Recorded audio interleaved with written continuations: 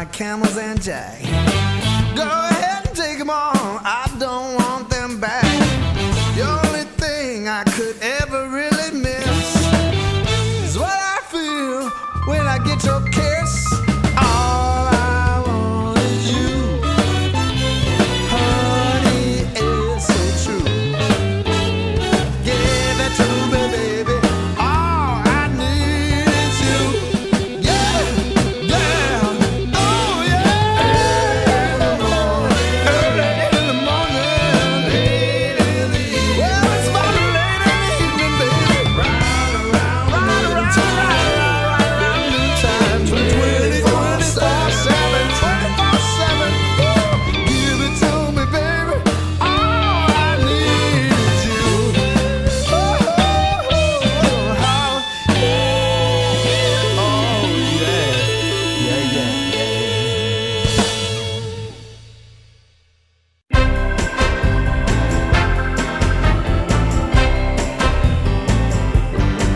Well, there's this girl that I like, but I know that she's wrong for me. But as hard as I try, you know I can't seem to break free. Well, I don't know what I'm thinking of, but I can't get her out of my mind.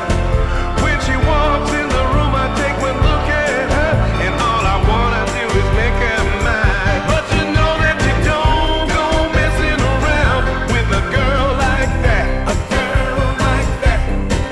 You know she's gonna take your heart, and you're never gonna get it back. She's only 5'3", but she's got a little spell on me. All she does is snap her finger, and you know it brings me to my knees. Yeah, I don't care what the people say. She's got everything I need. She makes my heart grow weak with everything she does, right from her head down to her feet. But you know that you don't go messing around with a girl like that. A girl like that. You know she's gonna take your heart, and you're never gonna get it back.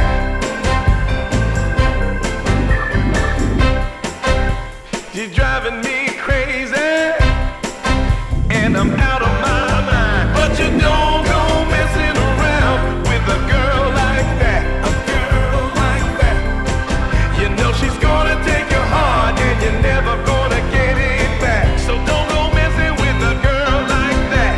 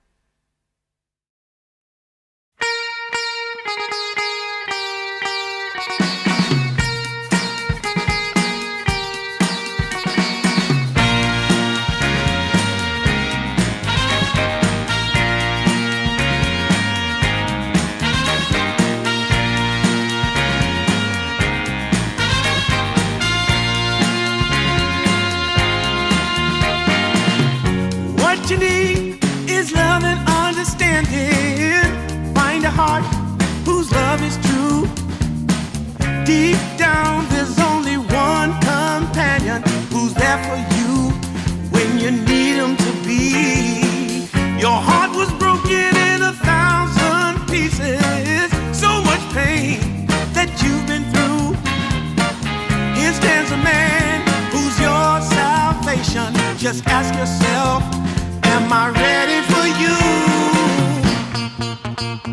100% now. I'm ready. 100% now. Yes, I'm ready. Eyes wide open. I'm ready to move. 100% now. Take a chance in a new direction. Any place you wanna go. I don't have all the right answers, but one thing I know, I'm so ready for you. 100% now. I'm ready. 100%. You know I'm ready. Yes, I'm ready. Eyes wide open. I'm ready to move. Well,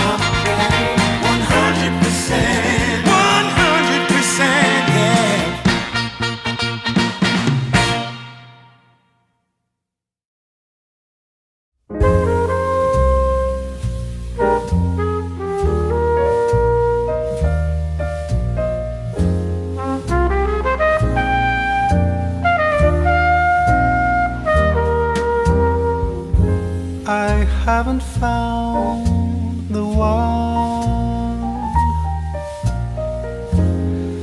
I never knew what others do. I hope and yet again, what do I know then? I believe it's all meant to be. All my dreams are so out of reach. I fool around, but we never know. I fell in love, but a long time ago.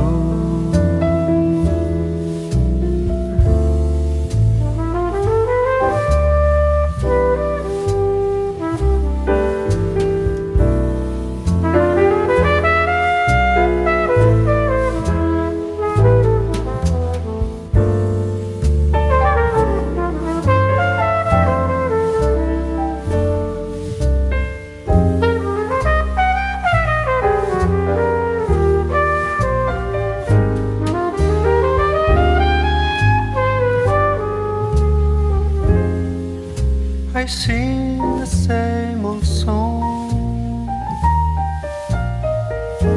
been going on for far too long. I hope and yet again,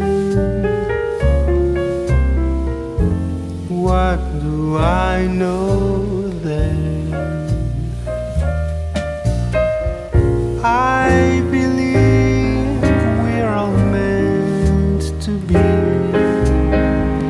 All my dreams are so out of reach. I fool around, but we never know. I fell in love, but a long time ago.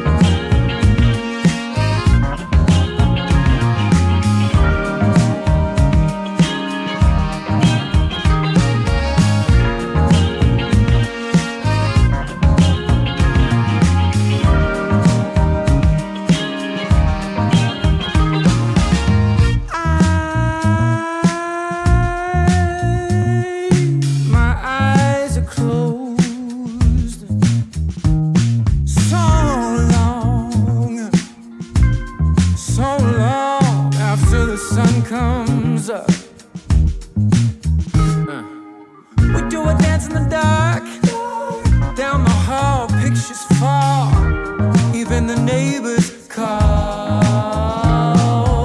But then you rip out my heart, every artery, a part of me.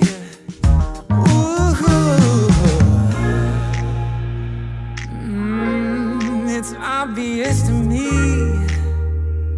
that you love to watch me bleed.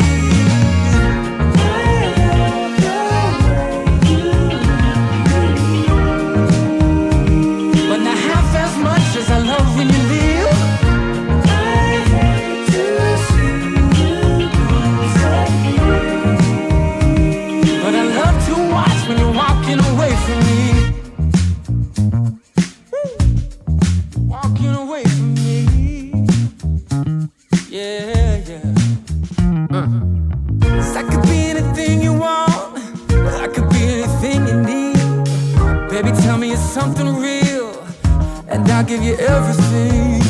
Every now and then wicked smile, you know I can't help myself. They play around with me for a while, keep tearing me up until there's nothing left. Ooh, it's obvious to me. Yeah, you love to watch me bleed.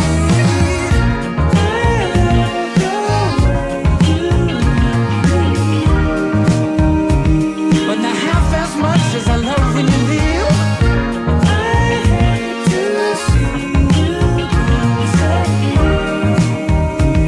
But I love to watch when you're walking away from me. Yeah, yeah.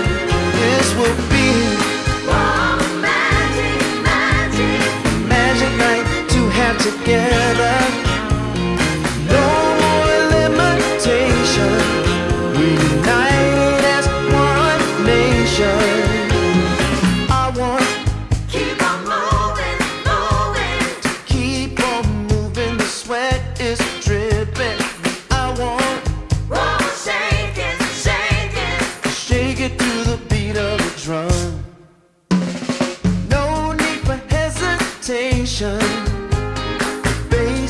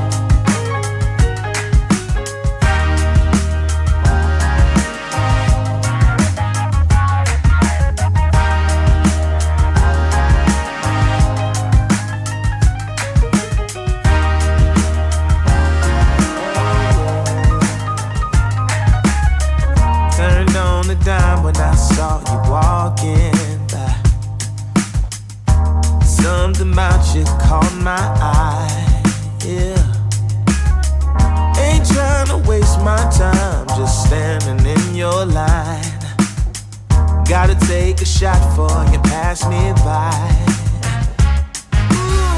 So you wanna be alone for a minute? Well, come on, tell me what's on your mind. I wanna know what makes you happy. I wanna know, can I make you mine? Ooh, I wanna know if you know that I treat you right. I wanna know, can I spend the night? Well, I had my eyes on you for a little while now.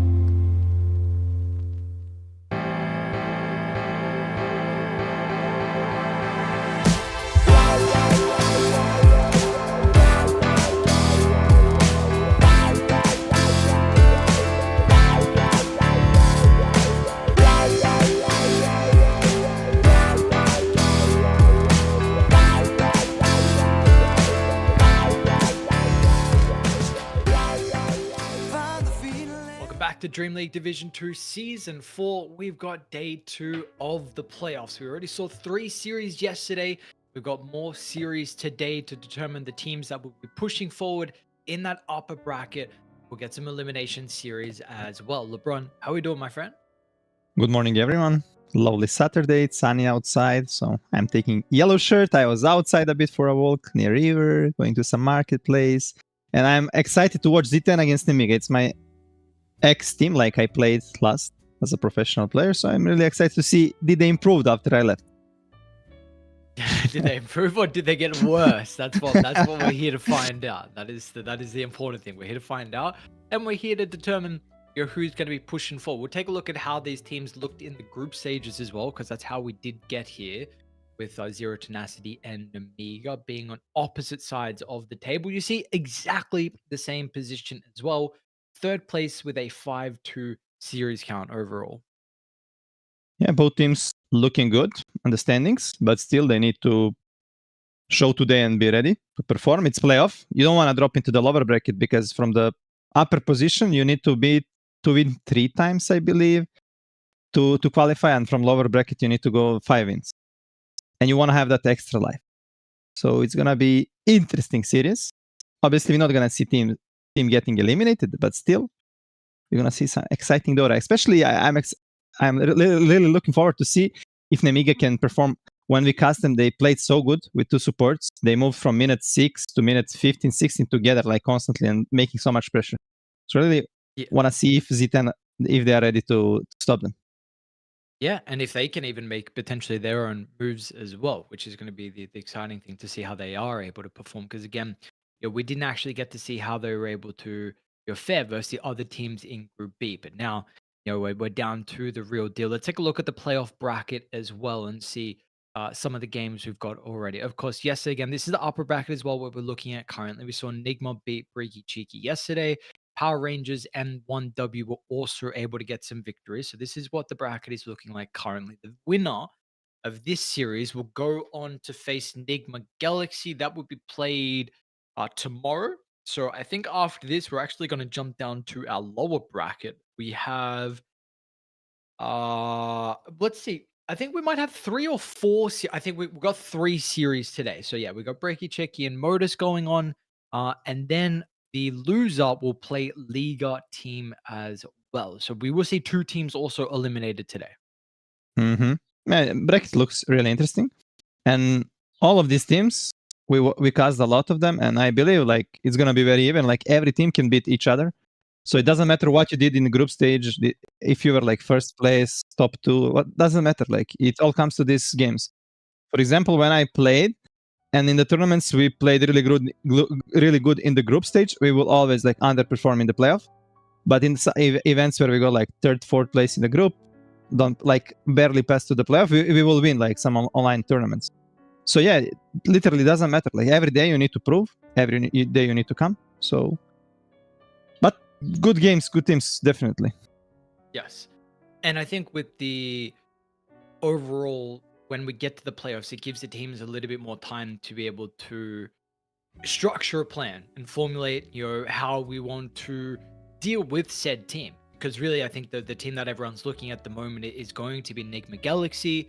You'd probably look at South American rejects as well, but the fact that L1GA were able to get a victory over them is quite impressive, considering we covered 6 of L1GA's games. I know they ended 5-2, but really they were very, very shaky. So that's a big victory for them. But for this series in particular, again, with Zero Tenacity against Nemiga, you already kind of alluded to it a little bit, that the supports on Nemiga are the things to look out for in regards to the early game. Were there any heroes that come to mind to you that you remember that they had a lot of success on, and that you feel like needs to be considered in this series? I think both teams gonna consider a lot Muerta on carry. And what is interesting, Z10, they start very slow, but they won last 7 maps. So right now they're in a good form. And on what I noticed from last 3 games, they will all spam like 2 or 3 heroes. So it's gonna be kind of obvious for Nemiga what Z10 wanna play. It's gonna be a bit easier to prepare, do the bans, because like for example Warwick, he played like 6 Sen Kings. So you are already like expecting to see this Sen King. On the carry it was Tiny with Muerta. Offlane was Doom and Tide. So both, like every player, like 2 or 3 heroes maximum played. So it's gonna be interesting to see if they can actually bring something new today, because every day, like kind of meta can shift in like 1-2 days. Something is good. Suddenly, some people understand how to deal with the hero, and they will find something new solution. So you need to be always ready, like with some new technology. I can say like that. Yeah, absolutely. And it really feels like it's been that way for a little bit now. I don't.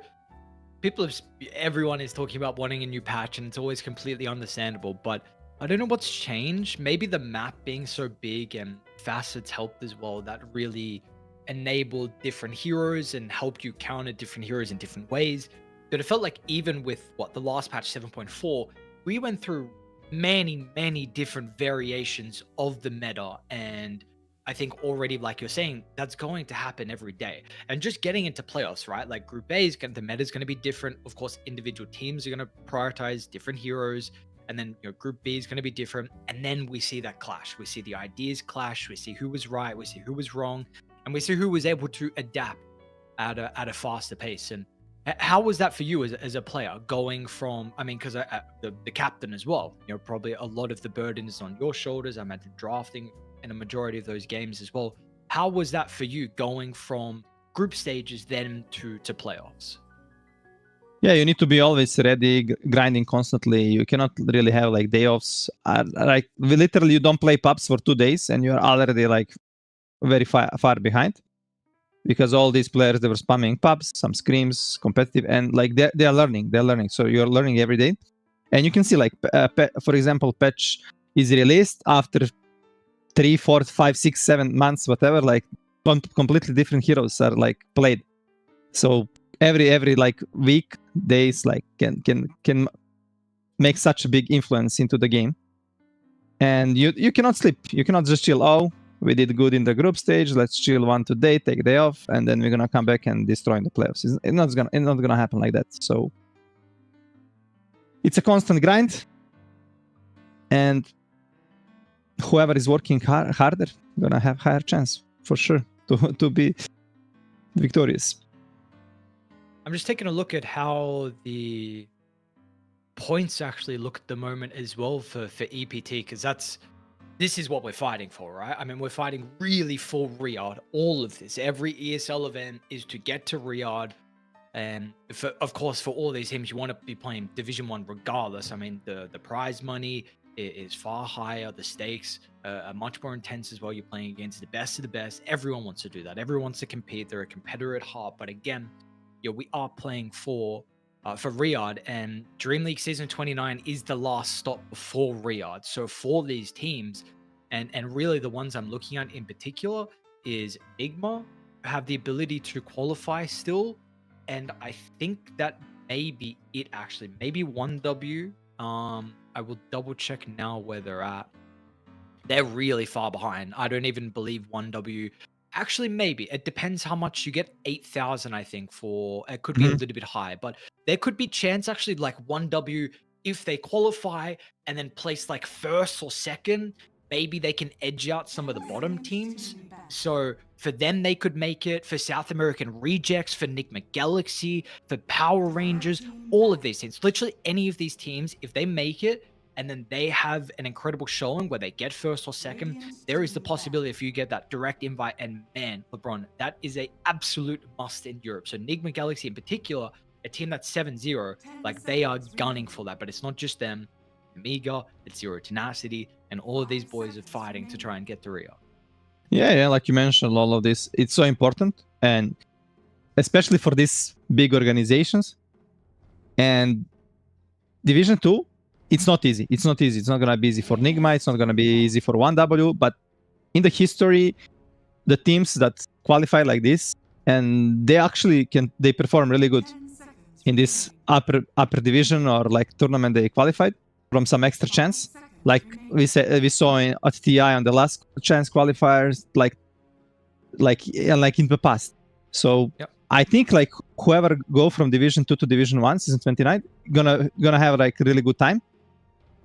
And like both these teams, Zero Tenacity and Nemiga, their organizations, they're putting a lot of money into the boot camps, into the salaries. So they're expecting, they want their teams to qualify, to go to the LAN events. So there's gonna be some pressure on the players as well, and for themselves as well. They wanna compete. All these players, they're very competitive. Every day they are grinding hard, and every time you fail, you don't qualify. You're kind of asking yourself, is it worth it? It's a hard call to make. Yeah. It's the hardest call to make for these players. Like, is the grind worth it in the end? All the days, all the hours, all the time spent away from family and friends and the holidays. Like you said, you didn't go on holiday for 6 months. Like, this is what they are all playing for at the end of the day. And again, it starts here. So we've got our game 1 draft ready to go. Nemiga, they're going to be on Die. We've got Zero Tenacity on Radiant. What do you know? LeBron, you brought up the Sand King, and it's first phase. Yeah, it's gonna be on 9 picks, so maybe there is chance of Nefrit playing it as well, because Nefrit used to play it when I was playing with him in the team. So from all these players, I only played with Nefrit. And Nefrit is the guy who is really smart, and he's the captain, so he's giving really good calls in the game. So for me, he's like the best Z10 player, not only by mechanics. Like by mechanics, maybe he's not, but by all this knowledge and the shot callers. And we're already seeing like a lot of signature bans from both teams. And like we watched so many games, and now teams are usually banning these signature heroes. You don't see like, oh, this hero is OP, we're just gonna ban it, right?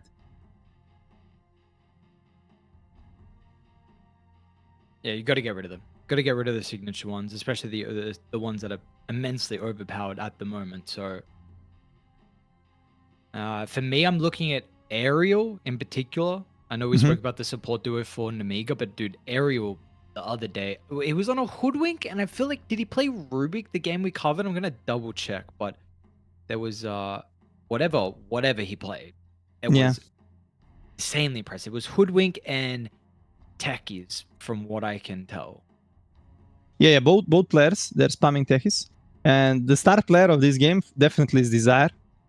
I think he's the best player in like mechanically wise in Z10, and like in this game, maybe even in Division 2. Like we speak about Squadix, that he's one of the best in Div 2, but for me also Desire.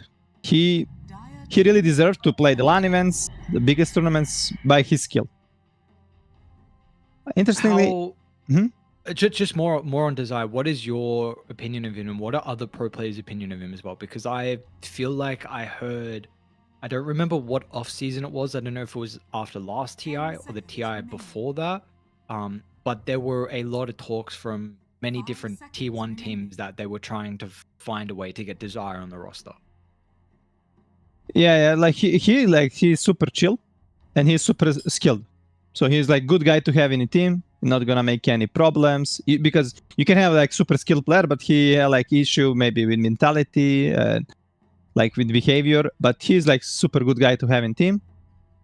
So like you're getting 2 in 1, like good guy plus really skilled player. And there is no many position 4 players from Europe, like from Western Europe right now.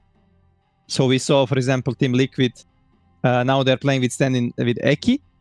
But I think like Desire also had a like call to be there, but he already got him. So there is like very few players right now in Europe West, and like super skill. I mean, super skill like Desire, Eki, and other players. But yeah, he's like unlucky right now, not playing LANs, but that's life. Maybe he's. But yeah, about Ariel. I played a lot last season against 4 Pirates, and he was so annoying. Like, he was so annoying to play against, and he was probably the best player there. And I was really worried because he couldn't find team for 5-6 months. And now he's in Nemiga, and they're looking really good. We're gonna see it super early. We never saw 2 cores in the first phase like this, Beast, Ember, but they know this Sand King probably mid. They wanna put Ember against it. And Beastmaster, they're gonna flex it on the offlane and the carry role. How does this mid matchup actually go though with the Sand King versus the Ember? Because if I remember correctly, which I suppose I don't, this was a counter pick a long time ago when DPC was going on. This was actually Yopaj would counter pick the Sand King. He'd play Sand King into Ember in Boom days. This was DPC days. I know now probably the matchup is very different. How does it actually go now in this current meta? I think first 3 levels gonna be good for Ember. Like first 2 levels actually. With level 2 on Sandstorm, it might get harder if he cannot find a sentry. And this sentry battle can make huge difference. If Warwick on Senkin can destroy the sentry early, then he's gonna be free into Sandstorm to always push the wave, go into the jungle, make some stacks. And this Senkin, no matter what, he's gonna have nice timing. And for Ember, it's gonna be a bit for the runes, these resources, maybe if they can make some, if you don't die early and get fast 6. And in general, later on with Mage Slayer, you're gonna be super tanky, you're not gonna be able to get bursted, and you're gonna do a lot in fights. So this is what they're rating. Fast draft right now, Kez for Dream. He recently started playing Kez. I don't know why Hero disappeared. We talked first days of the tournament that Kez is not picked much, but suddenly we are seeing it tier 1 event like LAN, PGL, and tier 1 teams picking it, and suddenly this division 2 players, they're also like trying to copy paste, and it's working good. What do you feel like is Kez's biggest weaknesses? Probably that he's kinda not that tanky early on. Like he got abilities to run, to escape, but still, like if you get caught, he can die easily. And maybe laning stage can be tricky. So right now they got Kez because it can be good into Beastmaster on the lane to kill the boars with help of position 5. And in general, they're just confident right now with it. And if you want to play against Kez, you wanna pick high armor hero, maybe something like TB. I can see as an option for self-hate. Oh, LC. Wow. Interesting. They played one game recently, and I was checking, did they pick it into the Lone Druid? Because we thought this can be good into the Lone Druid. But no, it was just against Lifestealer Slaughter. And they go for LC, which is okay. So they show that it's got to be right that the beast is going to then be played as a carry for Sulfate. So a bit of a interesting draft for Nemiga nonetheless. Of course, we've got the next support that's going to come through. Now the Silence has been rising a little bit in popularity as well, so it could be nice versus the Phoenix and the counter initiation versus the Sand King, even the Ringmaster save. So it's a nice ban. Yeah, it's a nice ban. The thing is, they're gonna be last pick for Nefrit probably, and a lot of his heroes got nerfed. And he was a carry player, so he transitioned to the offlane, and his hero pool is good, but he didn't make it maybe big enough. So this might be problematic now if you're gonna be able to find a good hero. A lot of heroes got banned. I mean, still he can pull some Centaur, Darkseer, something like this. And if they go for some illusion hero right now on Nemiga, we might actually no, we're not gonna do like what I'm talking about. Beast is scary, yeah. Against Beast carry, you wanna pick. They might go for the Underlord probe, but you don't want to go Underlord into the Rubik. So this is a tricky thing. On the other side, Vanilla on post 5, like you mentioned, Silencer becoming popular. He also played a few games on it. From the other heroes, he really loved to play Grimstroke. And I think Grimstroke against Kez can be super powerful. And you're gonna buff Beast, LC, Ember. Only lane maybe is a tricky, but thing is you're having a strong laner Beastmaster. So that's why maybe it can work. From other heroes, there is still Jakiro, I believe. Can hit Egg with double hit in some cases. Okay, and Disruptor. Disruptor is the game we casted, right? Then he destroyed the game. Yep. So extra catch. Yeah, they look very good with the Disruptor. Yeah, this is like probably most balanced picked, like secured. You know that it's gonna work. And now on the Nefrit, not sure what is left. There is like Centaur, Timber.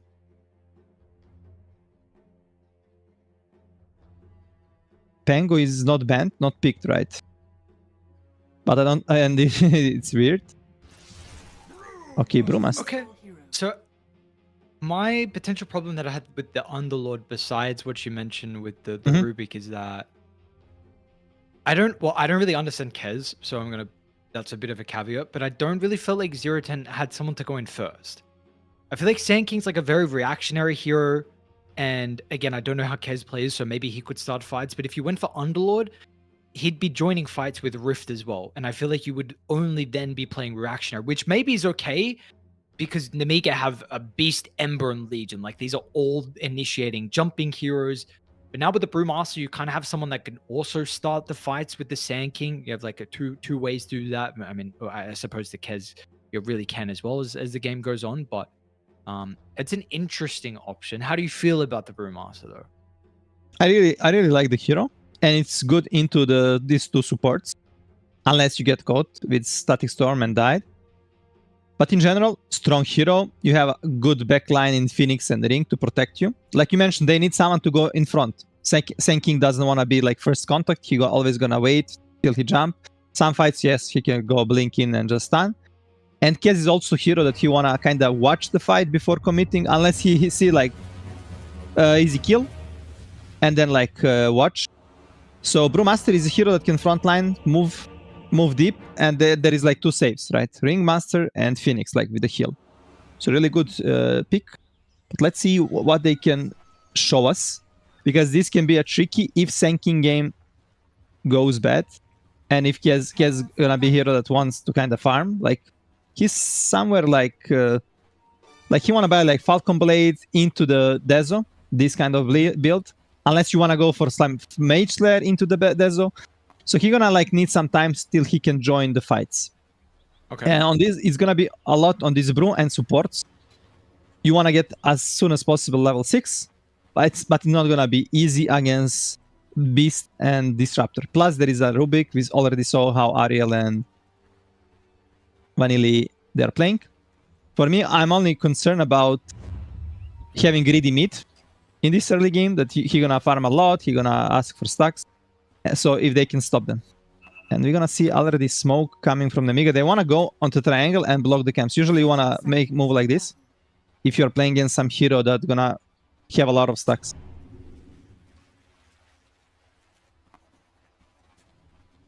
This is a perfect circle of exactly where they are. So let's see what the call is actually going to be, because you kind of split some of your heroes away from Zero Tenacity. It's Moose, Desire, and Nefrit that are actually looking for a very late backstab for the bounty and maybe trying to carry off guard, but Smoke's going to pop. He's aware. Chains level 1. Oh, Warwick. Means that Warwick might actually die because of this. Wow, well done, L1GA, with the help of the Disruptor. I mean, that is a well and truly worth level up in the Searing Chains. Yeah, this can change matchup a lot, because this Ember already got the bottle after 1 CS. And he's gonna be faster level 2. So just, I need your knowledge to confirm something. It came to my attention the previous game that we covered, Nemiga, is that I believe we may have been saying the position 5's name wrong. I don't know if it's Vanilli. I think it's Vanish. Someone said it's reminiscent of one of the Russian characters. I sent it in Discord. You can potentially confirm. Okay, I'm gonna double check that now. Well, speaking of him though, Disruptor might give up another kill. It's got the stick, but it's not going to matter. So a good start as well. 010 going to be able to strike back. I mean, yeah. If it's like this, then it's Vanish. That's the hard thing, right? Like, how are we supposed to know? You know, is he Vanilli? Does he actually use the English, or is it? I always call him Vanilli. For so me, he's Vanilli. You can call him Vanish if you want. But yeah, Vanilli gonna die. And he's a bit waiting. His TP is on cooldown. So Self-Hate need to play a bit careful. On the other side, what we got? Like we see, Sand King, he's just gonna free farm. He lost his Sentry, I believe. Or just didn't place, but yeah. L1GA, he got the Sentry. And because of these early chains, now level 3, he doesn't have level 2 in Flame Guard. But still, he's gonna be fine farming. Both mid laners gonna farm a lot. And Ringmaster, we didn't speak about this, but he's one of the best heroes against units. So one implement art can kill the boar. Because it's dealing Really? extra damage to the creeps. Yeah. It's literally 85 damage per second on the units. Oh. And its duration 4 seconds. So, oh, Desire. He's maybe baiting. He got tonic. Looks like he knows his limits. He's maybe Yeah. seeing if that self-hate was going to go a little bit too far for bottom lane as well. The temp onto the Rubik's life. Looks like they should be able to get the kill as he tick out. It's going to be close. Maybe the regen's enough, and yeah, it will be, but he's super low, but he's ready for that. Selva's already delivered. Another set of tangos as well. Yeah, a bit unfortunate for Zeta not getting the kill. It's gonna be fight for Lotuses. Oh, Desire top a bit under. Outside. Out of position. Too much slow. Oh, he tried to contest the Lotus. I feel like self-hit a bit feeding too much boars, so they're getting some extra XP on the side, and you don't want to give that XP to the Brewmaster. It's gonna be interesting to see who's gonna make first move. Usually wanna make first move as a support on the nighttime, minute 5. Because, like we speak so many times, you're losing the vision. The first vision you place from the start, you're losing on the nighttime. And you wanna place it as soon as possible. So you have this advantage to like, you're gonna be like one step ahead. You're gonna see if enemy are placing the wards. Your ward probably not gonna be caught. And you're gonna also make first move minute 5, connect to your other support, and then move with other support to the mid lane as well. Vanish. Top lane Disruptor is getting rent down. Sends the glimpse away, but importantly, Nefrit was already able to get the spells out, so he's still got the Lotus, but uses it on himself, and it's not even going to keep him alive, and it also runs him closer towards the courier, so a 2-for-1. They commit a lot, but yeah, good kill. This is the power of Ring now. With level 1 of Implement Arts, you have 3 charges. So that's why he got more popular into the laning stage. Bottom lane for Covers 9 is going poorly. 11-1 compared to the 25 and 14. I already forget the order of the draft. Was the Legion picked after? He was, right? Yeah, he was like 18 pick, I believe. Is this just... I mean, have you seen this matchup before? The Legion versus the Kez? Not on the laning stage. But yeah, laning stage is not like good for LC. I mean, most of the any heroes is not gonna like crush them on the lane unless he's playing against some PL, I assume. But yeah, power of the LC gonna be later on with the Blade Mail and with the catch.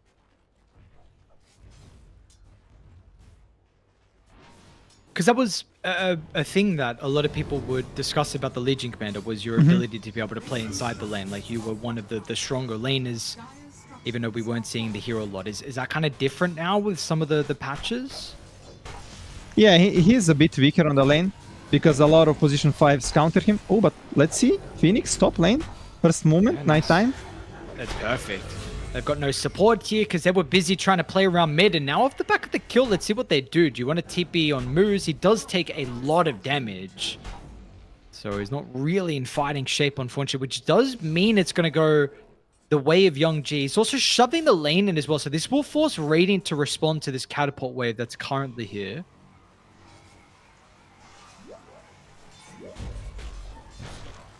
Chase for L1GA. And with this rune, he might be able to go on the enemy wisdom. Nefrit not gonna be level 6 till that moment. And they're actually pressuring hard on the mid lane. There is a siege. L1GA already cut the wave.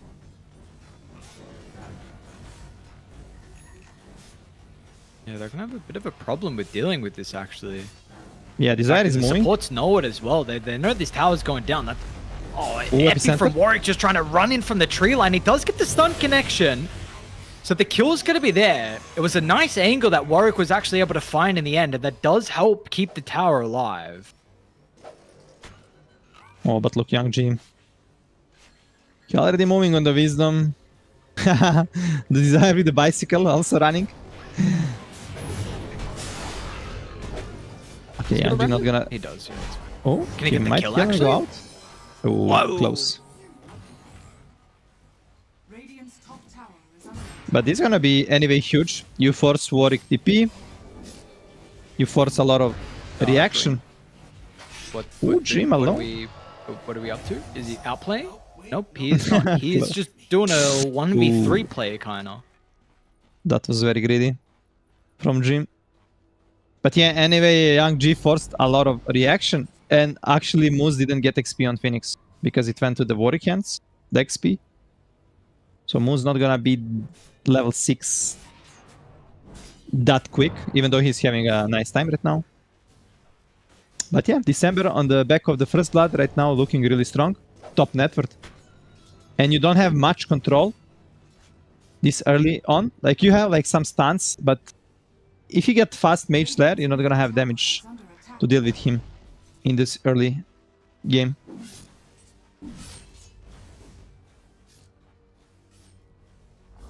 Do you think this is the... because we've seen some different early items for the Ember. I mean, really, it's kind of been the Mage Slayer or the Vessel.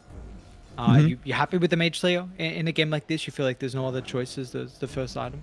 Mage Slayer is imba in this game, so yeah. Okay. You're gonna become much more tanky, you're gonna do a lot of damage. And smoke on the top lane, very interesting smoke to see this early on. From the sinking.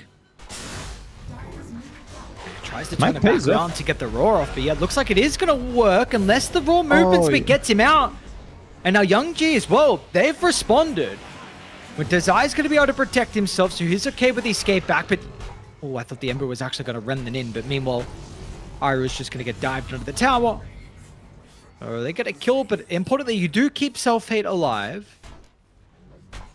This is basically smoke because you want to connect to your strongest hero, and that's the Brewmaster because of the split. And if you can open tower without a split, this is huge right now for Z10. This is the best thing that can happen to Brew. Because why? You can then keep farming a lot on the lane without being a threat. Did you see that read from Dream? I mean, a half a second later with the grappling, he would have been caught by the movement. Radiant's top tower. Yeah, that was close. That was, but maybe they still gonna go for him. L1GA, he gonna find Yeah, him. they found him. Raptor. Oh, it was 1 second. Cooldown.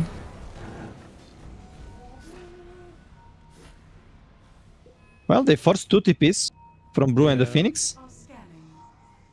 What do you want to see Nefra do now? It's a bit late. I think if he ran straight away, maybe he could have connected to mid and contested the power rune.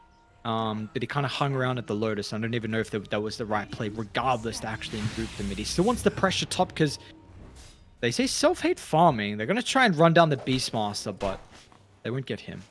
They won't get him. His Midas is coming. He's just gonna farm. But yeah, he wanna use his ultimate for some big objective. It can be a rune fight, for sure. If you fight on the mid, take the rune. You can maybe pressure the tower. But most likely you wanna go on the mid tower.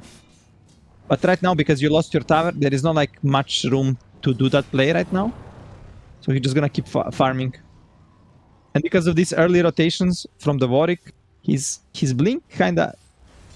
I mean, he's having a good timing, but he could have a bit faster if he didn't make moves. But still, it's looking good right now for Z10. And we didn't see this combo of Vanish and Ariel working out well right now in the early game. They're both level 5s. They need level 6. Why do you feel like they have caused this game to be able to make as many plays with as what we saw previously? I mean, they want to make play around Ember, and they try to do, but Z10 kind of didn't give them. Like, they tried to delay a bit the push, but they didn't commit to the fight. You couldn't, like, run into the Sandstorm. And later on, like, into the Brew, they tried to TP with the heroes, but you're TPing into Brew split, and you just cannot pressure him. Like, they tried to make a move on these cats, but he was so lucky for, like you mentioned, 0.5 seconds. Went out. Where do you feel like is the correct place to make the next move for Nemiga? Would you want to try and open up the game for the Legion and look for a duel? Yeah, that can be good thing to do, but problem is a reaction. Like, where are you gonna take a fight? If you take fight near tower, you're having Warwick with the blink coming out. there is also, now you have Phoenix with egg, Ring with ulti, like 2 saves as well. So it's not gonna be easy. You need to find good angle to take a fight. And right now this LC... Ooh, Roron Top Brew. lane, they're gonna try. Static. I don't think they got the damage though. In fact, especially not with the escape acting up with the counter. Warwick, oh, missing the burrow. It does still get stunned up by the neutrals, however. And now Cyclone in the air. They'll use a lot of their spells to try and secure the kill, but it's a big one. They want to slow down the Beast's farm, and they'll be able to do that. Now bottom though, Dream. There's the duel this that's is going to big come out. What mistake. spells have we got? Ariel with the stolen Echo Slash. They'll get the kill. They won't get the victory, but they also slowed down the carry of Zero Tenacity. So both sides trading their important position ones, but it's going to be Nemiga that will look to continue to try and force a fight down bottom. Boozer's got the egg. What else have we got from Z10? Ring is tipping as well. Mage Slayer is coming. L1GA is on Region Rune as well. This is actually a huge mistake from Dream. Because they're already showing a lot of heroes on the top. Senking with the Epi, Brew with the ulti, Ring with the ulti, right? And he's actually farming, staying on the wave, getting caught by LC Duel. And it was not like under his tower, it was like in the middle of the lane. Radiant are scanning. They are a bit lucky they didn't lose this tower. And Rubik also stole the Barrow Strike. So extra control. They insta gonna smoke now as well.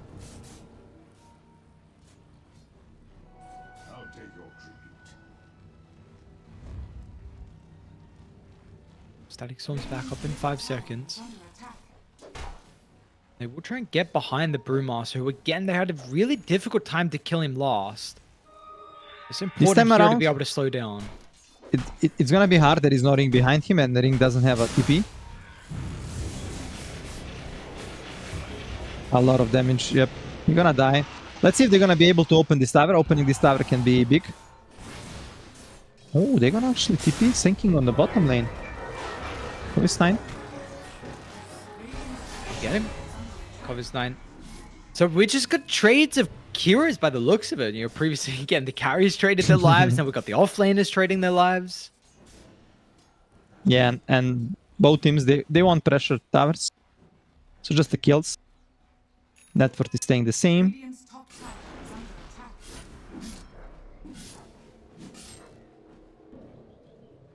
Oh, Warwick is making fast move. Not sure if they got damage. This beast is 2k HP with the power threats on the strength. And there is no Well of Wonder. So Warwick's may be moving to kind of steal some farm. No. But this is giving them a lot of info now. They might find the Dream. Oh, they actually saw him on the ops. Vanish, really good ops. Oh, They're going to come back through the portal as well. Now, Dream's going to get up to the high ground, because if he doesn't, he's in trouble. He tries to get the Raptor dance off, protected with the escape act. Now, when he pops back out, Dream's going to have the reinforcements that have showed up in time. Well, so unlucky for Warrior to get pushed up. At least he can always find a burrow down. It's not going to matter in the end. Really, what truly matters is the fact that Nemiga, again, try to go for the kill onto Kez, but this time, Dream and the boys are there just in time. Yeah, they were lucky to be just in time there, but still good fight from them. They commit a lot, actually. They commit Brew ulti and Phoenix Egg plus Epi. So let's see if Nemiga can actually do something from this. Self-hit just got the Aghs. This might even be potential. Not sure if they can actually go for the Rosh. They have like this window of 1 minute to try to go for it. Probably they're just gonna keep farming.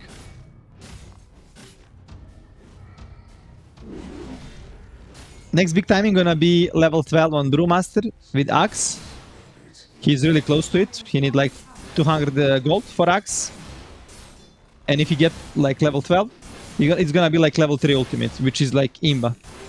But yeah, like we are seeing it. LC right now not having a good game. Dire are scanning. Trying to come back, but you don't want to have LC in the jungle. Trying to hit creeps.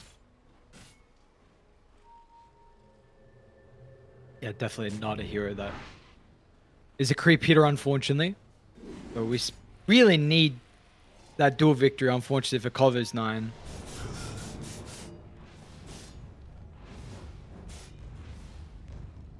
It is taking a little bit of time here in Nemiga. They're slipping down in the net worth as well. 4k lead for Zero Tenacity at the moment. And the Kez has pole vaulted himself up top. It's going to be the Manta style next for him. The Brewmaster's got the Scepter getting delivered as well. So we'll see what the item choice is going to be next for Nefrit. Also, big issue right now for Nemiga is vision. Moose managed to find 2D wards. So Nemiga, they just got one obs on the map. On the other side, Zitan have a lot of wards. We can already see like whole line of wards from the top to the bottom.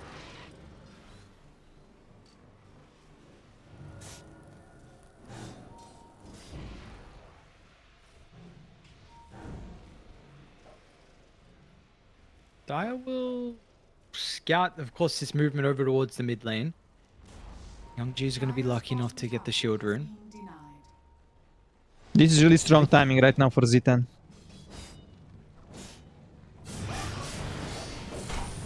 Do you just want to see them force mid? Yeah, you wanna go right now. LC is useless, and this Beastmaster, he cannot really fight without a BKB. So, and Brewmaster right now is the strongest hero. It's like he's literally level 18, like his primal split with Axe.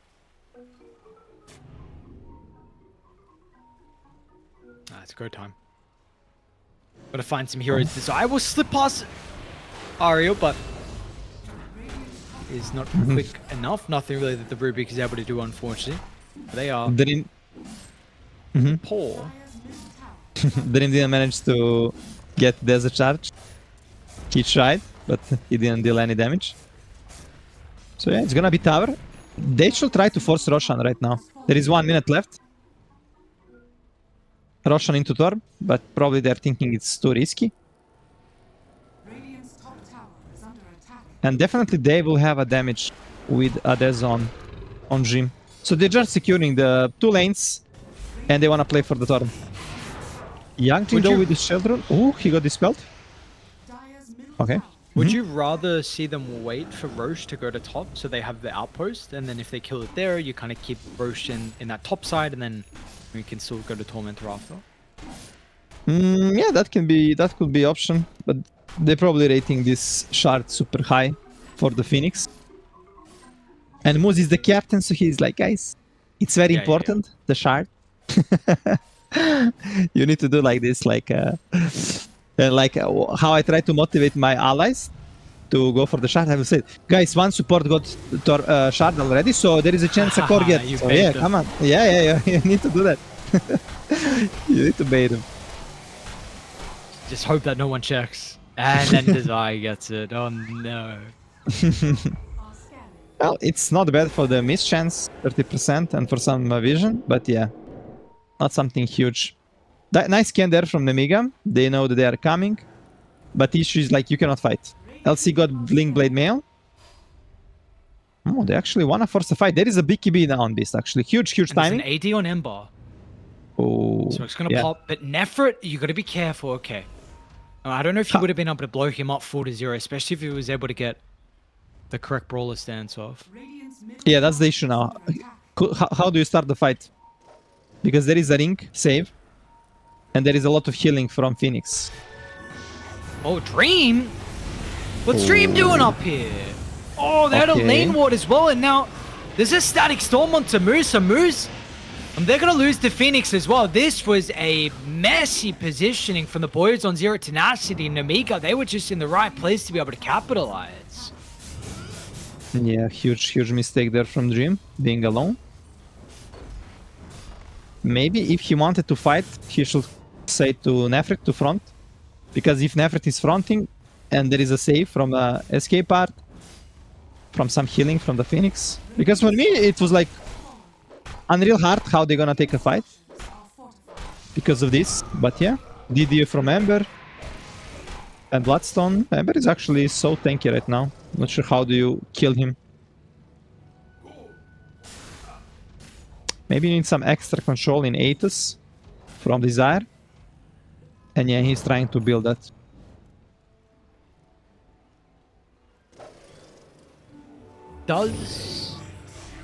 the Ember need any defensive items in a game like this? I know you're mentioning about, it's difficult to kill him, but still as the game goes on, are there some concerns for the Ember's life? You're Radiant's bottom like you're asking me about BKB, heals, stuff like this, right? Because for me, Mage Slayer and Bloodstone Bow like defensive items, like not fully, but yeah. Either they have like a lot of survival. It's nice. They're gonna have to force the split out as well. Dio, they really just have Ariel over towards the right side. So unfortunately, everyone else is just a step too far behind. They try and think about getting there on Vanish and L1GA. But meanwhile, Warwick was able to use the other split to catch up to the Rubik nonetheless. So it is 2 kills, so Zero Tenacity able to hit the board once again after that previous engagement. Yeah, nice bait. Nice bait from Dream there. But yeah, like I feel like Ember right now is kind of unkillable. So he doesn't need to go for this BKB early on and stuff. Because he's a lot of tanky. Like with Mage Slayer, with the Bloodstone, he's now building into the armor. So he cannot get bursted by some Kaz, by physical damage.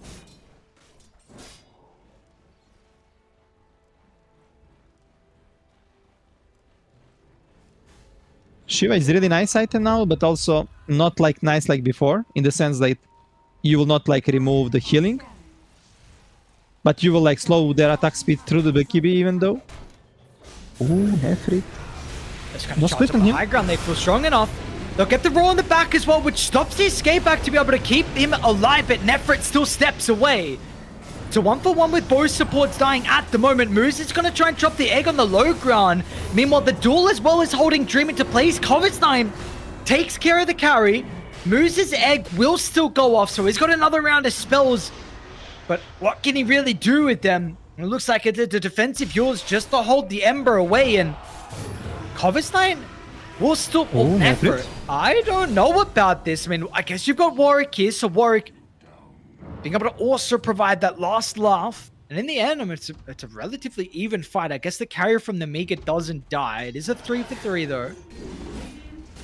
Yeah, even in this and by net worth, but still, like you mentioned, Beastmaster survived, Kaz died, and this Beastmaster almost gonna be level 18. Kaz is 15. Phew, that was weird. They tried to save and fight. Brew ulti was cooldown for like 40 more seconds, and that's why the Nemiga boys, they wanted to take a fight. Not sure if Z10 should just let him die there. They tried to save him and fight. Maybe they felt they're strong. But that was also a really huge static storm from Vanilli, or Vanish, how you wanna call him. Like with the Blink Dagger, he managed to make really big static storm. So it was really hard for him to save. He tried, but he was also running into the silence.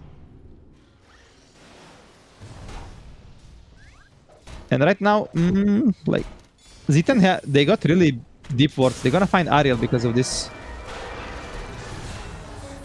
We can see one obs on the triangle, one on the mid lane. Okay, this on the triangle expire, and one on the top jungle. So Can this they game, roach? Z10, they're doing really good with the wards. is under attack. They can force a fight. They definitely feel they are strong. And Phoenix is one of the strongest hero in the Rosh pit. Why? Because he can hide like he's doing like this on moves. If he press ultimate, he always gonna have like free Sunray, and it's not gonna be. It's gonna be very hard for Nemiga to get him down. So free fight kinda. Nemiga just gonna dodge this. Well, as a result of that pick-off though, and not being able to fight inside the pit, it will be Aegis given over to Dream, who's kind of feels like he needs it in a game like this. 4 deaths on Dream. Like maybe the game gets a bit easy with BKB, but he has been struggling at the moment. You're also going for another BKB, of course, on Nefrit and on Warwick. So triple BKB is the choice from Zero Tenacity. Interesting. That we see it on Brew as well. But okay. The boys, they feel they need to buy against Static Storm. Oh, look positioning from the Warwick. Okay, you're gonna get out.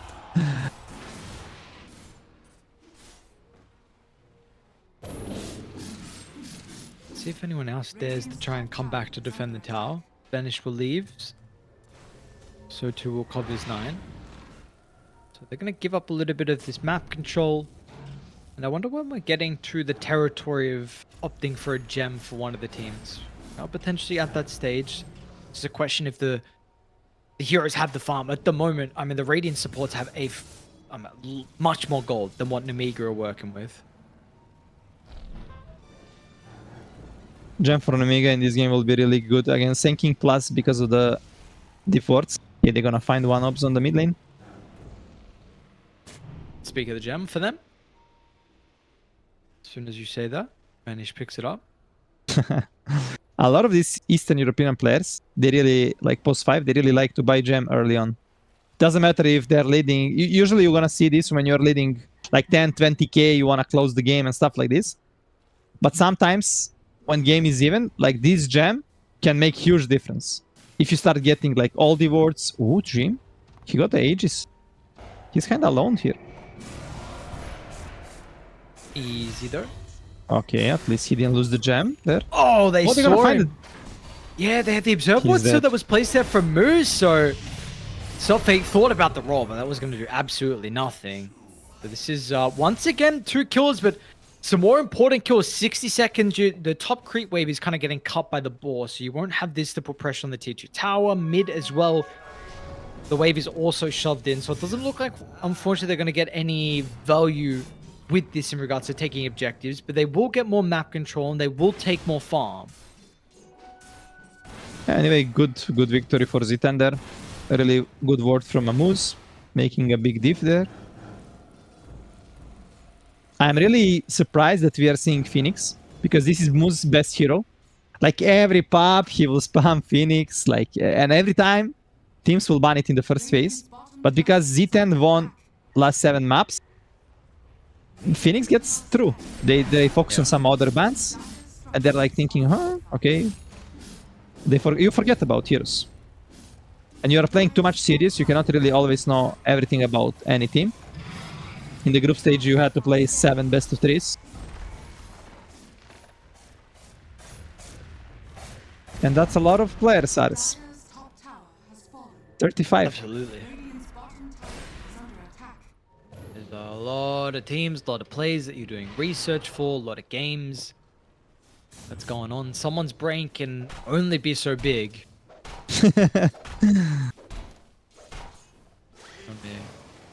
Try and pretend like their brain's a little bit bigger, but sometimes that Moose Phoenix slips on by. Radiant's bottom tower is under attack. He's going Scepter this game. Yeah, he wanna save in the duel, I guess. That can be huge, that can be huge. Kovistein got the BKB on LC, and they're looking to finish Butterfly on the Beast. So when they get these timings, Aegis on Dream gonna be down, and this is gonna be huge moment for Nemiga that they're gonna look for a fight. They're gonna have this opening. But let's see, Z10 actually, they wanna make a first move.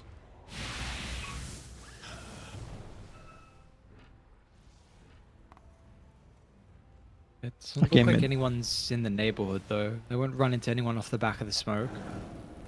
Is he just gonna go for the turn? They're in the area.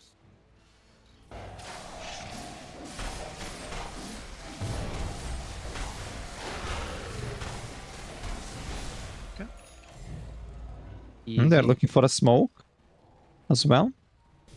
Desire got the blink now. Blink Atos. So he gonna be crucial for the team fights. If he gonna be able to use the save, use his spells. And by the way, Are scared. this item that Desire got, Stormcrafter, it's very bad for the heroes you wanna have good positioning in fights that you don't wanna reveal yourself. Because every time it procs, it's gonna show you, even if you're like in trees, hiding and stuff. So yeah, you need to be very careful how you're getting this item. Only for positioning. That's a long cardio for Nemiga. Yeah, they are all the way around. I don't know. Wario is stuck. Look at the rush pit. Is it only for me or forever? The What Rubik. the hell? Yeah, I see it. Not even. What is he chilling? With the shard. Maybe enemies, they don't see him, but he can. I think this is like. Tower is under attack. Oh, what? Never mind. You just He ran out. Okay.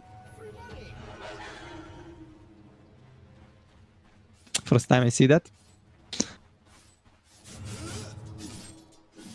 Yeah, What I have was not seen the that one before. what was the gold difference before the ages? It was like 2 or 3k, right?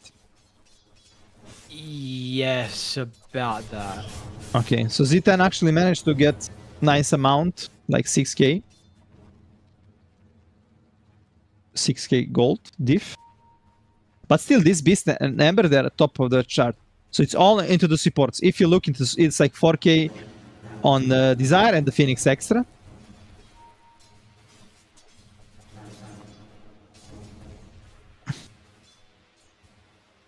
Which, in a game like this, like, how much are you valuing the supports' impact with gold? Is it like, is it super important that they needed a bunch of farm?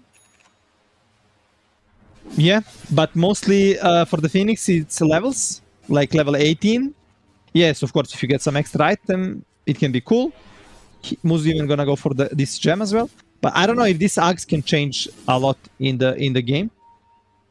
Probably into the duel, it can change a lot, but you can also... Ooh, Dream! No way. They're going to be there to try and save him. And Dream is okay. So a solo play attempt from Cov9. Yeah. Yeah, maybe because of the Dream play style when he got 2 times alone. He thought maybe he's playing alone again. So he tried his luck. If you get that kill, that would be so huge. But yeah, they were ready. It's just hard to duel into the laser, into the ring save. So I don't know if this egg, that's why I don't think if this egg gonna make that huge difference. Like Aghanim egg. But what can change the game is this Disruptor Axe. Ooh, nice blink out from Anili. Or Vanish. After this... yeah. After this Primal Split is over, Nemiga gonna look for a fight. It's gonna be their moment.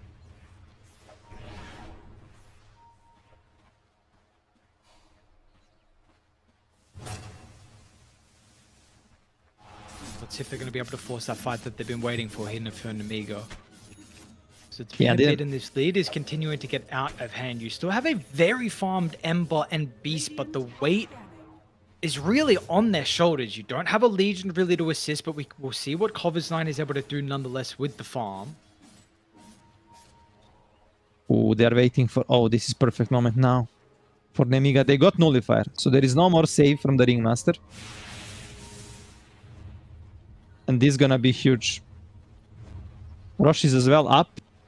So any pick off, it's gonna give them Rosh, literally. 1 kill. Z10, they know what is probably happening right now because they know they don't have split. Ember is playing aggressive. They can assume that they are smoked. They also want to smoke. Jim is baiting. Epicenter's getting cast Oh, up. They're going to be able to get the duel. Don't save him. And there's nothing they can do. Down goes Dream. And now they're still going to try and take the team fight. But the slide canceled the blink for Warwick. So Warwick wasn't able to get in with the Epicenter.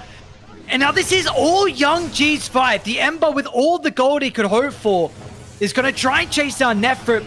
Vanish is able to even get moves up on the high ground. These are 3 kills that can very much open up the map for Nemiga.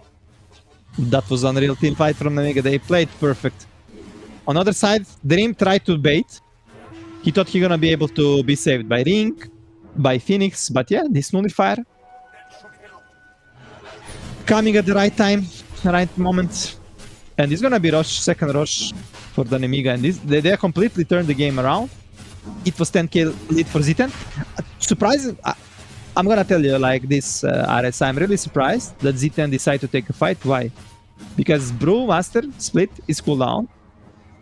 And you're gonna fight into the... Second, is Young G gonna solo kill him?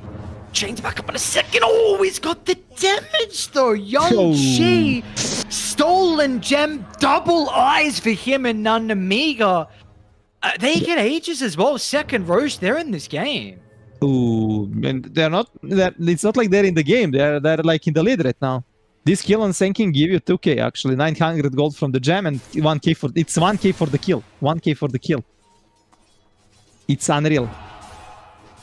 And yeah, what I wanted to say is like for me it's unreal that they wanted to fight when Brew split is 20 seconds. And you know they are here. So why you wanna take a fight on enemy conditions? Like on enemy vision? Yes, you don't know there is an nullifier, but still you're giving a fight to the Nemiga that they want.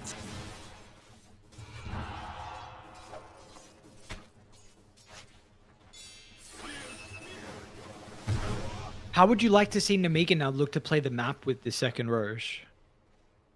Well, because of this Aegis and 2 gems, they're just gonna be able to push waves, control the game fully. And Ziten now gonna play from behind with no vision. And I don't know how they're gonna... They need to be very smart how they take the fight. You can also you cannot also commit because there is a save from LC. Soon we're gonna see Axe on Disruptor. There is also save from Rubik because of the shard.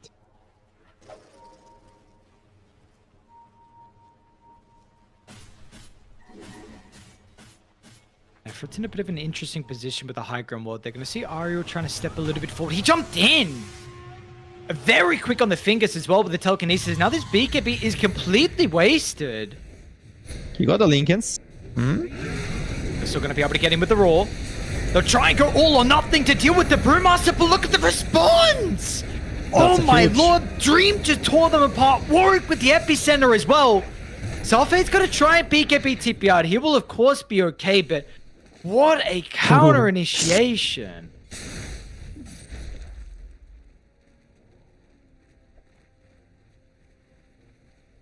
Big fight for Zitan.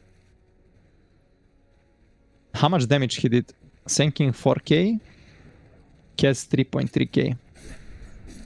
But a lot of heal from Phoenix. Dire's middle tower is under attack.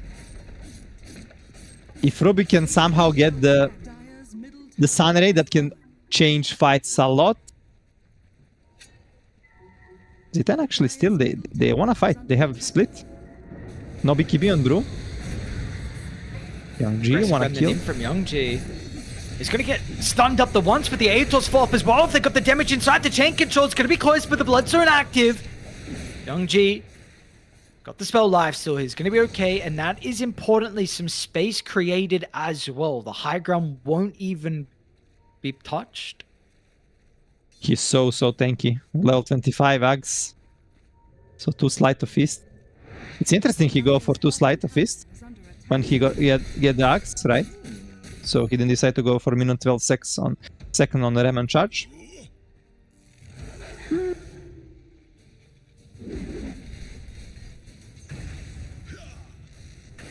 Okay, Dream finished the Satanic now. Uba top lane, duel on the Phoenix. Is there a damage? Oh, last stick.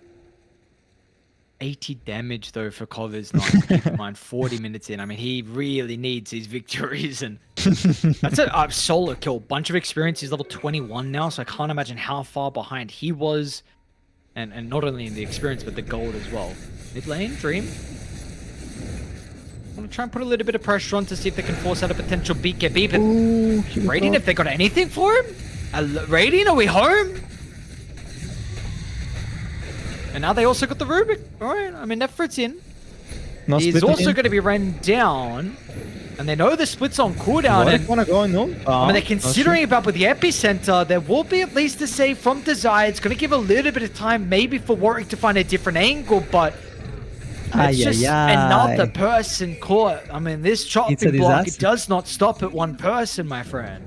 It's a disaster. There is no buybacks. And Nemiga probably know about that. Because they can see on Kez's Satanic.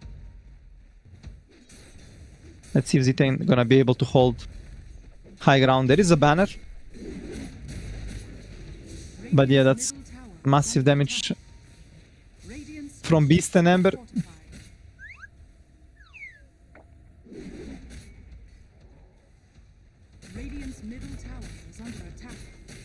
They get... How many towers are they going to be able to get? Looks like mid's going to go down. No one was hitting bot. Would have liked to see Covers9. That was Okay. interesting odds. Yeah, they don't want to commit. They don't want to commit for the high ground. They're just gonna play safe, control all lanes, devour vision. Oh, but sinking. Yeah, well, really want to try and force a team fight. Warwick is just going to solo kill Selfie. The damage out of the Sand King by himself is absolutely ridiculous, but do you have the damage for L1GA's Ember? Without the Kaz, that doesn't seem to be the case. Now, L1GA's got some resource problems. Oh, and what do you know? There's a Regen, regen okay. in the river. Oh, they try and snipe it. Unable to do so on Desire. Nice attempt. I heard a BKB as well. I think that was Cover's line that had a BKB TP out. I mean, huge play from Warwick there to go for the beast. But yeah, Nemiga, they didn't check this high ground. This is old ward from the last fight there. Already 5 minutes sitting there. But he didn't expect, let's be honest. There were like 2 heroes dead, 2 cores, Kaz and Brew, and he didn't expect he gonna get gone on there. So they're probably making a call. So, okay, guys, push this wave, control this, let's play like this. And then you lose focus, and boom. Nice epi from a Warwick. You're gonna go for third Storm on Z10 side.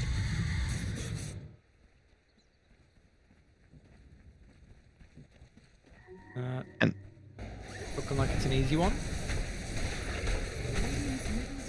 And Moose is really close to his axe. He needs 200 gold.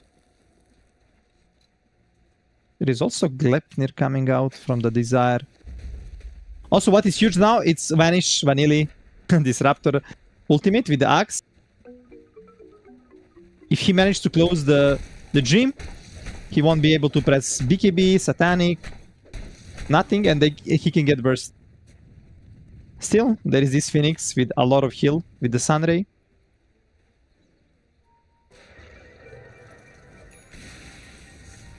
What? It's a farming wheel. Okay. I don't know. I didn't actually see where he used it. I just saw him farming it. Maybe Ember was there. They tried to catch him.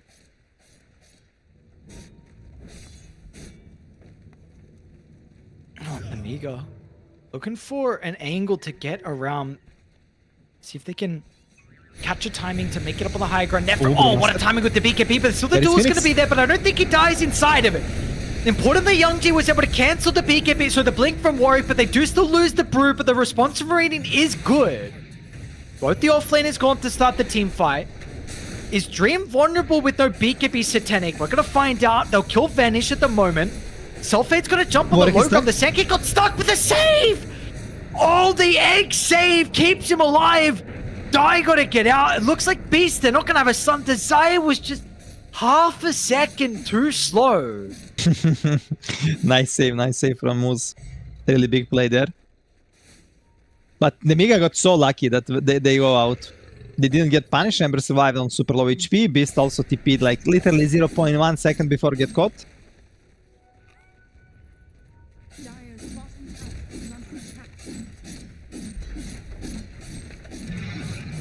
It was a huge mistake on the start of the fight. I feel like Moose could heal the Brew there, but he was late. He didn't want to also use Icarus Dive to use the insta-heal there. So, a bit out of position on Efrit, because Phoenix was not close. Top of mid Oh, lane, they break Vanish. the smoke. But they're going to find both supports. Vanish tries Oh, to do this his best and up on the big high ground. ulti. Selfie actually got the roar as well. So they were not ready for this. That they thought Nemiga no were egg? going to be by themselves, but that absolutely was not the case.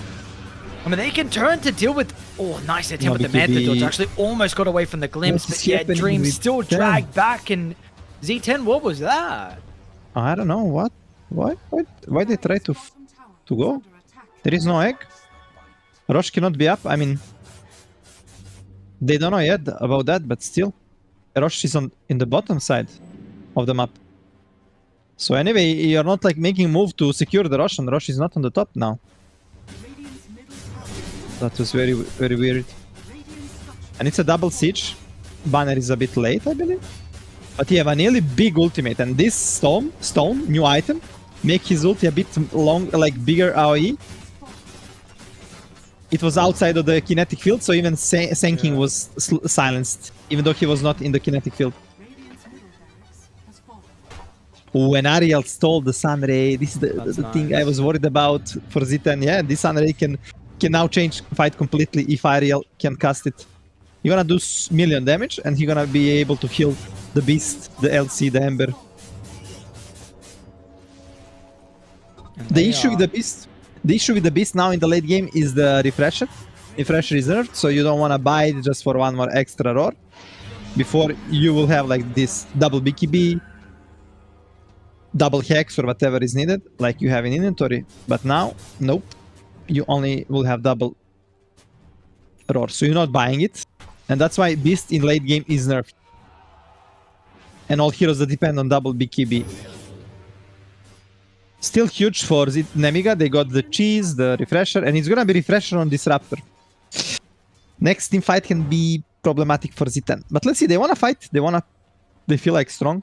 They are smoking.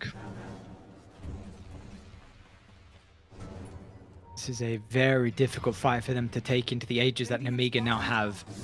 Ooh, self-hate, So we're blinking gonna be able to aggressive. run into self-hate.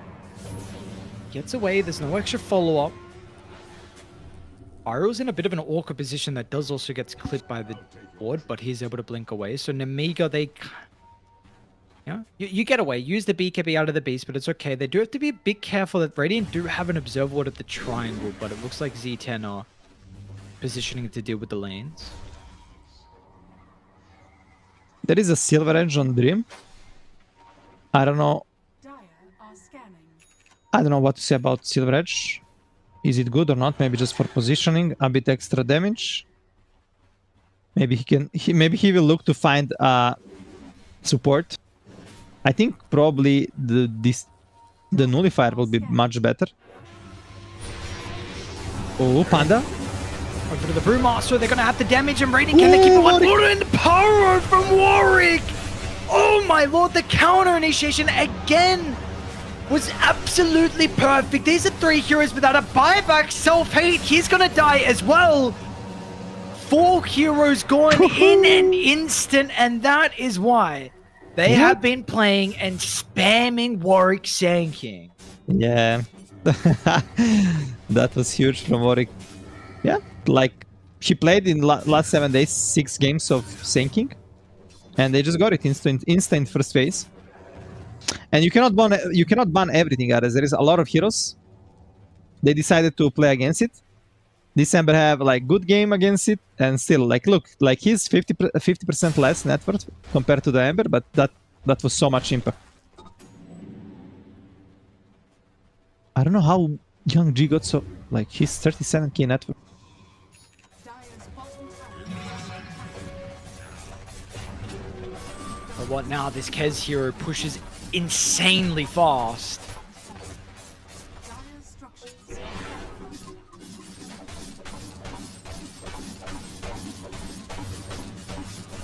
What are you going to be able to do? Because your buildings are in a lot of trouble. This is probably looking like 2 full sets. We got They're gonna go for the third one, yeah? There is a glyph, I believe. Oh, but brew, there is a brew split. BKB up on Kez. Without Disruptor, they cannot really pressure. It's going to be back in 5 seconds. They're doing their Well, best on see? Dream. They're going to go in with the BKB. Moose still doesn't have egg. He's going to be relying on the Sunray. But it's not going to matter. He's fine. Dream, he's going to pop on out. And now what do you do with the Legion Commander? He doesn't have a Nice use from buyback. Moose. They got a great timing out of the yours as well. You do have to be careful that you got the makers, you got what you wanted. The grand prize is yours. The Brewmaster lived as well. Now it's time to escape. Big for Z10. They managed to get Megas. And it was 2 times when Nemiga went on the Brewmaster that fight was completely turned. It was 1 time on Triangle when they got on the Brew. It was really big counterplay from Warwick. And 2nd time on the bottom side of the map.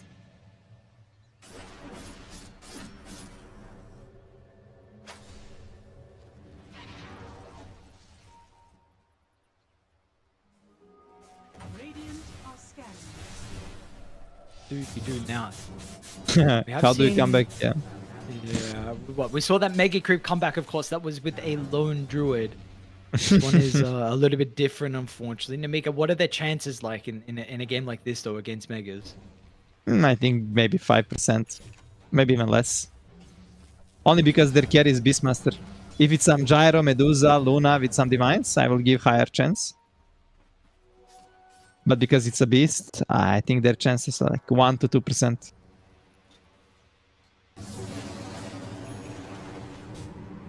But you never know. Dota is a crazy game sometimes. Let's see if the odds will be in their favor. 3% Dota Plus says. Okay, okay.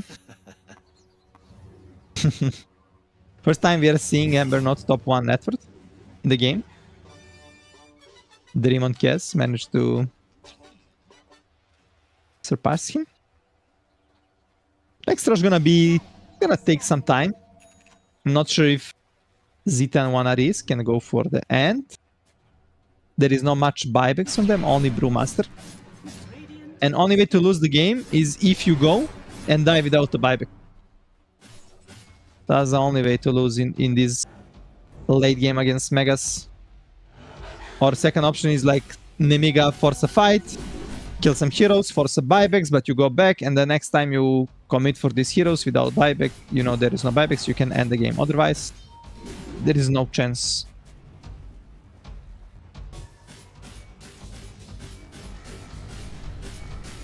Just hold buybacks then. Just everyone, every single person. I better see buybacks. What do we got on Radiant? Not enough gold on Kez, Ring, or Phoenix. Okay, that kind of. I want to see that change. It's a shard for Jhin. Ooh, Warwick on the top lane.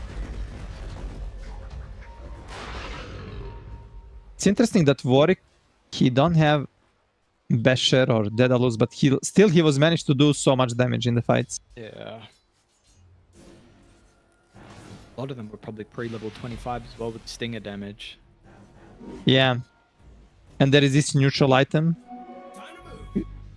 Catalyst with Mario. nice timeless Yeah, it's a great enchantment. enchantment. Well, they're smoke, daytime. So if they manage to go on the high ground, they're gonna see them. Oh, smoke from Nemiga. They're also expecting the... Ooh, Ooh. pause. Discord, tactical. They're always any pause. You mentioned tactical. What's going on here? Is it truly what it's like for players? I mean, I don't know, 55 minutes, everything is fine, but suddenly in this huge moment, Discord, you know? Like, not in this game, but in every game. Oh, work. Young-G? Young-G, they're going to be able to get the first thumb of the Nice hit counter. from Rubik. The Static Storm's not too bad. They also get him out with the telekinesis. The duel's going to be there onto the Kez, and Kez is just gone in a heartbeat. They're also going to be able to find another beautifully done. No buyback on So Kiss. this... Yeah. On the duel. Alright. Okay, okay. 170 damage on LC. Give one more duel to LC. What? Oh, come on. Okay.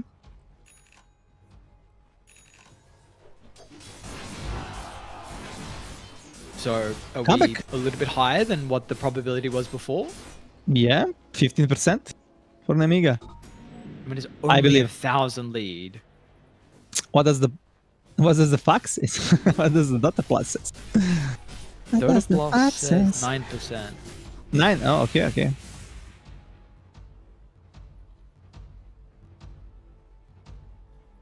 A bit higher than from the last moment, 3%. The thing is, like, you cannot really force the Tron, but you can force some buyback and glyph. And you also push the waves very high. Let's see if they can get bottom. I think they're gonna be able to take the bottom side. There is a AC on a LC. You force the glyph. And you know when heroes are respawning in 10-20 seconds, they're not gonna use buybacks. No way they're gonna use buybacks. They're just gonna go out right now. Nefert actually trying to go in. It's an interesting BKB. I mean, he was assuming there's gonna be a static storm, so he had to use it. There is no save. And he maybe kind of tried to force some moment for the team, maybe if they overstay there. I see. His boys were respawning, yeah. But Nemiga already had a clear plan. Get the side and go back. We don't want to take a fight. See, Aria with the stolen escape act could be interesting. He's got Wind Waker, Ooh. Telekinesis, of course, and Radiant are scanning. Yeah, with that's a lot of this self. spell. That's a lot of self. And this is he don't have axe. I thought it's maybe with the axe. So you'll have the arts coming everywhere from the box, but no axe on Rubik. And Ares huge can be level 60 with tier 5 items. Heroes get changed completely with one more extra thingy like this. Dezo 2, Stygian Dezo can be huge for the buildings, for the fights. Yeah.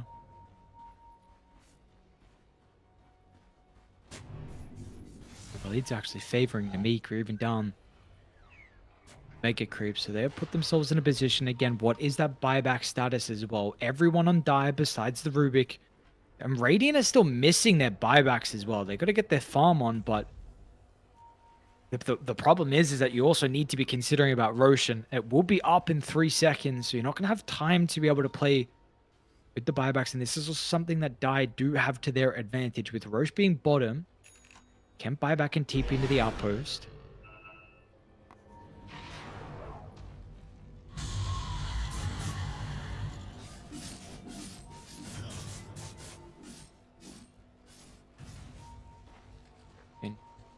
Very beautiful fights that we've seen so far this game. Either side have had their moments. Sanking massively. Moose has done solid sometimes. We saw with the egg save. You gotta Yeah, a get lot of action. eyes on Roche though. Like, this is an absolute must. You have a Beastmaster. I mean, he has to get some summons in the pit. Oh, it's If that's the already case dying. too, you should know. It's too late. Well, Oh, wow. huge. Aegis, cheese, refresher. And you wanna go first now. You wanna end the game. Probably before these tier 5 items. You should go with, like, you have double split. There is a refresher on the brew, and I feel like they give refresher to Senking. I thought maybe they're gonna give it to the Phoenix for double X. Maybe you don't wanna commit actually before you get the buyback on the Kez. He need like 500 gold. You're gonna have good moments to go in. If they can go in with a split, put LC in the air, start the fight like this. But if they get gone first, like if Nemiga start the fight first, they're gonna be Dire like we saw it like last time. One by one, they die. So you really feel like even into the ages, a lot of it just comes down to who gets the initiation? Yeah. Because right now, this Aegis doesn't matter to the Dream. His BKB is in the backpack. scanning. He can easily die twice. Die with their high ground ward is going to give them a good opportunity to get the initiation, but Radiant will take over the cliff, then take over this spot on the map as well. So Dire, they're going to have to cower back to their high ground. The safety that they feel like their base is currently. Well, there is a buyback now on 4 heroes. On the Z10 side. The only problem is you want to start the first, but how do you start the first? You don't want to commit Warwick to go in first with the stun, and then you try to burst the guy. Because Warwick was always doing this counterplay.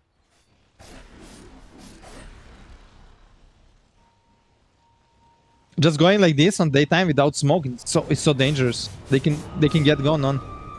They put the banner on. Yeah, well, they're going to force something, though, with the banner down and catapult wave and the split. Selfx actually going to try and turn to deal with the banner. He'll be successful doing so. They'll try and also get the jewel out over the left side. The egg! No, he brought him in! He brought him in to thought he could save, but that wasn't going to work out at this stage in the game. They've got some buybacks. Importantly, we'll get one out of the Beastmaster. Meanwhile, the double stun from Warwick holds the Ember down. And now Dream is back alive as well, tearing away the life of the Beastmaster. Has got the damage by himself with the Yours. Buying some valuable seconds. It's a good Wind Waker. The Telekinesis as well back to the tier 4 tower, but Soulmate is about to die. That's a dieback on him. Can they get Dream out though, importantly? It's a good timing out of the parry, but the Glimpse was sitting back onto the tier 4 tower. Does he want to buy back as well? That will be the case. It's their time Two to divex. end the game right here, right now. Two divex on the Nemiga side. They just gotta go Can they- crazy, but how are they able to do so with no Static Storm on Vanish? And soon to be Young no G as Ember well.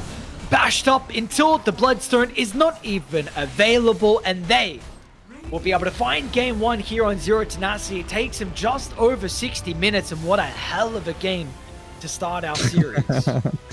Yeah, it's a crazy morning game. Too much comebacks, too much good fights. Like, but a lot of this is happening because there are a lot of mistakes. But still, very entertainment for us to watch and cast. And yeah, cool game one. What do you make of this? In a best of three like this, what do you feel like are the most important things that either side learned in this game one? For Nemiga, they should adapt the drafting. This sinking, I don't think you want to give Warwick the sinking, even though your mid laner L1GA had like amazing game. Still, this Warwick sinking did so much. And on the Z10 side, they need to stop making these solo plays like Dream, like 2 or 3 times get gone on. And like when they had like the moment they had like good timings, they were strong. They should play stable. They somehow managed to make mistakes. Even though I in my head, like I'm thinking, how can you make mistake? It's so hard to do it.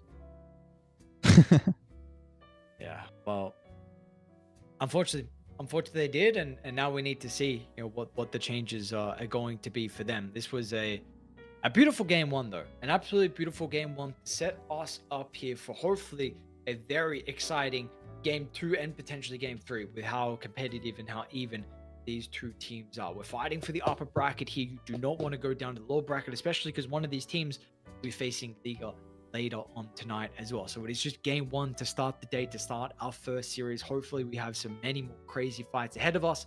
We're going to go to a break, but when we come back, we've got more Dream League Division 2 action.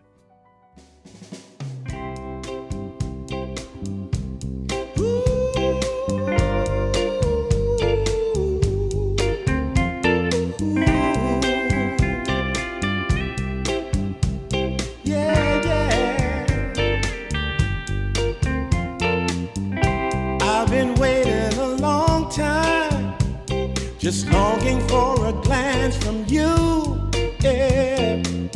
A chance to look in those big brown eyes. No telling what my heart would do, hey. When we met, I sure knew it felt as good as it could be. In that moment, though it felt so good, I wondered why you noticed me. If you gave me just a little time, it would sure ease my troubled mind. Don't tell me that you don't feel the same inside. Don't tell me. These are feelings that I ought to hide. I don't care where you came from. Just tell me where you wanna go. If there's a chance to be together, that's all I really need to know. Is it real or make believe that keeps me thinking of you? If you've got time to walk with me, I'll show you how my heart is true. And here I stand, waiting for you. Tell me, baby, what I gotta do. Don't tell me that you don't feel the same inside. Don't tell me. These are feelings that I ought to hide. Don't tell me that you don't feel the same inside. Don't tell me. These are feelings that I ought to hide.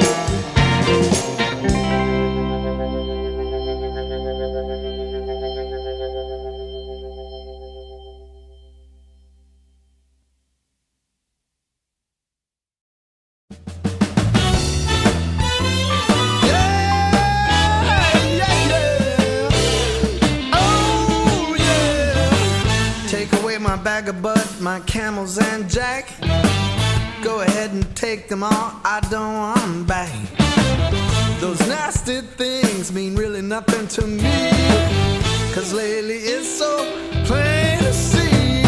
All I want is you, honey, it's so true. Give it to me, baby, all I need is you. Yeah, yeah, yeah. Come on, you can take away my mint Cadillac, take my Harley too, I don't need them back.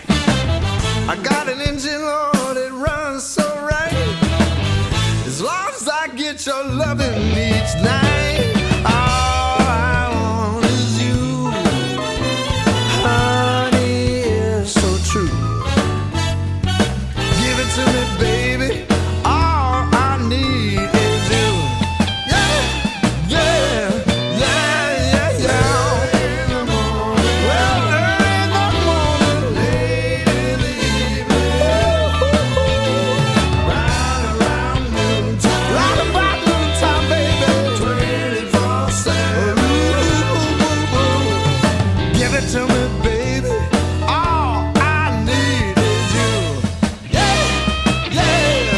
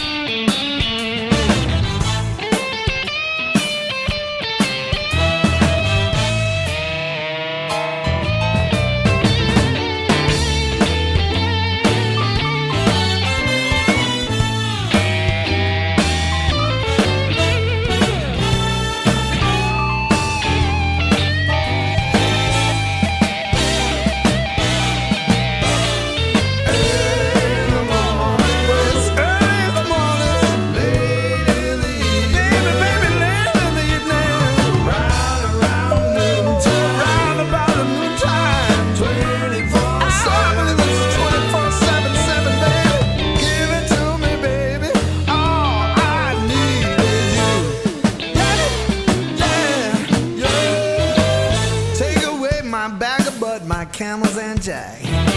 Go ahead and take them all, I don't want them back. The only thing I could ever really miss is what I feel when I get your kiss. All I want is you, honey, it's so true. Give it to me, baby, all I need is you. Yeah, yeah, oh yeah.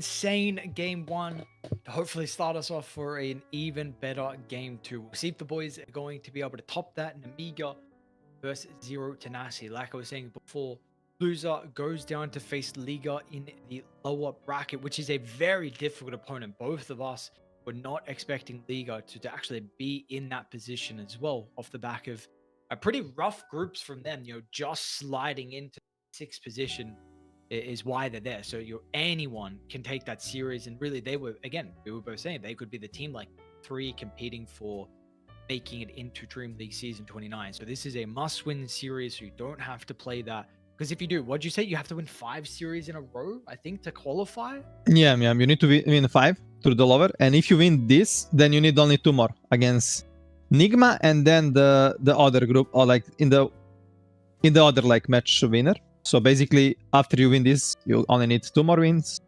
But if you lose 5, that's too much serious. 5 best of 3s against teams that anyone can beat you, actually. So it's gonna be very, very tough.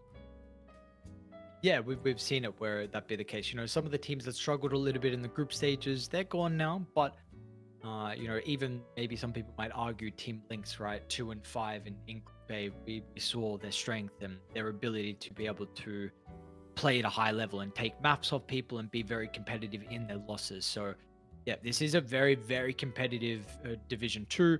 The question that, or I guess the caveat that I'll put on that is we don't really know how strong Nigma is, because how strong they are, I should say, because we didn't cover them. Unfortunately, we didn't have the opportunity to get their group stage games. So we actually don't know how good they are, because they did 7-0. That was all on the mainstream. So Winter is an expert, and so we'll see how he's able to go. So they're both experts. Winter and Mike, they absolutely know Nigma at the back of their hands. So we'll see how they are able to go. But yes, we absolutely know 1W. we know them very well. Yeah, if someone needs some scout report, you know my address.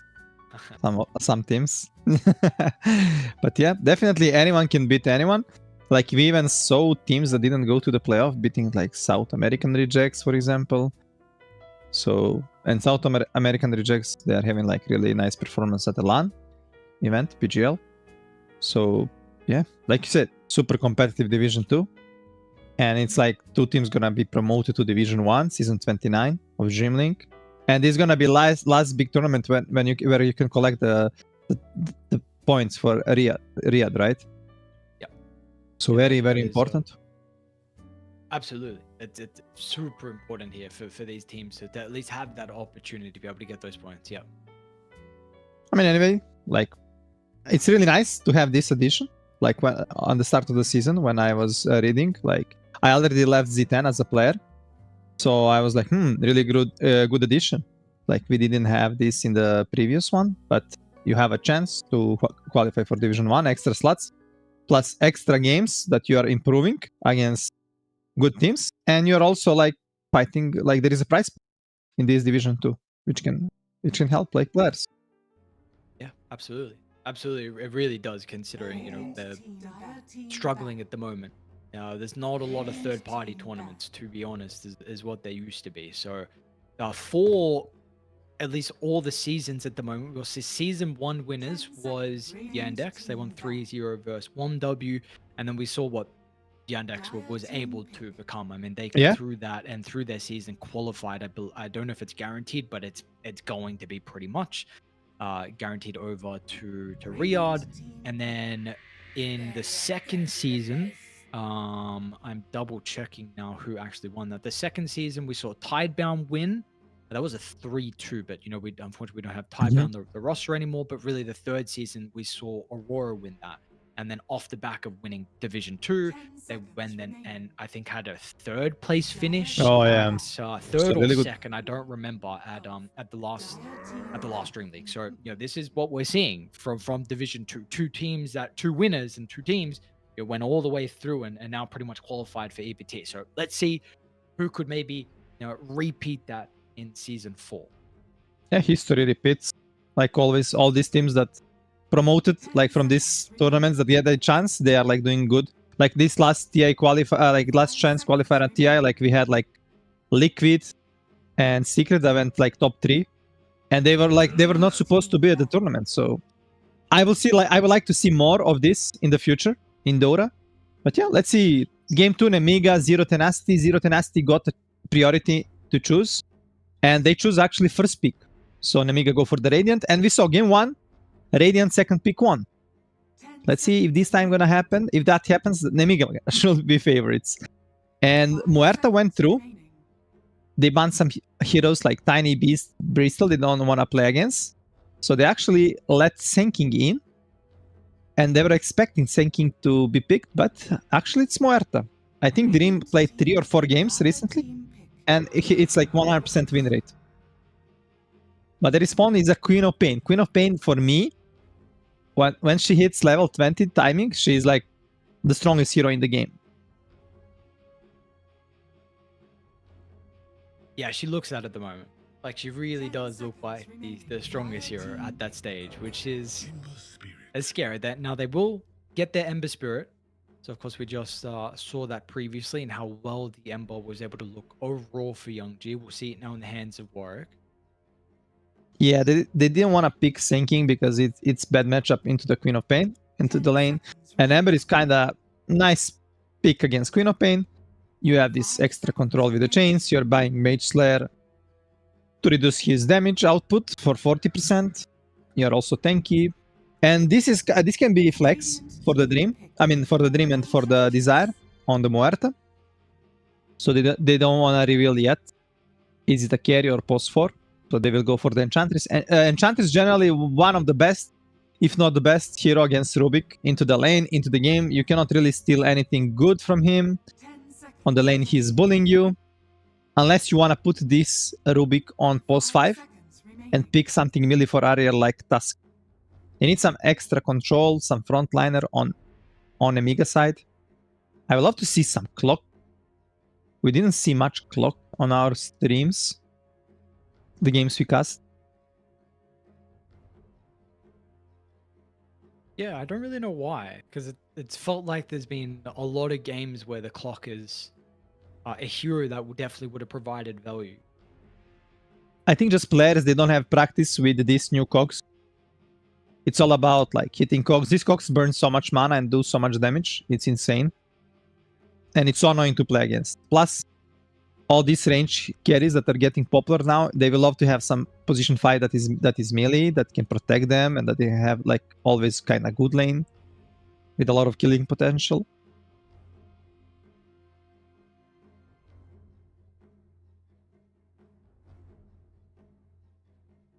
Game 1 on Nemiga side, Kovis9, he had really bad game. So he need to step up in this game too. Because the game we casted, he was having a really good game. I think he played X one time. Not sure the other time what he played. And Primal used to be biggest counter to the Muerta carry. You can, yeah, like you are doing a lot of magical damage. Plus you have this control if Muerta gets the BKB later on. Interesting. This is one Illy or Vanish specialty. I'm gonna actually message him after the series to see what he says. I got him in friend list. See what the name is. But yeah, Grim, one of the biggest counter to the Ember with ultimate and the silence, but most like biggest counter to Muerta carry. It's gonna be interesting to see because I'm friend with Zero Tenacity coach Mitch, and I talk to him like every day, and I'm like talking about this matchup with like some matchups, Muerta, Grim, and stuff like this. And I'm saying like I don't know why teams they don't ban Grim and they have Muerta carry. So let's see if he learned something with the conversation from me. I don't think he's like fully drafting in the team. It's like kind of combination Moose, Dream, and the coach.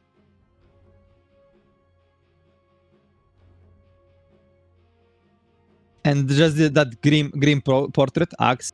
It's Imba for people who don't know. Like basically you make illusion like this portrait, dark portrait from the Muerta, and Muerta cannot kill it because it's immune to the magic. But this Muerta portrait can hit Muerta even in the ultimate because it got this like in ethereal form that it hit. So definitely Imba thing that we're gonna watch. So do you feel like you rush Scepter? Do you even go for another item? 10 seconds. Maybe if you feel like you cannot play the game, that you need to buy something like Glimmer Cape, you can go for it.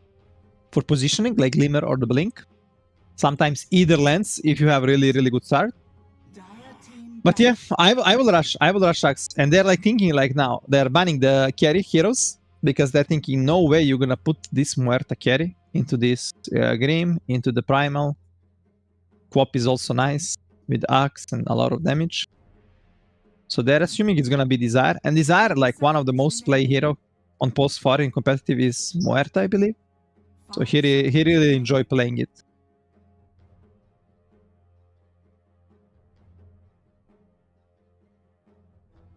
A lot of carries though gonna be banned.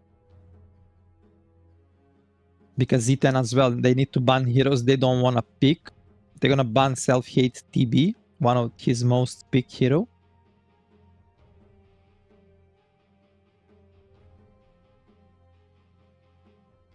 Is there anything Against- else that's you feel like they need to ban? I mean, you need to find to ban. Doom is anti-carry hero, so you wanna kind of ban heroes that they don't care about Doom. There are not many heroes, but like for example, Duza is good, and you need to think: can you deal with Medusa or not? Wraith King, for example, used to be traditionally very good into the Doom, but Wraith King right now not in the great spot. Maybe Templar Assassin can be nice.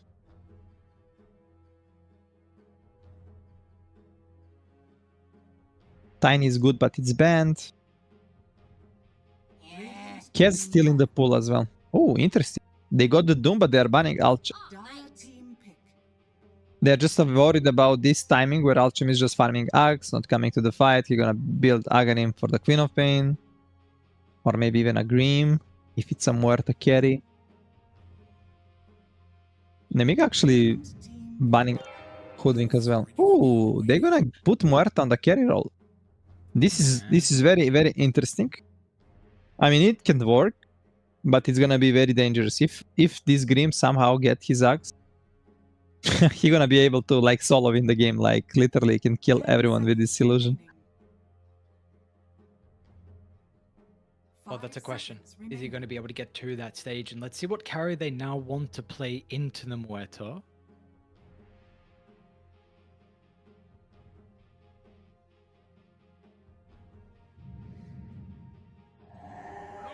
Ooh, what? Last pick Druid all What? the way through, huh? Okay. And we say this hero literally don't care about Doom because he's never in the fight. And you don't want to Doom the bear. I mean, you can do it, but it's like big cooldown and he's just gonna respawn the bear. So this is actually perfect, not only because of the game, but because of the lane. I was thinking so much, what can they pick on the lane to have stable lane? Why? Because this Grimstroke on the position 5 is weak. It's not like strong support. There is like some good things about him that you can abuse. For example, every time you hit, there is an ink on an enemy. So you're always gonna see them if they're in the trees, in the fog. You can like have advantage of harassing. But anyway, hero is kind of slow to protect the camps, like to block the big camp, protect small camp. And need to get like really good combination to lane with. But Lone Druid is perfect because he got like this bear that is front laning, he can buff him. And just perfect pick. Just perfect pick in general. He don't need to deal with Muerta. He's gonna be the Green with the Axe. But he can also surprise Muerta from the Shadow Blade with the Fear. Maybe there are gonna be some potential kills there. But yeah, very interesting. I really like Nemiga draft because of this Grim. Like for me, this is like and like Quap level 20, Imba and Grim Axe against Muerta Imba. Only if they can kind of get into these timings. Okay, so we're looking if Nemiga can get through those important timings that you're mentioning, then you feel like this is a game that they're able to take over. Yeah, definitely. We saw what this Lone Druid can do in the games. Prepare for battle. And they don't have a really good counter to the Lone Druid. The bear.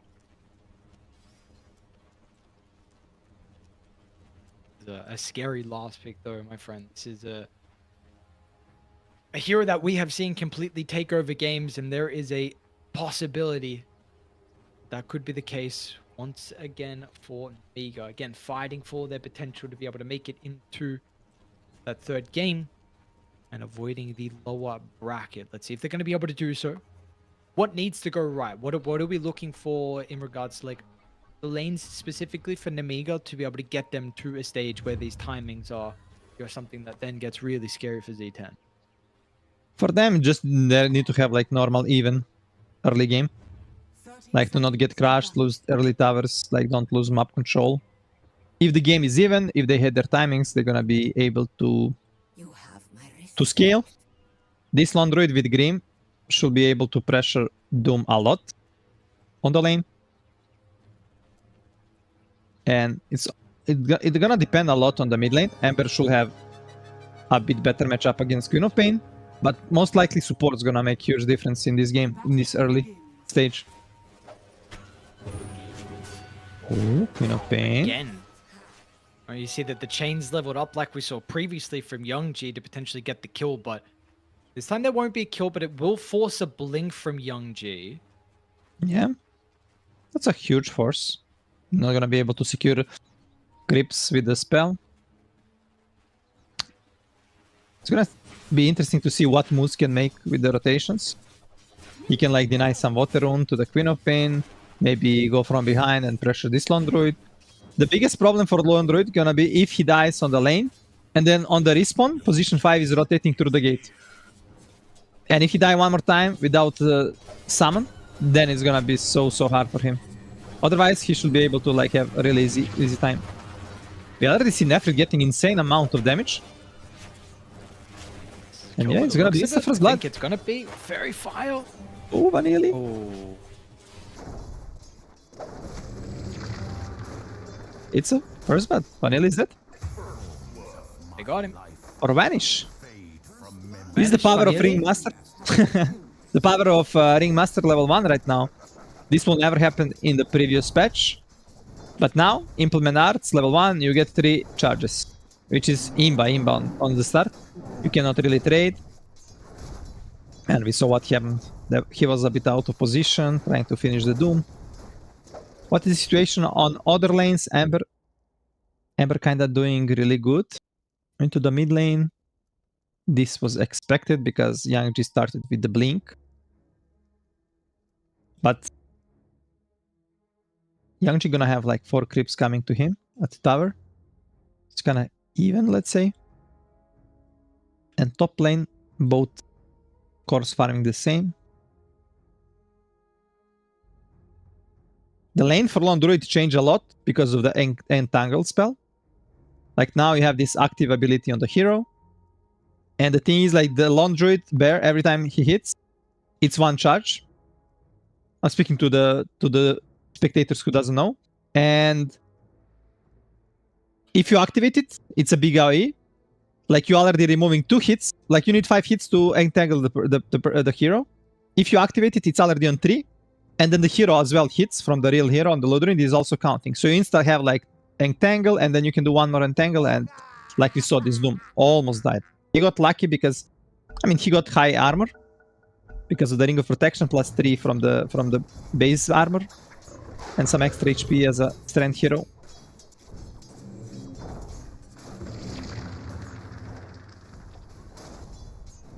Yeah, I was kind of hoping we weren't going to see it today, to be honest, but it's like, yeah, I don't know. It's like that's not the case, yo. If we get a draw, we'll see. We'll see if they're going to be able to beat those 0 to now. See if they... It sounds like it's very scary for them. It's so far. Yeah, it's cool that they added it. I like it. It's fun to see. Yeah, because when there was like 2 facets, I was always thinking, I want to play new facet only because of the bicycle. But now, yeah, you can have it.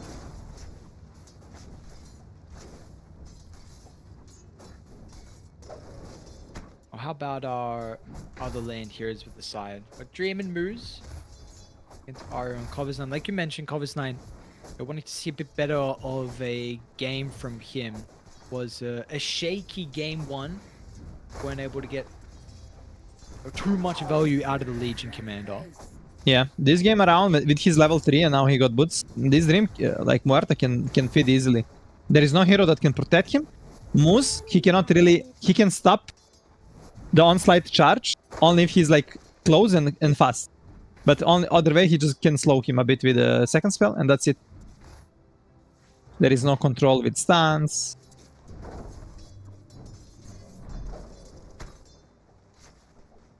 And they're already pushing top lane. They might go on Dream on the tower. They might try to pressure him. Even The Desire bottom down, Desire. Run down. Yeah, he is dead. Another entangle. I mean, this is a Top lane? very They're going on lane. Dream? Let's go up to top. Yep, there's the dive. Last timing out of the dead shot, but the telekinesis still is going to be able to nullify the spell casting. Dream's actually okay though. Unfortunately, he's still going to have a bit of a difficult time. Nice Iron Branch. Now, can he juke through the trees? They'll need a TP to come through with the Ringmaster. Desire gets the tame at the last second. Now another round of the dead shot. Dream actually lives. A bit unfortunate there for them. He had Laurus on the Primal. He could give it to the Rubik. Maybe that will change, but yeah. Nice dead shot 2 times from Dream and TP from the ring because he died. Oh, but they know where he is. That's it. He cannot hit with the bear. So still not getting him on the lingerie. Yeah, no, a bit early, you know. Don't need it to be that OP where he can get the Ags already. Radiant's courier has been Maybe they should buff the hero, give him that option to hit. Yeah, absolutely. Ooh, Nefrit. Okay, he's standing his ground. Well, nighttime in 30 seconds. scanning. It's gonna be interesting to see if there is some rotations. They already scanned the Grimstroke that he is on the gate.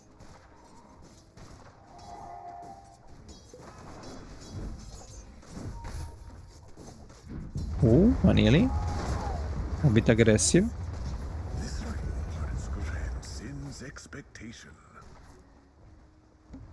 Okay, he just wanna move on the mid lane. Oh, he's actually tipping bottom. They killed the bear. They got the nice amount of gold and XP. But they're gonna go on the Nefrit. There is an early escape art. There is tonic as well. Can they get This is him gonna out? be enough. It's close. Can they get another Oh root? my Oh my god. Imagine Hero, bro. he got the escape art. He got the like tonic, healing tonic from the ring, and still was not enough. Just too much. Too much. Ay. Ay. It's here. Alright, mid, what's going on? Warwick's running down Young G. He's gonna have a random Enchantress creep. Ariel could be a kill, but the chains unfortunately is on cooldown. Does it matter though? Damn, this Porcupine's doing some damage. Dyer's courier has been I'm calling Desire it is here as well. The Warpine Raider.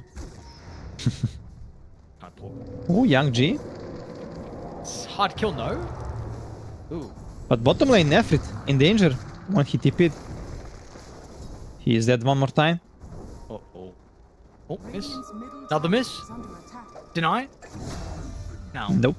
And you cannot juke against Grimstroke because he's making ink. Like when he hits you or use the spell, it's his innate. Middle tower is under attack. So you're gonna see you in the trees into the fog. The mid lane though, tower gonna be dead. So really fast tower open from Z10 and they're gonna even consider going into the Wisdom. Young G doesn't have a TP, so if you wanna protect you need to move already. And Coinstein is on level 5, still missing some XP for level 6. They should try to trade. Yeah, they're trying to trade on the bottom lane.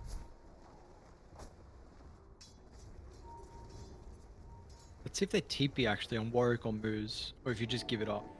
Looks like they're just gonna give it up. You're a little worried that Nephra might get dived though, and he's got a lot of creeps that he doesn't want to lose. Oh man, that's rough. Do you bring more heroes down? Because this is really important for Nephra with the bad start he has. Warwick will move. And looks like Vanish is going to be killed. So at least he gets some of the experience for the creeps. I think the bear's going to be fine. They do have chains up. Actually, they might be able to kill the bear. Hopefully Nefra can get the gold. Remnant. Hey. 215 gold. But Ember is 0 resources now. So you can actually make plays. And you know Ember not gonna be able to TP and help. He doesn't have a TP, low resources. So you should really bring heroes in the mid lane, try to stop him from getting the rune. And also the thing is, maybe they can try to pressure. I mean, they can keep pressuring Doom. But I don't know how they can pressure this Muerta right now. They need to smoke Queen of Pain top lane with supports. So you want to play probably... And Warwick, can you do this? Like no way. Oh, it was a little bit awkward, but they still got the damage out of the Sonic Wave, and Warwick just forced the issue too much. It really didn't respect Nemiga at all, and he just completely gave back the advantage that he built up. That's so cocky play. I don't know. His Queen of Pain right now top 1 net worth. And it's not like he only fed, but he's putting all his team in bad spot right now. Covers 9. Oh, I mean, the dead shot kind of gets some extra damage out of the trample. Is the ultimate going to last long enough until the right click? Dream's fine. Desire and Moves are in both with the Nature's Attendants and along with another strongman tonic. Nice that shot there from Fear. I mean from Dream. No more games.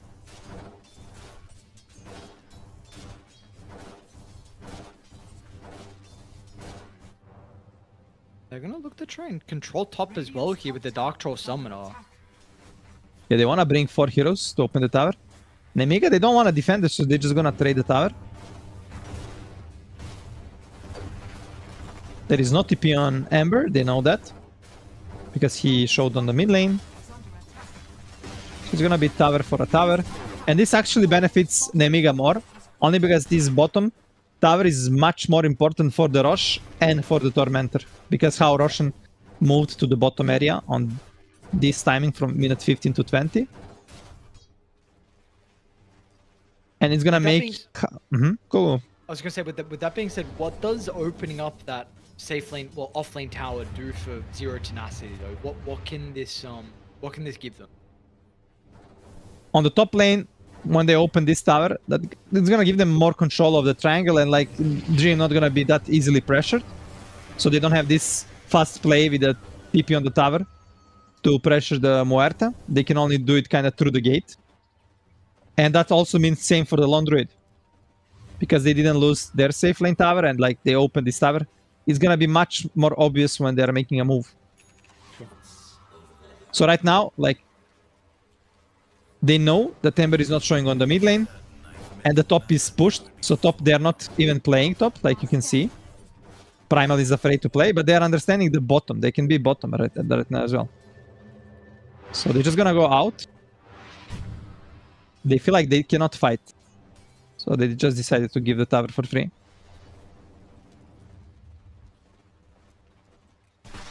They'll actually even continue to try and get further back. Does I have a ward? Yeah, he's going to place a deep ward. Can maybe scout out, eventually self-hate, continuing to farm this jungle. Let's see if they also get back to their tier 1 mid. And the Ember will TP back to try and defend this. He's going to be a little bit careful. He doesn't see some of the supports on the Nemiga. Vanish is poking his head up, but Ariel's there as well. Oh, I just want to say, look, the levels. Warwick just hit level 8, and Queen of Pain was level 10. Warwick, he was moving too much. Radiant's bottom tower has fallen. And L1GA is just farming. L1GA is scaling. He wanna go for this Bloodstone into the Axe. It's gonna be super tanky. Dire's top tower is under attack. Warwick is close to his Mage Slayer.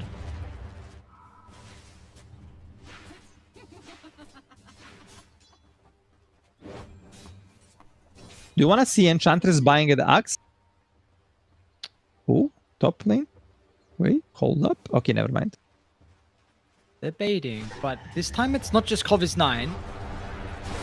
The onslaught will come through. They'll be able to... Desire already reveals his location. They instantly see Nefrid and look to try and run away. Let's see if he cancels that TP, and he does. I don't know. That was crazy play. I don't know what you're trying to do with that play. Maybe you want to force TPs, but no way this play can work. Maybe you're feeling some pressure that you need to kind of slow down the Muerta. But I think you have a tools for Muerta. I think you should give priority to Vanilla Vanish, Trevor, like on his Grimstroke, to farm the Axe.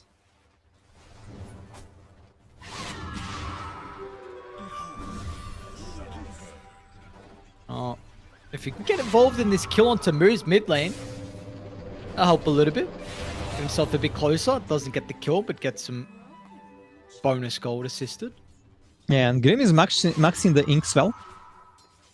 So usually you see Phantom Embrace or Stroke of Fate. Mid lane, L1GA. Hypnotized up, but they're actually going to have the damage between the two heroes. It doesn't look like that's the case, and now they actually might need to disengage. The Sonic Wave will clip onto both. If they got the damage inside, the stun lock work. They still got mana for another Remnant. They're a bit late to TP in, and there's a random dead shot as well. Radiant were pretty weak, but Zero Tenacity just had a +1 there. Definitely could have been a different ending to that.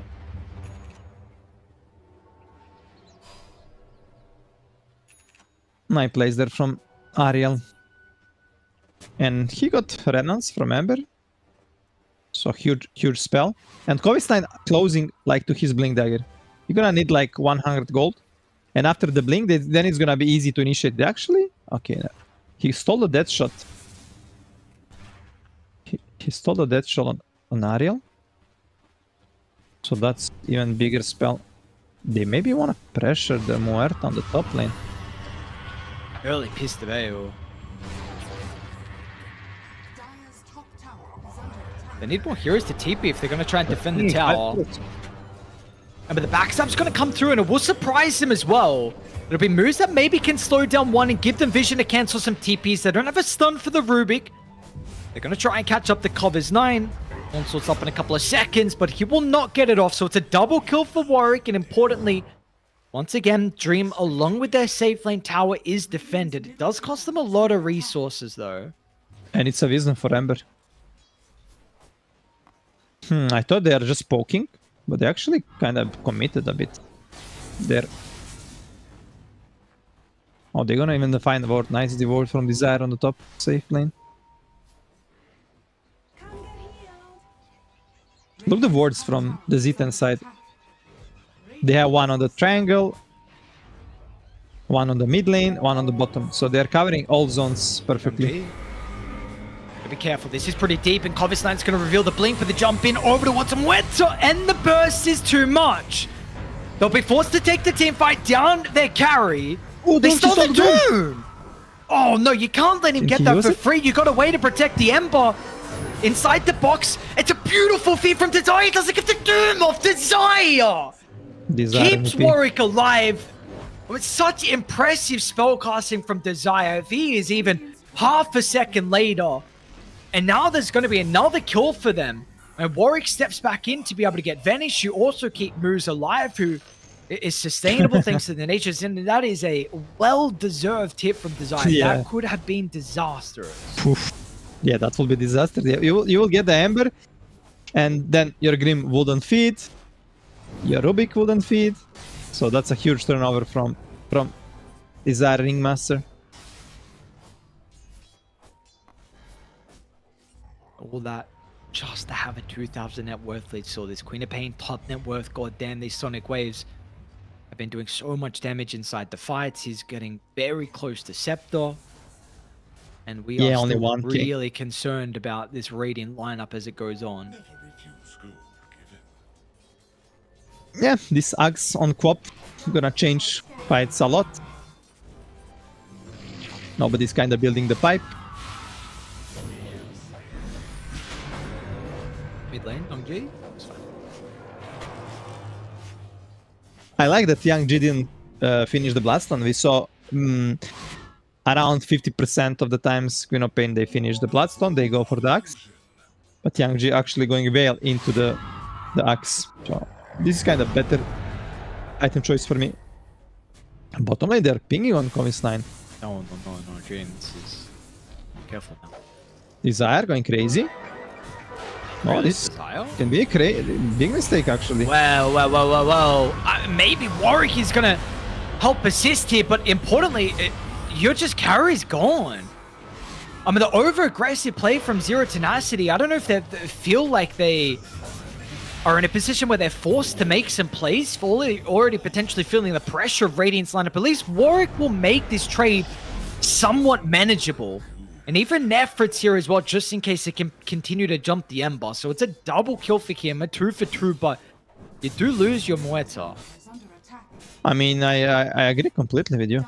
I don't know why they're forced to make a play like this, especially with the Grim that wanna kind of be behind and counter play or be follow up.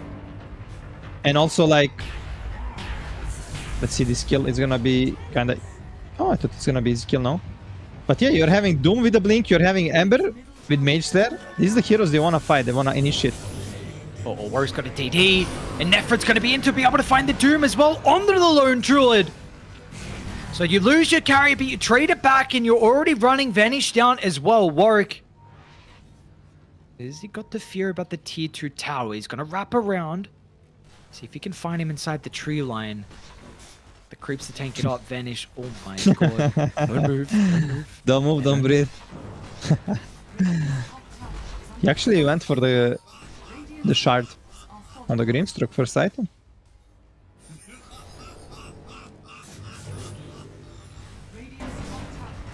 Stay there. They won't know. Oh. He's good. But Nemiga, they are not good. They lost tier 2. Zitan plays nice, aggressive wards as well.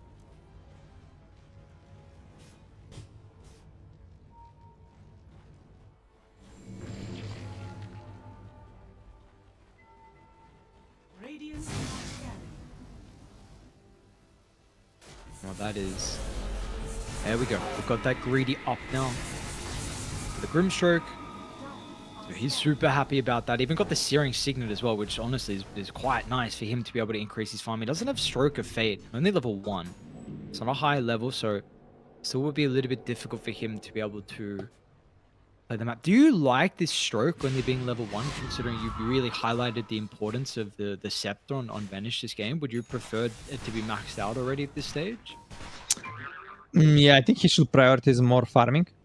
He be moving around a lot, and like he literally buy items to fight this early on. Maybe he's feeling pressure that he need to do it because like he knows like in late game with Queen of Pain with timings they are strong, so maybe I think we need to survive this early on, so I cannot really be greedy just farming. But if you commit for these fights, you need to get like money, get a kill.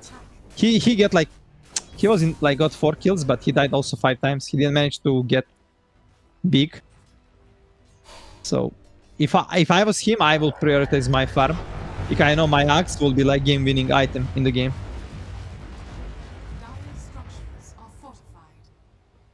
They're doing Tormentor. It's gonna be Torm for the Moose. I mean, not gonna make that huge difference. Oh, I really like what Moose is doing. He's buying the pipe. And I was like thinking, I don't know who gonna buy the pipe in the team. But yeah, Moose. Actually, nice item choice.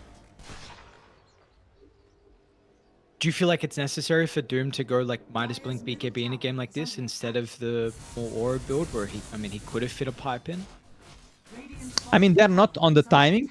Like, I mean, they're kinda on the timing, but not crucial timing. Like, Off the back of the smoke, they're going to be able to get the initiation onto the Ember. Beautiful move from Nemiga, a much needed move as well. Yeah, that's gonna result into the tower. I mean, you want to kind of build this pipe to force a lot of fights to open objectives, but problem is you don't have like too much tower damage on Zitan side. You can only get towers if you win some big fights.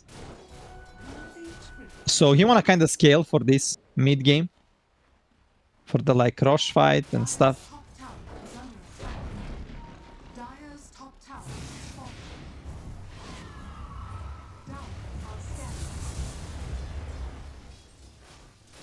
We are definitely getting to that stage where Brosh is something that can be looked at. Radiant's bottom tower is under attack. See, Dire's Daiwo top tower is under attack. also concerned that it actually might have been going on. They scanned inside the pit when some of the Radiant heroes disappeared on the map.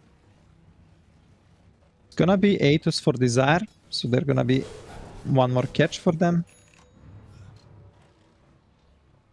I'm a bit worried for Radiant's bottom Z10 tower right is now. under It's attack. gonna be strong timing soon on Nemiga side. With this Queen of Pain Bloodstone, there is BKB on Primal as well. And Lone Druid finishing the Aghs. So 3 small, like not small, but big items in this mid game coming out from Nemiga in next minute. And this can be huge timings for them to get the lead, to open them up.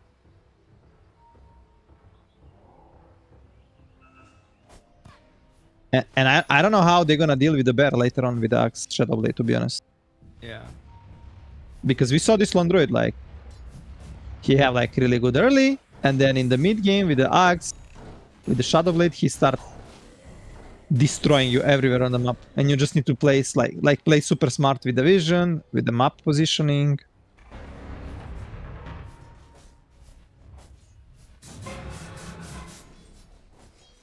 You're gonna see a smoke. Nice. Spring stolen from Mario. Sick. Easy for positioning. Yeah. He's actually Nice rushing read. the Aghanim Okay. on the Rubik. I'm trying to think why.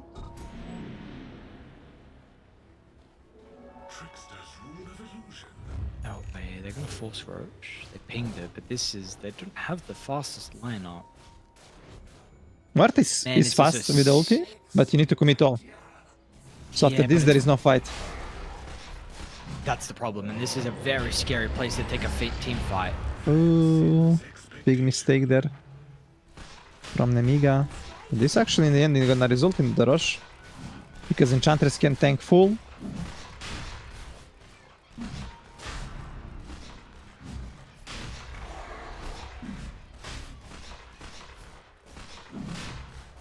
Oh, okay. Takes them a bit, but they get the Aegis into the hands of Dream, who's going to be going Silver's Edge next item for the Muerto. So every moment we are getting closer towards his Druid. This is Scepter now completed. And close to level 18 as well.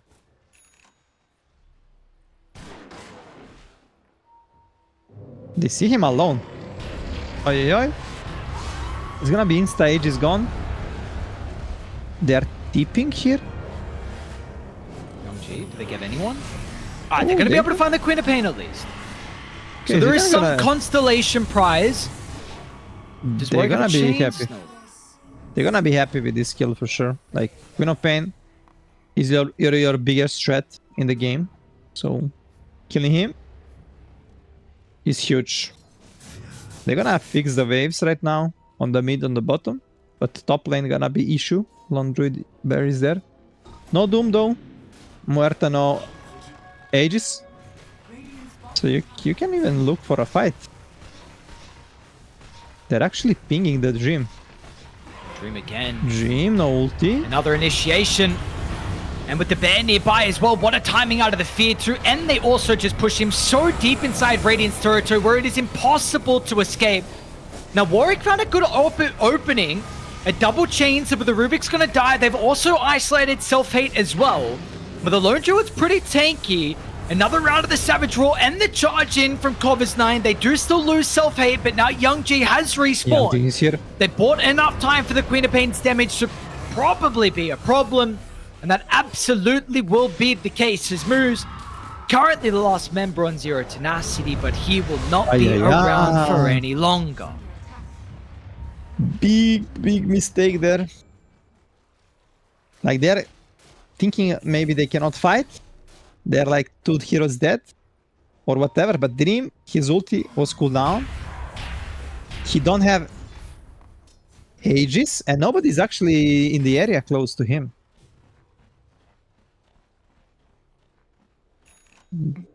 That's a huge throw. You gave Queen of Pain a lot of XP. You killed the Lone Druid, but he doesn't care. Like, you just killed the hero, the bear is still alive. Fighting, getting XP, pushing the waves. And right now, all 3 waves look the state of the map. Dire's turret has been killed. All creeps under the tower of tier 2s on Z10. And it's gonna be really hard for them to recover the map control right now.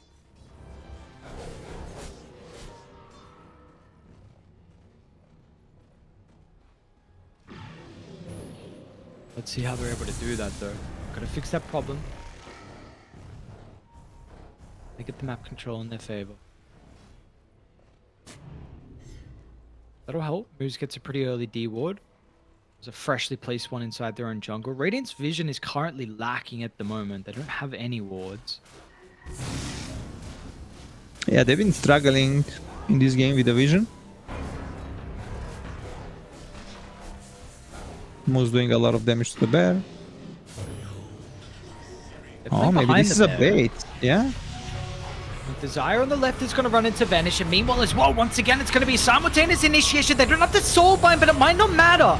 There's still a lot of damage on the Muerta, and without the BKB at this stage, she is gone, and so too is Moose. Now they are trying to do their best to cancel the TP. Warwick was able to kill off the Phantom's Embrace, so we got the chains back up. That was enough to find the Queen of Pain. Effort has to use a BKB at the very end. She's out. Big win for Nemiga, even though they lost Quap. And this even gonna give them more map control. Why? Because Doom gonna be up in 2 minutes. So you can like benefit more. Like you wanna force the fights. Still, you wanna keep going on them. And right now, Muerta dying a few times in a row, like as the top network hero. Poof, that's big blow up. You need BKB on the Muerta, but there is like this BKB control from the primal.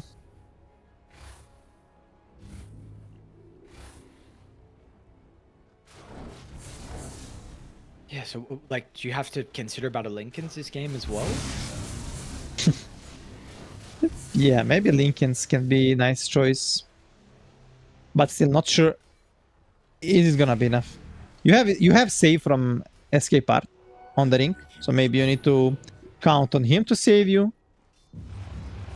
But yeah, we ask more for Corvus9 this game, and he's actually with kind of lowest net worth from the course, from the bad start. He's doing a lot with the Grimstroke. Yeah, absolutely is. This has been a hell of a performance so far. We just got to see if he's able to continue. There is early gem pickoff, I think, from Vanilli again. Yeah, he gave it to the primal. So Vanilli or Vanish, he's not prioritizing his axe. He's buying all for these early fightings. Moose mid lane. It's a pick. They'll take it. I mean, Z10 should be happy because only Moose died. Side lanes are pushed, both cores are farming. I mean, 3 cores are farming. You wanna delay this game a bit for the next timing on the Dream. Tower is under attack. And Nefrit also finishing his AC soon. Dream need to be like second or third contact. Like he need to wait, don't commit into the fight. Like he should never show in the fight. This primal will never jump until he sees this Muerta. Tormentor gonna go into the Z10 side. Dire's top tower. Dire's But yeah, I'm just concerned is under attack. who gonna deal with this lone druid bear. You got the BKB actually on the bear now. Yeah, I don't know, dog. This is Structures are falling. rough. He's just gonna go for all tier 2s. Bottom tower. Trying to build Shadowblade next. And it's also level 20. Level 20 Queen of Pain. With plus 115 Scream of Pain damage. Also Kaya, also this Partisan's brand. So 9% more damage. This is unreal damage now that's gonna be output from L1GA in the fights. You need to find a way to doom the Quap. That's the only way you can win a fight. If Quap is not doomed, I don't think you have a chance in the game. There is a DD on bottom. Radiant are scanning. Can they get that jump? Dire's top tower is under attack. They can slide past the DD. Oh, but look top. The only problem is, yeah, your base is getting ripped apart. I mean, these are not gonna stop the bear. They need to bring more heroes. BKB, TP out, okay.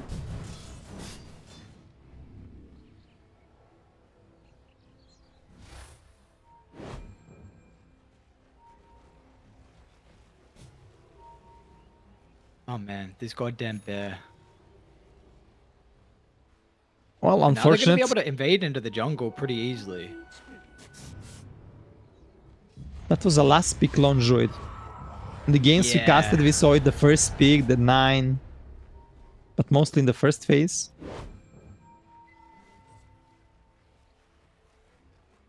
Yeah, I don't know. There's something's happened if this hero is able to slip through to last.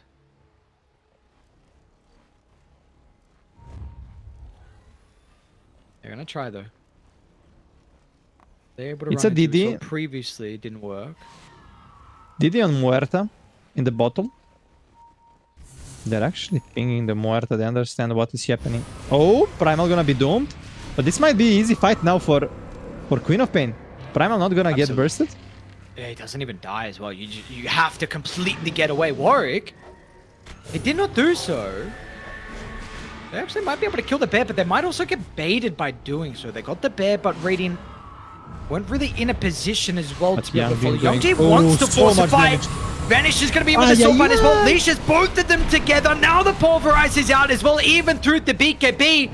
Warwick will get a remnant off. He goes in, secures the kill. Does he get out? He's lacking a little bit too much mana, unfortunately. I think he also rendered it into the Solemn's Phantom's Embrace.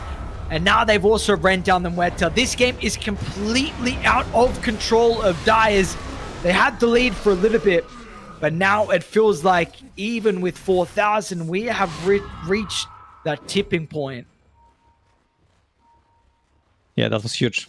The thing like I said, like if there is no Doom, and this Queen of Pain just gonna explode, and that was like triple kill. Tower has fallen. They're struggling on Z10 to find a proper fight right now. They are pressured. They know they need to fight, but they cannot find a good angle, good start of the fight. Dire's top barracks are under attack. Dire's top barracks. And that's already one side. Muerta was like top net for the almost whole game, but Muerta wasn't able to provide any damage because they always start on Muerta. He was a couple of times out of position, and fights are looking weird for him. He cannot really fight. And also this early jump pick.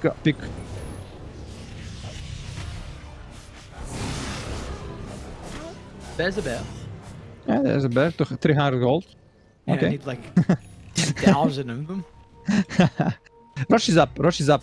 It's gonna be big fight. Doom is up. Let's see. Dire are scanning. There is a scan. They know.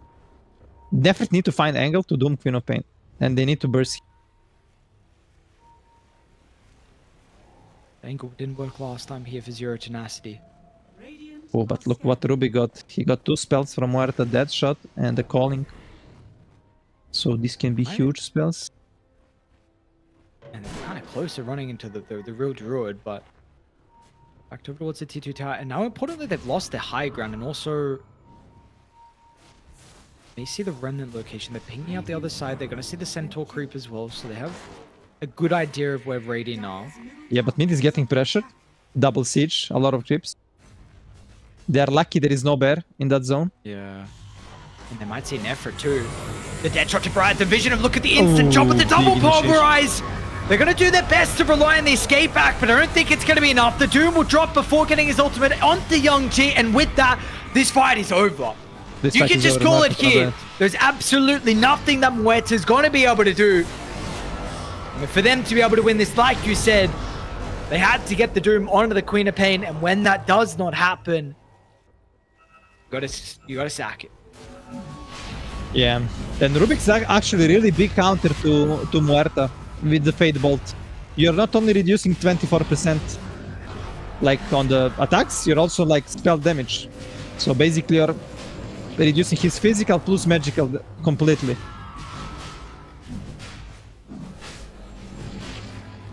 It's really interesting for me to see how much damage Muerta did in this game. Apparently this fight Muerta did 5,000 damage. But I felt it was like no damage. Yeah. And that's the ages for Queen of Pain. Ares, it's all about, I don't know, like I told you, first game, like not only this time around, but second pick, like always seems like second pick is like having huge advantage. Alright, well, we're looking towards second pick then. But teams are choosing the first pick still. Yeah, I wonder why. Well, if you forget about Lone Druid Hero and you give it to the last pick, you kinda deserve to lose. They're gonna try. God damn, is this dead shot for the Rubik so annoying. And they got a glimpse of Nefrit on the left, so they know where he is. So Youngji's just gonna jump to try and cancel the blink, and now Nefrit, Oh, once Nemiga, again. nice connection. How does man, he find just these how connections? easy these fights look. Everyone is playing them so well. The spell casting is on point. That's a frustrated Doom usage onto the Primal Beast that will really give them nothing. Yeah, the kill is had, but cool, because Youngji's still alive. You got the Druid still ripping apart your base and your heroes. This might be over. Aghanims Absolutely. is flying for Vanilli. Not sure if you're gonna get it before the game ends, but Zitian, they don't want to give up. Oh, well, they're going to have to pretty Young soon. G. The Zero's dead, and my god, when they do, they sold Doom as well still. It was... They still had that up, and yeah, there we go. So, a couple of things to look towards now in this next game. I mean, the Grimstroke looked incredible when you had heroes to be able to play with the Soulbind, you play with the Inkswell as well to enable Kovi's 9. Kovi's 9 had a far better second game. You know, that game one was a bit rough for him. His Primal Beast was really impactful with the initiations, but it's just Quap and Druid, man. Like, it's just these heroes. Yeah, I think Z10 got outpicked in the game too, definitely. And they got the strong timings on Nemiga, and they just used them. It was really a really nice performance, like from all of them, how they played in the team fights, especially Vanish on the Grimstroke, how he managed to find Soulbinds like multiple times on 2 cores, like Ember plus Doom. And yeah, Kovi's 9 on Primal with help of this Grimstroke and Rubik with supports. Not like full clean game, but kind of clean in a sense that they used the mistakes. Like Jim made like few mistakes out of position with Muerta that give them nice opening. And yeah, back on these mistakes, they managed to kind of come back, get the map control, and then after this, with strong timings, it was just easy. All right, let's see. Let's see what we have in store for us heading into this Game 3 decider. How is it going to be a little bit different? What changes do we get? What adaptations do we get from Zero Tenacity? Because Nemiga showed that they could change. Given the circumstances with how Game 1 looked, it was very competitive back and forth. We've got to keep in mind that was like 61 minutes, very close from either side. Anyone could have taken it. Now, this second game was very much in favor for Nemiga. There were moments from Zero Tenacity. I think they had like an 8k lead at some stage, but not large enough of a lead before Nemiga were able to punish them with this lineup. So let's see what we have in store for us. A Game 3 decider for our first series of the night. We're going to break. When we come back, we're going to see who will be moving forward in the upper bracket.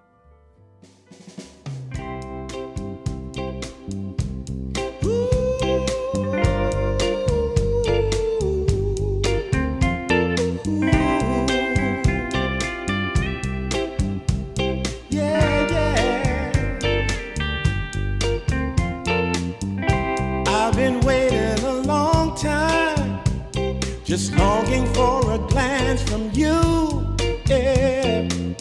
A chance to look in those big brown eyes. No telling what my heart would do, hey. When we met, I sure knew it felt as good as it could be.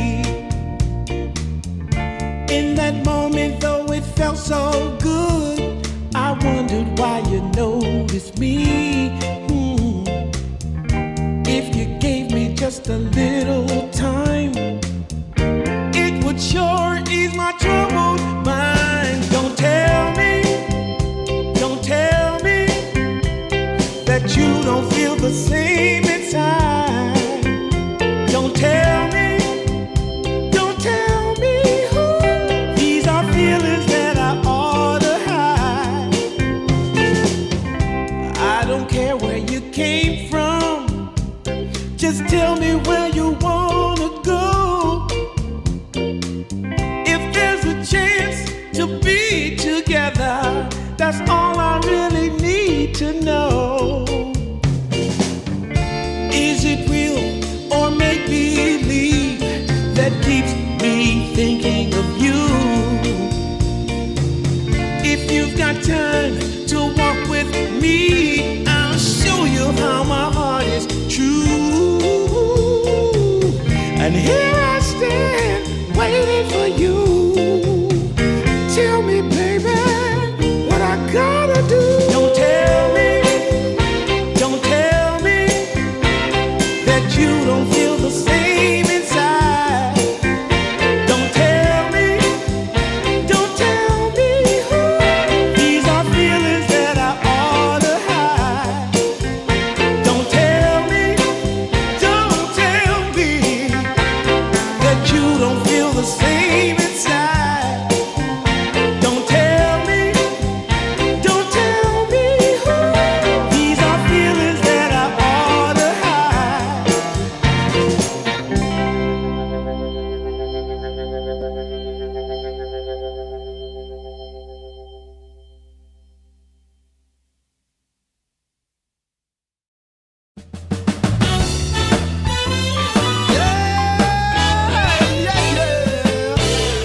Oh, yeah. Take away my bag of bud, my camels and jack.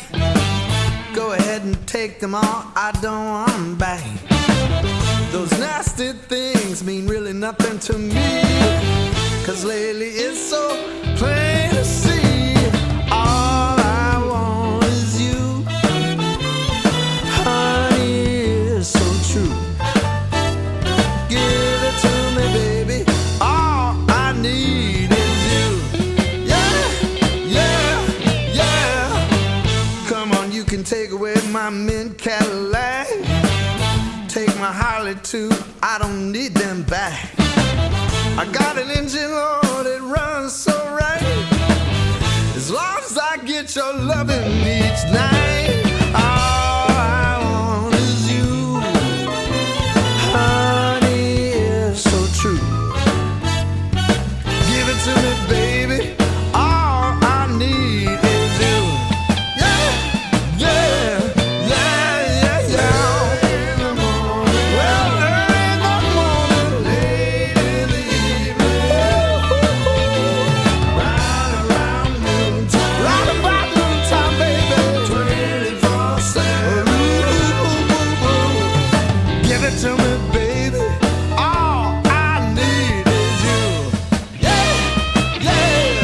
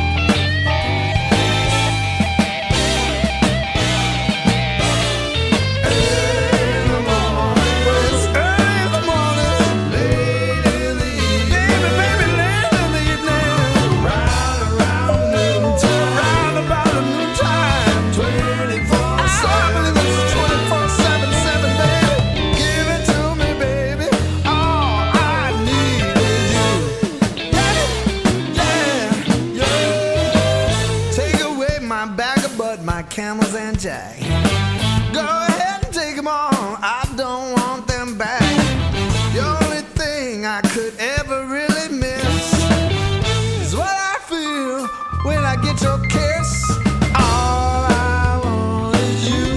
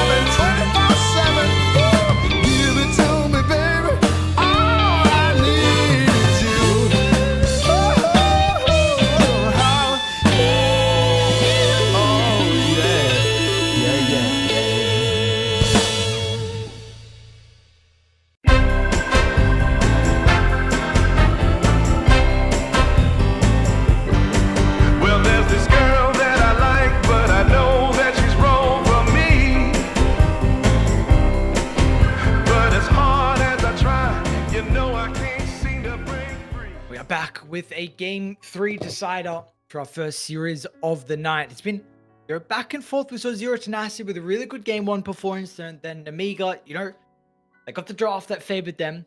They're able to make it work in the end. Now, LeBron, you were talking about your priority, looking at first pick, looking at second pick. Well, Zero Tenacity, they did have priority. They had first priority overall.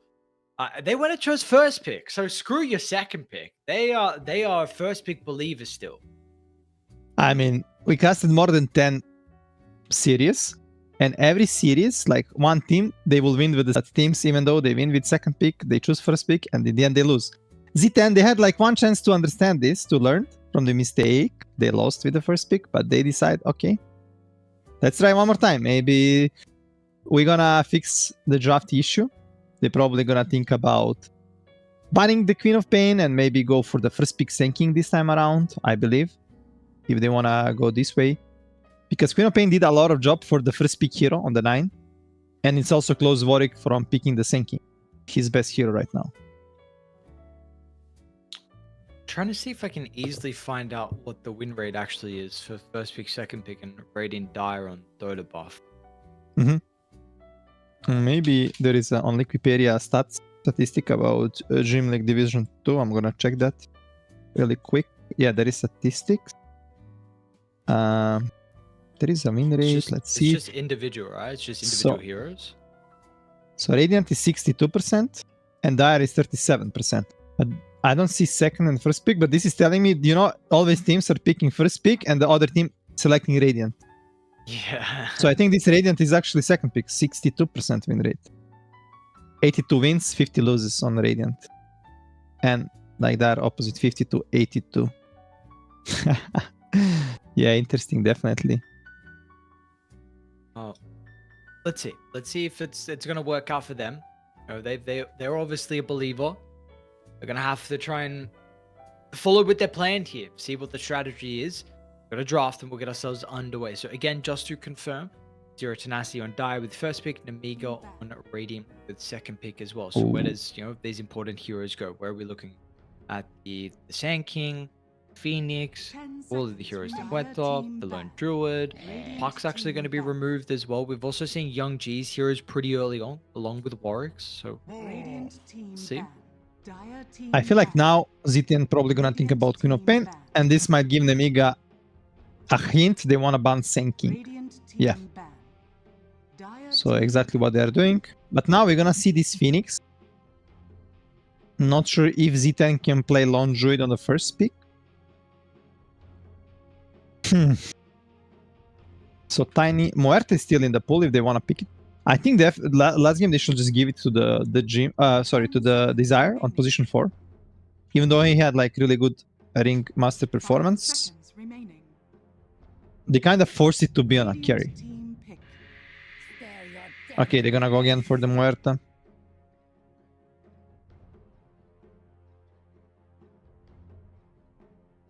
Okay. Let's see how much they value the Grimshark as well from the media. Yeah, I was thinking the same. If they actually draft a little bit earlier, even if they draft at all. Maybe they can close with the Primal as well. Primal was really crucial with the Grim. Ooh, Of bad. course, that also We never saw this. We never saw the hero. And it's a flex.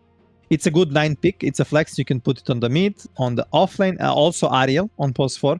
Played recently 2 games. Both games they won. 10 seconds remaining. Ooh, you know what? I would love to see Spirit Break. I don't know why, but I feel like it's gonna be some Spirit Breaker in this game. Spirit Breaker Grim for the Nemiga can be cool. Well, what are you seeing with these heroes in particular? If you're a better rider of lane, you want to have some melee position 4 to front lane for you, and to have some extra catch. Both heroes can like split a lot, cut waves, and then make huge advantage for them, like to have a good positioning of fighting.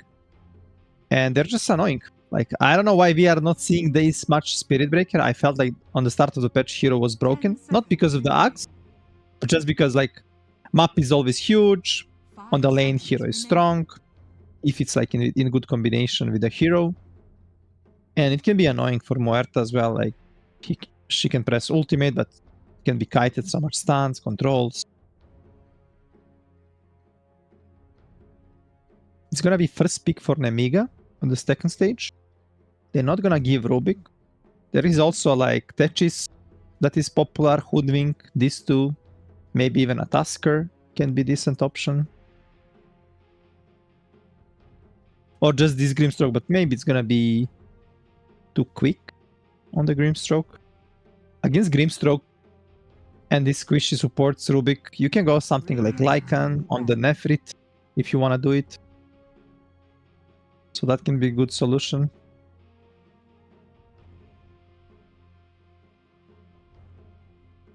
So let's see if Nemiga wanna ban Phoenix actually. This is Moo's best hero, and every time it was in the pool, it was picked. 5 seconds remaining. Is this a potential vulnerable lane though? Muerta Phoenix into the bat +1? Yeah, it is. But you can fix that with having some melee post 4 and like to be ready to TP, help them, and like put something on Nefri that can solo. Something like Tide Hunter. 10 seconds remaining. Dire team pick. Okay, it's gonna be still. Yeah. Muerta can deal nicely with Egg. With his third skill, you can have this double hit. But still, it's not gonna be easy. And Batrider and Phoenix is one of the best traditional teamfight heroes in the sense Remaining. you can protect the egg from the BKB hitters. You can also pull the target into the egg. And this egg with the Sunray, with Batrider also, like, that's a lot of damage. Ooh, Silencer, kinda nice respawn to the bat. And yeah, they're going for this Tide. But this Tide is maybe super early pick. Can get punished by some Monkey King right away, some Slark. Luna, you've been spoken a lot about Luna. I mean, maybe you need a melee hero though with the Phoenix Batrider already, but with the Tide Muerta in previous matchups, this is a suggestion you've had. Yeah, against Muerta, Luna traditionally really good because got a lot of magic and by Axe. But they can put this Muerta on a 4, it's a flex. And I think they should probably look to do it. Maybe they should steal the Slark away from Z10. Because they can also pick Slark into the bet on the lane with the Silencer. So you're gonna have this free Dispel. And later on, kind of decent hero for the fights. And Luna can be tricky because of the Phoenix. Luna, Phoenix. Yeah. I saw yesterday Aurora, like Nightfall will pick Faceless Void into Tide. Even though Tide has kind of always been traditionally really good into the Faceless.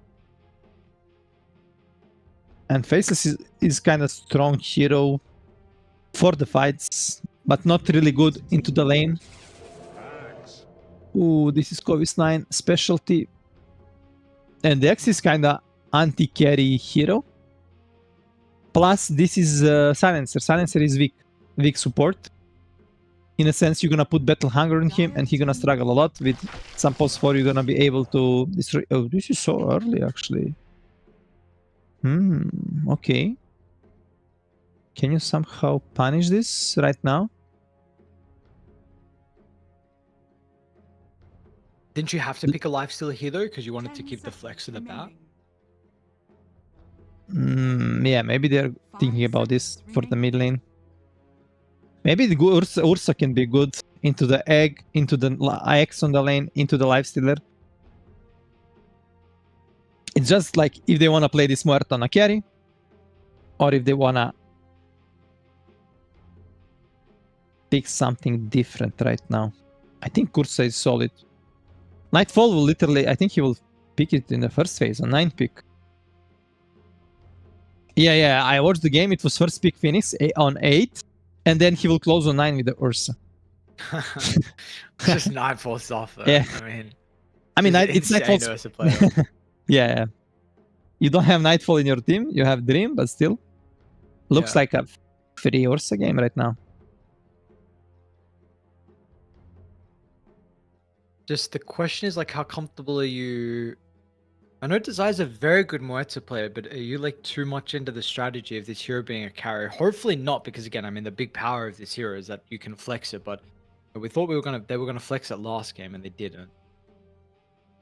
Yeah, maybe they're just stubborn and like, no, we just want to play carry Muerta. It's high win rate, guys. Our best hero. We don't care what is on other side. Muerta is strong. One last second. Team back. Oof. Yeah, man, what would we do? Oof. Abaddon, huh? What? You what? Okay, okay. Okay. Abaddon. I mean, 10 seconds. Abaddon is hero that doesn't, he don't care about bet. He don't care about X 5 in a seconds sense. remaining. You're gonna be not get bursted unless this X play perfect and like ult you on some moment, like where he can Dire cut you. team back. There are gonna be some chances, but still. But Abaddon is not in great spot as a Yeah. carry. And they need a hero like the Invoker. And Abaddon's damage is going to take a lot of time to come through. The Tide silencers really aren't going to do a whole lot as well. And you Yeah, already they- have like these two heroes to go in and the Tide of the Abaddon. You just want some like backline hero to dish out damage. It's gonna be a lot now on Warwick. He need to be playmaker for his team. Muerta silencer heroes, they cannot really do anything alone, so they need some front lane with control. But issue is all these heroes gonna get counter picked from 10 the L1GA. So they're banning Monkey, they're banning Void Spirit, so they wanna pick the Ember probably. So they're just gonna ban Ember. Dire team pick. Yeah, they're just gonna ban Ember, and I don't know what Warwick can actually pick right now. Red Spirit? Storm, okay. Storm Spirit. What do you pick into the Storm Spirit if you're L1GA? A lot of heroes are banned. Can you just go Razor and like destroy this game with tankiness, with Mage Slayer? 10 seconds remaining. 5 seconds remaining. Looks fine to me. I'm just trying to see if there's a better answer to the Storm. I'm sure the lane's fine. but On the just in lane? regards to catch. Yeah, just in general, the game as well. You're relying a lot on the axe on the Batrider, which maybe it's fine. Viper can be solid because you can break Abba, you can break Tide, Yeah. and the lane should be good into the Storm if you're thinking about this. And Eastern Europeans, they really value lanes a lot.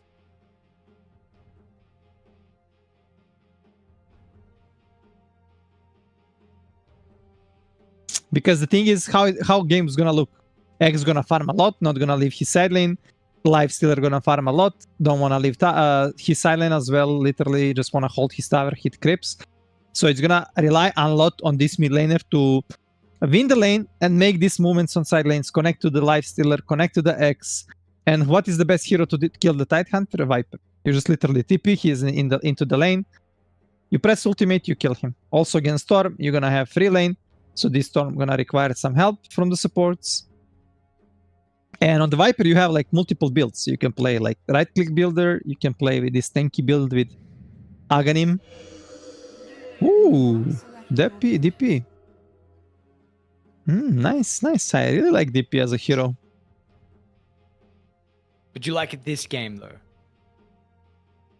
Well, there is not much burst damage. And you're gonna have like this Sunray heal protection kinda. You're gonna have Lifestealer ultimate to heal you. So if you get these wraps, you are not dying. I don't know how you're gonna die. Like wraps, heals, something like you need Dispel for Silencer. And if you're not silenced, if you can use Siphons, you are not dying. Like team fight, kind of strong on both sides. You're gonna have Global, you're gonna have Ravage, but I think on Nemiga side, they kind of have more balanced draft.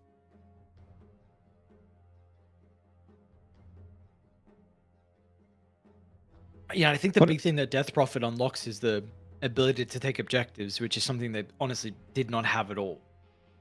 Yeah. So a lot of it's going to come down to, because I don't know, was it Young? It wasn't L1GA, right? Because they 2-0, but it was someone else we Mhm. covered where we saw the Death Prophet, and it really didn't look good. But I don't think they played the DP well. The first couple of Exos didn't look good, and then the Oh, hero yeah, just I wasn't able remember. to kind of perform like it was expected. So, but it's Ah, always it was been that way. ethereal. This hero was this hero's always been that way though. Like you have to get usage out of your first couple of ultimates.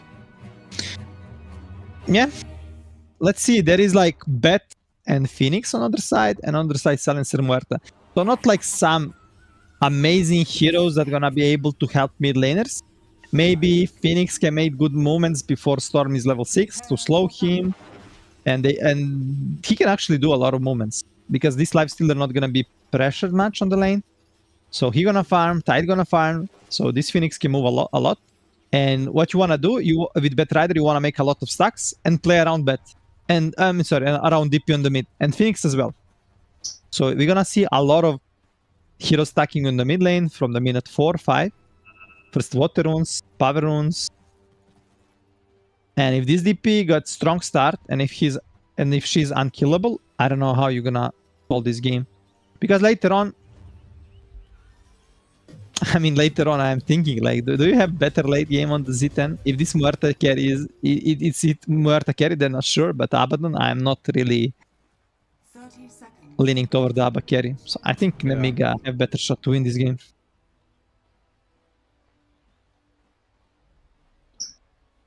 Okay.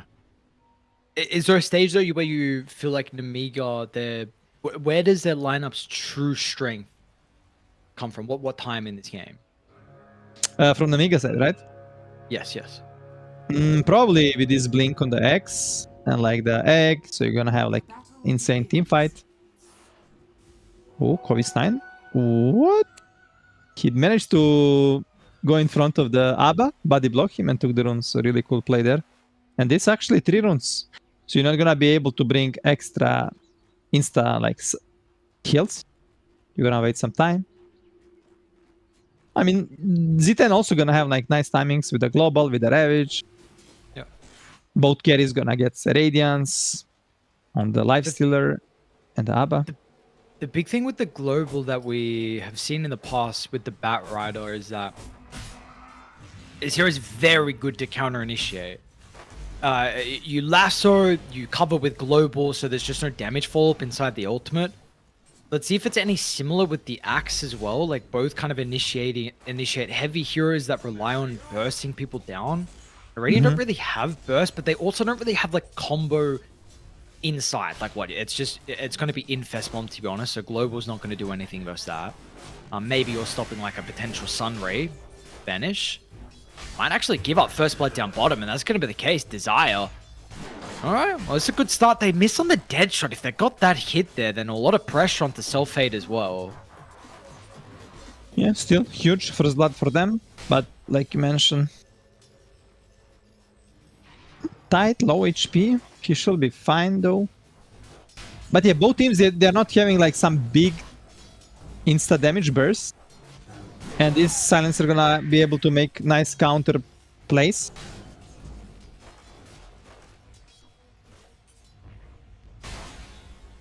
What's going on with the Silencer here as well? I'm seeing it a little bit.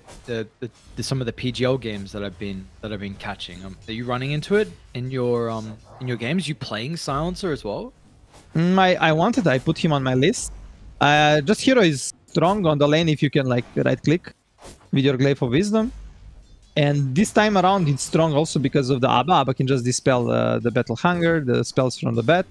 But later on, it's just a strong hero against kind of all these popular meta mid heroes. Oh, mid lane, Warwick actually tipping to get the water rune. Oh well. Okay. So Warwick gonna take 2 waters. But top lane, yeah, they're getting pressure even though you have like this Abba. Bottom, You cannot Nefrit. shield yourself. They're going to be able to get the kill onto Nefrit, actually. Very nicely done. Nemiga, as soon as they see a gap in maybe the armor there from the Tide, they feel like they're able to go. So this is them striking back. And this kill is going to Lifestealer. So it's huge.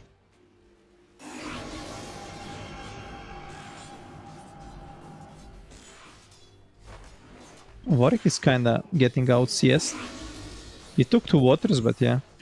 The power of DP is laning stage.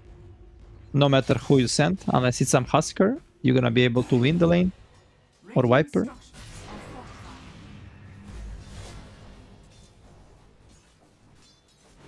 Did you ever experiment with DP5? Yeah, I did last patch. It was really strong. I even saw recently someone played in my pub. Siphons are really strong. What is like the biggest thing this hero's missed? Because it's really been out of the meta for like a super long time. That's a good question. Maybe the problem is that there is always some better heroes. There is a lot of anti-heal in the game. Oh, but yeah, like I feel like there is a lot of anti-heals, a lot of heroes in meta that she doesn't like. So, but this time around, everything was kind of banned. And it's not like he was kind of forced, but kind of semi-forced. Still, hero, there is some weaknesses, but there is also like power spikes in the early game. Maybe the late game can be tricky. Yeah. Usually, like when I play DP mid, Bottom? self-hate. Nice attempt with the Phantom's Embrace, but now they're actually going to be able to run Nephrit down. He's pretty careful though on self-fade. As soon as the rage is out, you see how cautious he is. The thing is, like in these first 10 to 20 minutes, you're kind of unkillable. Ooh, top lane Dream. Ooh. Is he going to die? The Abaddon in this lane here with the axe. It looks like that might be the case. One more right click. Oh, Ariel just got the kill in the end, and now moves as well. A couple of spins onto the silencer, but now has a Kree wave to actually fight back into Covers 9. Oh, Dream they made the mistake there, go a bit into the, like he wanted to right click the X, he got called, there was a lot of creeps, double spin, shield was cooldown. And yeah, I think just after 20 minutes, like this DP, you can die from a lot of things, like, but in early game, you're like super tanky. Let's see the mid lane. We need to see like a lot of support action right now, like we thought is gonna happen. These are already tipping. Gonna put some nice forward. Arya is as well here on the other side with Sentry and Ops. Insta the ward. Vanilli is trying to find the ward on the other side. They're mirroring the place. Oh, Phoenix in big danger. Oh, they got him. They got him. It's gonna be Rune though for L1GA. L1GA got the ultimate, but he cannot really just pop it on the mid lane and pressure the tower. He wanna save it maybe for a wisdom fight. Radiant's top tower is under attack. Do you want to see them actually just run top though with Exo? Because this Abaddon hero like farms really slowly inside the jungle. Can't you just commit like a bunch of resources to try and bring him down? Like maybe if it's not as efficient on the map, would it still be worth it though? I think that can be a good option. Oh, Dream. Speaking of him, this is a lot of damage onto Dream. Your Abaddon pick to counter Radiant is not doing anything. I mean, this is a traditional Batrider counter, and also what we've seen as of late, you know, with the previous patches of the axe. And this is not a good sign at all. Yeah, Yoraba already dying twice. Now bottom, Self-Hate is absolutely committed here. Sunray. Nephrit, unfortunately, is not really going to be able to get away from the Sun Rays. Leveled up 6 now. And with the Infest, Self-Hate uses it back over to Venice. Should be able to chase moves down. Can he get in range? It's going to tick out to the fire. Oh, and now might actually run Desire down. Gets the rage back up and should be fine. Big out plays there. It's going to be double wisdom, and this is huge. Plus, this life stealer is feeling so good. 3 cores top network on the Nemiga side. And like you said, maybe this DP should make a movement right now, maybe before Dream get level 6. It's just gonna play safe, play for the rune. Next rune coming in 10 seconds. Who's actually smoking around? Because he doesn't have a TP, so he wanna run on mid as soon as possible. For the rune. Oh, it's good. Okay, luckily nice. for Warwick. a region rune.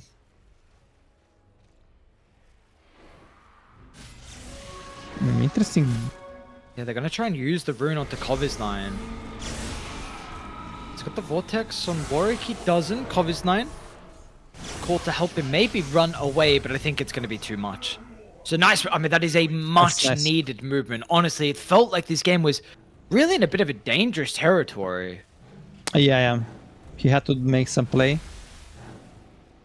And look, bottom Yang-G already moving into the tide.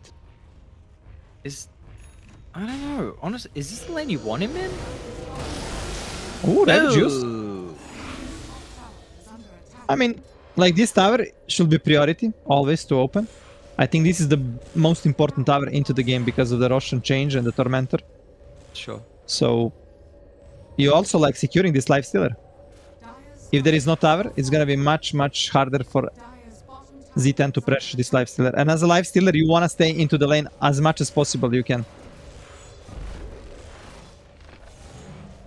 And they're gonna actually manage to open the tower. So really big rotation from Yang-G. Yeah. And he's actually building nice item Greaves. So he wanna have this extra dispel from the silencer.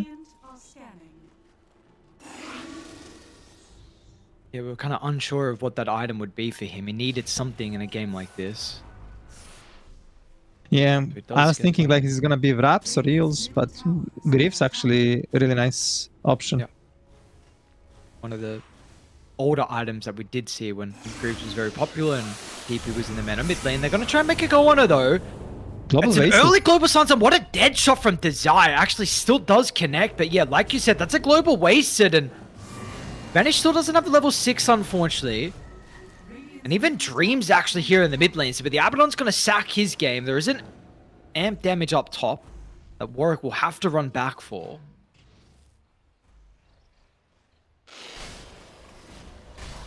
But this can be huge right now.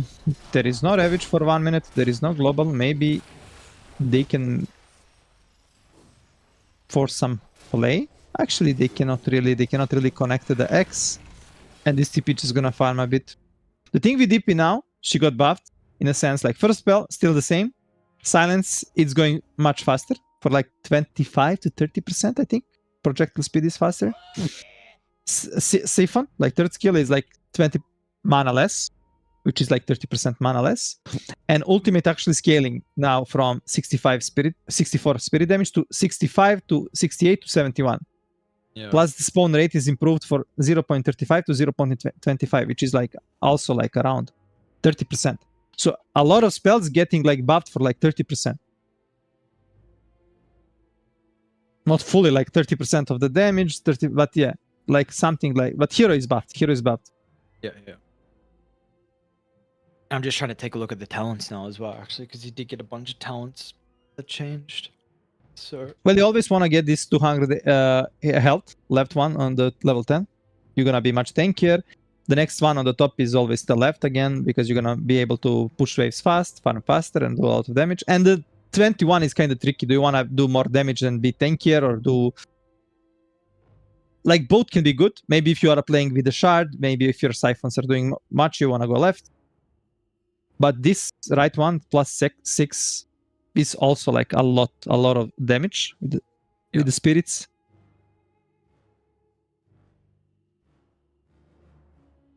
Shard is also cool. You're getting one extra siphon, plus you can fear opponents after 3 seconds. Either siphoned.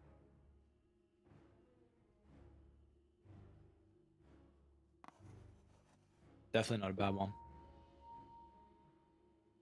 Remember we were Let's getting see. some DP scepters actually. It was like treads, witchblade, Oh yeah. scepter. Yeah, I remember Yeah, this some meta. interesting builds with that. That wasn't. It was very It was very play dependent, I should say. Felt like some people like this build, and some people like the more traditional DP build. Yep. And DP also had like... Sorry? I was going to say, you keep going. I mean, DP also like having nice innate. So you're like it's scaling. You're getting like your movement speed and cooldown reduction as well, like per level. So it's really nice for the hero. And yeah, in general, I think this hero like it should be picked more, but probably it's kind of slow in a sense. Usually you're seeing these flash heroes with a lot of insta damage, mobility from the mid lane. Yeah, do you think it just can be 2 at the moment? Yeah, I was just like a little thinking, can you flex it? The thing is, like on the offlane, like all these heroes like DP, Visage, for example, Venge that used to be played on the offlane, kind of hard to play because they depend a lot on supporting. And like then heroes cannot really move away from you. And if you're watching like these Tide Hunter X's, they can like play without help. Supports wanna move early on. Yeah. Okay, game should be continuing soon. Boys are ready. There is a DD on the Storm, but you don't have global for 1 minute and you don't have Ravage for some time. Can you actually pressure somewhere? Also, Dream kind of recovered. He is kind of nice network. Radiant are scanning. Yes, I completely understand what you're mentioning about opening up that bottom tower. This is definitely the thing I wanted not to happen on Dream, for him to get back into this game. And he absolutely has. So even with those 2 deaths, the fact that he is about 2k gold, and they're actually going to be the ones that put a little bit of pressure onto their own tower here. They got a catapult, they got moves nearby without global at the moment.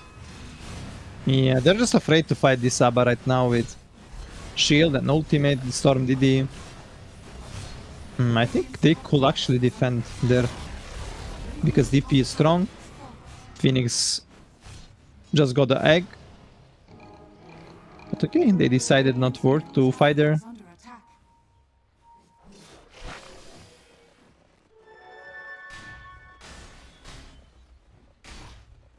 Radiant's top tower is under attack. Cool.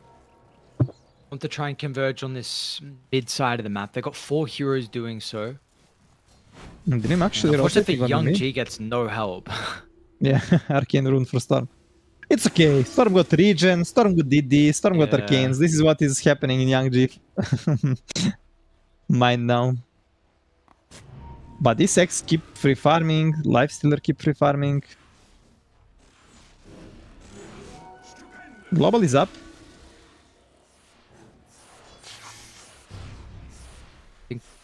One thing is that Ariel's very farmed actually on the Bat Rider. This is going to be a super early blink. He's pretty much rushing it. Brown boots, stick.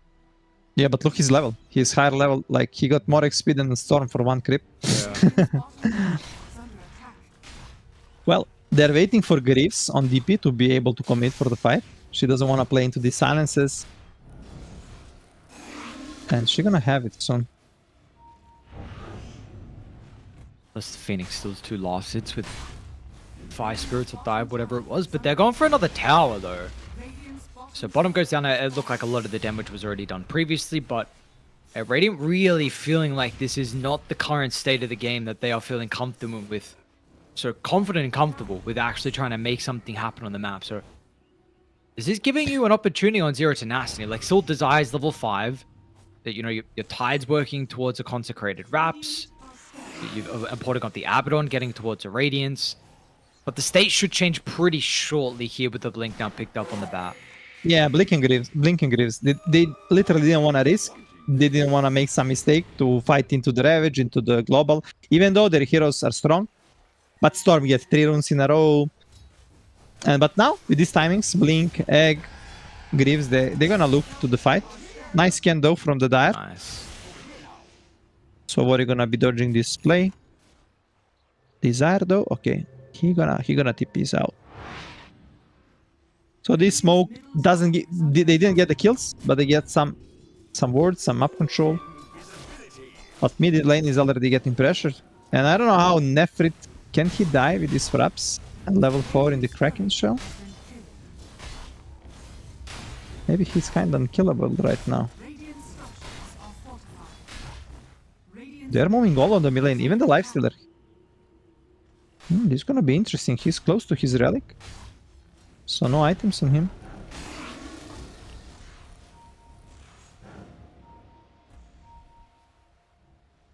kind of feel like you need to force a fight now, and yeah, he's actually going to jump out. So I'll push them back, but the lead is slowly separating in regards to just Dream and also Self-Hate. Yeah, self-hate just got money for Relic. But because he bought Gloves of Haste, his Radiance is gonna be a bit delayed. Dream just needs 200 gold for the Radiance. But still, look the net worth between two mid laners. Storm kinda moved everywhere to open towers. He moved top, he moved bottom. He wasn't farming too much. Yeah, true.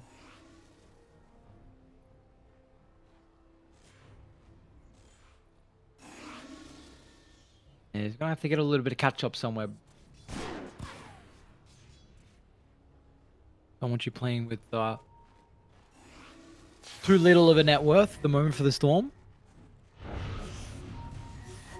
They are afraid on the mid lane because they know Bet got Blink. So they are putting the Tide Hunter on the mid lane to kill the waves.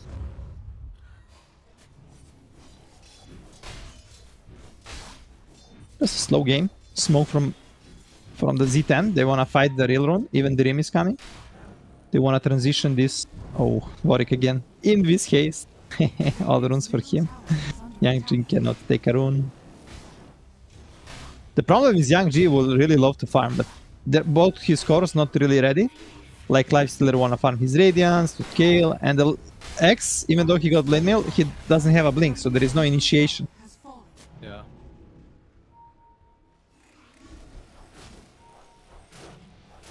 Dire's top tower is under attack. It's definitely one of the slower paced games that we've seen. Yes, there are 9 kills 16 minutes in, but this is, I suppose, what happens when you have both carries as Radiance builders.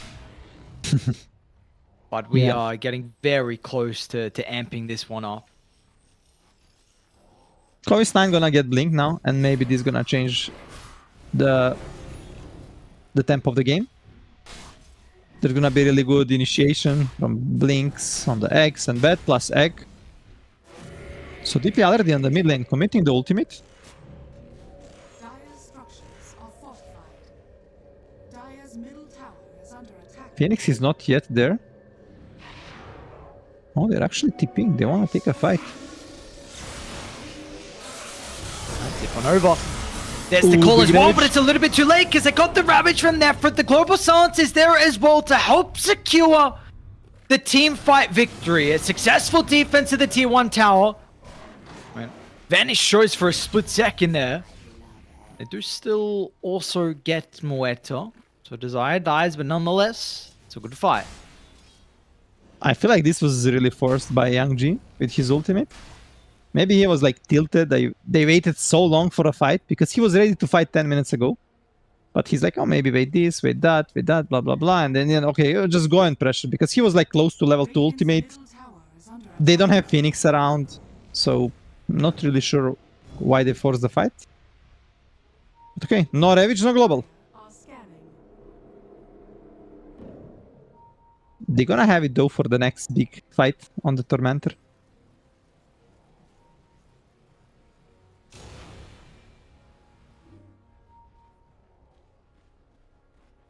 That is the important thing. What are we looking for in regards to Middle tower is under attack. shards? None that are really too crazy, to be honest. What do you value this Muerta shard at? Yeah, I was thinking about this like 5 minutes ago. I mean, it's okay. I don't know, is it like super good? It definitely is like nice to have, Top tower has fallen. but not sure you wanna like build it like by yourself. And on the other side, Phoenix shard is one of the best shards in the game, and Betrider shard is kinda meh, unless you're core Is under attack. in the late game. Dire's top tower is under attack. Well, they managed to open the top tower, but Ravage is up in 30. Tide is close to Shiva's.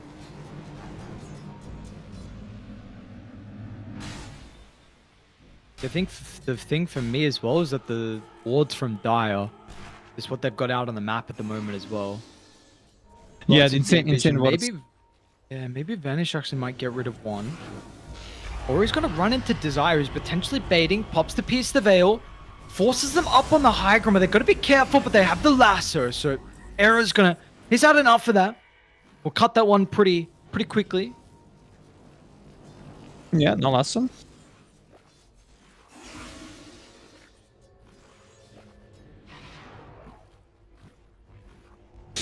Fish. Fish is on the ground, and Nefrit, maybe he's not hungry. Oh, big call from X. Mid lane. Sunray, but Nefrit's looking pretty survivable. Now you got the zip on the backline as well to try and deal with the Phoenix.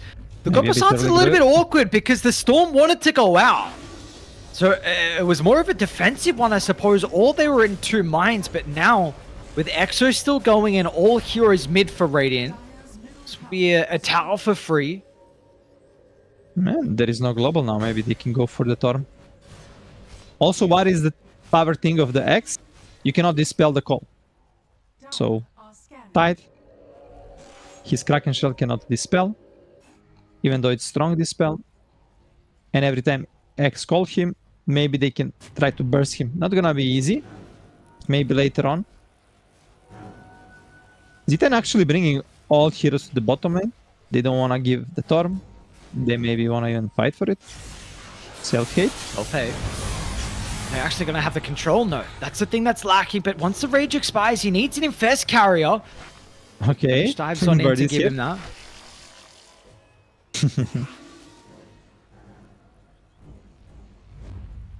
Oh, smoke. There is no blink initiation. So it all relies on the storm. Can they find this DP? Absolutely can. He's going to be able to Greaves off to help a little bit, but now Vanish as well. A potential second kill for them. And this will now chain into the Tormentor by the looks of it. So really nicely done from Zero Tenacity. Yeah, that was unexpected play. Because Nemiga players, they're thinking, okay, they're doing Torm. Nobody pushing the wave. They're doing the Torm. So they didn't expect this play. They were just farming, talking what they want to do in the map. And they got surprised.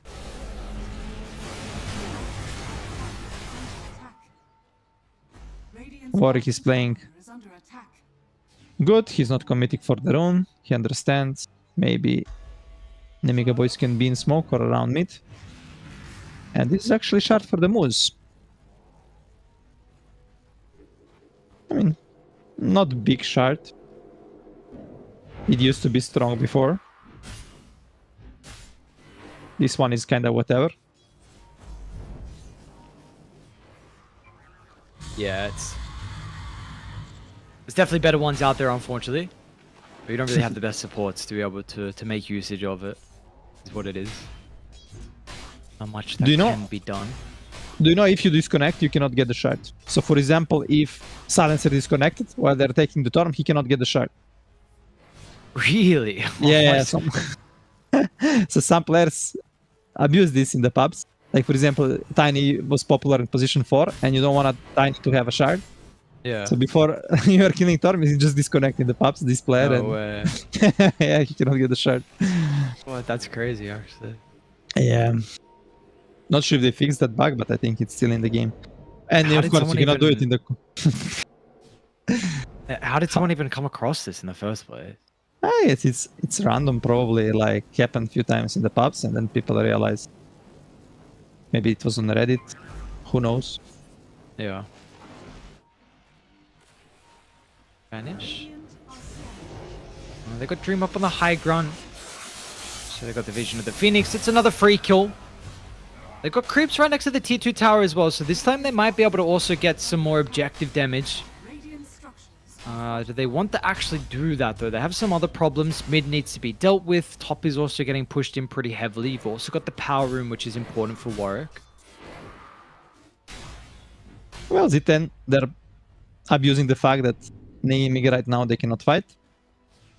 And Nemiga, they're like literally, they don't want to commit for the fights. They just want to scale, they just want to farm. They're waiting for the big KBs on 2 cores, on X and DP. X is gonna have it soon. Literally in 10 gold, but DP gonna need some time, like 900 gold. But they're gonna be ready to fight in next 1.5 minutes, probably around 26 minutes. And game is kinda even. Ooh, Tide is moving to help Desire. Oh, Ooh, Copper's that was 9, he didn't close. get it. Nah, he should still die to the battle hunger. Now Desire is... Why you didn't use Global, bro? Bro, relax. It's good. You need it for team fight. I mean, you don't want to waste Global like this, because Global is gonna be huge in every fight. It's long cooldown as well, 2 minutes.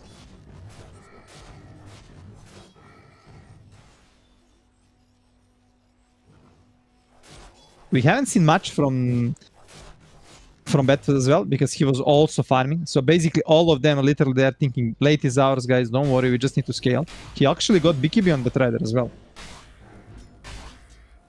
So huge timing.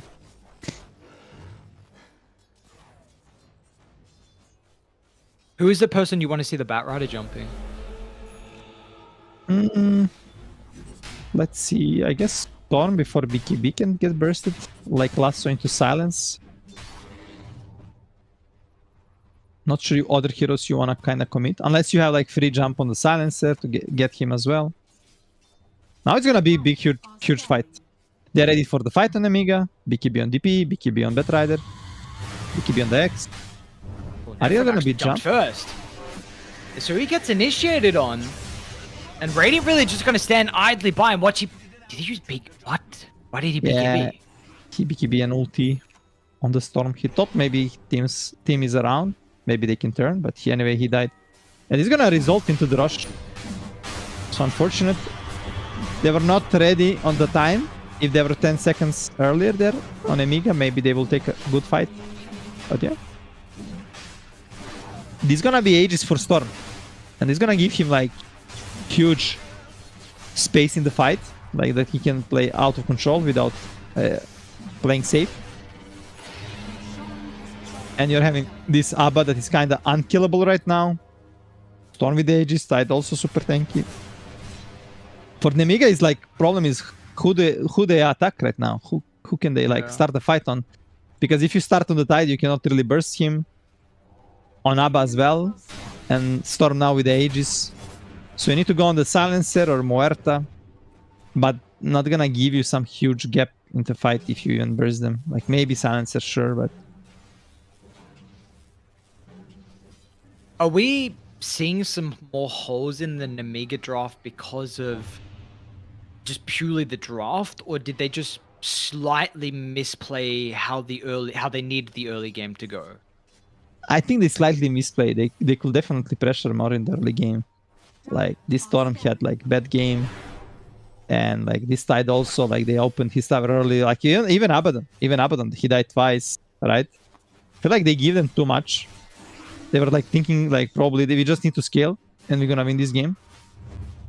But right now game is kinda under like out of control, even though it's only 2k lead. Yeah, it feels But let's see. rough. Yeah, let's see smoke. Smoke on smoke. Once again. Kenred's going to be early on. Young G. Instant Ravage as well with Dream right on top of Young G. And he gets the BKB, the Siphon as well.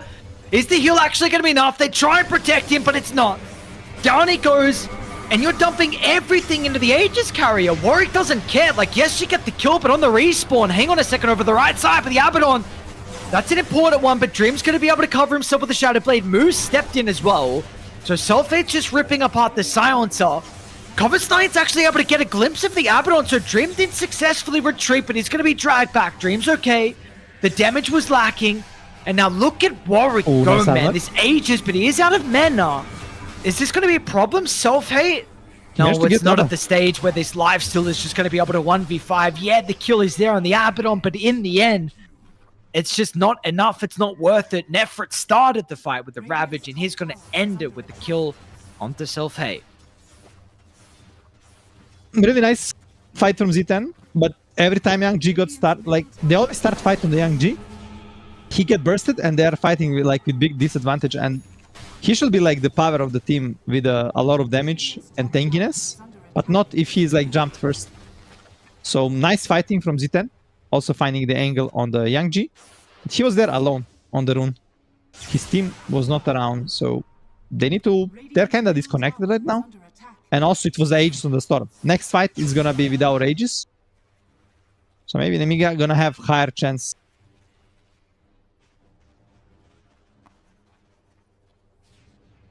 Maybe, but unfortunately, it's going to be a fight. We're going to see some more items get picked up here for boys on Zero Tenacity. It's very close to the Silver's Edge.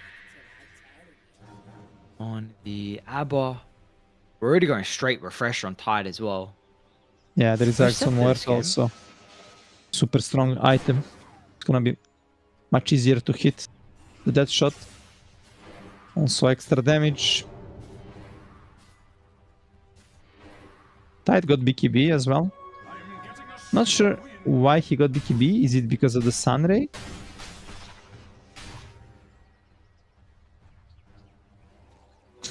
Really weird BKB pickup for me. Yeah. On the Tide. And with the wraps as well. I feel like Hex. Oh. I feel like Hex or Refresher will be much better. Sure.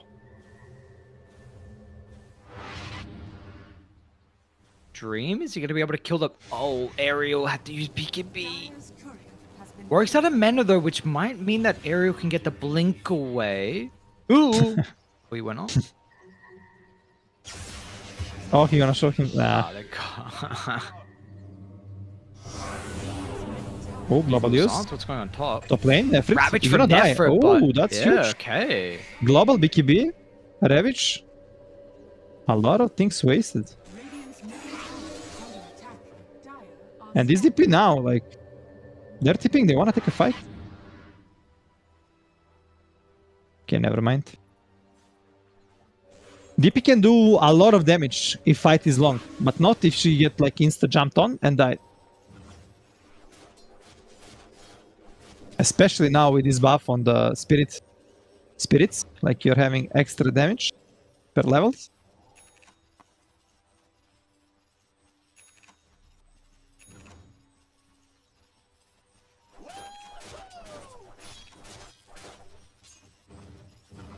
Just really intrigued on what the level 20 talent is for L1GA. I think should be spirits because you are lacking damage. Radiant are scanning. And these siphons didn't really give him much in the fights, to be honest. They might run into Dream. Oh, Let's nice try and call. take the team fight even without the EXO.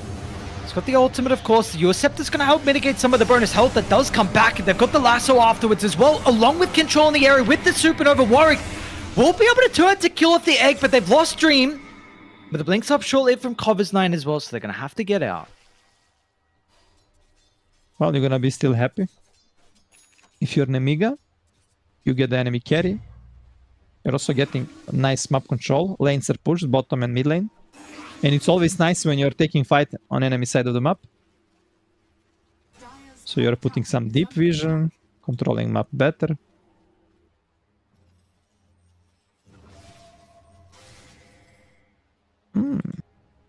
The eyes are on Torm.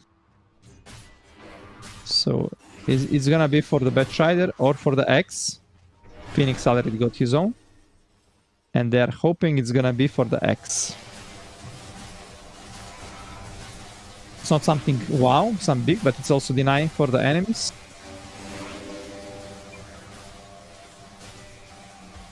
Yeah, you take what you Okay. get. He's lucky. Yeah.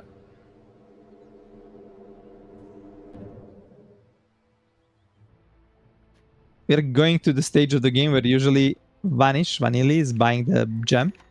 Okay, Muerta buys the gem when I said.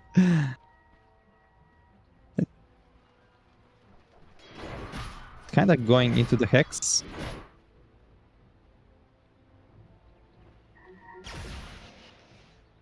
By the way, Lifestealer got the silver edge. This is huge.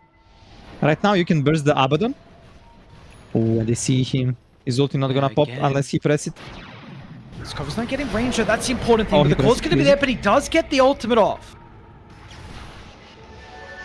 A long zip in as well. Ooh, from there's a Warwick, gem. maybe There's a sensing gem an next to opportunity. They're going to be able to snag the gem. The kill is so important. The Global Sun's going to be there to be able to cancel the Sunray. Lasso drag back onto the Abaddon as well, but the Ravage doesn't cover his life. They get the kill, but still the fight will continue. There's zero tenacity. The only problem is you've got no mana on the Storm, and without that, you are absolutely lacking the potential to find a way back into the fight. It's a good dead shot to send the life stealer away. And that is it, apparently. Zero tenacity. I mean, they get 2 kills. Did they get the gem as well? Yeah, they took it Or on is the that- bet. Oh, smoke. Zitten actually wanna take a fight. There is no DP ulti. There is no lasso. Phoenix dead, X dead. And he actually went for this plus 6 spirits on Young-G. He's just lacking the blink now on the hero. Many times, like, if he had blink, he will be able to connect insta there and do so much damage. It's gonna be long run. They're actually gonna find Young-G. Not sure if they have damage, actually. He got Bloodstone and Spirits. Oh, they're gonna goddamn try though. Let's see. It's getting close. If the Bloodstone comes through, they actually have the damage.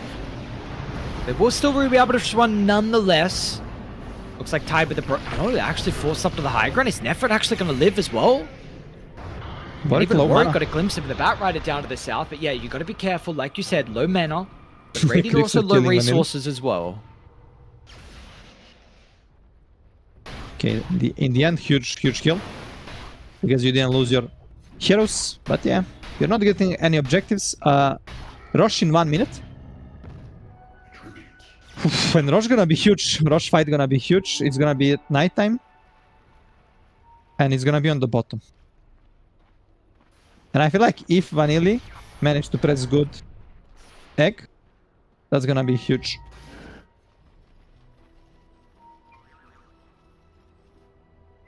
Ooh, but Moose is getting close to his refresher on Silencer. Double silence. He just needs 350 gold. Can he get it on the time? Maybe he's gonna sell Magic Wand. Radiant's bottom tower is under attack. But yeah, rush up in 15 seconds. Teams they don't know exactly the timing. But they already are like scouting, playing around rush.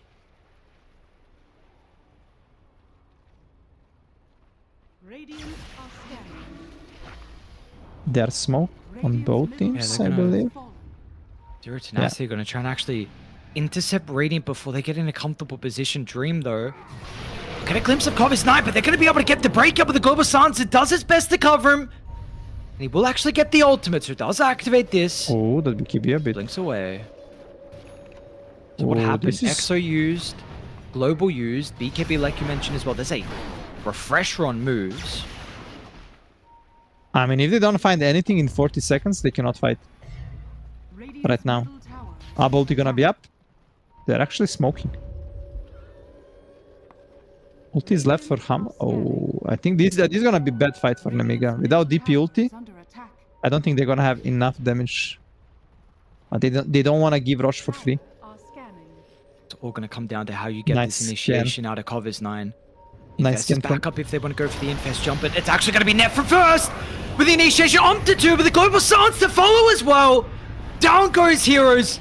And Selfade is now trying to run away, but he recognizes there is no escape. He has to stand his ground in Manfight. As soon as the egg is out, they will turn to kill that off. And now Young-G will have 0 damage without the EXO, and you said it perfectly, LeBron. This was a lost cause before it even began. Yeah, I mean, great ravage from Tide, but from start, you're gonna fight. You're gonna be in bad spot. You don't have like a biggest tool to fight on DP. And I don't know what was the idea, how you wanna fight, to be honest.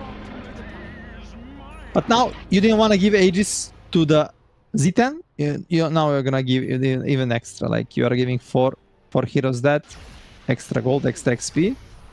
And now, Ares, you're losing map control because all heroes are dead. You could like use that time maybe to split, to push waves, to get some extra farm. And also Gem is lost. They lost the Gem. Is under attack. It's tough. It's tough now, Ares, for Nemiga. Not sure how they're gonna deal with it now. And the Warwick's just waiting for Vanish to show for an extra couple of seconds. And maybe with the control from Desire, he should have the dead shot, right? And he does. It's so hard to play for Phoenix against Storm. I think that's one of the most annoying matchup. Radiant structures are fortified. bottom tower is under attack. Zeta, they're gonna play safe. They're not gonna commit, even though they got banner. Storm is a bit short on mana. Just wanna fix waves, put some vision, control the game, play safe.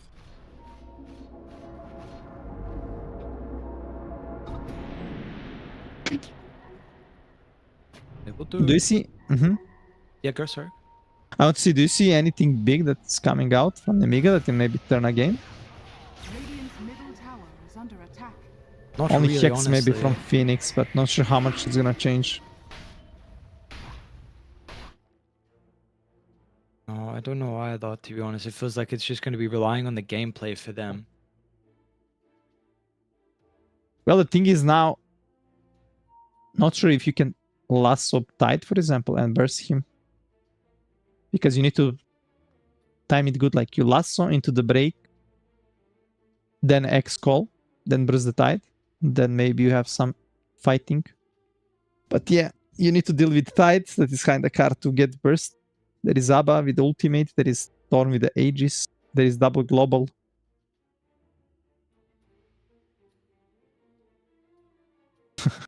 These are even both either lands. So extra cast range.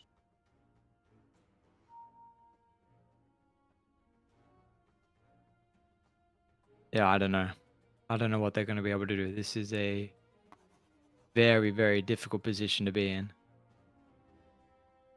Maybe if DP can somehow go on the back line with ultimate, with the blink, go on the silencer, kill him before he pops any global, and there's gonna be some big mess in the fight. Like you need to put the egg during the lasso and call, so there is no. If this egg can explode, yeah, there is a chance. There is a chance. Arcane Rune on the top, so if Storm sees it, he will love to get it.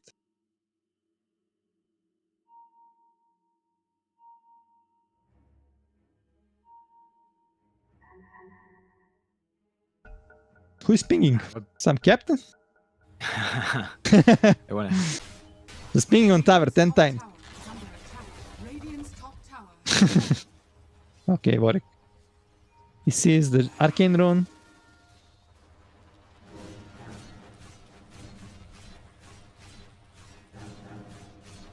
Moose actually got Hurricane Pike almost on the silencer. He wanna be right clicker as well, huh? Oh, a little bit unlucky there.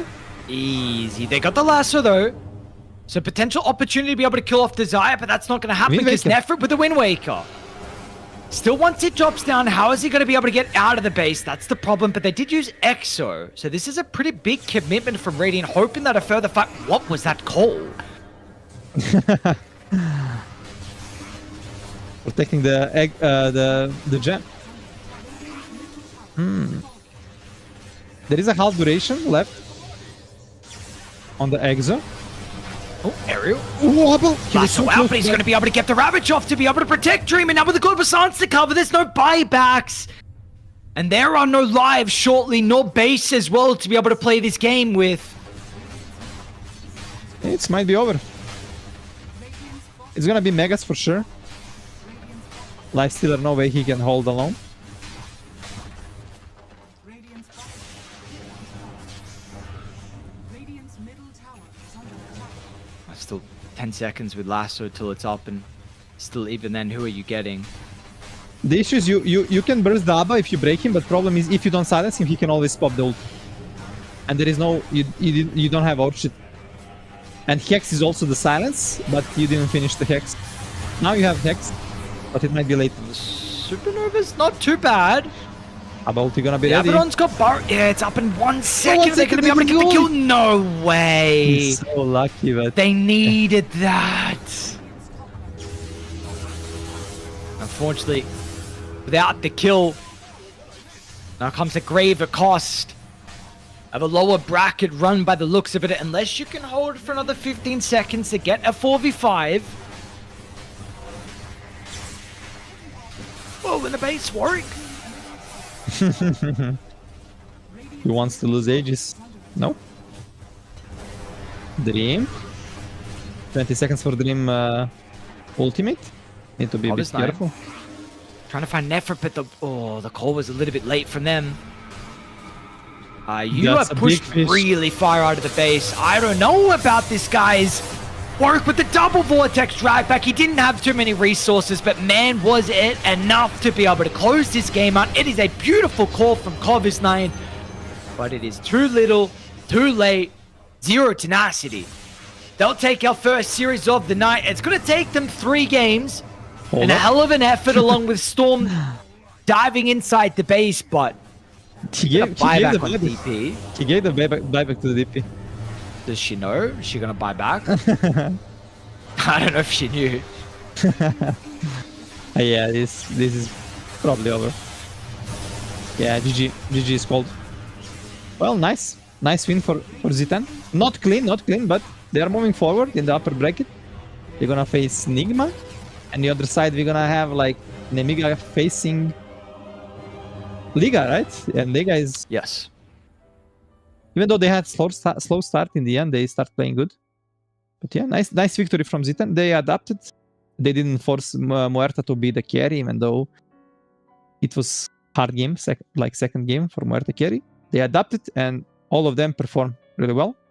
But for me, highlight is like Nemiga had like really strong timings that they didn't use. They were like playing too safe. They're waiting all their timings. Oh, let's wait this. And they like just lost the momentum. The DP hero should be strongest in the first 15-20 minutes, but they just couldn't take a fight. Yeah, unfortunate for them. Not able to use that big timing that they were hoping for. That was absolutely paramount for them to be able to get this victory in. You at least control the game with such a large lead where maybe you build up too much gold where Zero Tenacity really weren't able to do anything with it. So it's a game 3 victory, and importantly a series victory, like you mentioned as well, going through the upper bracket. Now Nemiga have to play later today. I think it's in fact the last series of the night as well. So they're going to get a bit of a break until that one goes. I'm just double checking now. Yeah, I believe we got Freaky Cheeky versus Modus. And then, yes, we've got Liga taking on Nemiga. So that's going to be very exciting. Honestly, all of them should be close as well. We'll see how far Freaky Cheeky are able to make their run in the lower bracket, and we'll see how the teams are going to go. Regardless, we've got 2 teams that are going to be eliminated in the hunt to DreamLeague Season 29. After today, we are done for our first series. So we're going to send to a break, because when we come back, we will have another series going. Actually, looks like it's going to be a bit of a prolonged break. I thought it would be a bit sooner, but no. Freaky Cheeky vs Modus is starting in about 50 minutes. So yeah, you guys should have plenty of time to be able to go get your food, go get some water, whatever you need. Watch some other Dota that's going on, and then come back. Got a second series, lower bracket, round 1. See you guys after a long break.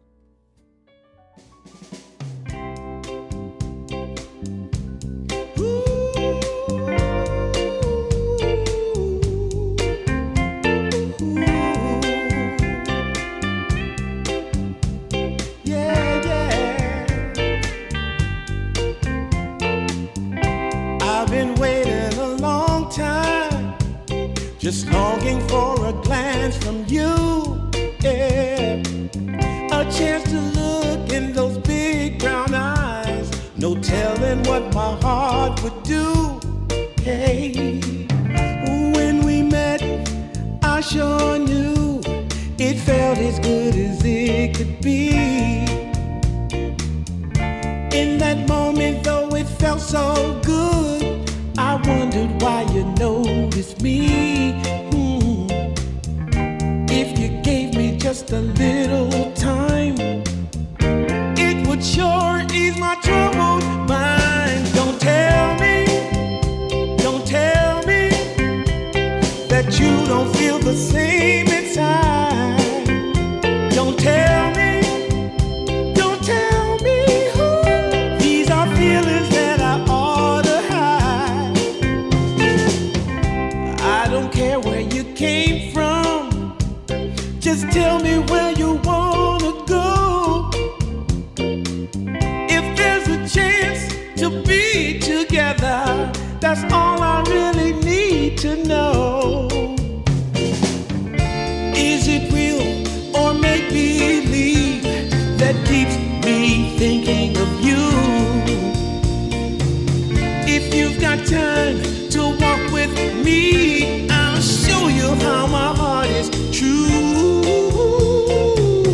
And here I stand, waiting for you. Tell me, baby, what I gotta do. Don't tell me that you don't feel the same inside. Don't tell me, these are feelings that I ought to hide. Don't tell me that you don't feel the same inside. Don't tell me, these are feelings that I ought to hide.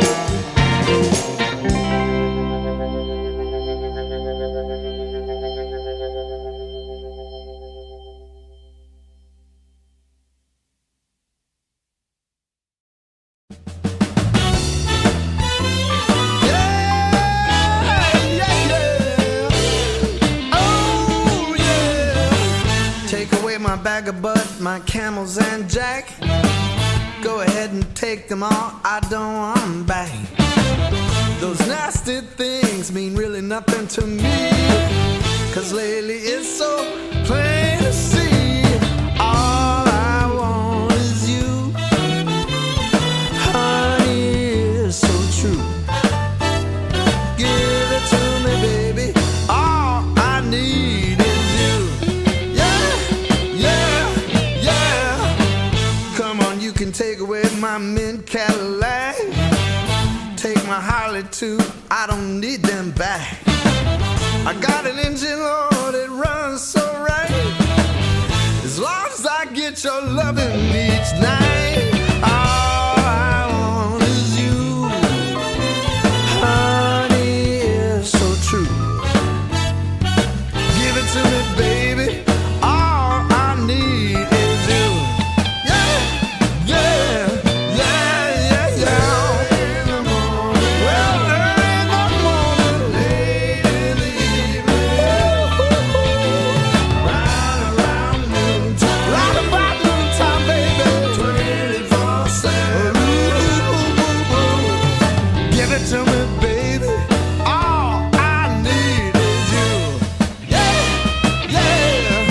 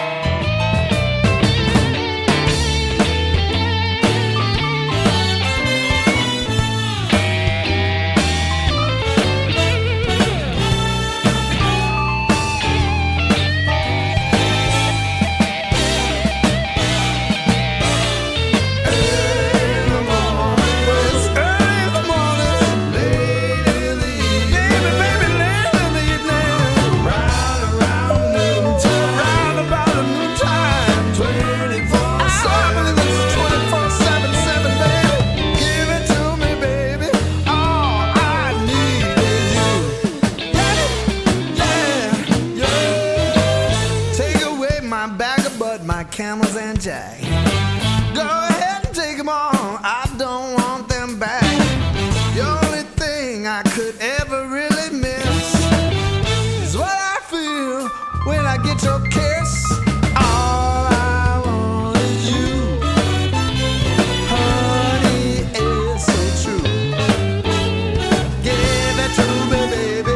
All I need is you. Yeah, yeah. Oh, yeah. Early in the morning, late in the evening. Well, it's about late in the evening, baby.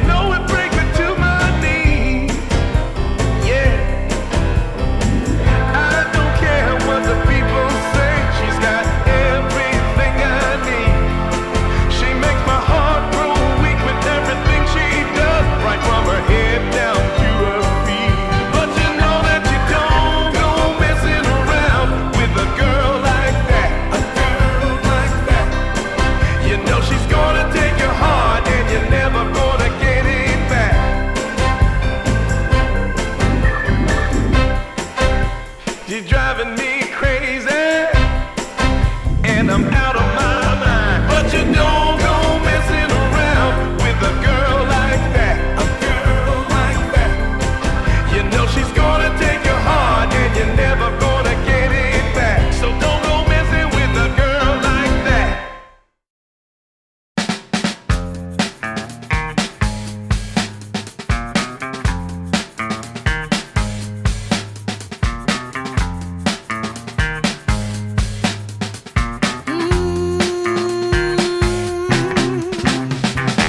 How I used to be was so good for me.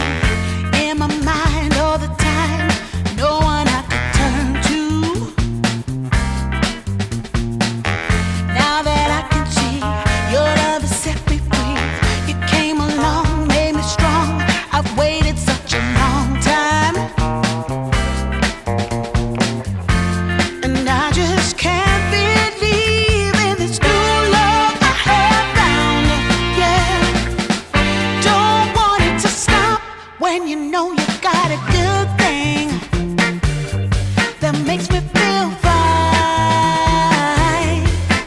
Ooh, wherever it leads me, you know it's all fine. I never thought that this could sweep me off the ground.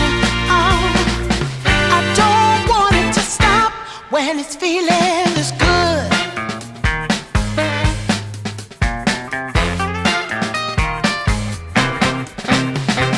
Whenever you're around, my heart begins to pound. Though I know you'll take it slow, no way to stop this feeling. For every single day, whenever you're away, in this place there's a space where I'll be waiting for you.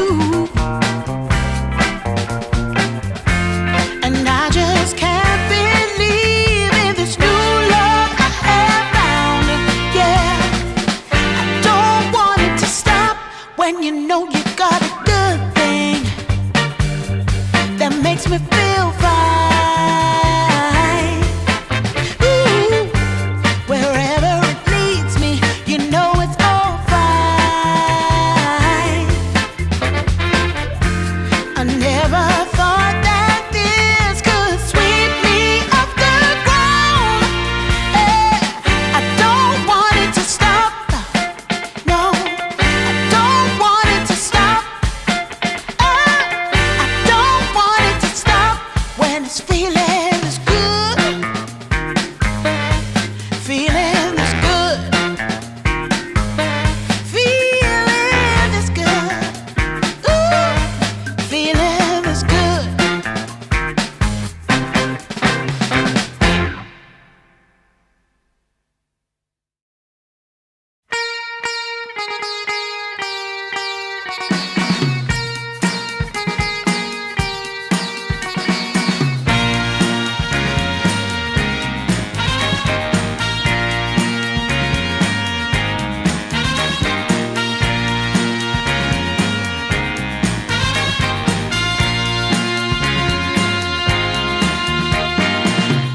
What you need is love and understanding. Find a heart whose love is true. Deep down, there's only one companion who's there for you when you need him to be. Your heart was broken in 1,000 pieces. So much pain that you've been through. Here stands a man who's your salvation. Just ask yourself, am I ready for you? 100% now. I'm ready. 100% now. Yes, I'm ready. Eyes wide open. I'm ready to move. 100% now. Take a chance in a new direction. Any place you wanna go. I don't have all the right answers, but one thing I know, I'm so ready for you. 100% now. I'm ready. 100%.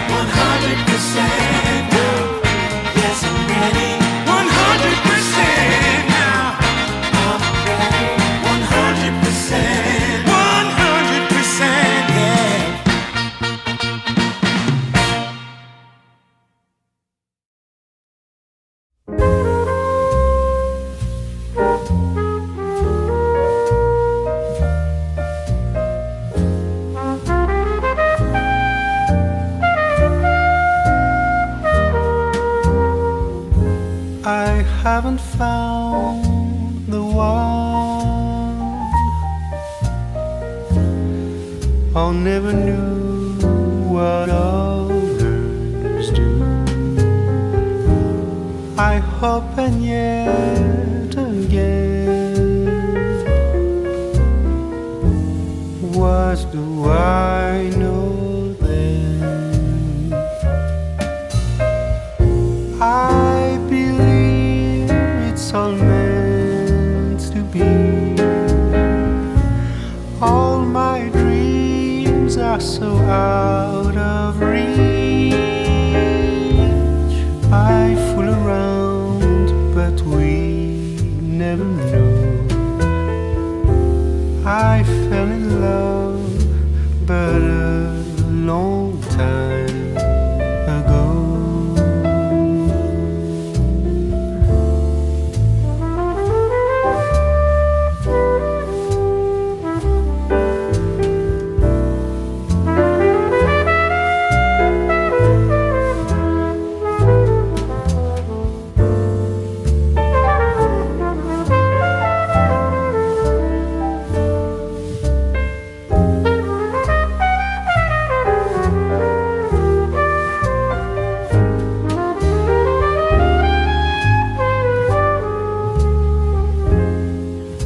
I sing the same old song, been going on for far too long. I hope and yet again, what do I know then? I believe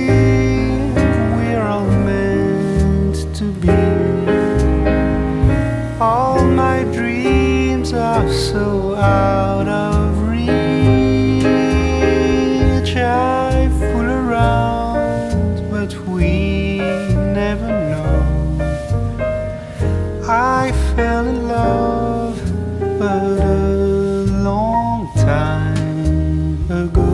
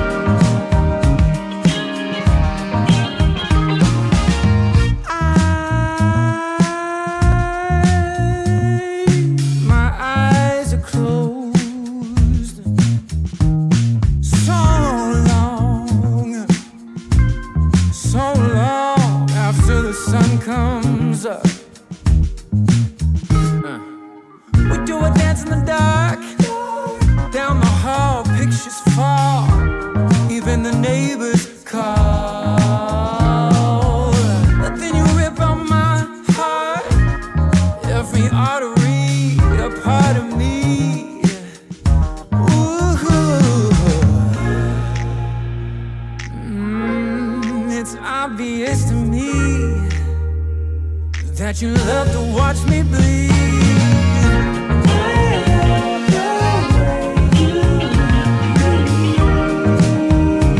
But not half as much as I love when you leave. I hate to see you go sad. But I love to watch when you're walking away from me. Walking away from me. Yeah, yeah. 'Cause I could be anything you want. I could be anything you need. Baby, tell me it's something real, and I'll give you everything. Every now and then we can smile. You know I can't help myself. They play around with me for a while, keep tearing me up until there's nothing left. Ooh, it's obvious to me Yeah, you love to watch me bleed.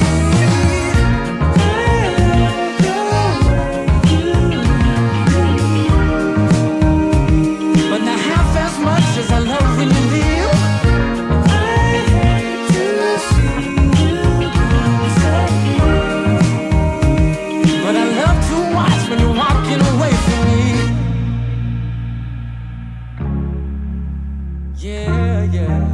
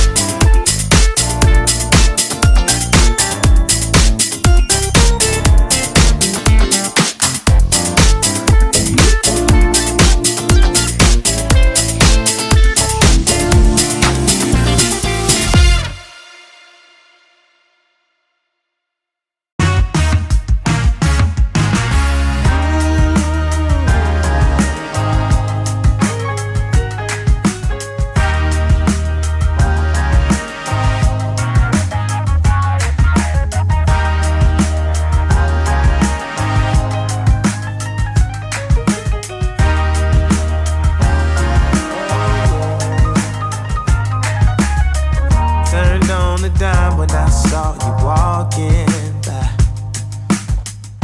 Something about you caught my eye, yeah. Ain't trying to waste my time, just standing in your line. Gotta take a shot before you pass me by. So you wanna be alone for a minute? Well, come on, tell me what's on your mind.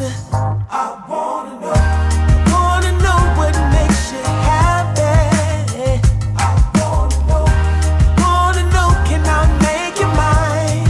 Ooh, I wanna know if you know that I treat you right. I wanna know, can I spend the night?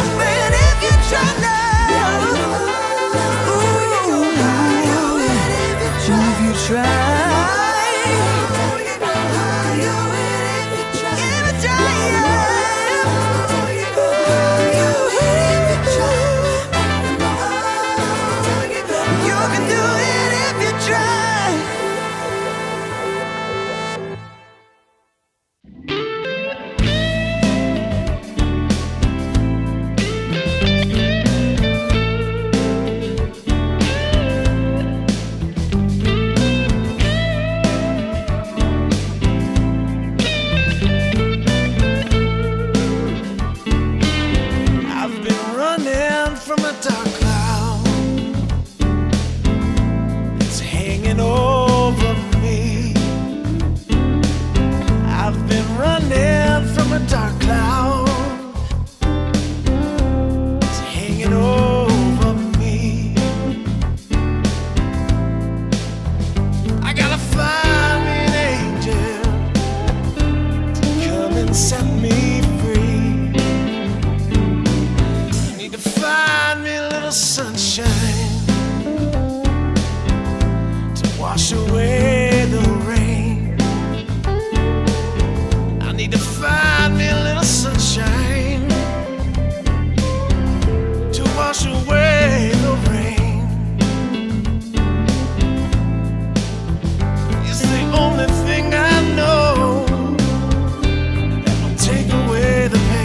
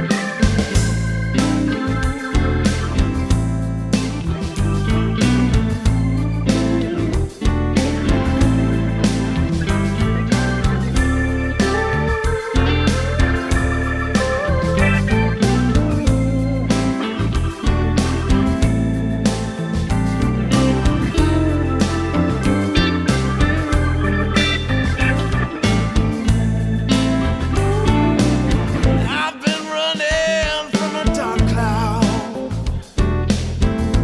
It's hanging over me. I've been running from a dark cloud. It's hanging over me. I gotta find me an angel to come and set me free.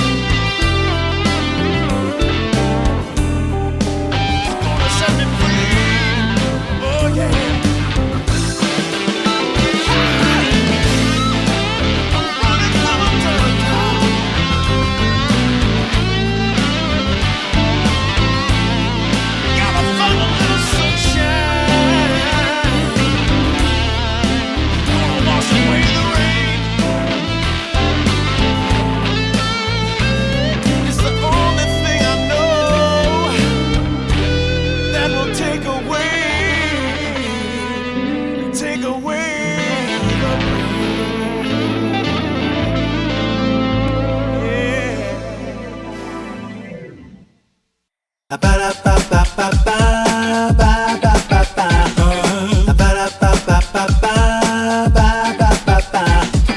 If you wanna get with me, all you gotta do, call me when you need me. I'll be waiting for you. I know exactly what you want. I'll satisfy your need.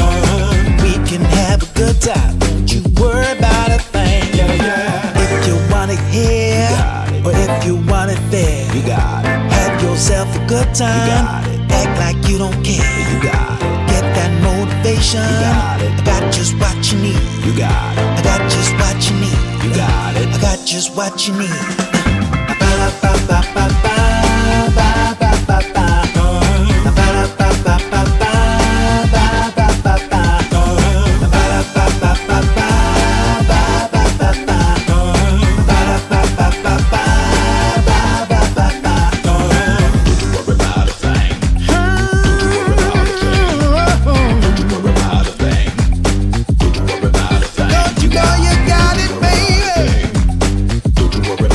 Don't you know you got it, baby?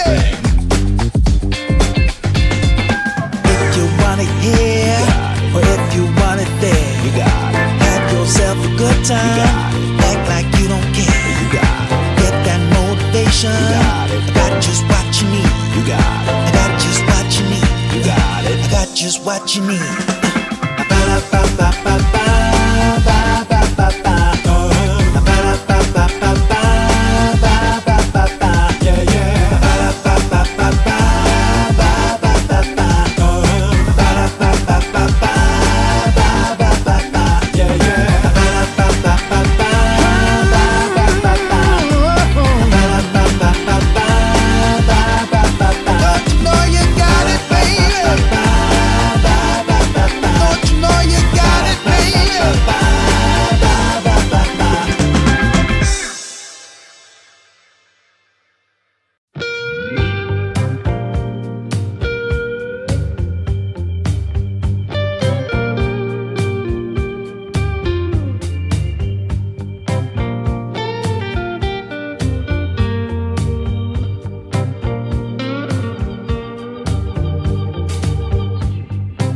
I got worries pounding in my chest. So hard to sleep, baby. I can't get no rest.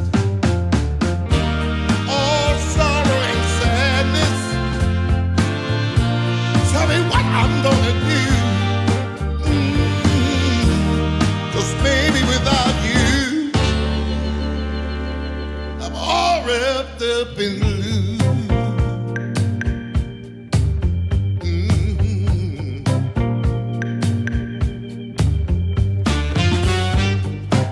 I thought it would be easy to make it on my own. But baby, now I know what it means to be alone. Lost in the shadows. Tell me what can I do? 'Cause baby, without you, I'm all wrapped up in blue. Wrapped up in blue. Wrapped up in blue. Wrapped up in blue.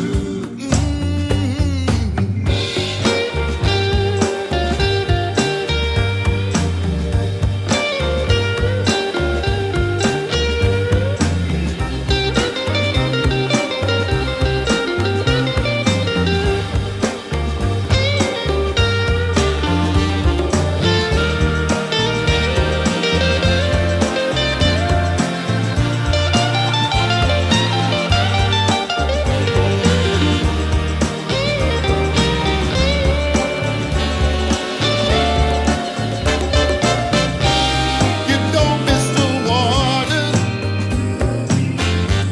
till the well runs dry. You never see when the truth turns into a lie. Hey. Wrapped up in blue, all wrapped up in blue. Wrapped up in blue. Can't find my way out, no. Wrapped up in blue. Tell me what can I do? Wrapped up in blue. All wrapped up in blue. Wrapped up in blue. Somebody help me now. Wrapped up in blue. All wrapped up in blue. Wrapped up in blue. Somebody tell me what to do. 'Cause I'm wrapped up in blue. Wrapped up in blue. Wrapped up in blue. Wrapped up in blue. Wrapped up in blue. Oh, yes, I am.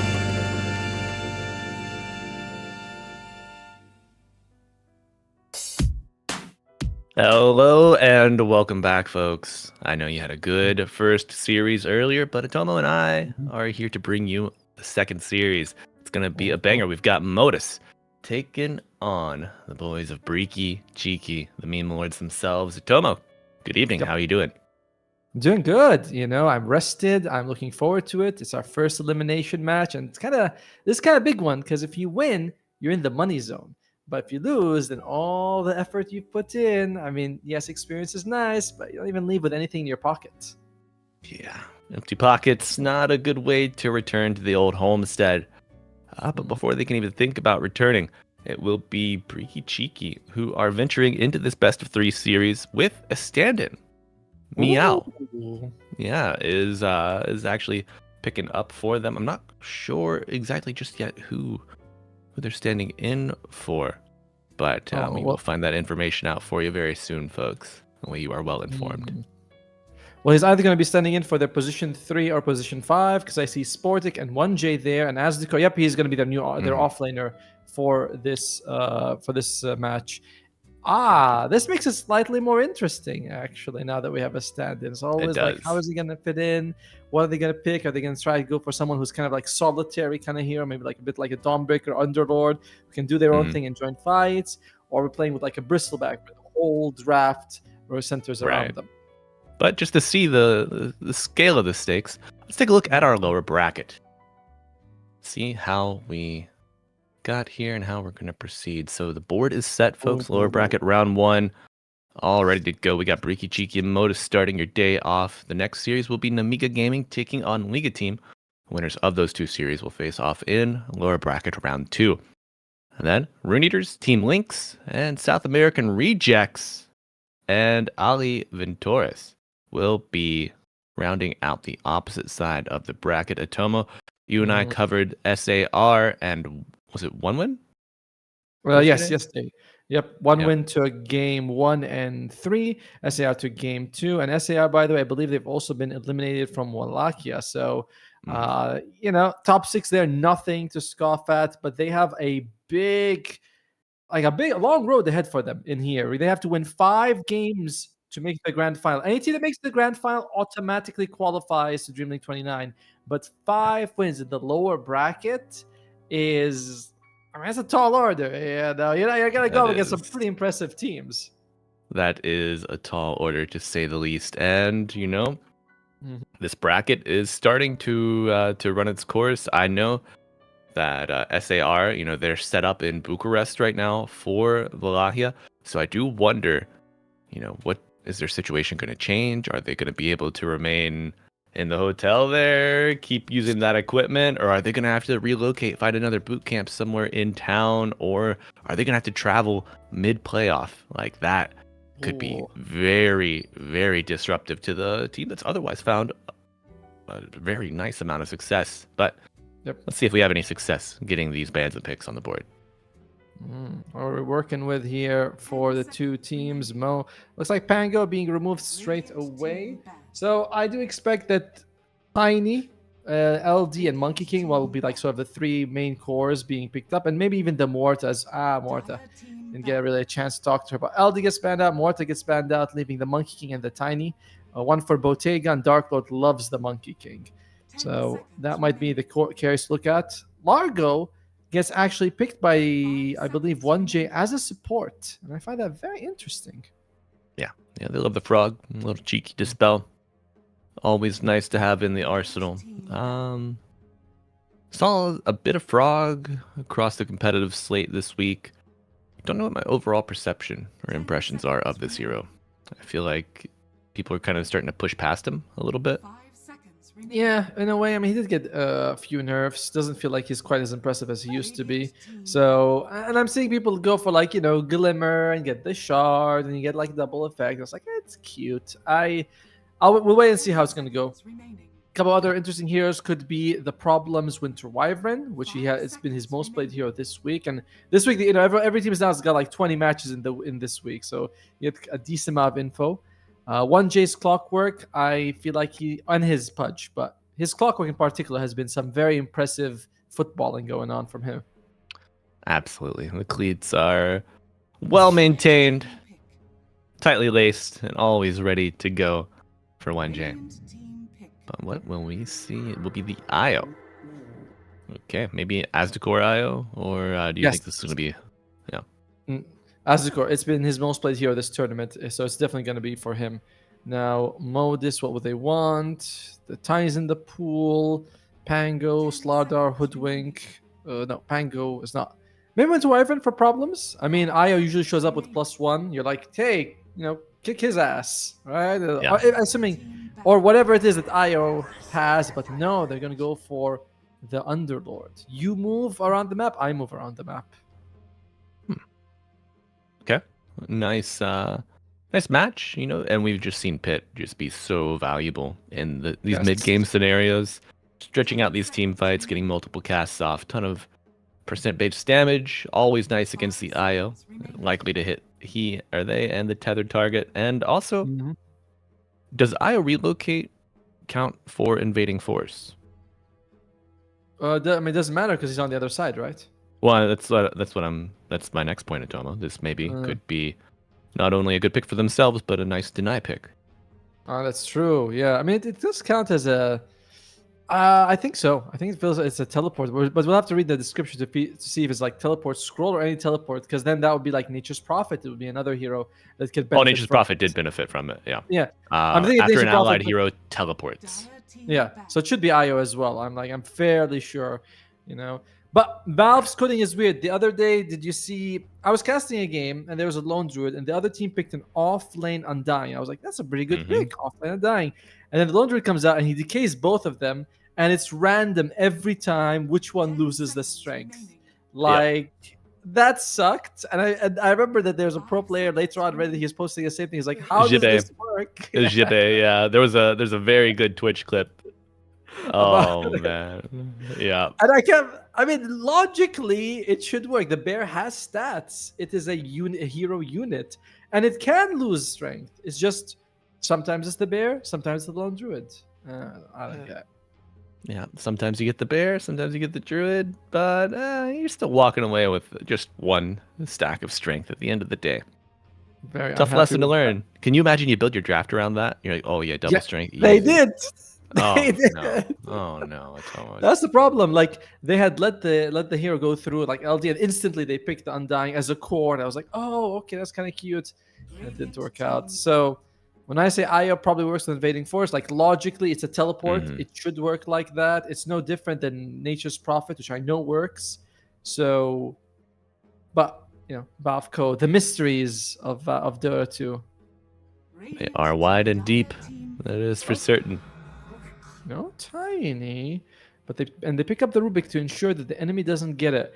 I don't know if L1GA would have picked the Rubik anyway. He actually hasn't played it at all in this tournament. He's played like the Clockwork, the Coddle, the Hoodwink, Grimstroke, Largo. Like he's played almost a lot of other heroes besides the Rubik. Personally, I wouldn't mind saying Clockwork. Not Clockwork, sorry, my bad. A Coddle, great heal with the IO. You heal both of them, by the way, the IO and the person. Is very nice. What's it gonna be? They go for the Monkey King. Okay. Dark Lord. Lord. Great matchup against the Underlord. If you need to flex for some crazy reason, potential's there. Whether it's mid or to the 4, or even if there's a secret Amara over there in Meow, could be played 3. Why not? Just throw it anywhere. I mean, if the guy who won TI thinks it's worth it, then it can work. And we're going to get the L1GA Clockwork. That's fine. I like both the Clockwork as well as the Underlord here. As well as the Call. But Clockwork, let's see. We'll see what he's going to match up with. He's been really good with a cog kicking. My God, it's got stuck in my throat. You got to kick it out of there, man. You just gotta kick it out. But another nuisance of the patch. Hoodwink back atop the throne of proper 4s. They probably picked the Hoodwink just to break the Clockwork's innate. They're like, man, he's got 2% extra bonus damage from that innate. We gotta break him. We can't let that 2% adds up. The chainmails, folks. Save them. We gotta prevent chainmail violence, and it starts with you, Hoodwink. All right, break it cheeky. You need to start picking a core, either a off lane or a mid. What mid would they want for Sportic? Puck is gone. Tiny is banned out. Ember? I feel like I think you need something different. You're up against an Underlord. It's kind of hard to go with an Ember. I'd rather see something more like... Oh, wait, Pango's also gone. That's annoying. Slardar, maybe? Oh, wait, also Starter's banned. banned out. Yeah. Could Breaky just Huskar the Storm Spirit here and be fine? The break from Hoodwink is kind of annoying, but aside from that, Oh, they go for just Ember. Not the easiest matchup against like the Rubik Lift, the Underlord Pit. Hoodwinks Bushwhack, unlikely to catch you, but you know, if there's another stun already on you, definitely. There's like every single person on Modus can annoy you, but two of them are especially so. Oh yeah. Okay. Good Mage So Slayer in game this- already. Good sure. Vessel game. So it lends itself to the Ember's itemization. But final bans coming out, both teams. Maybe, well, Modus need a carry. Yes. Potential offlaner for Breaky. Very likely. Remember that they are playing with Meow, who is a stand-in, so we don't know what he's going to be bringing to the team. What I would like is just big frontline kind of guy. I want to say Bristleback or Tide. The enemy has a break, which is annoying, but they're kind of still the heroes you want. Maybe, yeah, basically Bristleback or Tide would be the two that I'd love to see the most for Meow. I guess Bristleback. Okay. Well, will Tidehunter also go? What's another big, strong, off lane, in your face kind of guy? I mean, we still haven't seen a Mars forever. I don't know if he's particularly strong. How to regard him in that stance, but Tidehunter still available. I expect that. Tidehunter, I think, is way more likely than the Mars. Mars can be played that way, but you also always want to get those, big Blink Spears, Blinks Arenas. So that's going to be also things that they look for. So Mars kind of half. All right, Breaky Cheeky. Tidehunter is kind of my go-to. Oh, Night Stalker, actually. I think Night Stalker might be their best pick. Just get, Vision, with Blink. I would like the Night Stalker the most. Yeah, and you got the Vision themes uniting from the Monkey, the Clockwork, the Night Stalker. Yeah. Reload possibilities across the board. Really good connections. Your damage, kind of slow at first. Needs a bit to ramp up. They banned out the Mars, Malibu. Look at that. We'll make an analyst out of you yet, That's right. Oh, I mean, think cogs bouncing you into the Mars arena wall. Oh, it's so minor, but it's so beautiful conceptually. So we're thinking Tidehunter, Night Stalker here, kind of the most likely. What's it gonna be? It's gonna Neither. Be damn. A middle finger to the casting duo. Hardly. And an Now, LC. Modus, they need a carry. What would they consider going here for Bottega? Not a whole lot of options available. I feel like something like a Life Stealer, a Faceless Void, or a PL, which is, from his hero pool. PL, just because it's kind of hard for the Legion Commander to get on top of him, can get out of a lot of what they have. The Searing Chains, the Clockwork, really good. Life Stealer is relatively hard to duel, can save other people, which is nice. And Faceless Void, I guess he's a little hard to duel. I feel like maybe the least viable of the three. How are illusions calculated into overwhelming odds? Do they count as heroes? Certainly not. No, I don't think they count as anything, honestly. They're just kind of there, but I'm not. That's a good question. It's kind of like Plague Wards, right? Like, when you have Shadow Shaman Wards or something like that, you'd use the overwhelming odds. It doesn't count, but I'm not sure. But they don't count as heroes. There's no way. In the old days, I remember overwhelming odds does like 25% of an illusion's health anyway, just straight up. Not sure if that still is a factor or not. What's it gonna be? It's gonna be Ursa. Holy shit. We haven't seen this hero all patch. And I was like, I'm gonna pick it. Okay. It's a good pick though. I mean, I like the Ursa a lot on Modus. Yeah, Good the hero we have frontline. not seen in a minute as well. This might be our first Ursa match all tournament. You can get an Aghanim Scepter, and it's like, oh, I'm dual. That's okay. I'll just enrage anyway because I don't give a damn. Like that's how it works. Storm Spirit for the jump.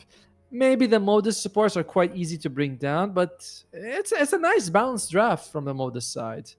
Breaky Cheeky, a little bit more snowbally. We see Dark Lord having to move around the map. Ember's Catch, Legion Commander. It's more feast or famine for Breaky. Do you think the table's set, or are they still out in the grocery? Are they still with the shopping cart? I'm sorry, I don't quite get that one. Are they ready to eat, or are they still a little ways removed from the table at Tomo? Well, I think Breaky Cheeky is definitely ready to eat. The question is, can they catch their food? You know, bears and squirrels, not easy animals to prey on. Oh, Dark Lord's Monkey King has been very impressive every time I've seen it, to be fair with you. But I think Modus' draft is easier play. I'm going to go with Modus. Breaky Cheeky has to outperform them to win, whereas Modus' draft is kind of like, okay, we're very balanced, good auras, good catch, good jump. Everything is at like that 7 out of 10 or more. Whereas Breaky Cheeky, it's like, yeah, it's a very global gank. It's 10 out of 10 in ganking, but not much else in the other stuff, I feel. Right. Yeah, we have seen the ganking drafts somewhat work, though. Yes, we have. But it's usually been, does the team win the lane? Yes. Okay, now we can play. If the team loses, I think that's what we saw happen to SAR in their game 3 yesterday, maybe. But, well, you got a game 1 here, folks, for ya. Modus taking on Breaky Cheeky. I'm Malibu Jesus, joined by Atomo here on this beautiful Saturday morning, afternoon, evening, wherever you might be. Welcome and thank you for joining us today. 6-7, there you go. 6-7. I'm so glad I don't have children during the age of brain rot. Oh, dude, you are... Sure. Kids are great. But my God, you're right though. And then again, it's not like we didn't like dumb stuff either. We liked a lot of dumb things. It's just not televised and spread. When you're a kid in the 90s, your stupidity is somewhat limited to your own social circle. You're not getting stupidity from other. Oh look, someone's doing something dumb on the other side of the world. I'll copy that too. Right, the lore is local. It tends to be deeper. It tends to be deeper that way, but the lore is local for sure. But yeah, interested to see. I think the biggest question for me is going to be Meow on Modus, on Breaky Cheeky. It's like if you look at the Breaky Cheeky logo, it looks like Modus but zoomed out a little bit. It does. They're very similar when you look at it that way. It's like it's tiny. What's going on there? All right, so it's going to be 2 for 2 in terms of bounty ruins, and now we're going to be looking at the lane. So bottom lane is okay. Mid lane, I'm like, observer, please give me 1 second with one of them. So mid is going to be the Ember going up against the Storm. Brother versus brother. Fire versus thunder or lightning. It's gonna be a wash regardless. Kaori Aura. Oh my. Hell yeah. I saw Elmo had the signed Amar sticker thing. I was like, oh, that's kind of cool. Cute. Very. Never meet your heroes, kids. Never meet your heroes. Hey, I've met the guy a few times. He's really nice. He's really nice. He just plays it up for the camera, honestly. Yeah, I know, and I think that is so appropriate. Dota. Yes. You need personalities in esports. You need heals. You need villains. You need someone that everyone loves to hate. But at the end of the day, you can still go home, right?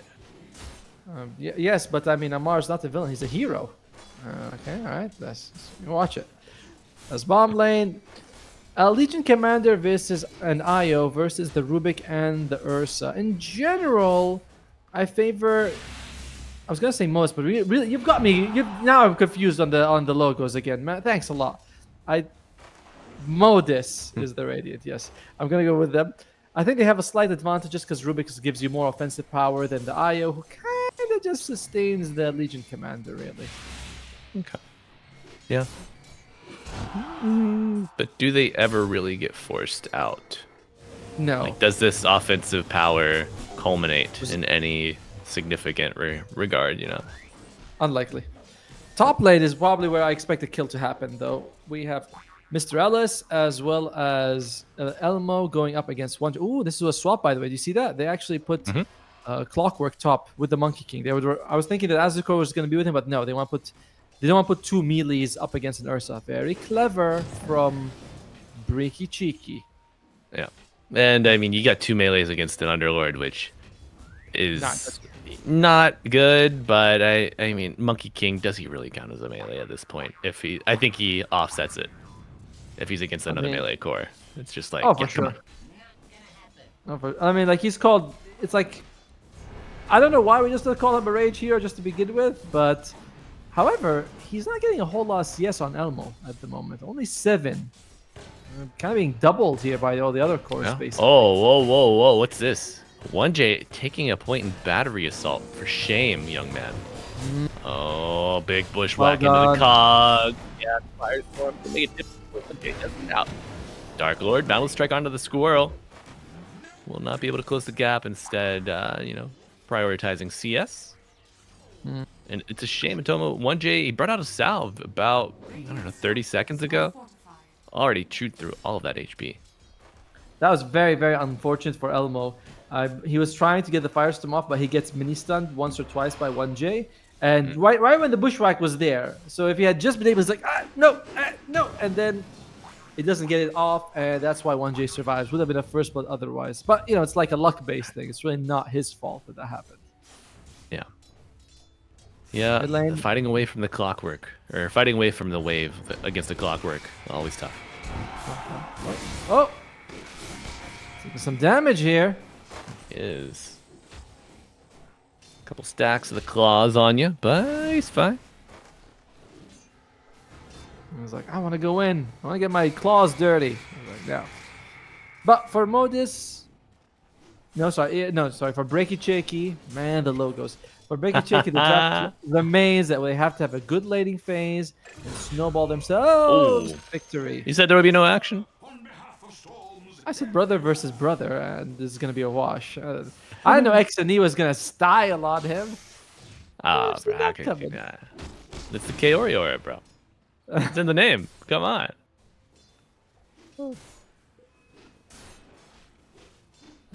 Never underestimate the Kaori aura. That's right. That's kind of a big deal. Ember, like Monkey King will probably join fights early. We see them usually go for Dark Lord goes for like Echo Saber Deso just to be very heavily involved. But Meow might want either a Blade Mail or Blink or both before he feels confident going for engagements. So a lot of it, the early aggression is going to come from your mid. As oh my god, this guy's been beaten here. Oh, it's tough. Luckily, Boundless on cooldown. Another 12. So Elmo able to stay somewhat proximal to the action, but 1J, oh man. For the cog play, breaks the trees even. Not going to find any success, but at least he doesn't get stuck under a tower with a bushwhack. I like how level 1 Boundless Strike is, I think it's like the longest stun, basic skill ability that stuns, 24 seconds. That is a very long cooldown. Yeah. Oh, the kicks, one more. Oh. Yeah. Uh-oh.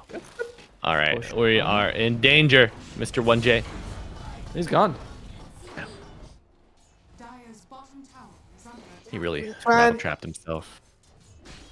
Yeah, well done.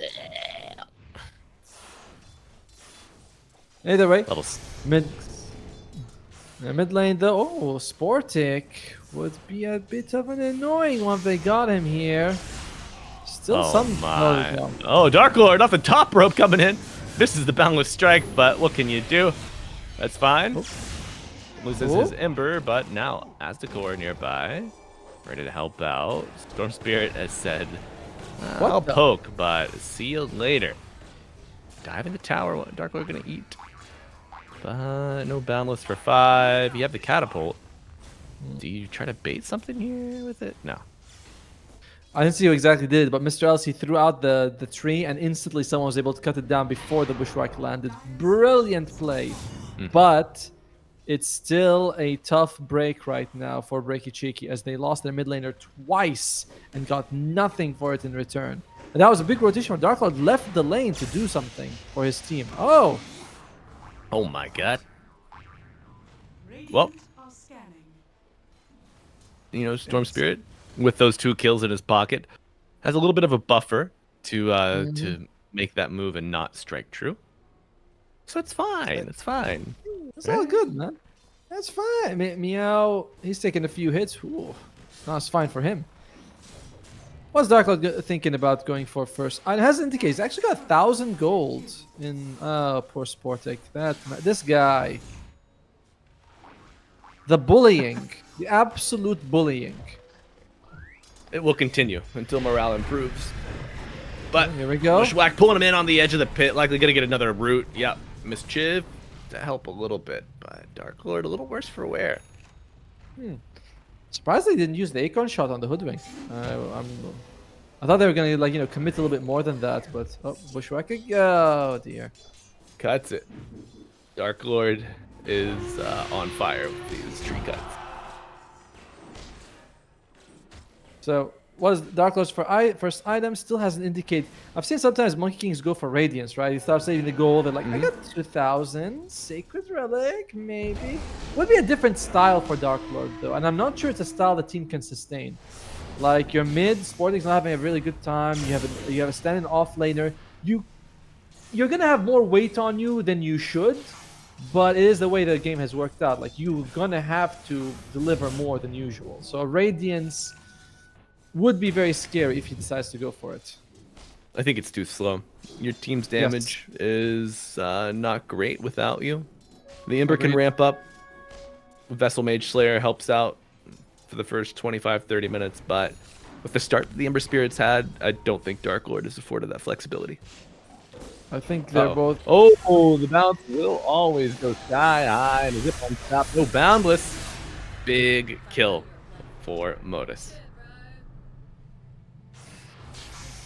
This Modus draft thing is, these kills are huge. Like net worth wise, it's not much. It's 4-0. There's less than 1,000 gold, but the Breaky Cheeky draft is the one that must snowball. You pick Io, Ember, Monkey King, Legion, like you're expecting to move around the maps and be feasting on the enemy heroes, and they have definitely been preyed on this one.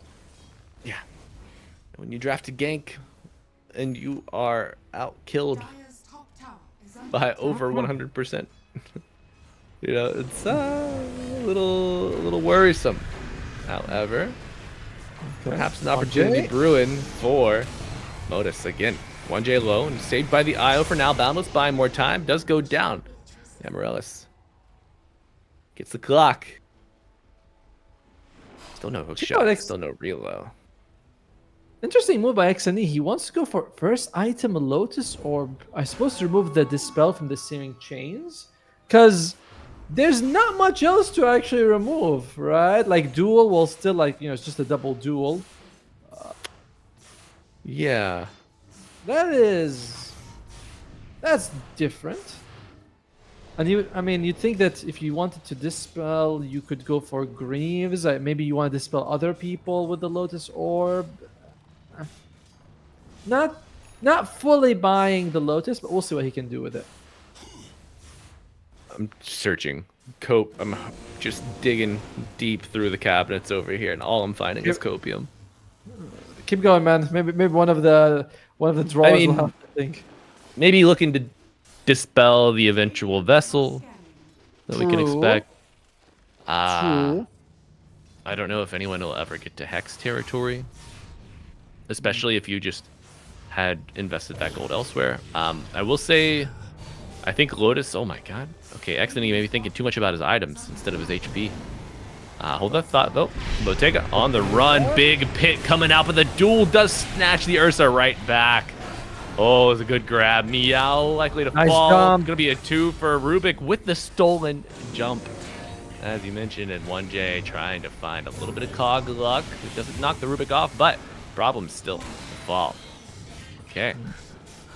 This is the Breaky Cheeky we know and love. Fighting back into a gank, even though they lose 2 of their cores. But they have some life now. A little bit of fresh air in the room. They rotate for what, 5 people? They trade 2 for 2. You trade 2 cores for a support and a carry. Yeah, look at that. Like even numerically, mow this one. That is not Barely. ideal for 50 yeah. gold. Yeah, but 26 the- experience.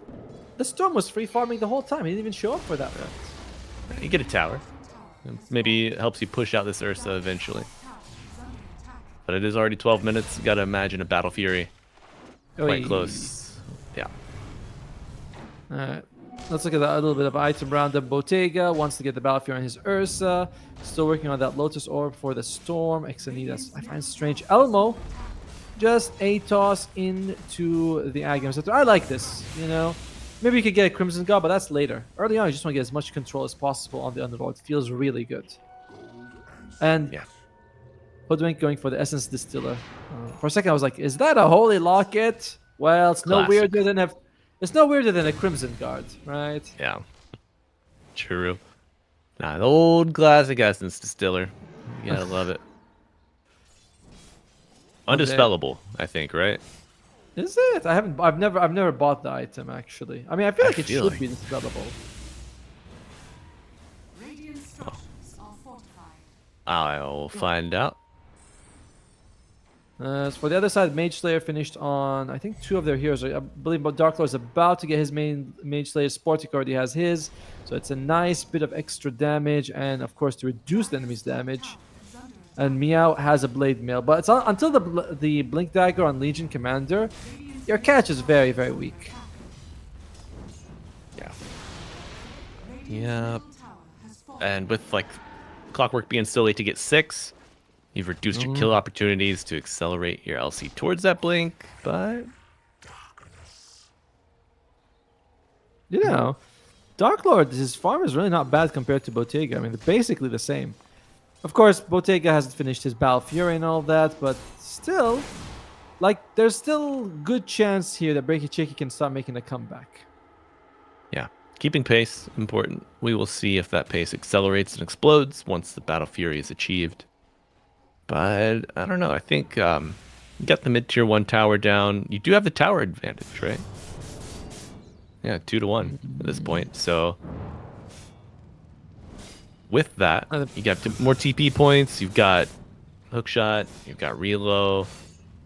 The spirits. The board is set for some mid-game ganks here. Oh, Remote the move's on. problems. Yeah. That's very cute.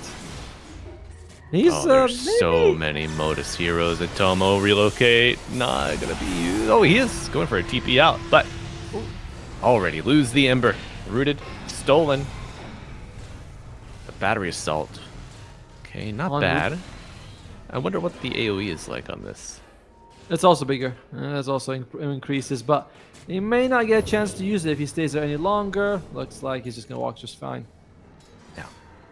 Yeah, I think just getting the LC, not bad. Slowing down this blink, not letting her get any duels off. Very important. It was a nice skill for them, for sure. But I'm surprised Ricky Cheeky is kind of letting this happen. I'd like them to just group up as 5. It sounds crazy to say that. Group up as 5 this early and try to get kills. But you picked this draft to do that. Mio, though, he's going to go jungle and get the Blink Dagger. I think he's absolutely right. Get the Blink, then group up as 5. Certainly the smarter option. Yeah. I don't know if the Radiant will necessarily be coming to you immediately. You know, you do have 2 tier 1 towers that I'm sure they'd like to chip into with the catapults arriving here at 15 minutes. But just play it patiently. Get that blink. What? And Xeni, he's finished the Lotus Orb. I think this is one of the only items that gives like a sizable mana pool and armor right now. So Fair. Copium on that, maybe. Sure, we'll go with that. Yes, 10 Right, armor it's is a good. decent armor draft, or one that you would want to build up against. You get that. You get the Kai Assange, and you're kind of beefy at that point. I mean, it's very expensive, though. It's very expensive. Not for someone as rich as XNE. I mean, Mage Slayer not Mage Slayer. Witchblade gives you half the armor, but almost like a good amount of mana and inch. Sure. Oh, here we go. Not bad point, Tomo, and we are going. Meow brought down immediately in the same territory. makes you wonder. Maybe they have vision. Freaky cheeky. Possible. I don't know. They keep getting lucky. That's what's happening. Oh, steering chains. Oh, Nice that's- one. Good one. Beautiful remnant timing, and he gets out. But yeah, This first fail. is very, very scary. Oh my god, Dark Lord almost died as well. Looks like him and Bottega had a bit of a kerfuffle in the top lane. But Bottega, he does this thing where he goes in rage and like, oh, you do 0 damage. Oh, can he get it? Yeah. Oh, we've got a lot of lockdown, baby. A lot of lockdown. The stolen chains. The key. Putting it all together. And of course, the 15 roots that happen as he's standing there. Also very useful. Yeah. One begets another. Any item on the Dire who can change things. Dark Lord gonna get his Deso. The Deso will be very helpful in actually securing some of these kills that you need. And Meow is about to finish his Blink Dagger. Really, the most important item in this gang squad is the Blink on the Legion Commander, who has, I think, no dual damage just yet. No. Oh, yeah, has 10, has 10. Okay. Oh, okay. I was gonna say, well, you know, 0 is better than giving the enemy damage. But another set of wards. Alright. Oh man, they see so much. That is a very nice place to be, and if you are Modus as Breaky Cheeky. Let's smoke up, boys. Let's get something going here with this Legion Commander, and they do. Dark Lord is also kind of jumping into, try and join the team. Looks like they're Flare going to go out. hits. They know. Oh no. Meow gets clipped on the high ground, leaving the hook shot off. Yeah. So I think they see Dark Lord on that that platform ward just to the north as well. He was outside of the smoke when this movement happened. Yeah, that's the one. So even with that smoke veiling their movements, overall still gets red.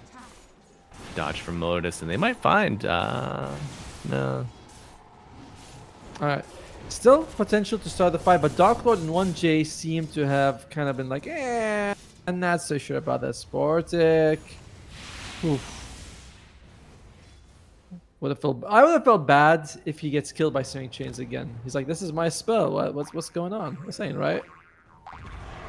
Yeah, I'd be holding on to that one for a while if I'm Rubik. I don't think I ever let it go unless I get something like I don't know, Wukong's maybe. Boundless is pretty good. Boundless is pretty good. Boundless, yeah, true.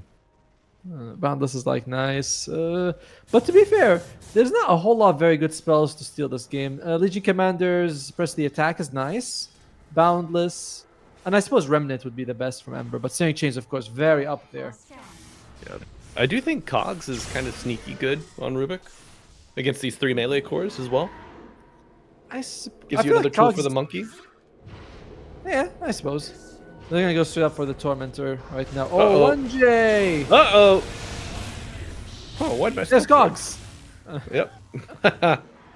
All right, let's see if he can put it to use. See the better clockwork. Oh, no. Oh, okay, nice free First kill. duel of the game. Dark Lord waiting to snipe it. Oh. All right, more duel damage goes to Meow. That's 20 total.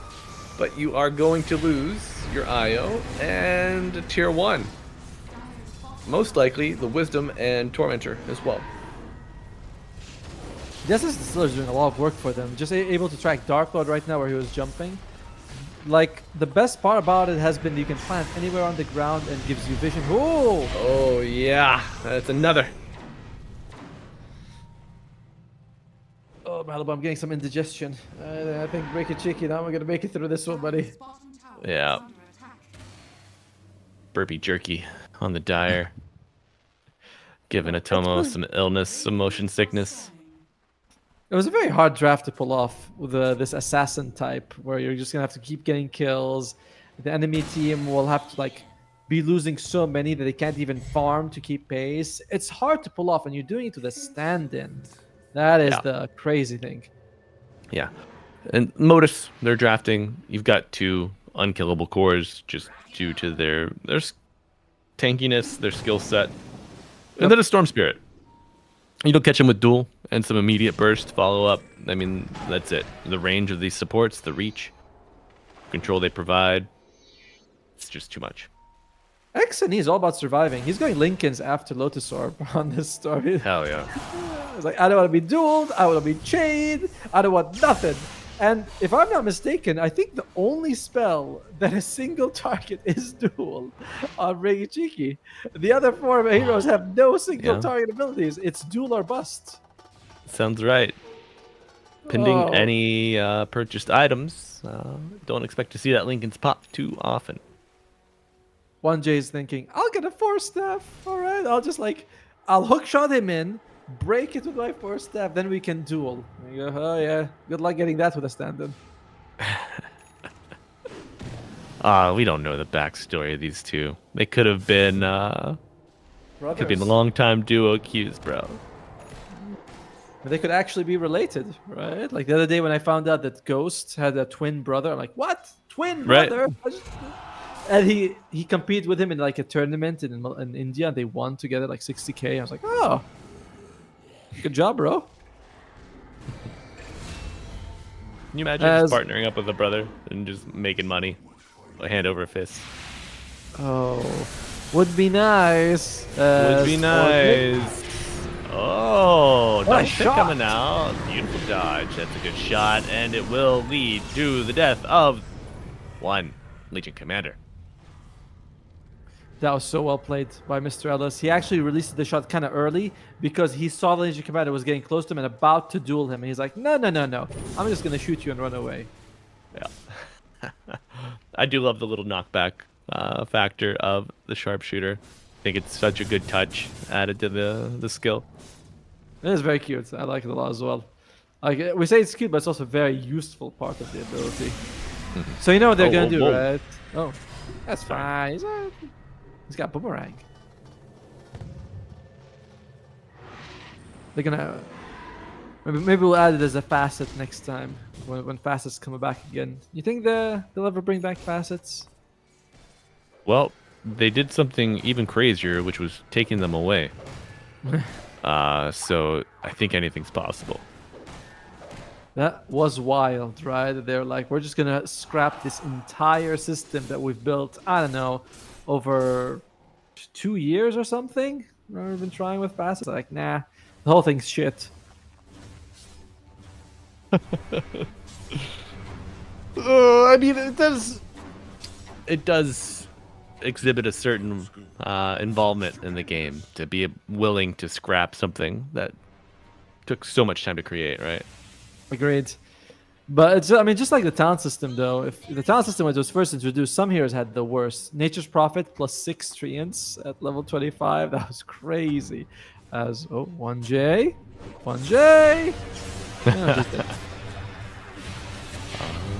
Oh, he's alive, Atomo. He's alive. He lives! Breathe. No. God. Pits are everywhere. Wukong's on top finally. Oh, Bottega. First Wukong of the game, and Bottega first misstep. Okay. Oh. That's whoops. That's embarrassing. Yeah, that happened on those big jobs. He bought back. He's like, it's alright. Brothers, watch me. I'll catch Stoker at mid jump. Hook shots his ally. Whoopsie. It's fine. They get Bottega though. Yes, it's a 2 for 2. You're forced to buy back, but your buyback is on the least valuable hero, and you kill the Ursa. Very massive. Nice move here by Brikichiki. And if you are Modus, you're gonna make a beeline for Roshan right now. You say, "Oh shit, they can actually kill us." We may be confident, but we're not so overconfident that we're gonna go for another fight when Roshan's available.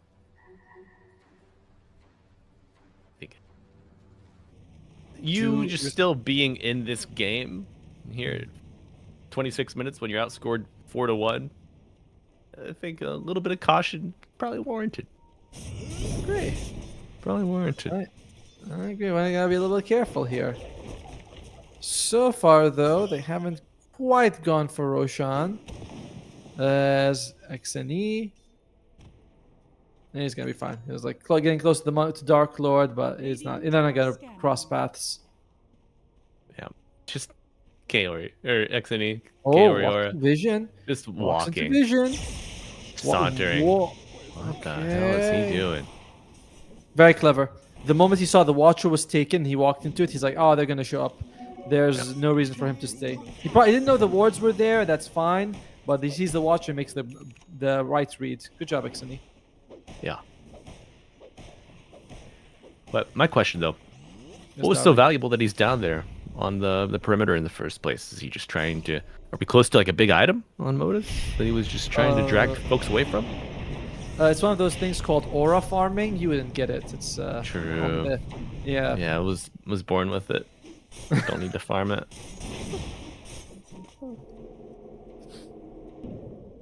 A banana!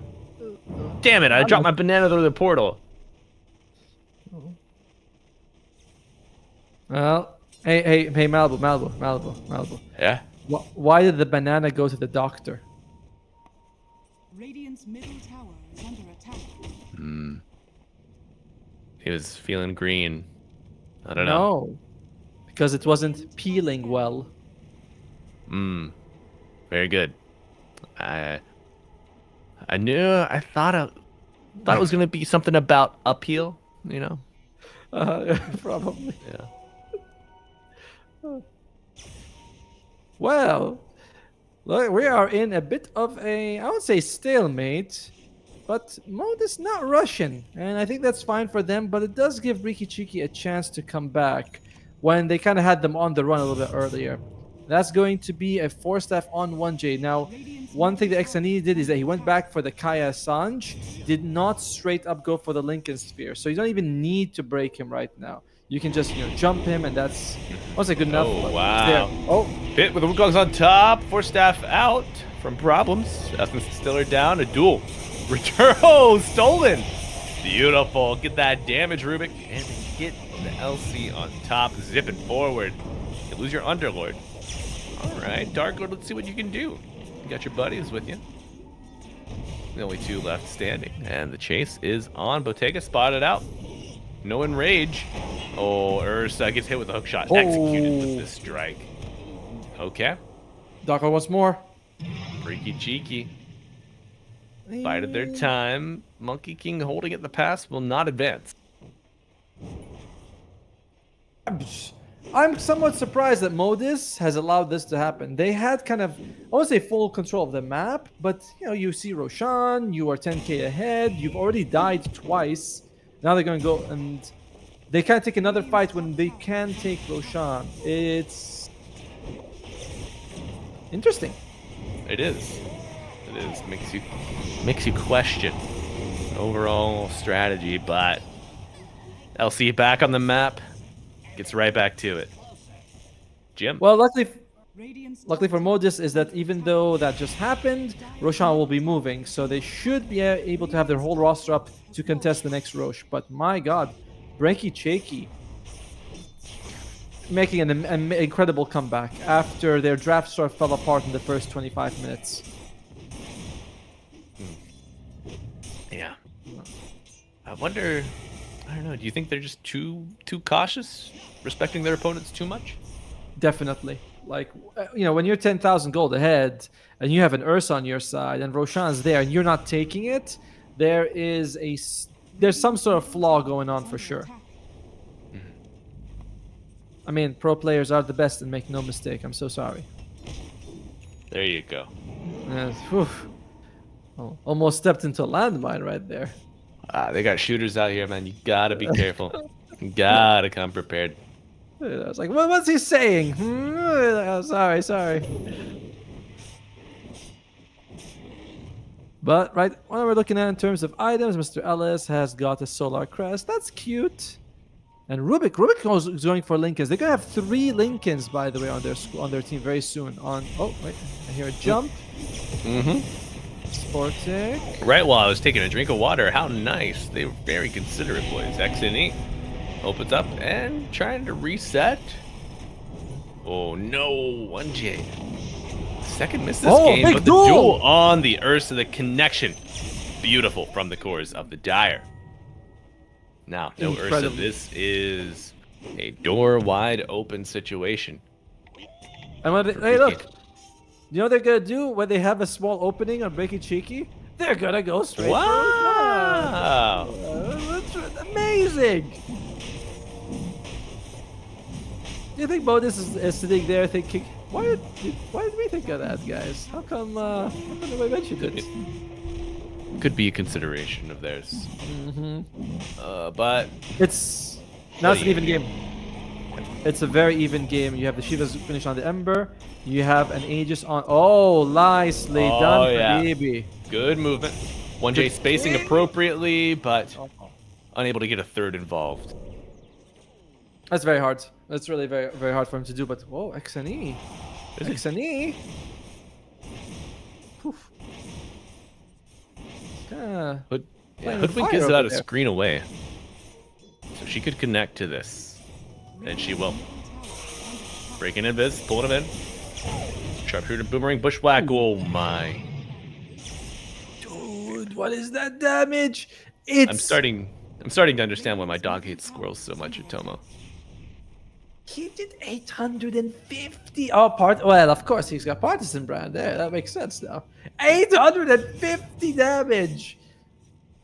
Holy shit. Light work. You get that boomerang on there. You get the partisans going. Middle tower is under attack. Easy. Not even Shredding. yeah. Yeah, it wasn't a full like load up. I think it was like he got like 2.5 seconds or something. I don't know. All right, but Bottega, we'll have the Lincolns very soon. We have the Lincolns on XNE. He's working towards BKB, and Elmo's got Shiva's Gleipnir. No, sorry, Aghanim's Gleipnir. My bad. Wants to work towards the Crimson Guard, but I feel like you. Wait, I see someone dying. Oh, come on, kill him already. I'm getting tired. There we go. Thank you. Says meow. That's 20 damage, baby. He's not gonna waste it. You know what bugs me when I'm playing Silencer and I'm like, guys, please let's just wait for my last word to proc, then we can kill him, and they just kill him instantly. You're like, no, we could have doubled the int gain. Some people are so inconsiderate. Yeah. Dark What Lord's do you think fuels the lack of consideration at Tomo? YouTube.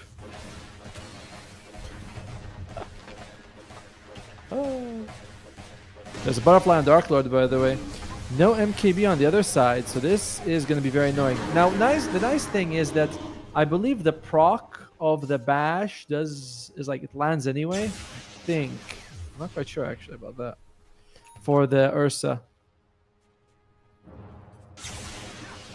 Overload, really nice with the Ursa, right? For sure. I've seen this so many times from Dark Lord, by the way. Relative, usually 6 in net worth by the end of the laning phase, gets massive like jumps. His Monkey King, firstly, it's his most played hero this match, and secondly, he has been phenomenal, and they get both Shrines of Wisdom. One for Dark Lord, one for Meow. 1J has got the Ghost Scepter, so all the damage from the Ursa is irrelevant to him. Oh, damn. Nazukar is going for Axe Scepter on the Io. Okay. Yeah. This is the old 9 class special. Get one basic item and then what? The new 9 class special. New 9 class special. The 9.5 class special. Man, Modus in a bit of a rough spot here. There's a Shadow Blade as well on Meow, so a nice way. Oh, okay. I think he's dead. Oh, yeah. Coming through with TP from 1J. Yeah, he only committed the Underlord ult, not throwing his body through the gate. But Meow, Invis, procs the Essence Distiller. It gets pinged out as well. So Modus aware of the Invis rotation, but Amaryllis move, yes. Well, we have an answer to one of your questions. What's that? He used press the attack when he got hit by the Essence Distiller, instantly removed it on the Legion Commander. So it is dispelled, which I assumed, but I've been keeping my eye out on it for you, Malibu. And like when Malibu asks a question, it's very important we give him the facts-only answer. We should run a news station at Tomo. Sure. I don't know. The Dota 2 Bugle. The Dota Bugle. We've reached that age when you actually want, not want to, but you watch the news. Before you're a kid, like, dude, it's so boring. Now it's like, let me see what's happening. I need some anxiety in my life. And then you turn the TV off immediately. Yeah, okay, that's enough. 5 seconds, got it. Cool. No, I would just what rather read bullet points, like a summarized Same. bullet point list. I don't want to deal with annoying voices, people trying to pander. I just want details, facts, and abbreviated. I want to get in, get my info, and get the hell out. Oh yeah, you just you open the news. Is it open? Is it closed? Who knows? And then that's it. As Breaky Cheeky, they are smoked up. There is no more Aegis though, as it expired about 30 seconds ago. They're like, can we find anyone? Can we kill anyone? Smoke on Modus and Breaky Cheeky. Double bobble coming out for the Dire. And you better get that Bloodstone in your inventory, brother. We'll jump in. Xeni, very close to 1J. Couple of... As the Lotus Orb. Yeah, the Lotus Orb still feels very confusing to me. Yeah, they're going to go, I think. Hook shot to lead. Well done! Lincolns, there you go! The most important Lincolns you ever saw, but will it come back? Is there another Lincolns on someone else? Yes. Hell yeah. Ursa helping out. Attaboy. Attabear. To be fair though, Sportic, yeah. Gabi KB. KB used Boundless Strike and a short range zip outside of the pit. Applied. Both cores here. The third pick coming out. Goes Ethereal 1J, kiting the bear. Dies and bites back. Tarkord looking for a next target, but won't be able to sink his staff onto anybody just yet. Problems looking to get airborne in the trees. There's a buyback though from 1J. Want to go back to that jump by 1J. Firstly, amazing hook shot. I don't know if he had vision there. He's just kind of, the smoke broke. He was like, I think he's roughly in this area. Gets it. Uses the force that breaks the Lincolns. But unfortunately, Meow, stand-in, of course, did not react in time to jump in and use the duel. And by the time he did, Bottega has put on the second Lincolns. There was a gap between the Lincolns breaking and the second Lincolns being applied, but just not quick enough. Tough break. And also, notice the Hoodwink pick up a Blink Dagger. Seeing this more frequently recently. Huh. I suppose. I mean, Bushwhack's got pretty good range, but yeah, the catch from is pretty nice. And he's going for a Lincoln Sphere as well on Mr. Ellis. Hell yeah. I mean, this is like, towards the end game, Duel just becomes that end-all, be-all spell. It's the singular, the individual black hole, I mean, and the only other thing... Continually dangle your targets out in front, create openings, keep them immune to it. Not bad. The only other thing that they have that can break it is, of course, the Force Staff. I wonder if anyone kept their Crippling Bow from Tier 2. That would have been a nice item for you. Nope. No. Oh, well. What are you going to do? You're like, guys, no Crippling Bow.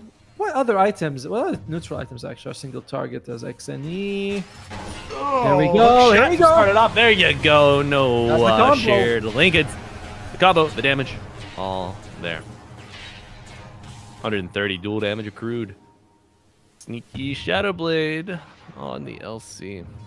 So, ooh, Rubeki's out. My God, look at that cast range, bro. I wish he would his like perch up on it more like the Monkey King. Like when Monkey King is on it, like he looks like he's really on the tree. You know what I mean? Whereas, close, very close. I believe that was also XNE's first death in the game. Yes, he's 6-1, so he's had a phenomenal performance. But you get caught one time, and it's a big death. Bottega finishes the Monkey King bar. We mentioned that he needs this because there is a butterfly on the actual Monkey King. By the way, Monkey King is 6 slotted. He's got all he needs. Ooh. Gem put on Meow so he can catch whoever he needs to. And there's going to be a Lincoln, sorry, not Lincoln, a Yule Scepter finished on 1J. There's many Lincolns, actually. But 1J, he's like, I'm going to have another way. Oh, First link is 4-step. Second link is Yule Scepter. Third link is Hex. Hell yeah. There you go. Radiant's top tower is The Hex a little more painful to let go, but nice scouting. Oh, self-telly up, but he doesn't make it across the gap. However, Tree Dance will do the job. Double Shrines going again for the Dire. Their levels must be quite something at this point. Actually, only now going their favor, and only now does the win percentage also in their favor at about 54%. Yeah. 42-minute battle just to get to even footing. That's a toughie.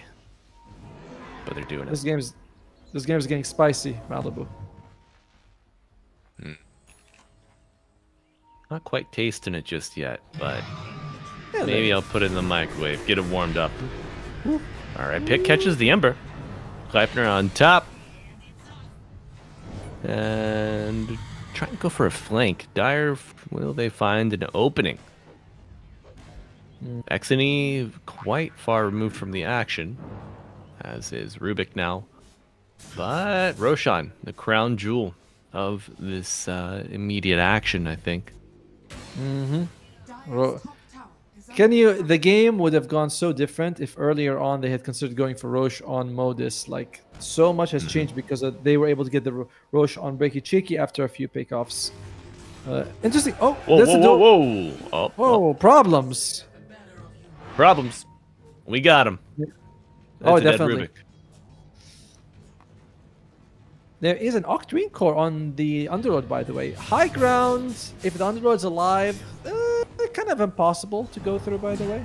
Did he take the percentage damage at 20? He did. Holy shit. Yeah, you gotta hit multiple lanes. That is the only way, I think.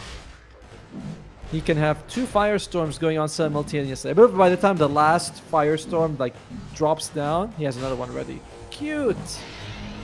He's got Conjurer's Catalyst. Very Yeah. cute. Yeah, it's a world of hurt here against Elmo, which, you know, not your red fuzzy friend anymore. You know, we didn't watch much of Sesame Street around here. I feel like I missed out a little bit. You did. Lovely program. Elmo is short for Elmo Hobbit. Really? I don't think so. I've seen what he looks like, and that ain't human.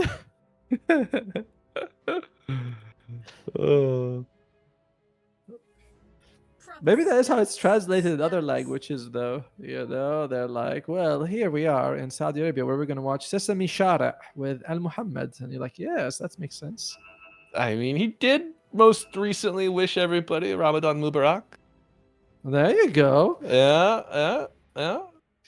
And World I'll never Week. feel guilty about the way I speak English again, because the way you say Mubarak just now was Mubarak? wonderful. It's like, Yeah. There you go. There you go. Takes a world to raise us, Satomo. looks like they're ready to go, though. Saying, all right. Oh, all right. they still second. This LC is about to unleash hell on Storm Spirit here How? He can't break his Lincolns. through the power of intimidation. Of course. But Ember kind of getting close. Do we have that Hex on Ember yet? He does. He's got 2 remnants and he's got a Hex. No Ags, though, so his remnants are, you know, you see him coming. And they're saying ready to go. All right. XNE. Ooh, our Observer. Let's keep our eyes on this guy. Can they do something? He might consider breaking it with the duel and using the Hex. Nope. Oh, Slide no. into Perfect. the Hex. Very good. Extra cast range. Look at that. Well done. Very well done. Radiant's top tower is under attack. Okay. So, this game, I think it's Yep, going to be that's about how it's gone. It's going to be relatively tough for Modus to come back emotionally from this one, I feel like. You know, you ever be like, we could have won, but somehow we just chose not to? All the time. So I joined a little stack last night. Nice, nice. Friend of the show, Math Magician. Radiant's middle Crash tower your Oh, own. is you, under attack. oh, boys you were killed there. him? Oh dear. Well, so they had ran one previously, and the thing about Math, loves to play carry, does it quite well, knows his timings, knows his rotations, yada yada. Medusa. Yes, I've seen You it. just cannot stop the boy from diving. You need a pre-designated handler to reel him in all the time, because you give him a great early game, you give him a great mid game, you give him stacks, you give him kill opportunities. Man feels strong. He wants to use that strength. He sees target on high ground. I want him He has a dead. blink. That's right. But he's learning. He's getting there. And the thing is, you need the math teacher, and I am that math teacher. And I wasn't there in the game. I joined up after the stack lost a member for undisclosed reasons. Of course. And the first thing I join up, he's like, Malibu, I did it. I'm like, oh, I threw. yeah. The funny thing is, he was talking the whole time, like, and I'm like, Math, this one must have been bad because you're apologizing to them for this one. This must have been absolutely critical levels of tomfoolery for you to actively and proactively be apologizing. be like, okay, guys, this one really is my bad. Like, I can't. I'd like to somehow veer off of it, but I can't. And I like when I watch his stream, and a wonderful streamer, by the way, and he's like, 1 shot for every death. So it starts snowballing as well. Yeah. The first one was a bad decision. The 5th one, you're like, I think you might be a little inebriated there, buddy. Right. Shot of water time. You must drink 1 cup of water for every feed.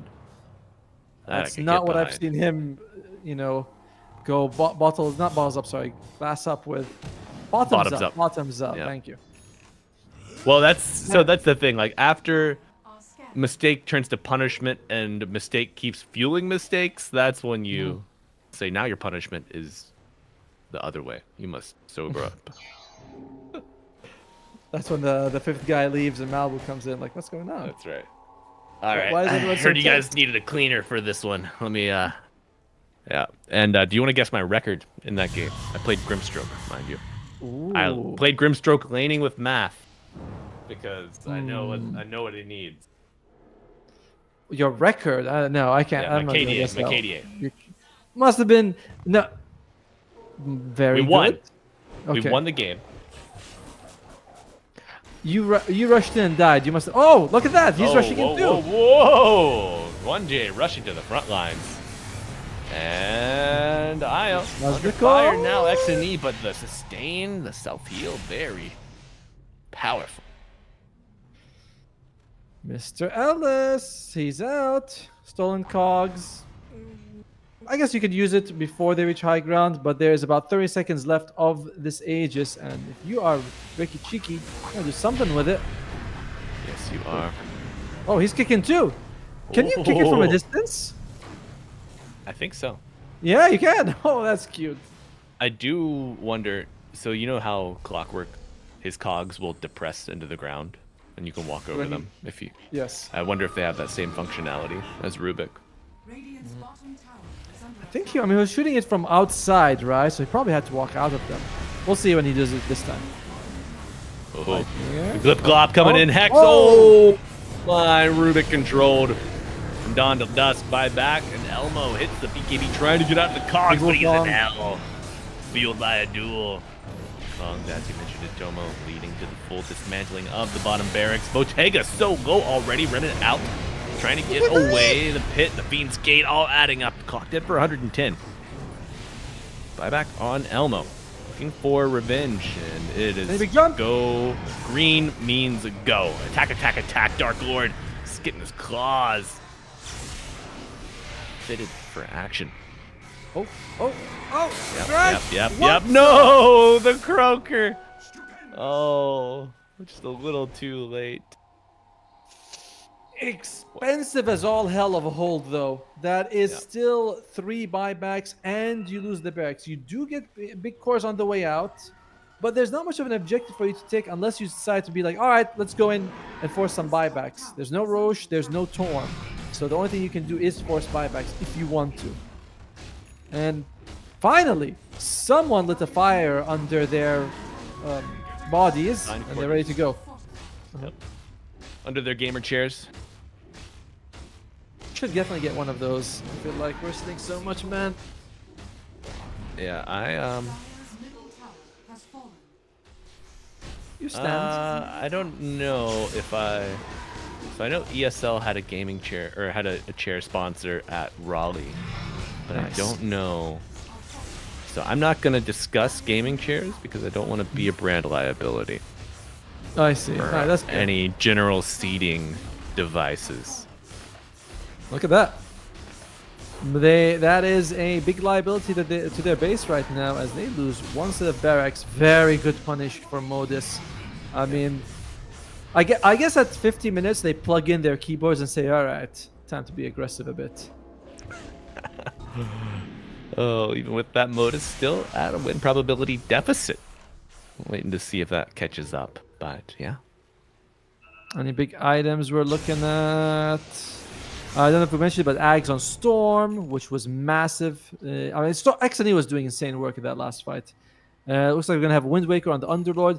I don't believe that's even going to be enough to get him out of the Wukong, but you need something. You know, you got to get something to work with.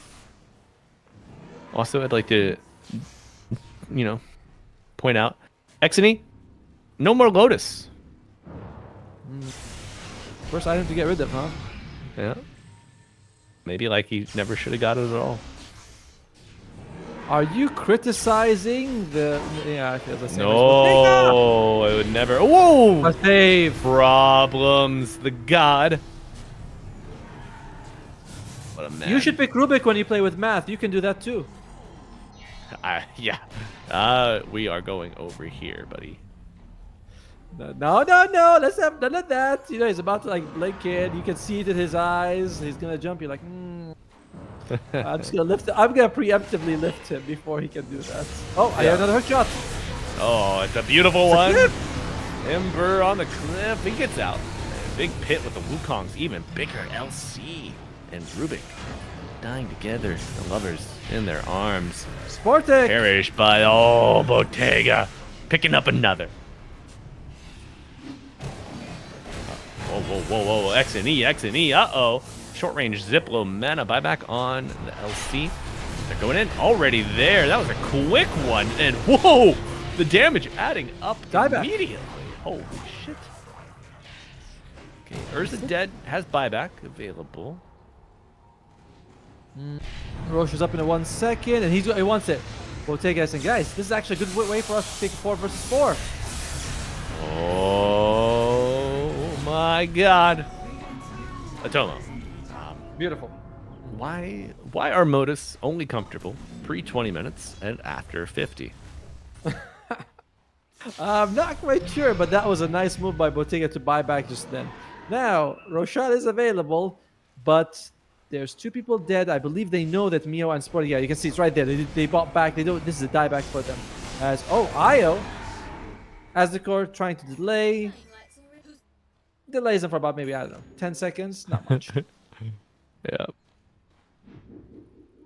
There is no buyback on the Monkey. He bought something. I think last time I looked at him, he had a Satanic recently bought. So that's his new item. But Monkey Satanic versus 5.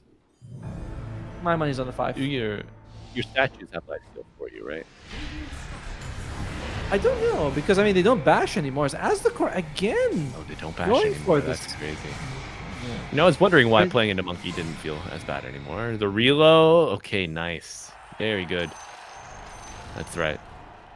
Cheer it up. Yeah, I believe that they count as their sort of their own units, kind of like a ward or something. So, you know, the Monkey statues are themselves, you are yourself, and I don't think you like proc anything based on them. But that was a good time 10 years ago when Basher worked on Monkey. Do you think it was too strong? Definitely. When you see, like, originally came out, people were like, wow, this is really strong late game. It gives like an AoE BKB piercing stun. Then a Kuroki start playing it as a support. and buying first item Basher, and you're like, come on, guys, like you had to ruin it. And I was just removed instantly, and you go, yeah, that's fair. Well, we could have just had fun. Kept it low key. Oh, Oh, not low key Oh, at all. dear. Hook shot to the high ground. Finding him. And Big clockwork. jump! And a monkey. Bye bye. Oh my, no buyback on Dark Horde. Tomo, is this how it ends? They don't know Massive this gold swings. They don't. Okay. because they may assume that he bought the tank after securing buyback. They don't know that he's 1,000 gold without it. All right, who's got the trusty shovel? Because you better start digging right. Now. Oh, trusty shovel, my beloved. I miss you. Digging up water runes. Oh, I mean, Forager's Kit is good, to be fair. I like Forager's Kit, but Trusty Shovel, I can use it anywhere. You know, just walking around, like dig, dig, dig. You know, it's a water rune if you're in the river. So nice. Forager's Kit's like, I gotta find a tree. I get a mushroom or something. dude, you get a greedy trusty shovel. You digging up bounty runes on top of it. Ah, bring me Stop back. it. Stop it. I can only get so happy. I can't. I can't dig. I can't bring that hurt back. Oh, a blue hole onto one. Oh, slight dodge, and he's back. Like nothing ever happened. You know, as bad as it looks for Breaky Cheeky, it's not over. Firstly, racks-wise, they're even. And secondly, no one's got buyback in this game except XNE. So it's not... You know, if they get a couple of pickoffs with their lines up... A couple. It starts with one. Where's the Chester? This has been kind of uncharacteristic of L1GA. I usually play significantly better than this. Can Whoa, they whoa, get whoa, it whoa, down? whoa, whoa, whoa! And a gem. Oh, God. It's over. Tomo. Well, okay, it's not. Well, you know, Sorry, it's not that sorry. bad. The racks are pretty even. It's over. It's amazing what 20 seconds can do in Dota. To be fair, I assume the two supports would just go and feed in the top lane. L1GA himself I think has that's a been... safe assumption, Tomo. That's a very fair assumption to... Well, it's not over yet. My bad. I called it too soon. 250 damage on Mio, by the way. That is very nice. Very, very nice for the Legion Commander. Hitting Dual for refreshers 5. could... Yeah, 25. It's very It that's does not great. auto-cast it, but it refreshes Of the course. cooldown. Yeah. Can you imagine auto-casting just... You know, you beat someone up, and now you. You beat someone up, and now Yeah. you. Get over here! I'm sorry! Alright. Modus has been a little bit, again, you know, going to that being overly polite of not pushing Breaky Cheeky. They have the Aegis.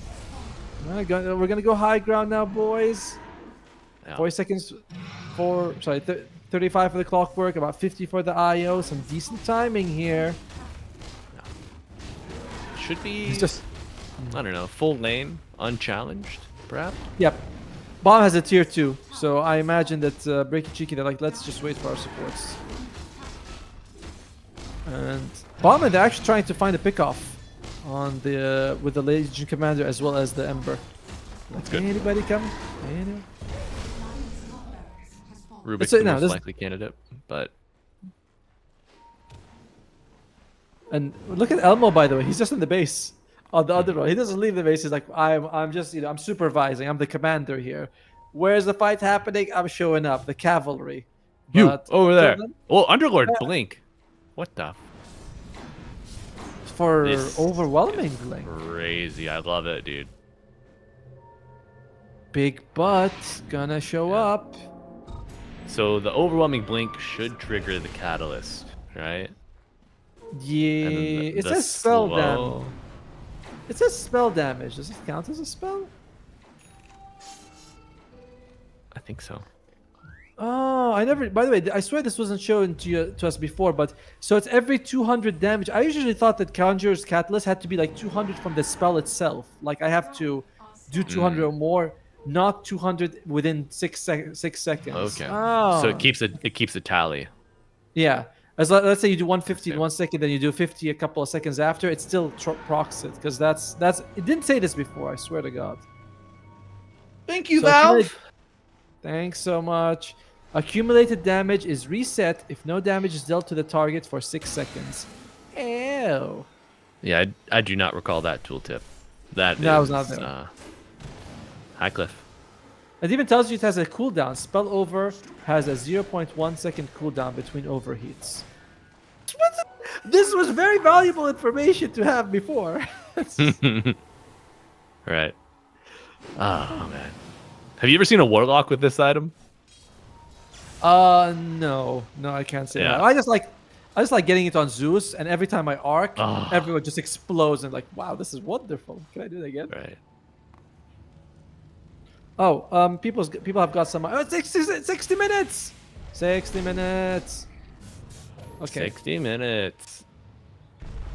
All right. Oh, whoa, Ember, bye. BKB and a flight away. Book of the Dead for X and E, and he's also got it with Timeless. 15% spell lamp. My lord.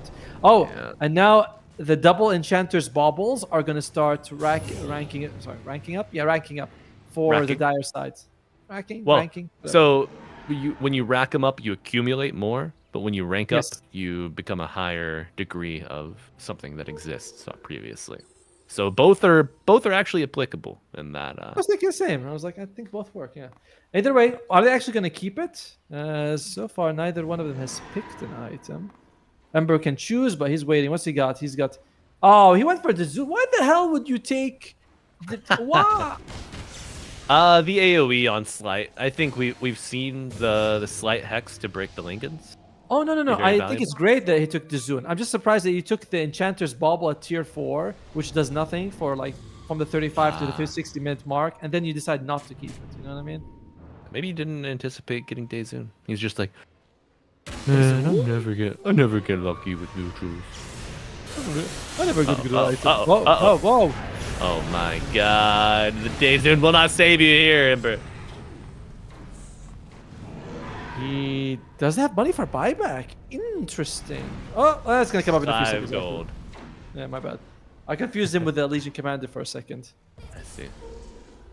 Oh, same thing happens for L1GA. He goes for Minotaur Horde.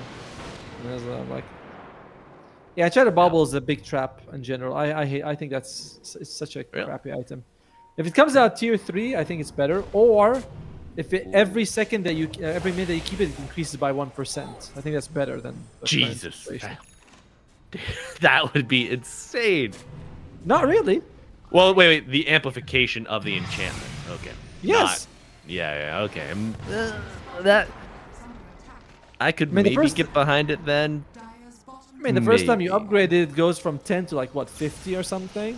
If you keep it the way I said, it only goes up to like 30. Yeah. Oh my Very god. balanced. Divine Regalia Spirits. dude. That's wild. That's wild, man. He's also got So the what- spell amp. Yeah. Okay. Oh, See here if we it's enough go. Here, big blue hole coming in. BKB is used as the core and Dark Core trying to go for a reset. Ursa taking down the buildings post haste. Fortification is used. Big Just a hits few more on the hits. back line. Yeah, Few maybe more just hits. trusting. Oh, Ursa goes forward. Jim on deck and another blue hole coming out. Reflected with the Lotus. Dispel it perhaps and buyback.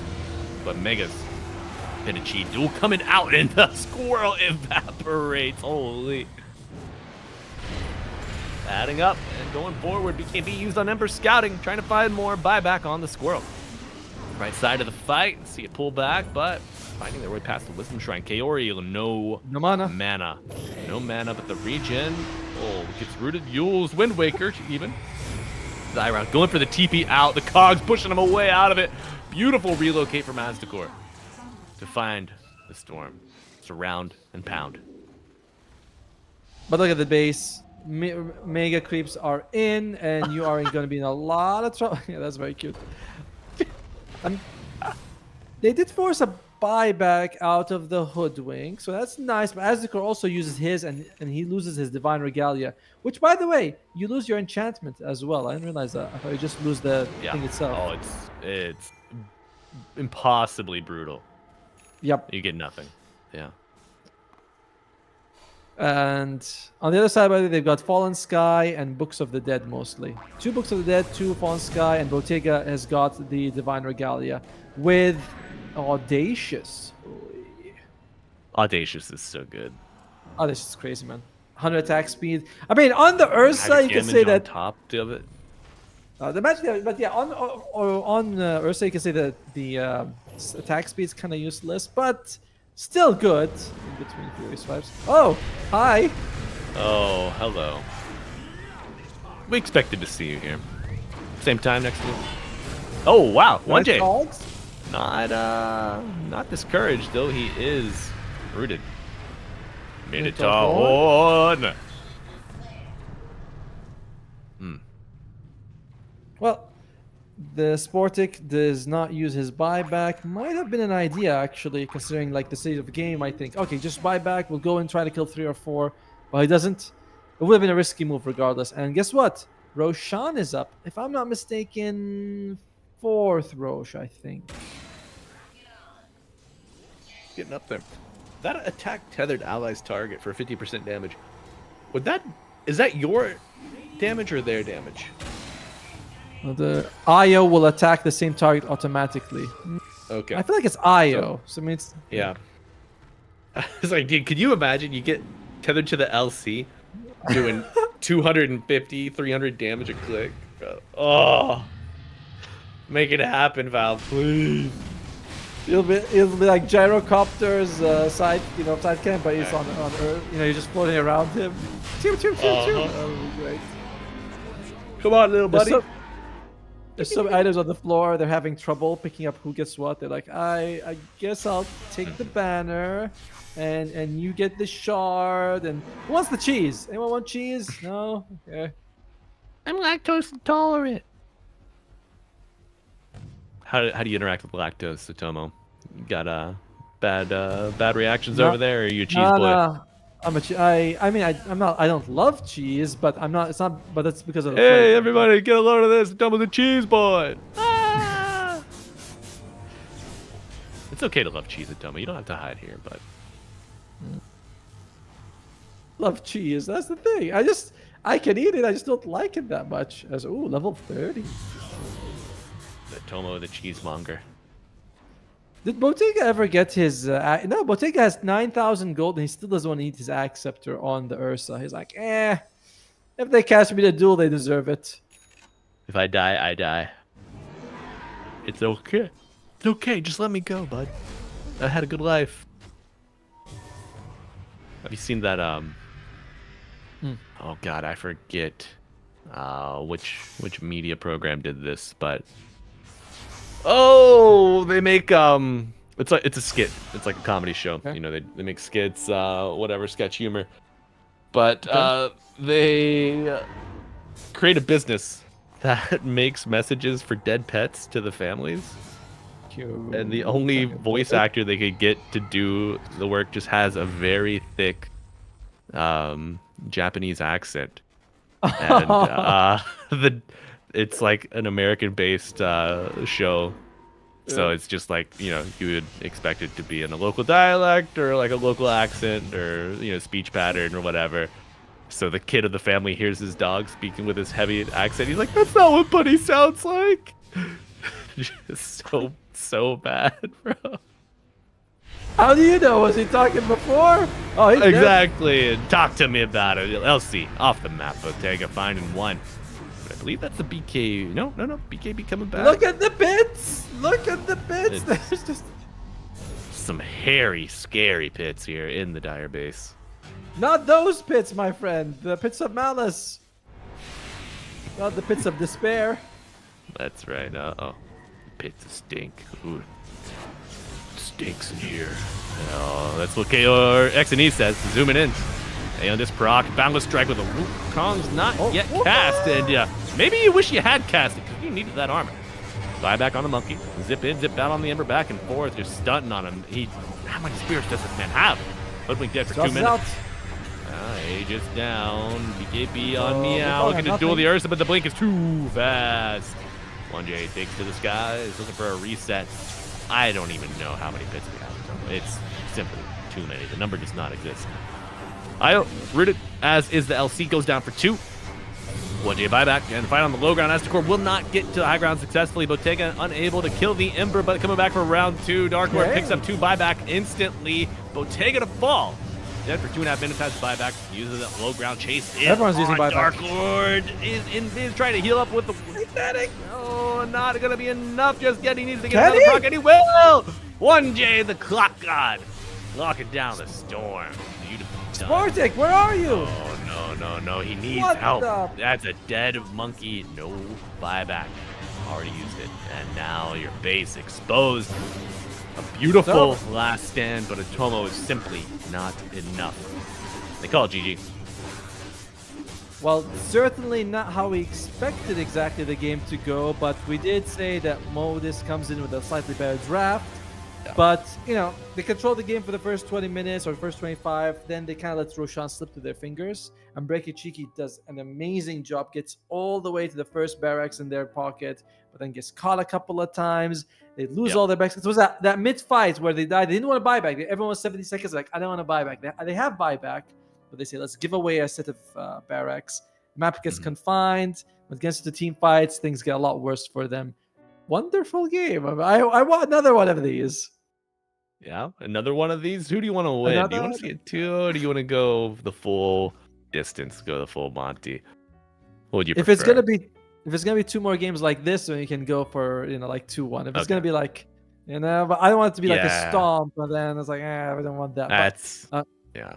I don't want to sit through a draft and then just have it be over in 20 minutes.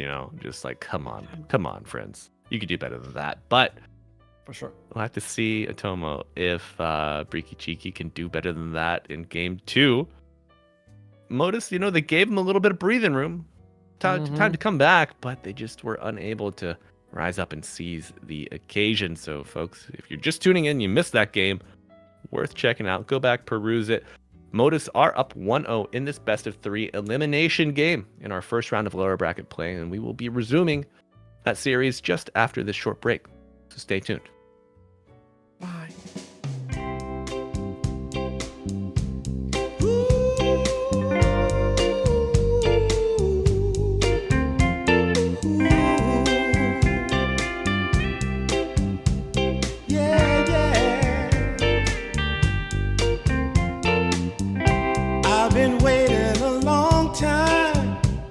Just longing for a glance from you, yeah.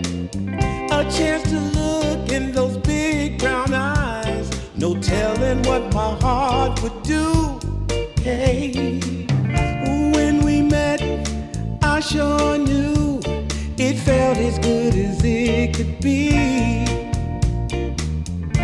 In that moment, though it felt so good, I wondered why you noticed me.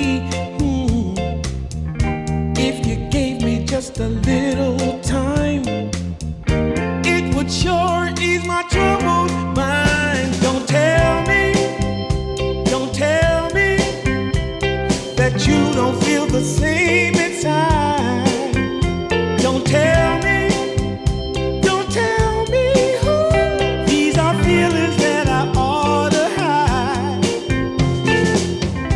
I don't care where you came from, just tell me where you wanna go. If there's a chance to be together, that's all I really need to know. Is it real or make believe that keeps me thinking of you? If you've got time to walk with me, I'll show you how my heart is true. And here I stand, waiting for you. Tell me, baby, what I gotta do. Don't tell me that you don't feel the same inside. Don't tell me. These are feelings that I ought to hide. Don't tell me that you don't feel the same inside.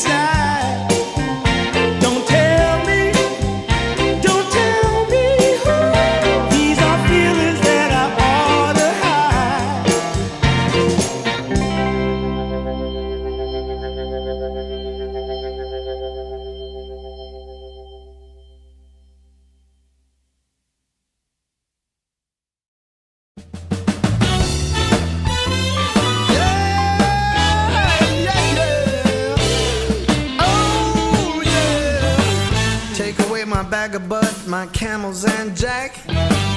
Go ahead and take them all, I don't want them back.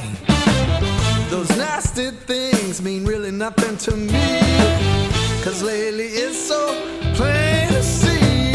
All I want is you, honey, is so true. Give it to me, baby, all I need is you. Yeah, yeah, yeah. Come on, you can take away my mint Cadillac, take my Harley too, I don't need them back. I got an engine, oh, that runs so right. As long as I get your loving each night, all I want is you, honey, is so true. Give it to me, baby, all I need is you. Yeah, yeah, yeah, yeah, yeah. Well, early in the morning, late in the evening, round around noontime, right about noontime, baby, 24/7. Give it to me, baby, all I need is you. Yeah, yeah, yeah.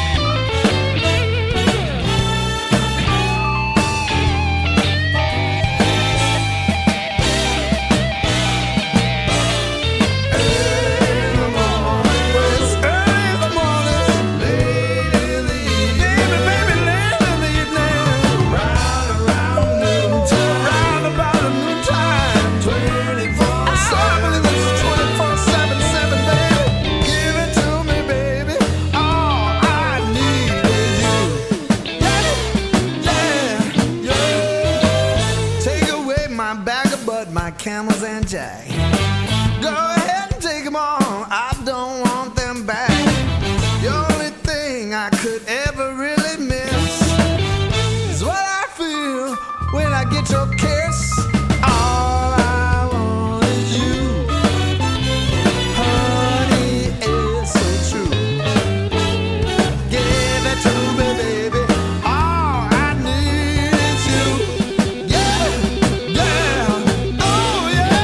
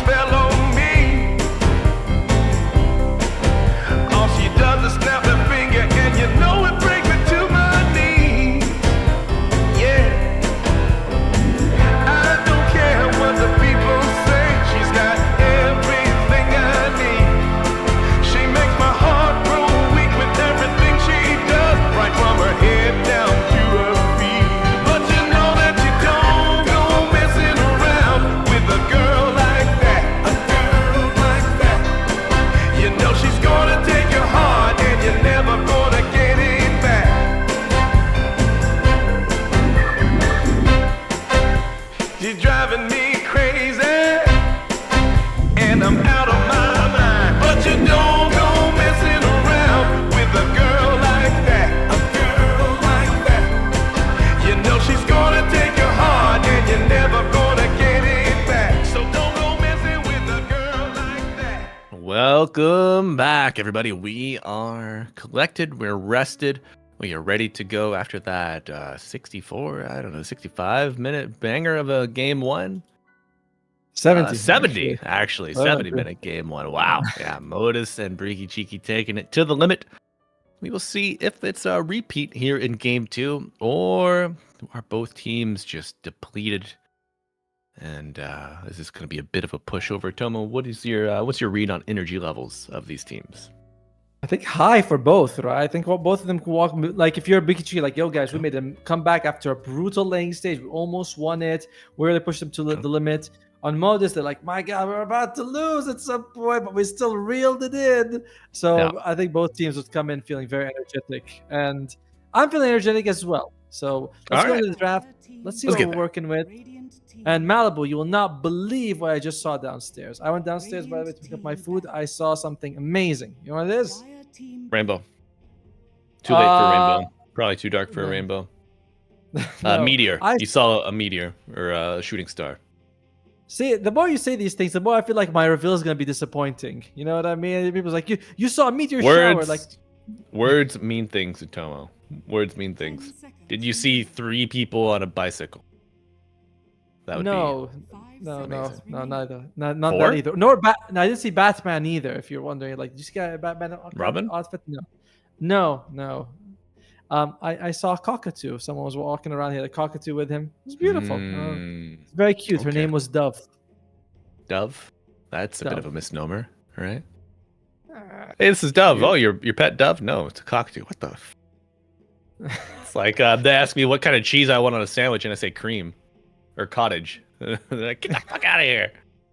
It was a very cute bird. And however, cute aside, game is about to start, and Modus could take the Tiny. I believe that is Bottega's most played hero.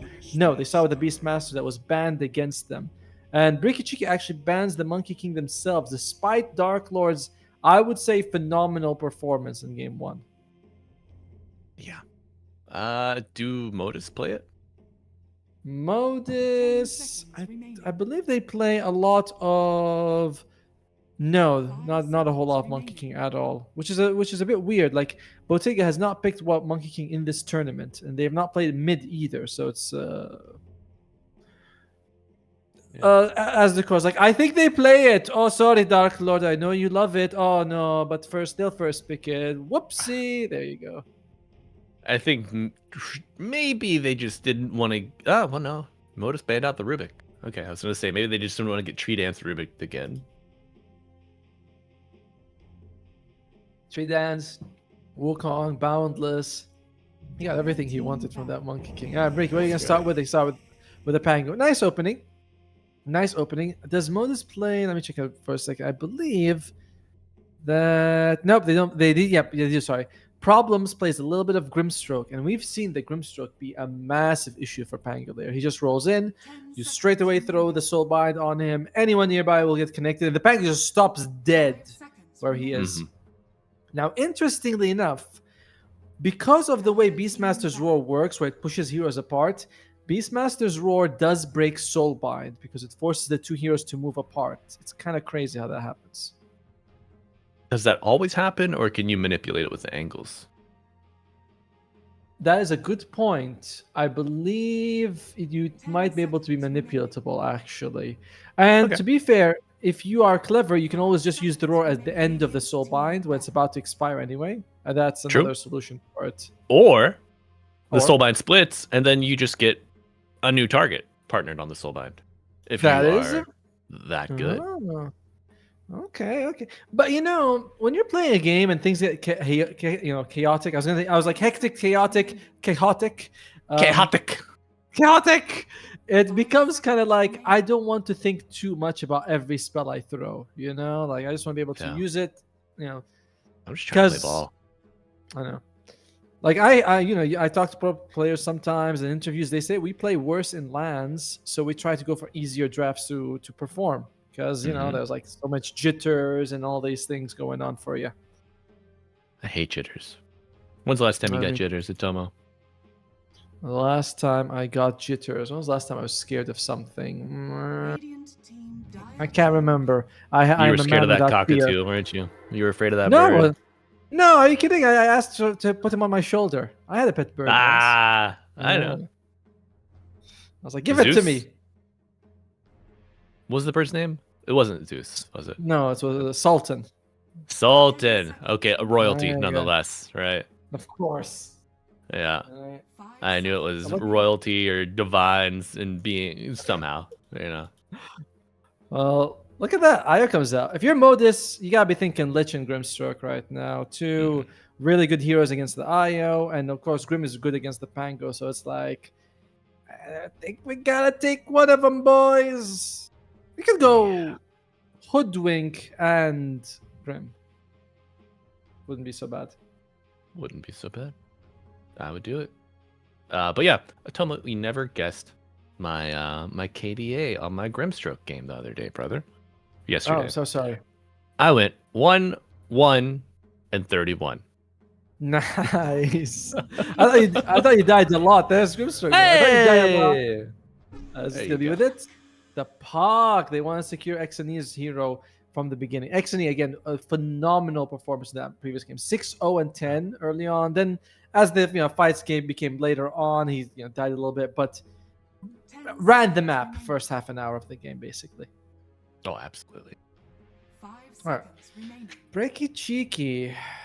Annoying. You're countered by this Grimstone. It's very annoying for you. Are they going to take the king? Okay, that's the Bottega. No, not the Bottega, sorry. The Dark Lord Tiny, I believe. Will they take a mid and off laner to keep flexing the Tiny? Or are they just going to say, all right, guys, it's fine. It's going to be a Tiny carry and that's it. Dire team pick. Sometimes I wish I was a tiny carry. Nah, Go you're a anywhere big I boy. want. No, no one's. No I know I'm a one's big boy, carrying but I you. want to be a tiny carry. You're not. You're a big boy. You're going to like it. Damn it. Cursed 10 This seconds big remaining. blunder of a body. But tiny lion. Nice answer for the puck. Live still. Was gonna say, I was like, I wonder if the Beastmaster is gonna be a carrier on off, but they answered for us on Modus. So they picked all three of their cores and a Grimstroke. Now, besides the roar, I think, and open wounds, I guess, there's not much of a combo for the Grimstroke. So last that support pick should be something that synergizes decently. I'm thinking Hoodwink will be banned out. What would they want to take? Here's IO. Radiant team back. Man, not a whole lot of his hero pool is actually left for Mr. Ellis, by the way. Like, the Morta's gone, the Ringmaster, the Techies is gone. Phoenix, that's not something he's actually been playing, but just a good hero overall. I do think that the lion pick from Riki Chiki could have been a steal away Delayed? from Modus. Oh, Well, okay, not delayed, but a steal, yeah. Also, Yeah, it's maybe delayed. I don't know if you value the Slardar. Just if you hadn't seen the Life Stealer, maybe you True. probably wouldn't have gone Slardar. I don't know. They're gonna be showing us what they want for Modus. To be fair, I mean, what you have is fine for the Grimstroke. Double Roar by itself is great, even with the small problems we mentioned.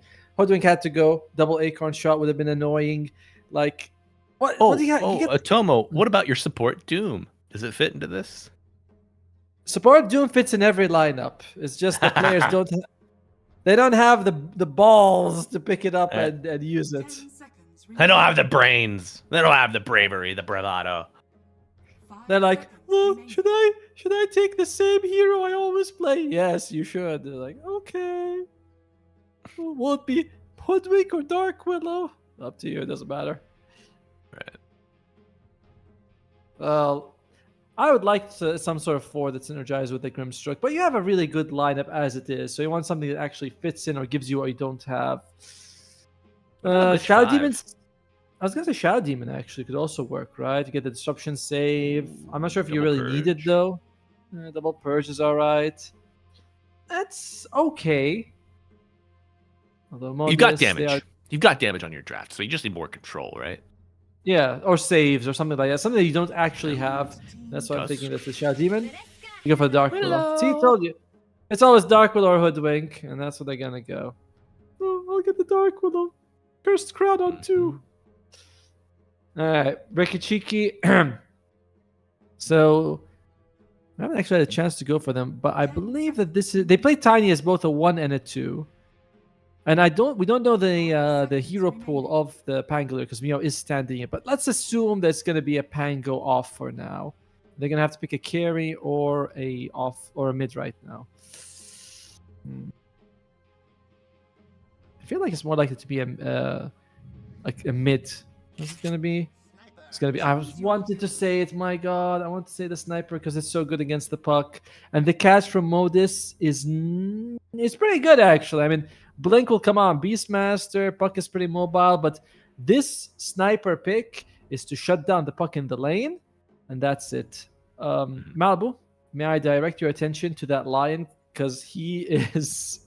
I mean, that is a look, right? Body coming out, saggy stuff, kind of lion faced. Carrying a Very candle. Oh, you Very like good. it? Oh, okay. No, I mean this is a man that's seen some shit. You know, he's a true warrior, battle tested, aged, weathered. 10 seconds. He's lost his arm, got a cannon on it. I mean, this cosmetic is very good, very good. Tits out Okay, on a alright. Saturday, man. You have to pay for this kind of action normally. Does he shoot his finger from the cannon? Is that how it's gonna be like? Yeah. You know, like he just It's like, cuckoo. Yeah, it's very good. Loads it up. You can see like he puts it on his right arm or something, just stabilize it and shoots it out. Yeah. Oh, okay. No, it's got a What? custom animation. That's an immortal, I think. It's pretty. It looks good actually. The arm is good. It's the body I'm having a hard time taking my eyes off. I was gonna say having a hard time looking away, right? You like what you see. You're drawn in by this freaky cheeky draft. You're just wondering, Oh, yeah. they can hit, they can run. Can they become number 1 and even out the series? Modus, of course, playing with the advantage, folks. If you are just tuning in, 1, welcome. 2, game 1 was hello. a 70-minute banger. Back and forth. Modus was in the driver's seat for a majority of the time, and they were able to drag it out, exhaust the buybacks, and eventually win the game. But fresh slate with a new draft here in game 2. And look at that. He changed the lion, the headpiece. Right at the very end. He's a little shy. You know, we were speaking too much on him. And it's gonna be a pause. Grimstroke's like, damn, I forgot my brush. It's in the water. Yeah, I I had to did. let it- Oh, I changed it. I don't like that one. I like the other one more. Like, you go all out. That sucks. All right. So mid lane, sniper versus puck. Sniper always does very well against the puck in terms of CSing and last hitting and all that. Like, it's one of those, I shut him out, I'm level 6, he's like 5 1/4 sort of thing. Usually.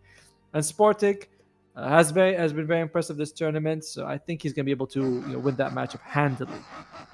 Bot lane. It's going to be the Tiny and the Io. I believe, yes. The Tiny and the Io going up against the Beastmaster and the Dark Willow. Just I was waiting for. Should both be able to farm. I don't feel the kill threat. In general, when I see Io, I think no one's going to die. Because Io doesn't provide offensive power, but he keeps his other core alive usually. I'm like, That's my impression of the hero. Yeah. What about your impersonation of the hero? Whip up. Hey, that's good. It's really weak, actually, but all right. Tomo, I'm encouraging you that way you get more comfortable, branch out later, dude. What anything about parenting? Well, considering I have a 5-year-old, significantly more than you, I'd imagine. I know, which is why you should be well familiar with the concept of good job, buddy.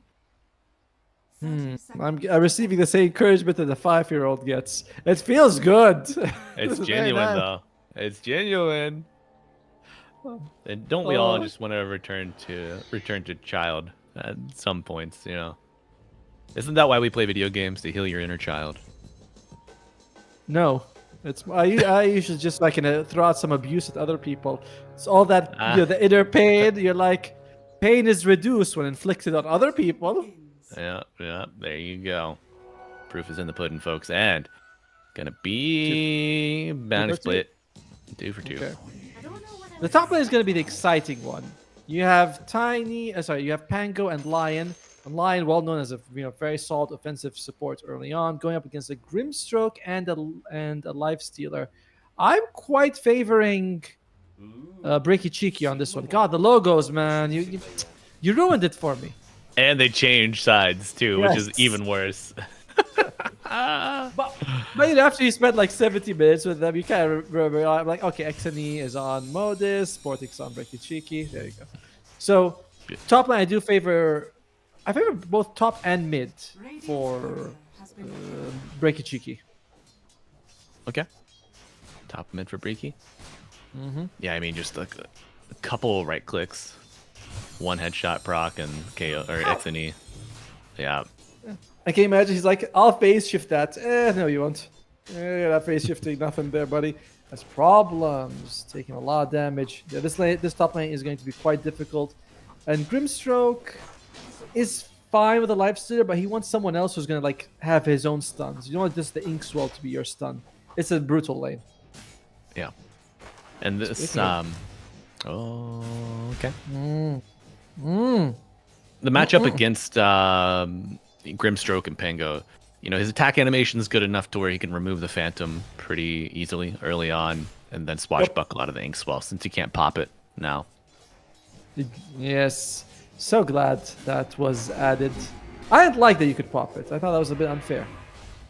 Oh, dude, the hero needed it, bro. It was just ass, unplayed for so long. He needs just a little something. Do you remember the very first Inkswell iteration, or would you like a refresher? I'll take a refresher. Basically, the first Inkswell was the same as Dark Willow's Shadow Realm, but you put it on an ally, so they can't attack or be attacked. And a lot of people hated it. They're like, they're about to get a kill. He uses Inkswell on them. They're like, what is this shit? I can't do anything. Yep. So that was removed. A little bit less defensive now, but better. You're not as nerfed when you don't nerf someone and use it against them. And mid lane, XNE has done much better than I thought on the puck so far. Okay. Yeah. 16-4. Wow. Holy. Oh, Shadow Realm. Will he have a reach? No, ask the Yep. Oh my. How do you have vision behind the tree there? I thought he Beastmaster moved. No, I think he moved slightly to the right to avoid the axes from Elmo and revealed himself because he wasn't like fully behind the trees, It's like Tony Chopper trying to hide. I was You gonna don't say, know. like, You no, don't know anything no. about that though. So okay. Tony Chopper, reindeer, human. Don't want to give any spoilers, but yeah, I know reindeer, human. Yeah, weird, right? Okay. But not completely clued into the ways of humankind. Oh my, knows all about their cruelty though. But anytime he's trying to hide, he you know how whenever you're hiding behind a wall, you would put your body behind the wall and then peek your eyes out, Yes. right? He does the opposite. Okay. So he's like grabbing onto the wall, but his entire body's out, and he's like holding on to it. Yeah. And they're like, I don't think you're doing that right. And then he realizes, scrambles. But yeah, that was our IO, Tony Chopper, IO Chopper. Oh. Okay. Well, unfortunately, it cost him his life, but they are able to get a return kill in the top lane as we thought. Mid continues to be slightly... I'd say it's a win for the puck, even if he's slightly behind, because he should be further behind. There's a stun. Okay. So the fact that he's not only... Leading. Yeah, he's leading. It's massive. This is massive. Oh. That's a good dodge. Problems with the twinkle toes. And he gets the pull, maybe? But Bottega eating a lot of harass. Right clicks from L1GA. Tanks a couple shots from the wave. Okay, the 2-0-1 build. Need your mana. Definitely. I like what he's got, by the way, in terms of items. 2 fairy fires, just for the extra damage. He's got 2 iron branches. Well, he doesn't have it equipped, so that's 6 damage. It adds up, by the like. It might seem like a small thing, getting 6 damage, but you know, when you're hitting for 50, that's more than a 10% increase. Yeah, and the snap regen. If you space it out well, use your fire first, use your lotus, use your fire again, and by then you're going to have a couple stick charges, perhaps, you know, especially if there's a rotation. You got a lot of extra life. Ooh, interesting move by Spore, going for the 2nd point in Shrapnel. Now, usually I see 1 point, although the 2 is not uncommon. You take the 1 point for the vision, and I don't believe like the cooldowns or anything gets reduced. Like just the damage and the slow, which is fine. Like it's a great spell, but they go more for the max headshot. But 2-2-1, there's nothing wrong with it.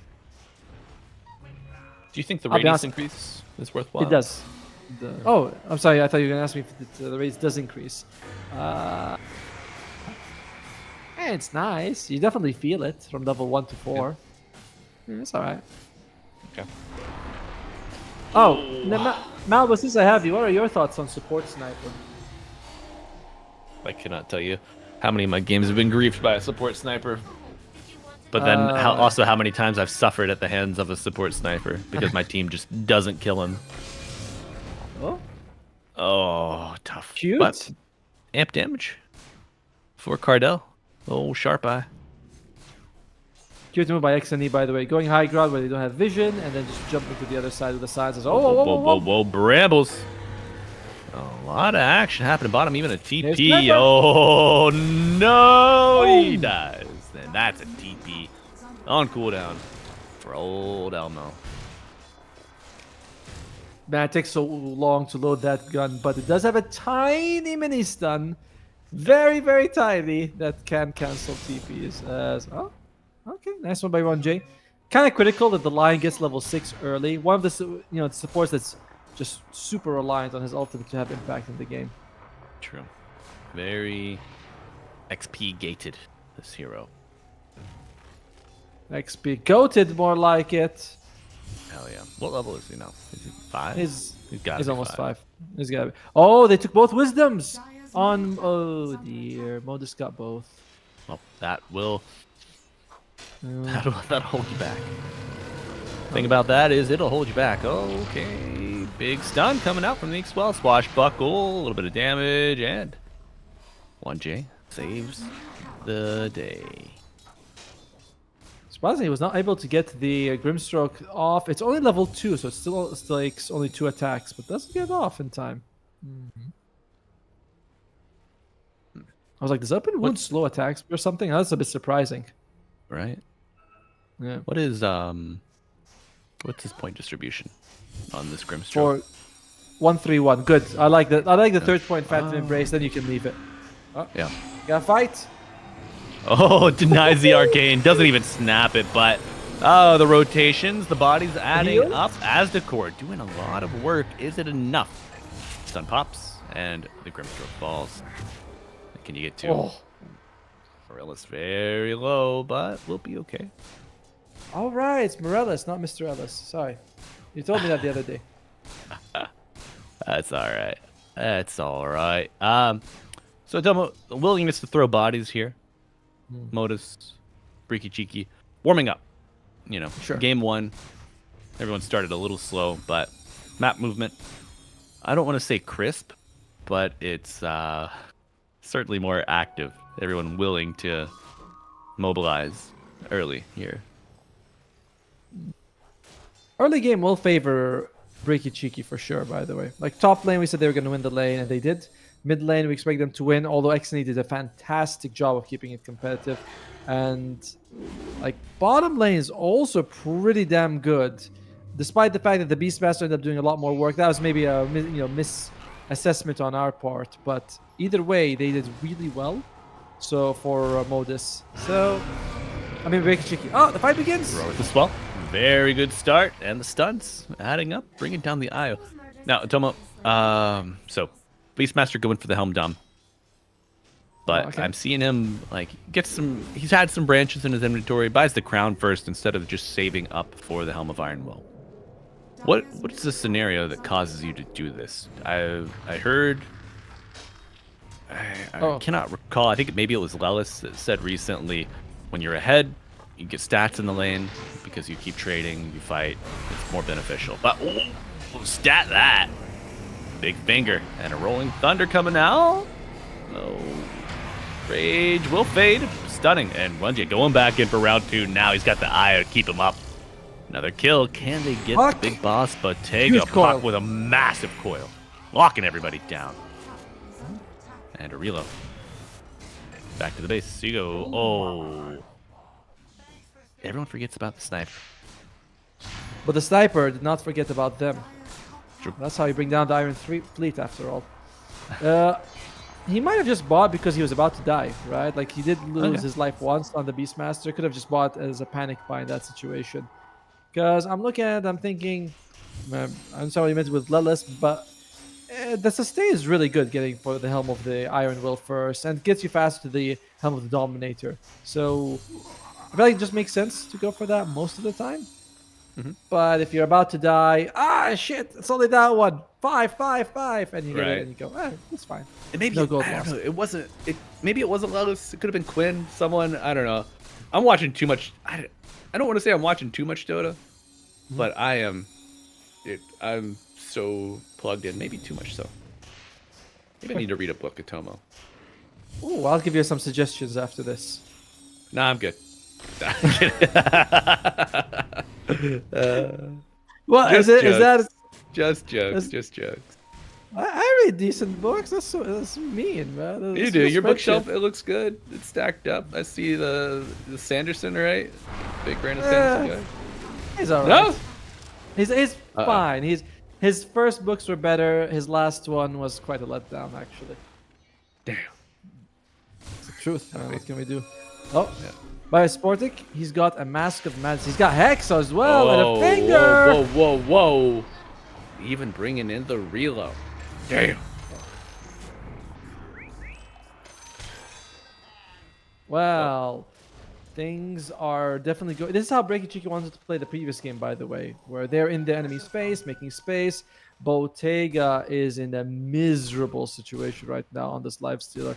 Like 3,000 gold behind the sniper, about 1,500 behind Dark Lord. Quite brutal. Now, the good thing is, late game I favor Modus draft significantly more. It's just, we kind of have to get to late game, you know what I'm saying? Yeah, when your life stealer is... Oh, no. No. That's no! a death. Yeah. Big kill. Your life stealer is closer to the lion than he is the sniper. By a wide margin. Okay, rolling thunder, top side. Bringing down L1GA. Okay. Puck's coming. And he is... Puck's coming. Already seen some big coils from XNE. Going forward, gets the Here's silence another off one. coil to pop. Oh, no, the Brambles. Unlucky. Amaryllis with a miss there. We'll pop. Continue chase. Worth. Willow gets the kill. You really wanted that gold on your life stealer. For sure. But they do get the Pango off the map, the second highest net worth hero in the game right now. And they've got him and the Lion. So it's still a very nice move there for Modus.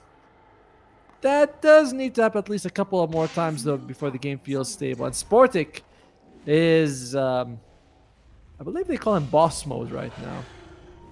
Oh, Elmo, you might need to get out of there, buddy. Yeah. Well, a donation to the Church of Breaky Cheeky. Little 100 gold.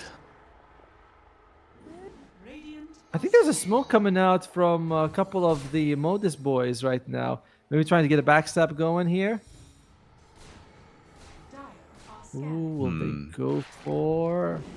Well, just the Willow right now. Is she enough? She's got terrorized. I think Buck was with him at some point, but seems like he abandoned the idea. He's like, nah, because I saw him smoke. I saw the smoke icon underneath. Sure. Morales is like, this seems kind of risky. Puck broke Sporting- ranks. Sportic is going for the Deso, not far from it, by the way. Only 500 gold. It gives you so much extra Jesus. damage. Does make it slightly easier for the puck to dodge the attack. He's like, I can see it. It's red. Oh man, yeah. But what about the Dire? Still working towards the Radiance for Bottega. Almost has the Relic, but my god, it's a slow one, buddy. It's a slow one. Yeah. I mean, Modus had an early lead game 1. Can they play from behind? Current circumstances suggest not. Okay. Big kill. Big kill indeed. Wow. They're TPing in. Time to get out. Problems. Jump in. Problems go.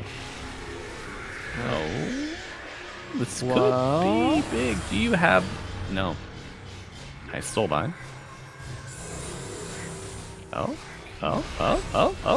Oh my god, a finger! But Holy the shit. Lotus handoff isn't enough. No! We'll take it with Good Inkswell, coil. going back in. Axini arriving in that coil. But L1GA punches back. Getting chunked down. Spirits and the resurrected Meow coming in. Lion does die on the back line. Elmo brings him down, I believe, with a boar or something. Not his own body, but very nice for Modus. They say, oh, Sniper and I are going to come back. They get a soulbind on, but we see the problems, right? When you don't have any heroes that actually benefit from the soulbind, and Beastmaster was not there. But still, they win. They bring down Sportic, and they brought down Pango, and they brought down the Lion before that. So huge wins coming out from Modus right now. Oh yeah. And where are we on the Radiance? Never mind. Nobody talk about the Radiance anymore. He's working on He's working on it. Didn't even get a stick. it. Ooh. Poor guy. All right. Darklo's online. He has the Shadow Blades. Now he can basically jump and destroy anyone.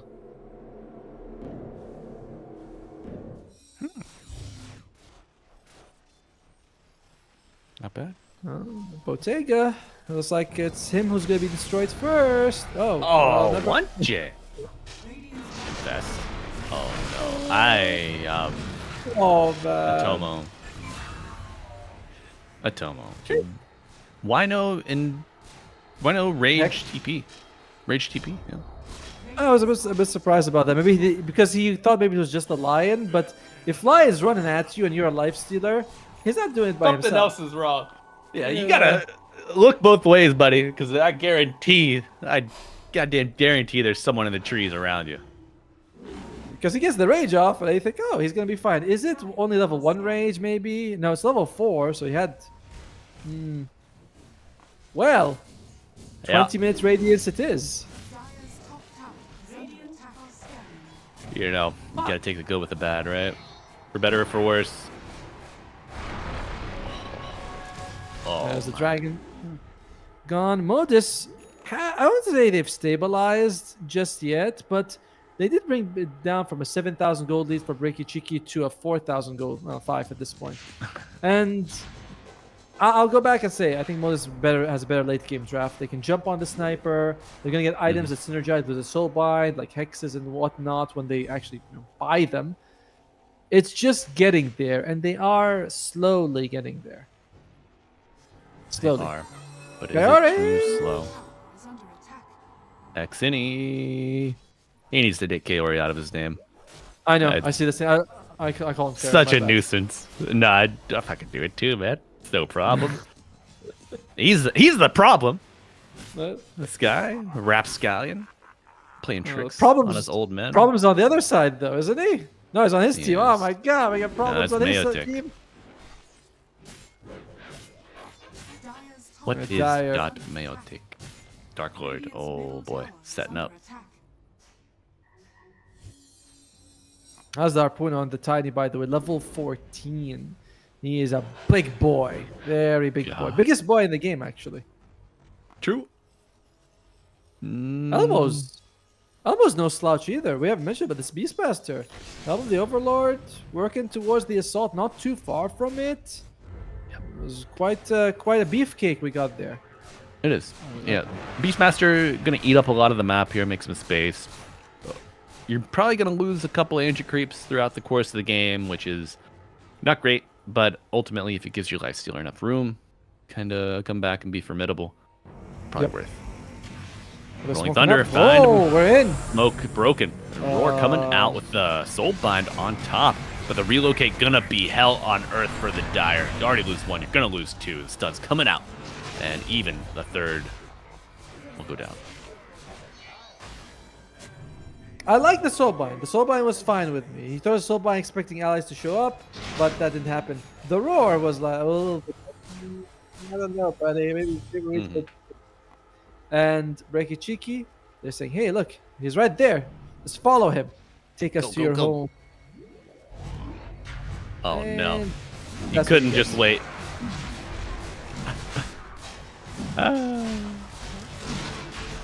What will this Roshan achieve for them? Will they consider going high ground or just take all the tier 2s? Probably. I mean, tier 2s will definitely fall. Yeah. We'll see how fast Breaky Cheeky wants to play. I would like to see IO Sniper hit towers, Pengo Tiny kind of space and scout on the sides. Then Lion maybe hunt with his Blink Dagger. one of the two. Being delivered. Yeah. Okay, so 20 minutes in, Bottega, his Radiance will start accelerating his farm. It sounds like we're being condescending, but it's not. I mean, at least the recovery will go faster, especially when you spice it with a few Lion kills. Oh, yeah. He gets the Radiance Spirit and gets an assist out of it. You love it. It's 100 gold. I mean, not 98 to be exact, but you know, it's nice. It's 2 creeps. I was in the neighborhood. I thought it'd swing by. Say hello. It's your unfriendly neighborhood life stealer.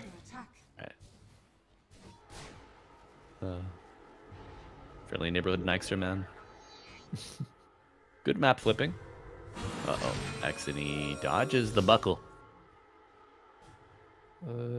I've seen this before. But Morales gets up. Not like L1GA. He was standing there. They pop a smoke. The smoke doesn't go. They're like, wait a minute. Check behind that tree. Yeah. What's the name? Tommy Chopper? Is that the name? Tony. Close enough. That was extremely close. Thank you. Tony, it's the same. Taking a look mid. Big reload. Dark Lord finds the puck and the willow. L1GA gets the shard as well. Very helpful against the heavy magic damage based lineup that the enemy team has got. And of course, just the mana drain itself is quite useful. Oh, yeah. Modus doing. Buddy. Can you imagine? He's like, oh, he should know. Yes. He gets there. He's like, I sniffed something, because even though they're invisible, you can bump into them. He's like, Yeah. Yeah, invisibility does not give you phased movement, right? No. Although that's a very hard thing to know with Smoke of Deceit, because that's one of the few interactions I've ever seen that does not break the smoke. You know what I mean? What do you mean? Like if you're invis and smoked? I mean, wasn't he just smoked just now when he walked into it? I think no, it's just invis. invis. Just invis. All right. That makes a lot more sense. I was like, I think he should have. Okay. It's 12. It's 12 at night, guys. Tiny also had a Shadow Blade, which accounts for the dual invis. Yeah, because I was like, they're both smoked. Must be a Smoke of Deceit. I was like, that doesn't seem right, but right. Oh my god. Oops. That's a smoke. That's a smoke. He's got the big purple ball above his head. That man is smoked up. And let's see what they can find. So far, 2 minutes left on the Aegis. Not that they've been able to achieve any towers with it, but they have grown their lead from Breaky Cheeky. Up. Oh, dude, your IO! What the? Your IO's sitting under half mana, like. Oh. Bottega. Big stuns, rolling thunder with the blink dagger. Aghanim Scepter completed on Meow, mind you. Heroes like Pango are fantastic when you're playing in sort of when you're standing in. Not like the Legion Commander where you sort of rely on your team to help you get dual kills, especially when they get Lincolns. There's a lot of teamwork there. But Pango, I just roll. I create chaos. Yeah, what do I want from me, bro? You just roll with it, you know. Pretty chill dude. Pretty relaxed guy. Laid back. Radiant's bottom tower is under Oh, I got him. There you go. Bordix Look Network. at the reach. Look at the reach of the sniper, man. His net worth as well, 17,000. He is 7,000 gold ahead of the lifesteal. That's two good items. Like not two pretty sizable. Oh look, there's a butterfly. A butterfly. Dire's middle tower. is Disgusting. under attack. I feel like I haven't even seen Dark Lord this game on this Tiny. And usually we see Tiny carries be very active, but he's been quite, standing back, saying, all right, Sportic, you're clearly working on your highlight reel. Sportic, by the way, what rank do you think he is? Dire are scanning. Sportic. Immortal. That was an easy part. Wait, that's on me. It was too broad. It's too broad, the question. What number immortal do you think he is? There you go. I'm going to say 74. Oh, very close. 85, I think. As X and E. Oy. Just put 74 feet underground. Not active enough for you? That's... Solo kill on the puck. Hucky Wucky. Super stucky. To be fair, X and E walked into him. He didn't go hunt for him. He was just... I was standing here. You walk up onto my Exactly. stoop. You don't expect me to throw a rock your way? Or a tree. As Oh my Bottega! God. Oh. Oy. This attack speed is serious, man. The thing is, Modus has decent catch on two of their heroes, and Lifestealer can fest the Beastmaster, but Beastmaster has not yet. Yep, all right, he has the Blink Dagger now. After the Salt Grass, he's got the Blink, and you have the Puck with the Blink as well. So the catch is good, is very, very good. If we can get on top of him, we can kill him. That's the trick. That's the trick. If it bleeds, we can kill it. We might need a bigger Such a good boat. line. Oh, whoa, not again, God! Oh, Dark Lord. Shaping up. Trying to catch up to his sniper.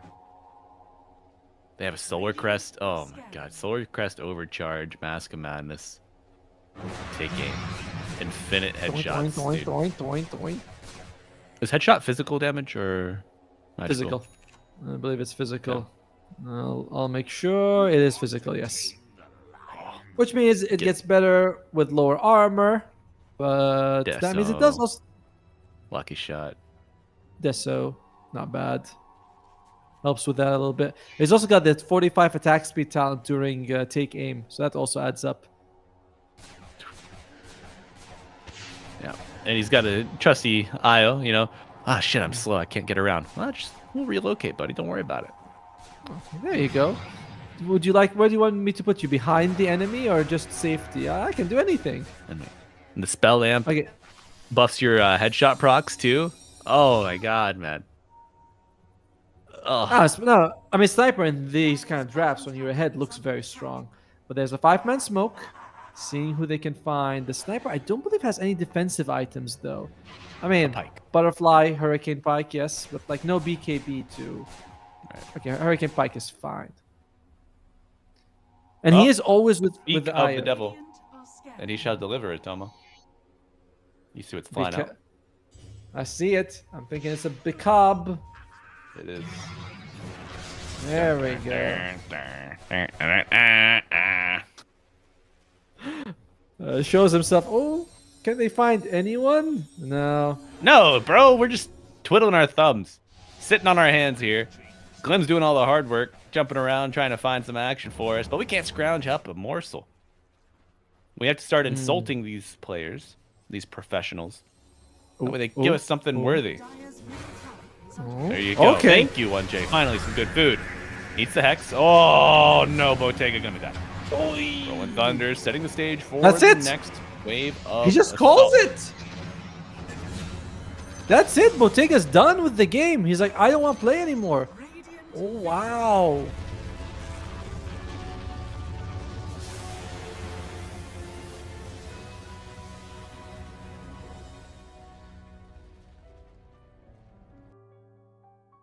What? What? Oh. Yeah, that's GG. Bye, it. I guess. Guys, I gotta All use the right. bathroom real bad. Just get me out of here. Ah! So if you look at the very last fight, he was like running towards Morales, about to infest him, and he dies. And maybe it's because the Hoodwink didn't walk towards him earlier, something like that. It was like very close. It was, you know the animation. There's like a tiny move before he jumps in, where he's like gonna lurch inside someone. He's doing Right. that, and he dies. And maybe he was just like really annoyed with how it went down, and it's like, I'm done. Surprising. I thought there was plenty of games still to play, for what it was, but Bottega disagrees. We're going to game 3 just like that. We are, and I mean, with your puck dying out twice to the tiny both times, I could see how frustration was mounting. Just unable to find an opening time and time again. GG called 21-9, 29-minute game 2, 0-4 on Bottega as well. So frustration mounting. So sure. Back to the drawing board for the boys of Modus, and we will see if Breaky can ride this meme-filled high into a Game 3 victory after this break. Stick around, folks.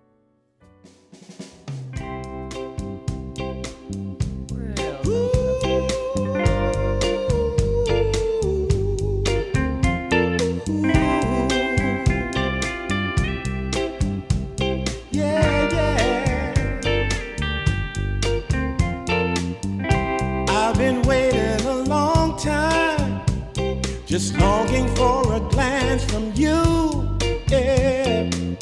A chance to look in those big brown eyes. No telling what my heart would do. Hey, when we met, I sure knew it felt as good as it could be. In that moment, though it felt so good, I wondered why you noticed me. If you gave me just a little time, it would sure ease my troubled mind. Don't tell me that you don't feel the same inside. Don't tell me. These are feelings that I ought to hide. I don't care where you came from, just tell me where you wanna go. If there's a chance to be together, that's all I really need to know. Is it real or make believe that keeps me thinking of you? If you've got time to walk with me, I'll show you how my heart is true. And here I stand, waiting for you. Tell me, baby, what I gotta do. Don't tell me that you don't feel the same inside.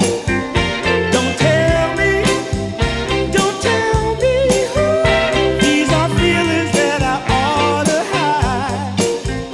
Don't tell me that you don't feel the same inside. Don't tell me. These are feelings that I ought to hide.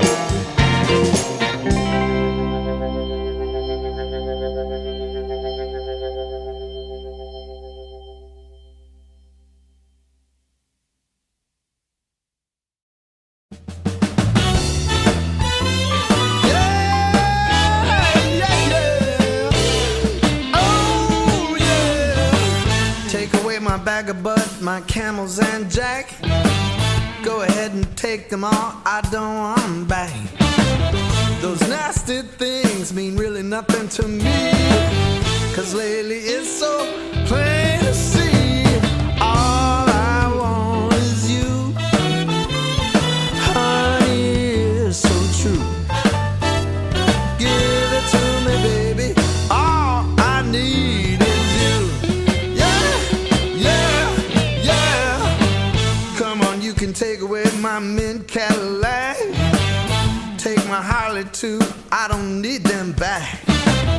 I got an engine, Lord, it runs so right. As long as I get your loving each night. All I want is you, honey, is so true. Give it to me, baby, all I need is you. Yeah, yeah, yeah, yeah, yeah. In the morning, well, early in the morning, late in the evening, round around noontime, round about noontime, baby, 24/7. Give it to me, baby, all I need is you. Yeah, yeah, yeah.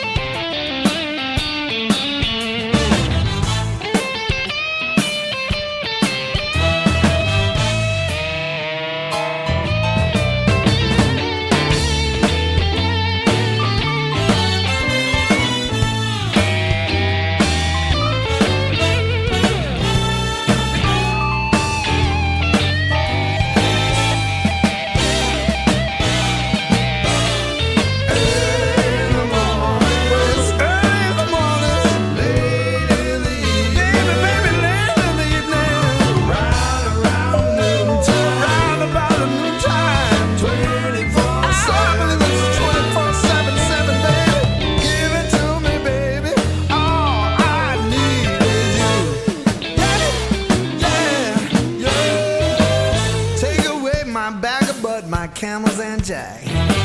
Go ahead and take them all, I don't want them back.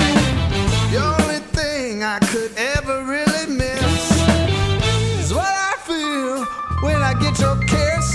All I want is you, honey, it's so true. Give it to me, baby, all I need is you. Yeah, yeah, oh yeah. Early in the morning, late in the evening. Well, it's about late in the evening, baby. Right around noontime, 24/7.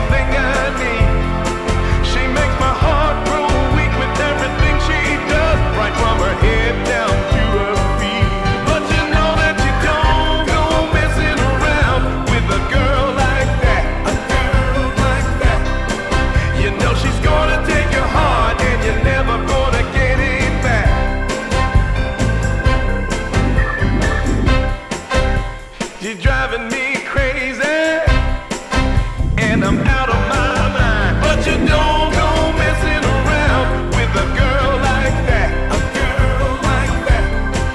You know she's gonna take your heart, and you're never gonna get it back. So don't go messing with a girl like that.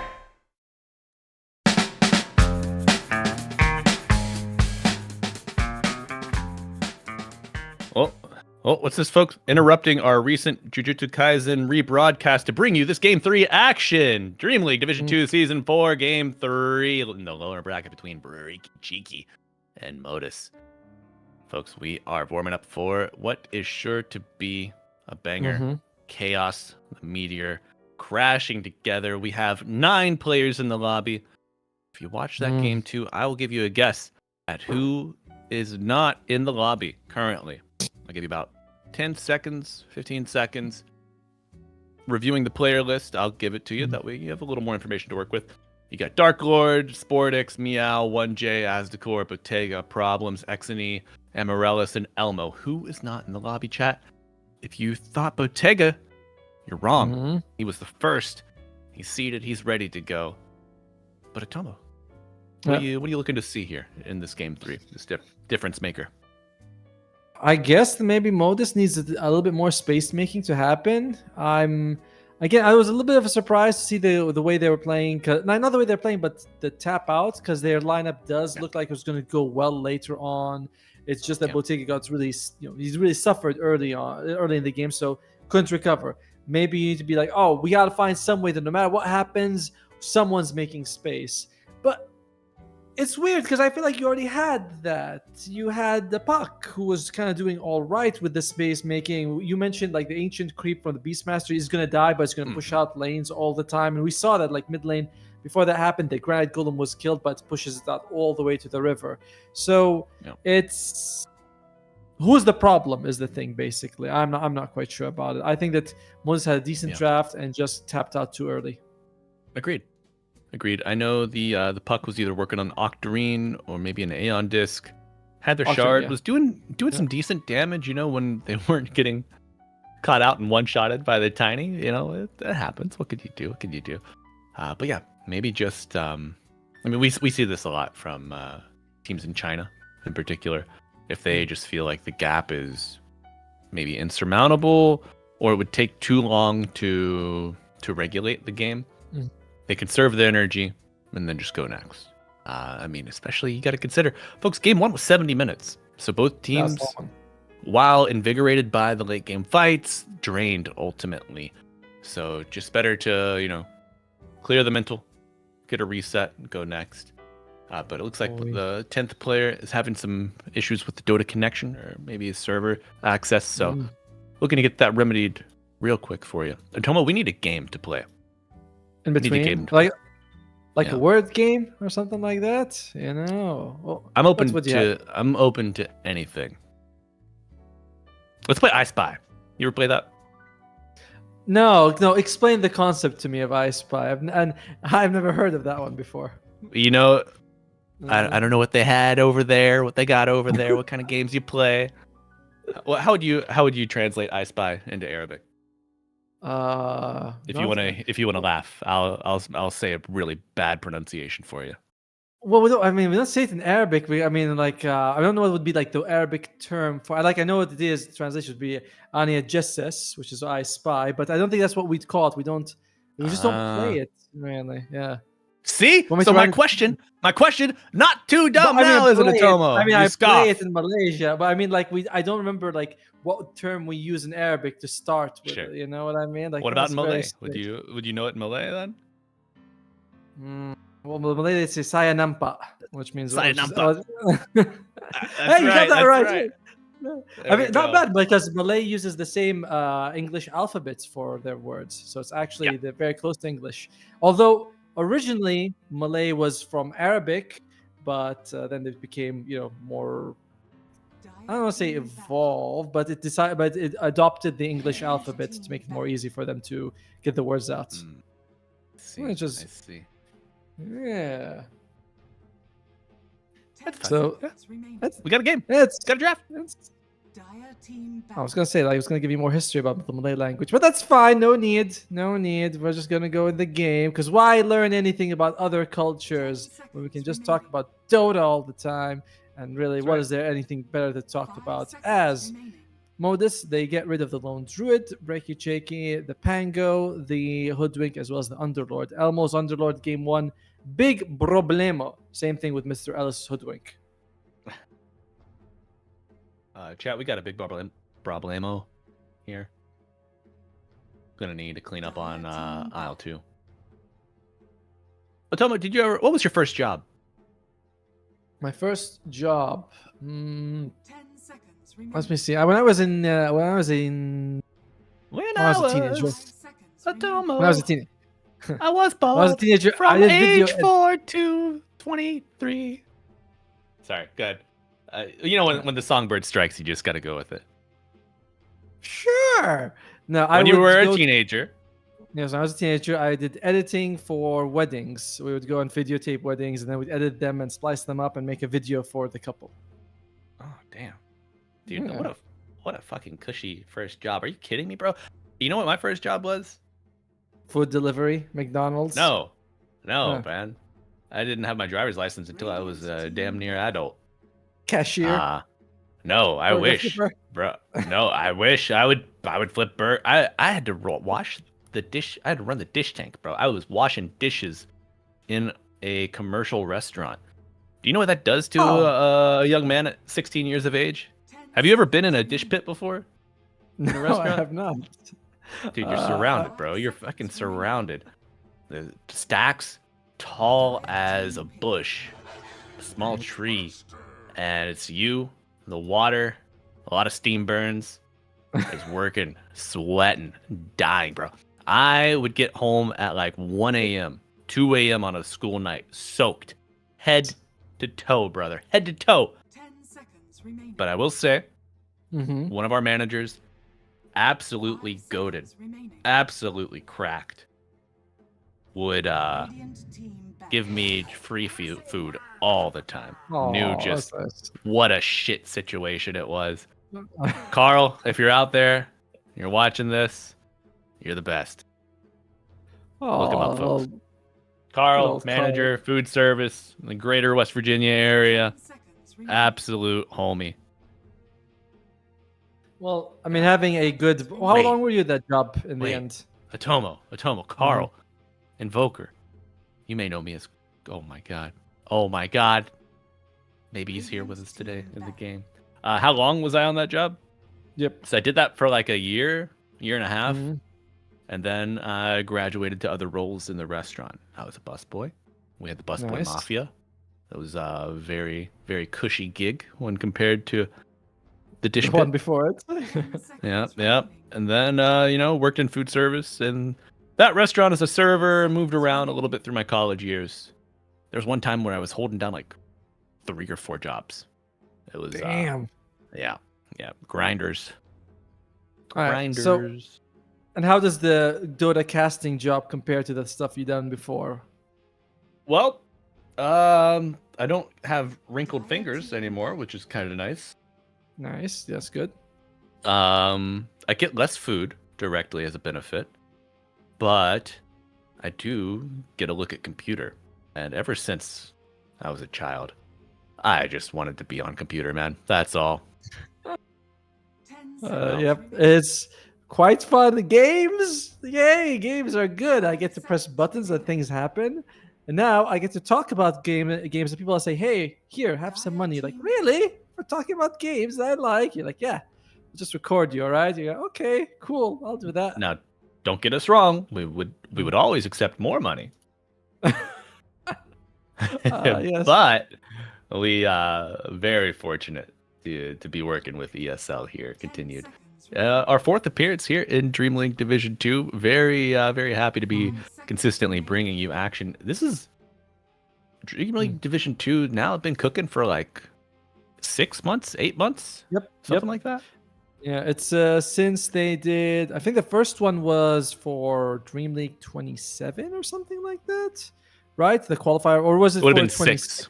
Yeah, Would have been right. 6. Makes more sense for it to be 6.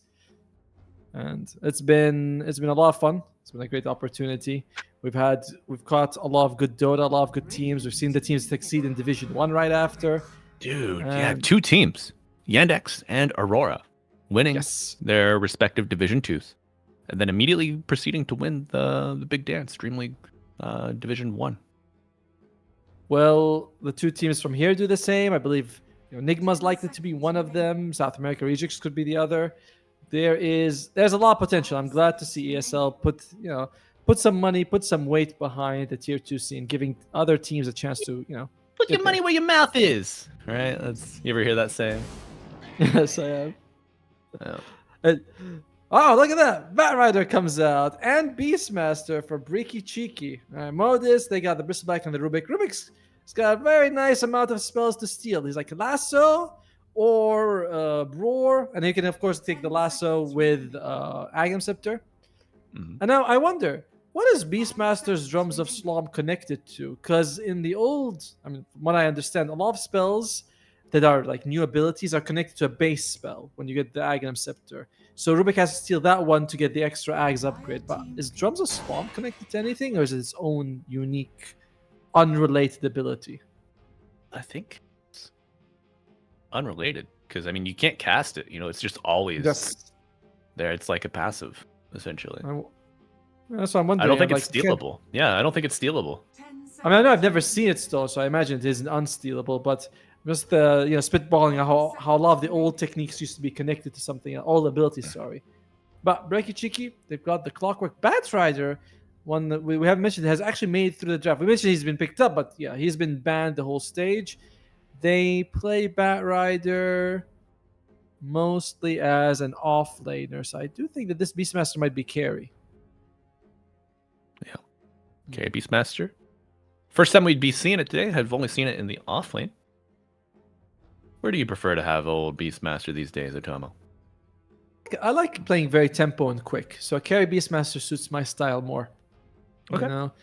In general, I don't want my offlaner to be like, I'm gonna go for Helm of the Overlord. Maybe we'll push fast. Maybe we won't.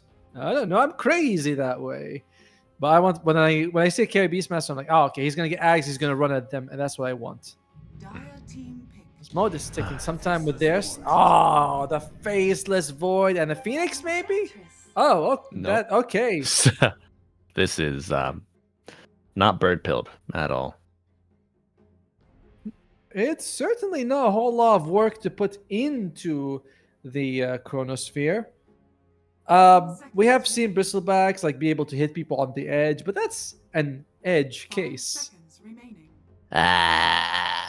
He's a joker, this guy. He's got jokes, eh? Yeah, it was a bit forced when I think about it. Now, Breaky Cheeky, what do they want here? They see the Faceless Void. They could take a Shadow Demon or an Oracle, some sort of save here. We do think L1GA is going to be playing the Clockwork. So as the what do you play? Huh? Monkey King. Oh, Dark Lord Monkey King again. So it's going to be the Beastmaster mid or off. Same thing with the Batrider. Okay. Breaky Cheeky has not played a lot, the Batrider in the support role. So I am assuming it's going to be mid. I don't know. Mid or off. We'll see what the matchup gets for him. But Dark Lord definitely taking the Monkey King. Yeah. How could yeah. For Breaky Cheeky, I want to see saves. I want them to pick a Winter Wyvern, an Io, or an Oracle or a Shadow Demon. Not an Io, an Oracle or a Shadow Demon. Io's banned. For Modus, something mid that works well with the Faceless Void. Because right now, Enchantress damage is very reasonable for sure, but it's gonna take some time to get that going. We still have Enchantresses don't even go for impetus. They max out Solar Crest and focus on healing allies and supporting the team rather than the Hurricane Pike build. Mm-hmm. Oh man, if you have some kind of save or damage or save or control, and you can just really let your Enchantress lean into it with the damage, it's a thing of beauty. It's a thing of beauty. I think they're gonna put the Beastmaster mid, or our Modus is gonna try their best to get a hero that just destroys Beastmaster in the mid lane. Because if he goes off, he's up against Enchantress. Not ideal. So they want to generally put him in the mid lane. And they're going to ban out Viper. Who would they want to also ban out? Huskar? 10 seconds remaining. Maybe. 5 seconds Eh, remaining. I feel like Beastmaster doesn't mind Huskar too much, to be honest with you. You got summons and stuff. It's not too bad. Yeah. Let's think about that. You have summons. Venom does- You could drag the wave. That's True. nice. Always nice. You could stack camps. Another You bonus. can CS with axes. Not really reliably, but maybe you get 2 per wave with that. The Venom ban does suggest it might be something with a high amount of regen because, Faceless Right. Void, the level of, although to be fair with you, 15% is negligible. Is that how it's pronounced, negligible, Hugo, or negligible? Negligible, okay. Yeah. 5 seconds remaining. Makes a J sound. Negligible. Thank you. Radiant Break it cheeky. The Phoenix gets removed again. I think they should get a save hero, a Shadow Demon, and an Oracle or a Winter Wyvern. All feel like they'd be very nice for the team, but we'll see if they think the same way. Oh. 10 seconds remaining. And Modus, a mid laner that works with the Faceless Void. Sand King or Leshrac wouldn't be so bad, honestly, for Modus. I know it's not something that XNE has been playing a lot of. If not, then he could consider... Oh, there you go, the Lich. Good save. Yeah. Right. Sand King, Leshrac. Death Prophet is something he picks. Although Death Prophet's kind of weird in the Chrono. I mean, the ghosts do move, but Remaining. it's hard to get a Spirit Siphon. I prefer the others, is. honestly. 5 seconds However, remaining. if you get your shard and can fear people back into the chronosphere, oh, that's some good stuff. That's good stuff. It is good stuff, but it's, one of those theoretical ideas that sounds good on paper, and then you play it and you're like, that's not That's happening. impossible. There's Well, the we're going to profit, though. see the impossible become possible here at our Mm-hmm. Game 3 decider. Tell me who's going home. I think Breaky Cheeky has played better overall. Even though they lost game 1, they still impressed very well, a lot. And game 2, they just crushed Modus. I think their spirits are higher, and like game 1 was so close, man. They got crushed early and still made competitive, and for 70 minutes after, insane. Modus, very durable draft though. Death Prophet, Bristleback, good run at you stuff. Oh man, I like the draft for Modus a little bit more. But I like Breaky Cheeky. I'm going to go with Breaky Cheeky. Yeah. Hell. Final answer 10 for $1 million. seconds remaining. Breaky cheeky. They got the heart. They want it more. 5 And I just- seconds remaining. I just have a feeling, Atomo, that there's going to be at least one time where Bottega gets an ally and a chrono. Mm-hmm. You get chain frosted and you just cannot attack in that chronosphere. The Lich in general is going to be very annoying for the Faceless Void to deal with. Are you getting a Nullifier to remove that? Probably unlikely. He's got the Sinister Gaze, can throw the Spire in with the Chain Frost by itself. The Chain Frost does bounce inside the Chronosphere. It's kind of weird how that works. Some stuff are just Right. like stopped, and others are just can move. Like Death Ward doesn't work inside. And you're like, oh, okay. Guess that makes sense. Yeah, Death Ward not working inside. Bro, I cannot tell you Sad. how sad that makes me. It was such a nice combo, right? Chronosphere comes out, you throw in the Death Ward in, you say, all right, let's just get Agav Sifter. We'll never have damage issues for the rest of the game. It was beautiful. But then Ice Frog descended from his mountain up high and said, no. He smited us, people who were having fun. We're not allowed to have fun here. Mainly due to Ice Frog's Iron Fist. But that's okay. We're just happy to have him around these days. Look at that. Is that an unusual weapon? I've never seen that. Are you aware of the unusual modifier on weapons and artifacts or like equipment and stuff? Oh, you know my love for cosmetics. Yeah. Look at that. Can we click the magnifying glass, please? on the portrait of the Enchantress, and then There mouse we over the go. weapon.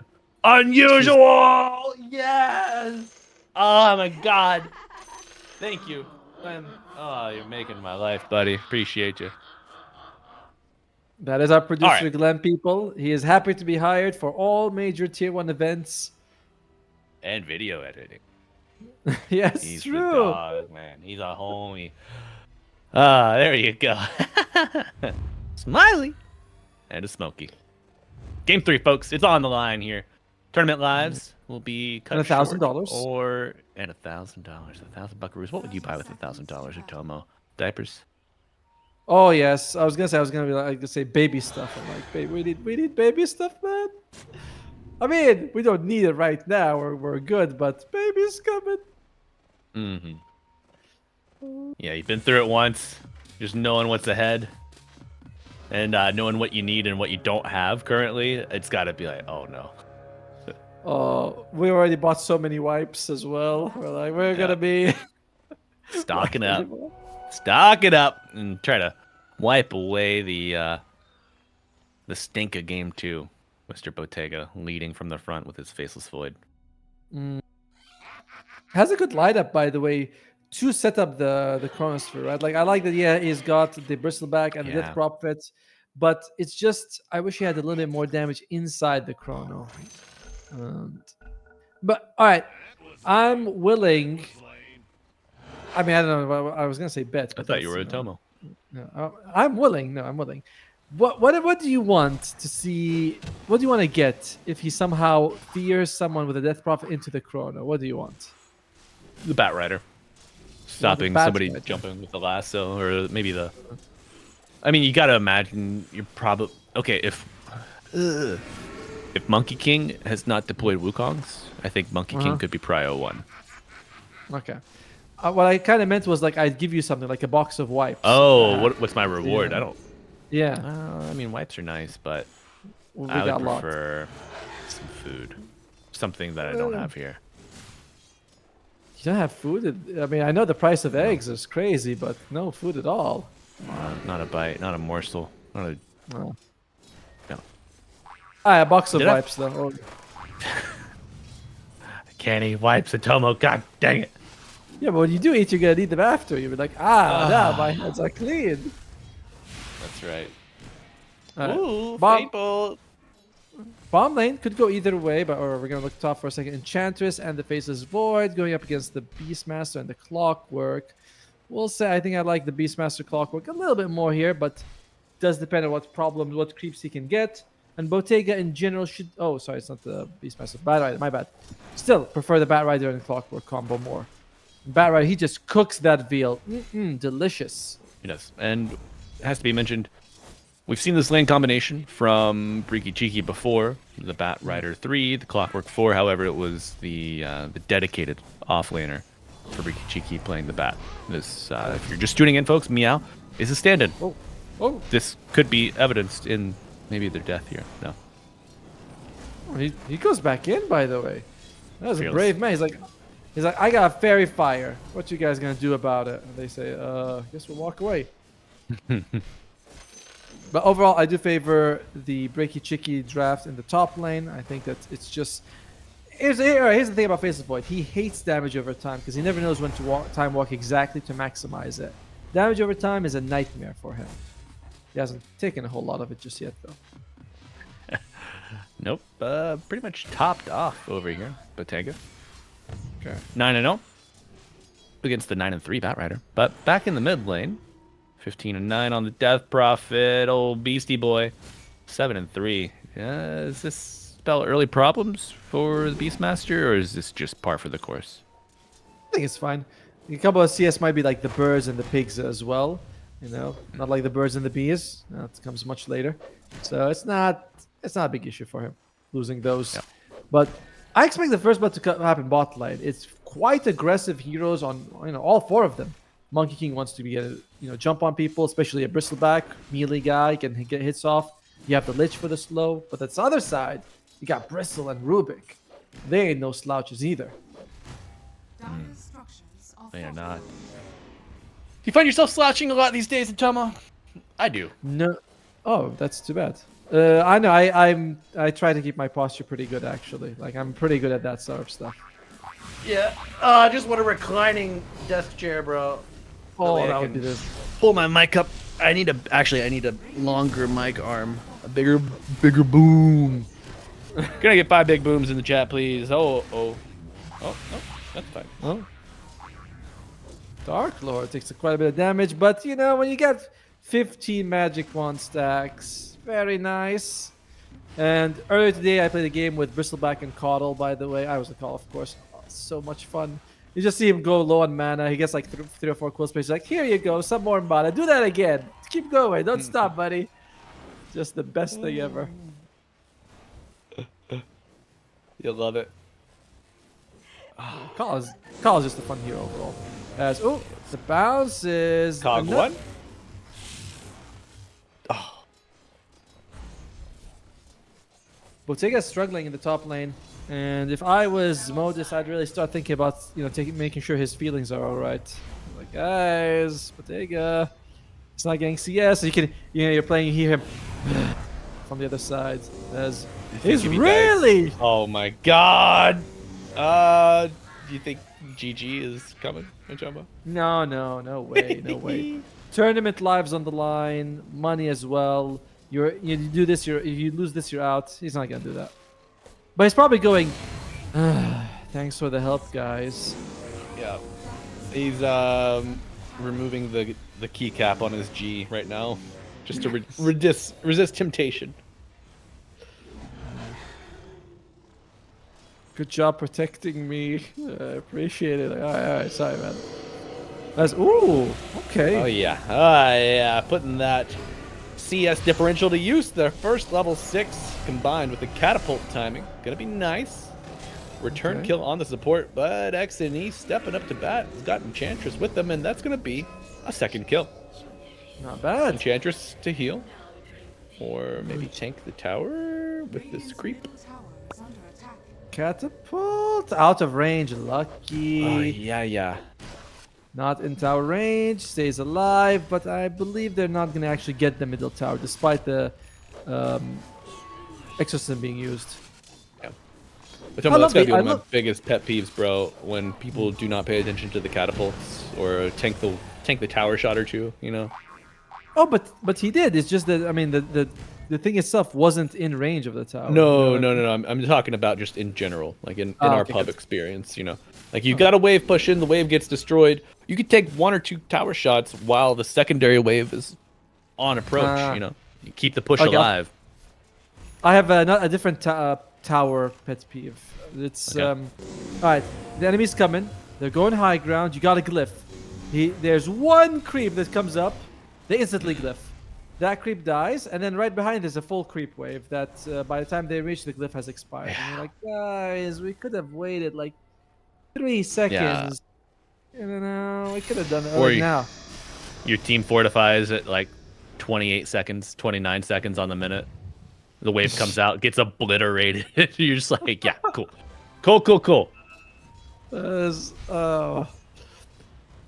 fun game. Yeah. Now, let's look at some of the items we're working. What would Death Prophet buy? Is it Consecrated Traps? Has not indicated. Has gone for 1 Null and 1 Wraith Band. I loved when Wraith Band used to double and give you like 6 armor. Jeez. It was actually So tanky. by the way, it was 5.4 by the way, just in case people are wondering. It wasn't 6. It was just 5.4. Yep. With massive stats. Oh god.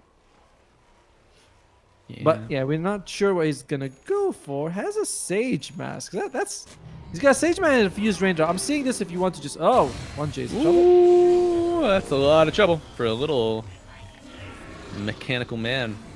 Takes a small stack. Very nice. Likely securing their chances at the top. Action rune, but Beastmaster Lich bottom side, so gonna be a 50-50. He's got power thread. I'm looking at X&E, the Sage Map. If he's gonna make anything, or if he's just taking it for mana. Could be just mana, like Sage Mask and Fused Raindrop is nice bit of extra regen. Or he could make an Orchid. Feels unlikely. Vessel, perhaps? Vessel maybe, but he's going for Wraps. Nah, I think it was just a casual Sage Mask. It's so cost efficient. Mana-wise is insane. Like the amount of mana you get for it is very, very good.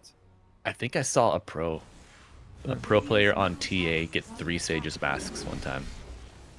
I mean, it's more efficient to get 6 actually.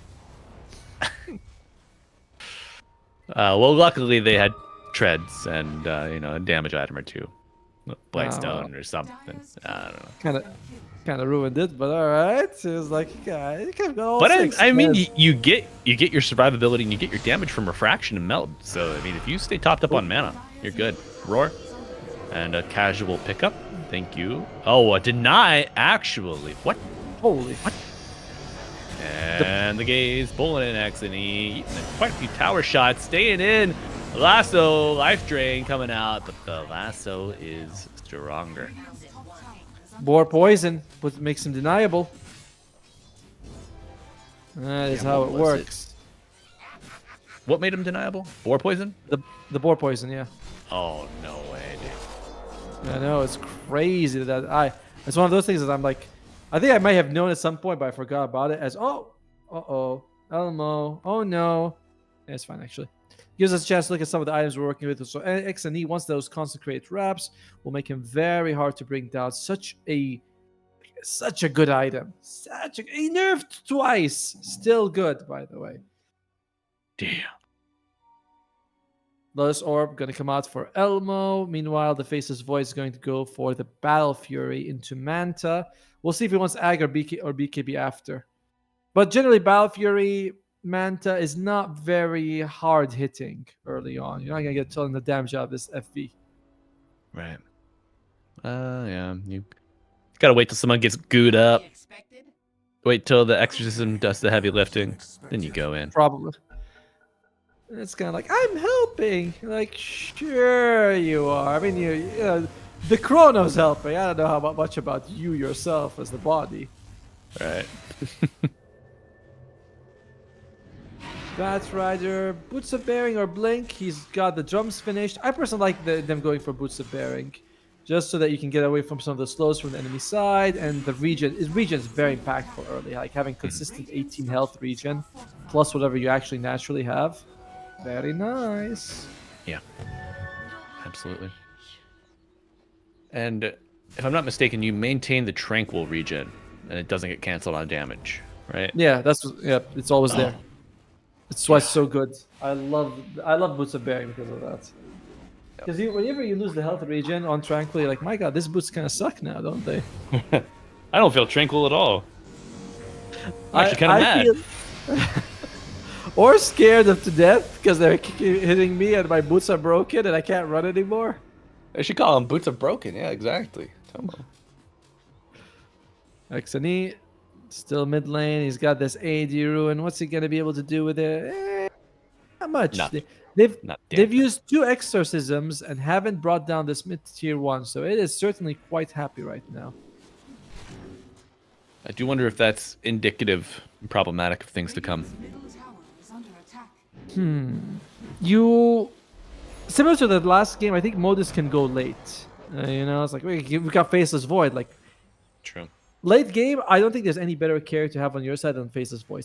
Just Chrono on anyone is a good kill. Great team fight ability, quite survivable. Yeah. But no, does the bash damage cleave? I don't think so. No. Okay. And Chat, if you want to be in here, say a prayer for Test Azagor. Test it out for us. See that guy with the axe? Let him hit you a couple of times. Don't panic. Keep notes. Get that combat log up. It's for science. Wear a helmet maybe as well. Dude, I just picture this lich with a notepad and a helmet on. All right. Well, so far, Bottega. He's got okay. Oh, Not now much it's mana. Open season, flame break back. Oh, Chrono. That's the saddest, and you still. Can he? Oh my God, the bounce one. The cog even hit Bottega, dude. This is an absolute desk smasher of a game. I just gotta say. They're gonna go for Xani. Oh, this is not gonna be good. Kaori. Not Kaori, you bastard, Dexony. I'm glad you died. For pranking me. You pranked me for the last time! Dexony. Get out of here. What does that even stand for? That's right. Go to who your knows? corner. Go to your corner, Exony.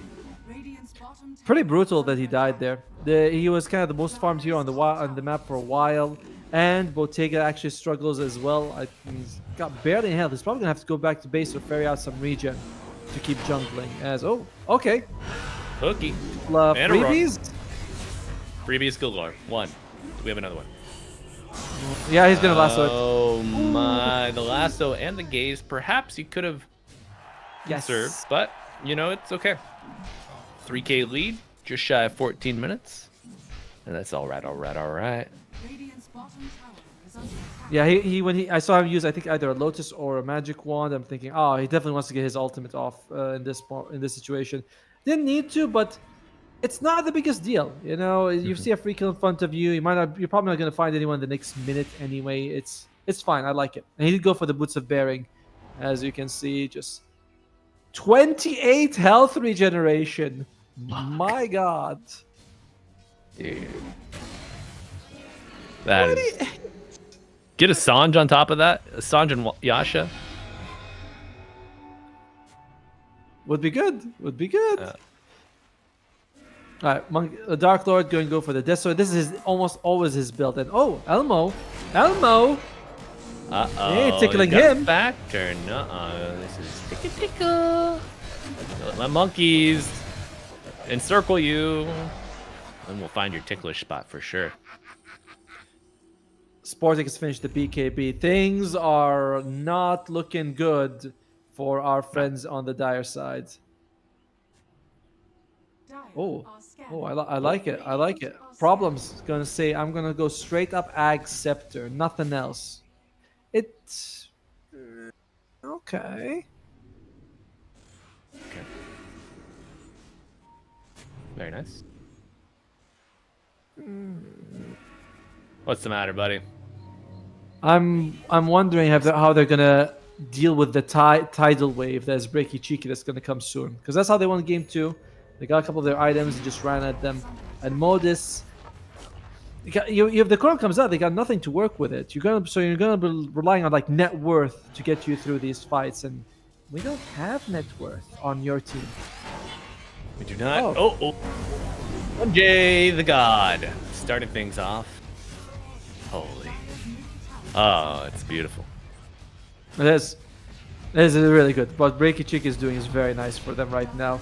As tower is going to fall. First tower of the game for their side, at least. Radiant's top tower Okay. is under attack. Lotus Orb will help Elmo fight.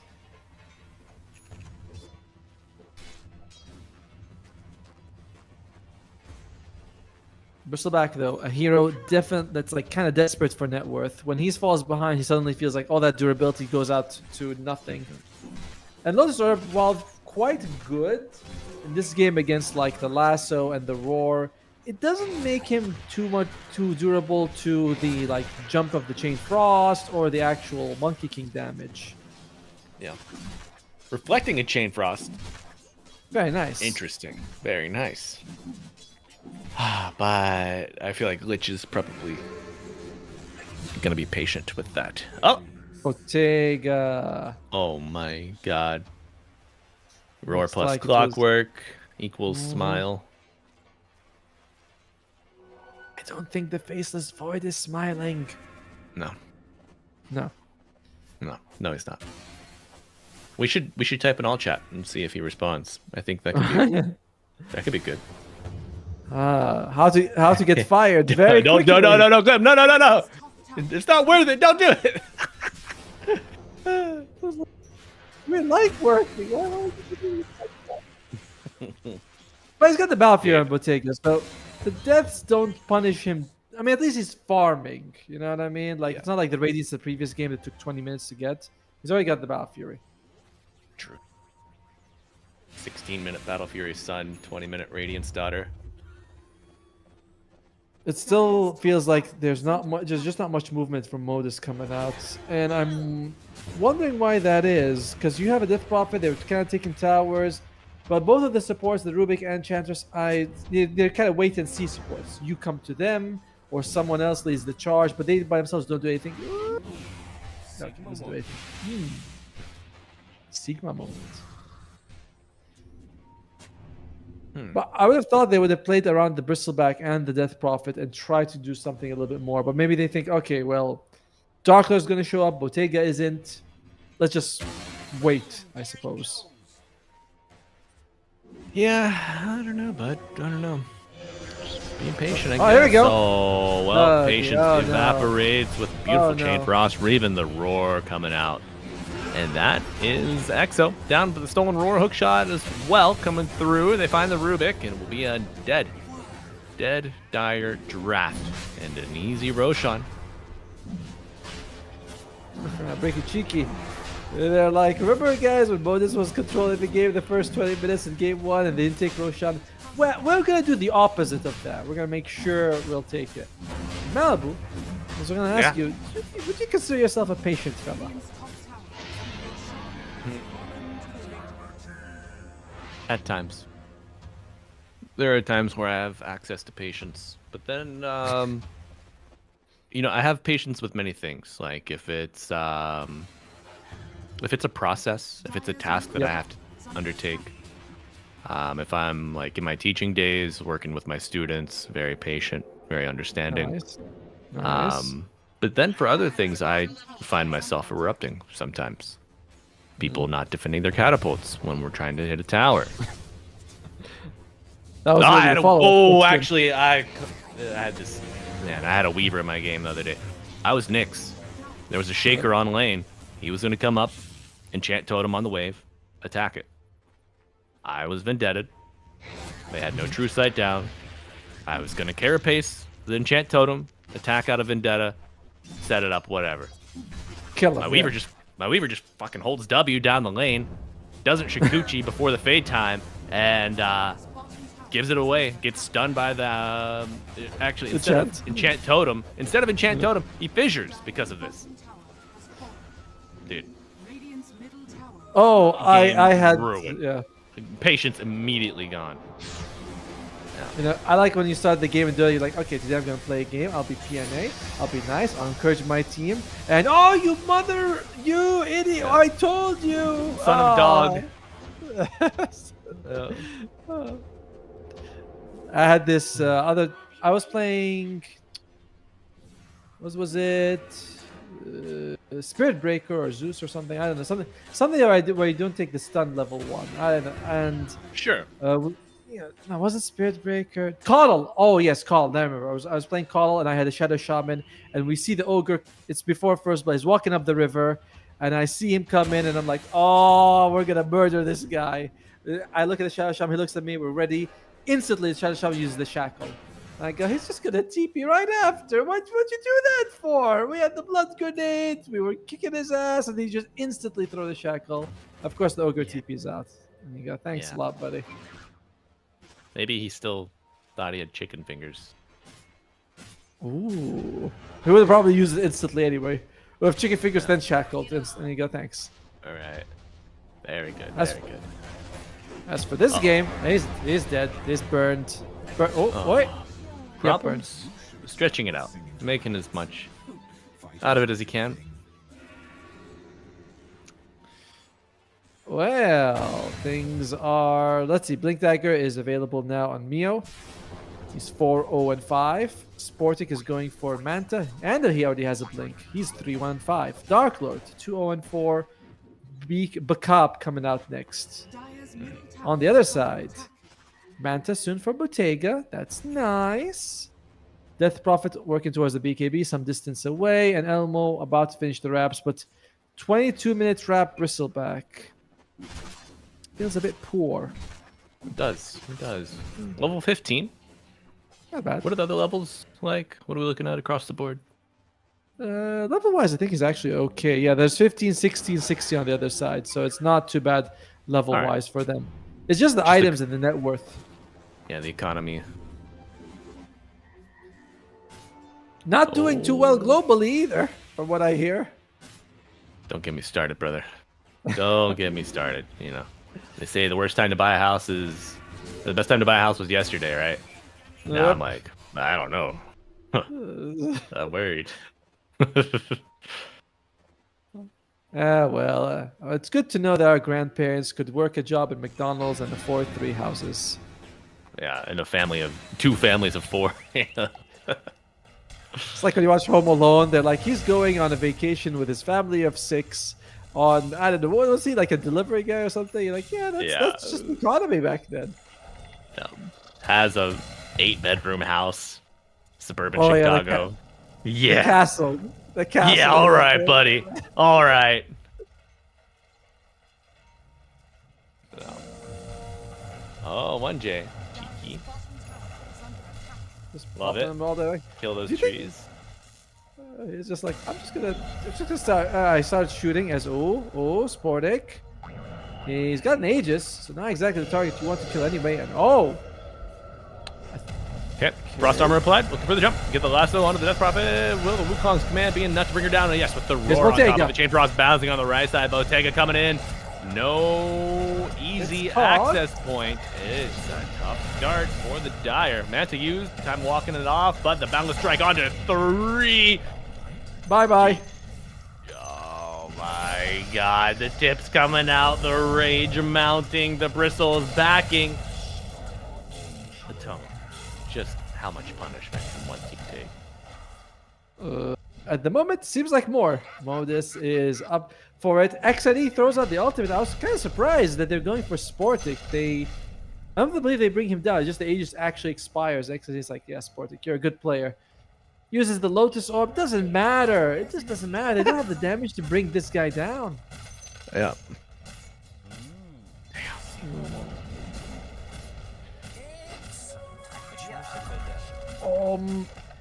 So, how was your day? It's been great, man. Woke up, played the role of host. We got my pals that stayed over, some coffee, some breakfast made, chatted, did some training with Ramona. Nice. Yeah. Good. We've Would- got would- like dog training? Yeah. The command that's like maybe least cemented is out. So let's say I'm in the kitchen cooking, want to be able to walk, go back and forth between the trash can, the sink, whatever, without a poodle under my knees or under my feet. Out for whatever room we're in, she's getting that pretty good, and then getting her to sit when she's away from me. So out and then sit with the command followed. That's the old 1-2 combo. You know, that's the Soulbind Chain Frost combo that we're looking at right now. I think out would be a bit complicated for a dog because like why is it like from different rooms? What does out mean? Or when in that room it seems to means to go here, and in this room it means to go there. That's very confusing for me. She's got it though, man. Got it down. It's just a matter of how crazy she's feeling. You know, is she rizzed up? Like, is she freaking out? Did Hannah just give her a piece of cheese? You know, it's always. There are variables. There are levels to this, so you got to take into account. But 1J says, I know the hot spot. I know the pressure point, and that's Bottega. I'm going to keep applying that pressure. Well, Bottega makes it out just fine. Look at the drawing on the map. As 1J is saying, look, they're roughly in this area. They're they're skilled into that tiny. I would call it a quarter of a map. That's like half of a quarter, an eighth. That's less than an eighth. So it's not much room here as Modus, they smoke up. Sorry, not Modus. Breaky Chicken, they smoke up, see who they can find. There's XNE. There's jump in. Lift. Hook shot to contain. Bottega going in, gets a chrono. Oh, good chrono. Not a lot of damage, but he finds a good target. However, the Sinister Gaze, the Tomo, the Sinister Gaze, the Boundless Strike. Chain Frost bouncing, and the chase is on. Only 2 surviving members of the Dire. Onto the high ground we go. Mr. Bristle already on the other side of the map. His problems, trying to stretch it out, make as much time as he can. I'm again very surprised that we see this combination of heroes with the Faceless Void because he has a good chrono on 2 people, the Lich and the the Monkey King. Like, okay, that's not bad. That's good. That's solid. Like, he hits the Lich a few times. He's doing okay damage, but you think you don't have a Phoenix, a Skyrat Mage, any hero that can contribute anything into the Chronosphere. And because of that, first set Barracks is going to fall. This game is... The series started out with so much hope, I gotta say. It did, but just proving how sapping a 70-minute game one can be. And look at this, Bristle. Contained, telekinesis, limiting the Batrider's mobility, but the damage coming out with the Roar on top in the Wukong's. Bristle, who survived the previous encounter, not so lucky now. This is far more heavily focused in this situation for sure.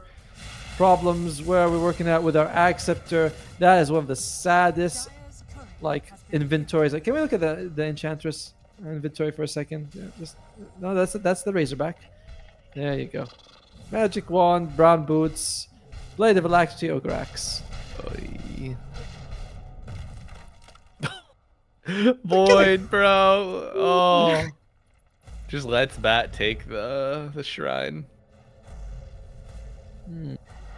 What's he going for? It's got a Blade of Alacrity on this face as well. Is that Ags, I believe. Is that yeah, but he's got the Lincolns queued up. Is Ags finished? Yeah, I guess No. so. It must be. No, Ags is not finished. He's got he still has the wizard staff of wizardry and the ogre axe in his quick buy. Yeah, there you go. Because you know, 1200 away. it should be that they're more in the front, right? Like where the Ring of Health and the Voidstone should be, instead of on the back. So they have to be like, he's going for Lincolns or whatever. Either way, 24,000 gold lead. We have all our abilities available for Modus. Can we make literal magic happen? She's tanky. Well, She's that's a gonna good live. start.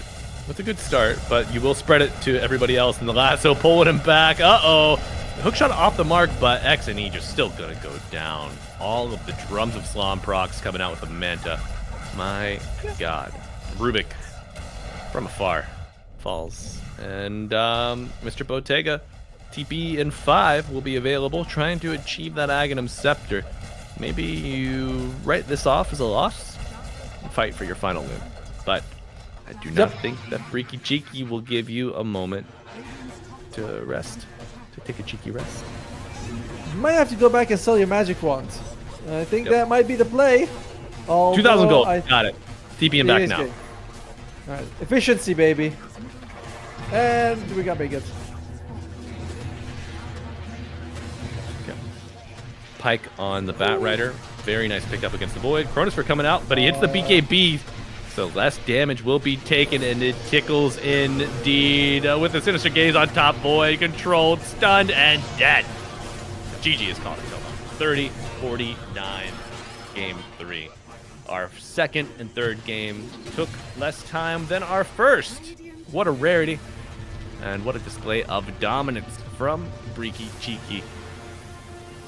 Oh, that's as unfortunate, honestly. I had such hopes were going to game 2 and 3, but clearly Breaky Cheeky, after game 1, they played super well in that game. Even though they lost, they're able to grind it out to 70 minutes and make Modus work for it. It came down to a tiny thing where they didn't want to use buybacks to defend the barracks that equalized the game. Game 2 and 3, they just destroyed them. And I'm a little sad because I was hoping to see more from Modus in this game in particular, but that's the way the cookie crumbles. Those are the breakies. Yep. Them's the breakies. But congratulations to Breaky Cheeky winning the series, advancing. And just so everyone has a better idea, can we take a look at our lower bracket and see how things might progress later in the day? There's going to be one more match, and I believe it's going to be starting right after we finish this match. There'll be a 10 or 15-minute break, and that's about it. But Breaky Cheeky remove Modus from the tournament, and they'll be facing up against the winners of Nemiga Gaming and Liga team, which I believe is the next match, and Ruin Eaters, Team Lynx, as well as South America Rejects and Als Venturas. So, round 1 and half our team is going to be removed from the tournament. Rough. Yeah, that's how it goes around here if you want to dance with the big dogs, folks. Just a reminder, top 2 teams advance to Dream League Season 29 here from Dream League Division 2 Season 4. But we're not done. Well, Tomo and I are done. But the action, the Dota 2 action, will continue here on ESL Dota 2. After a brief intermission, Tomo, you said 15 minutes? Yep, we are right on schedule, so it should be 10 to 15 minutes, and we're going to start with the next series for you guys. All right. I believe it's going to be Liga versus Nemiga, but I'm Atomo. This is Malibu. We have Glem as our producer. Thank you so much for tuning in, and we'll see you guys tomorrow, same time, same place. Bye-bye.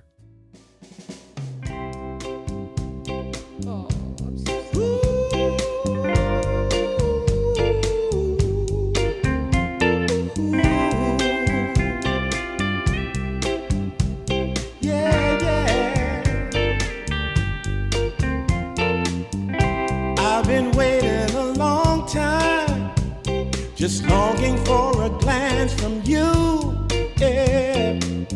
A chance to look in those big brown eyes. No telling what my heart would do, hey.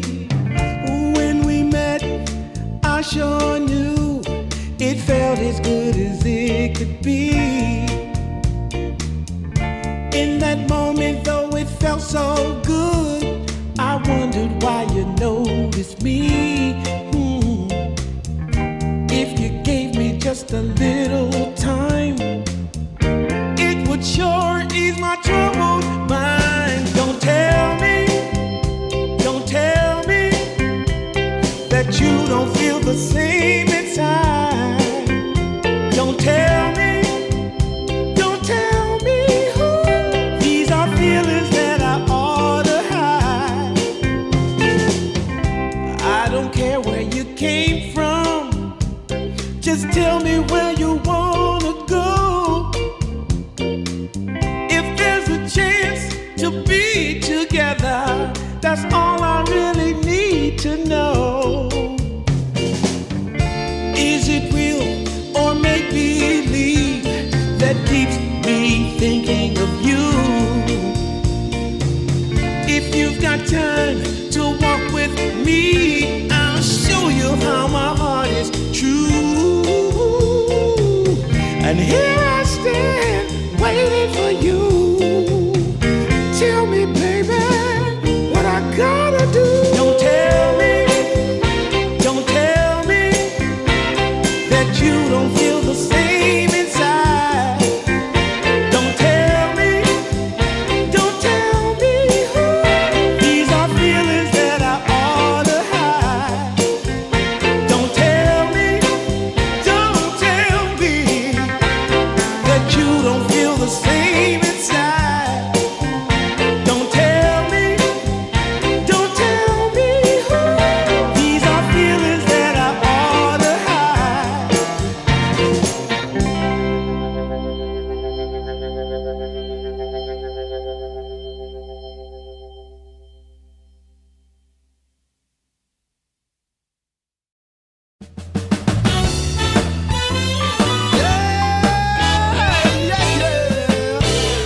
Oh, yeah. Take away my bag of bud, my camels and jack.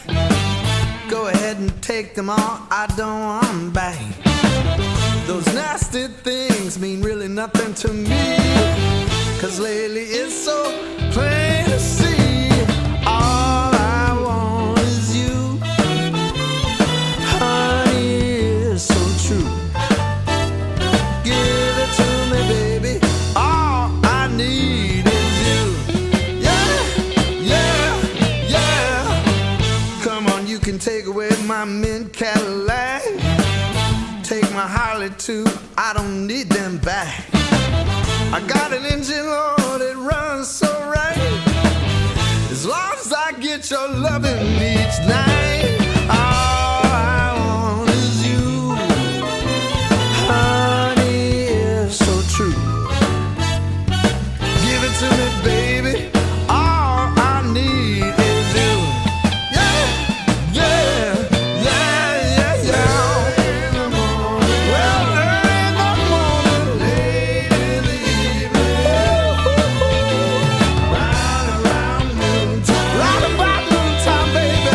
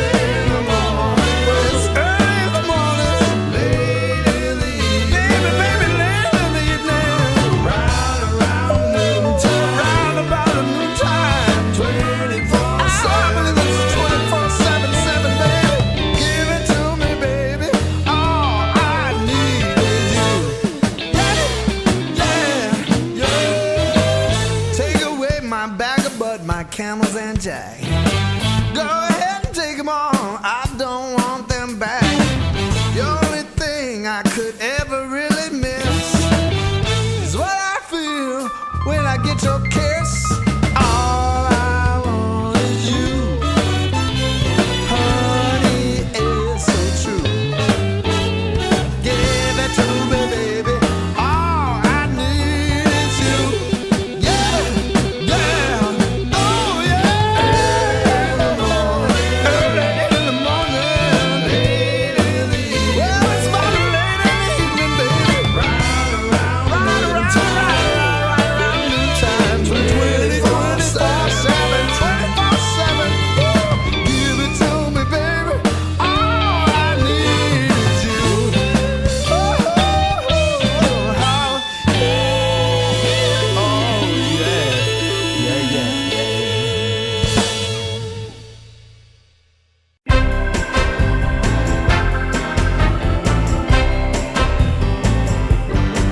Well, there's this girl that I like, but I know that she's wrong for me. But as hard as I try, you know I can't seem to break free. Well, I don't know what I'm thinking of, but I can't get her out of my mind. When she walks in the room, I take one look at her, and all I wanna do is make her mine. But you know that you don't go messing around with a girl like that. A girl like that. You know she's gonna take your heart, and you're never gonna get it back. She's only 5'3", but she's got a little spell on me. All she does is snap her finger, and you know it brings me to my knees. Yeah, I don't care what the people say. She's got everything I need. She makes my heart grow weak with everything she does, right from her head down to her feet. But you know that you don't go messing around with a girl like that. A girl like that. You know she's gonna take your heart, and you're never gonna get it back.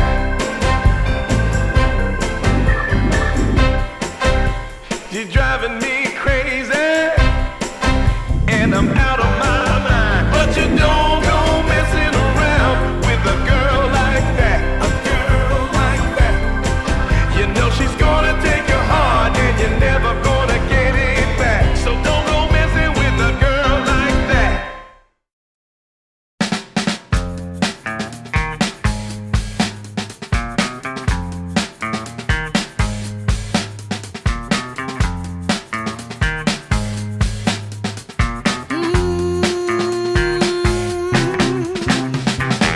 How I used to be was so good for me.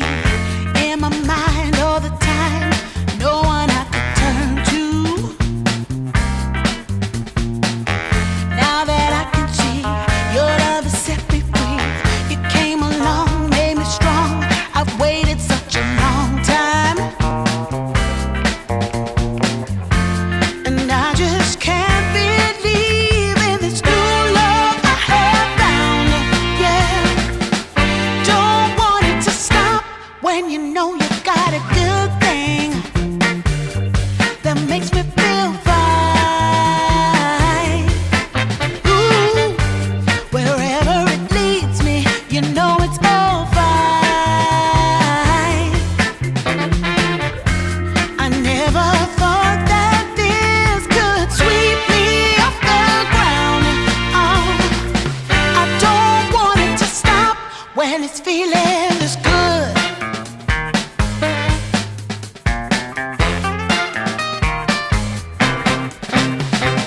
Whenever you're around, my heart begins to pound. Though I know you'll take it slow, no way to stop this feeling. For every single day, whenever you're away, in this place there's a space where I'll be waiting for you.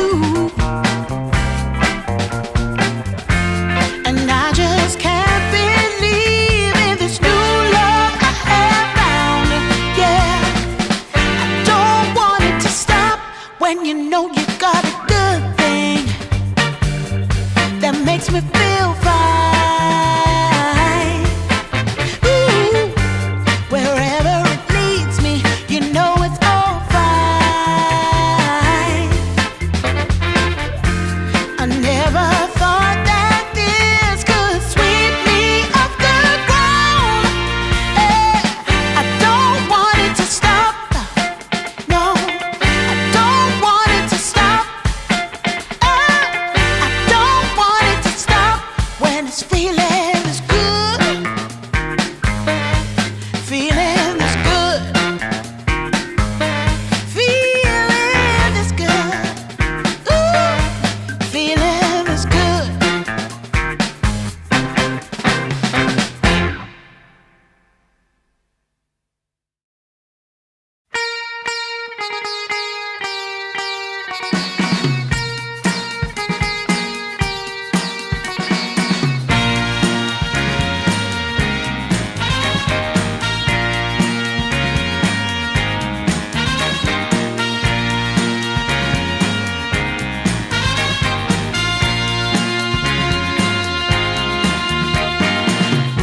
What you need is love and understanding. Find a heart whose love is true. Deep down, there's only one companion who's there for you when you need him to be. Your heart was broken in 1,000 pieces. So much pain that you've been through. Here stands a man who's your salvation. Just ask yourself, am I ready for you? 100% now. I'm ready. 100% now. Yes, I'm ready. Eyes wide open. I'm ready to move. 100% now. Take a chance in a new direction. Any place you wanna go.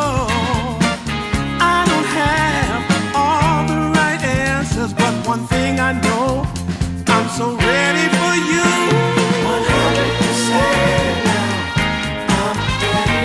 100%. You know I'm ready. Yes, I'm ready. Eyes wide open. I'm ready. I'm ready to move. Well,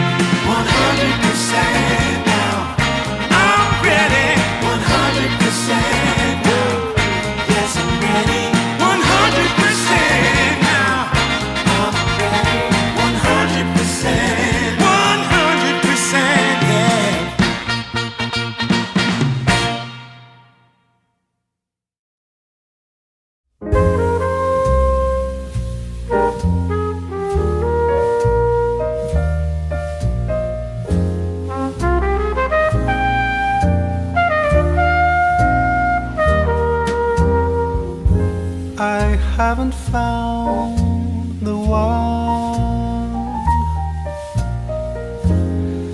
I never knew what others do. I hope and yet again, what do I know then? I believe it's all meant to be. All my dreams are so out of reach. I fool around, but we never know. I fell in love, but a long time ago.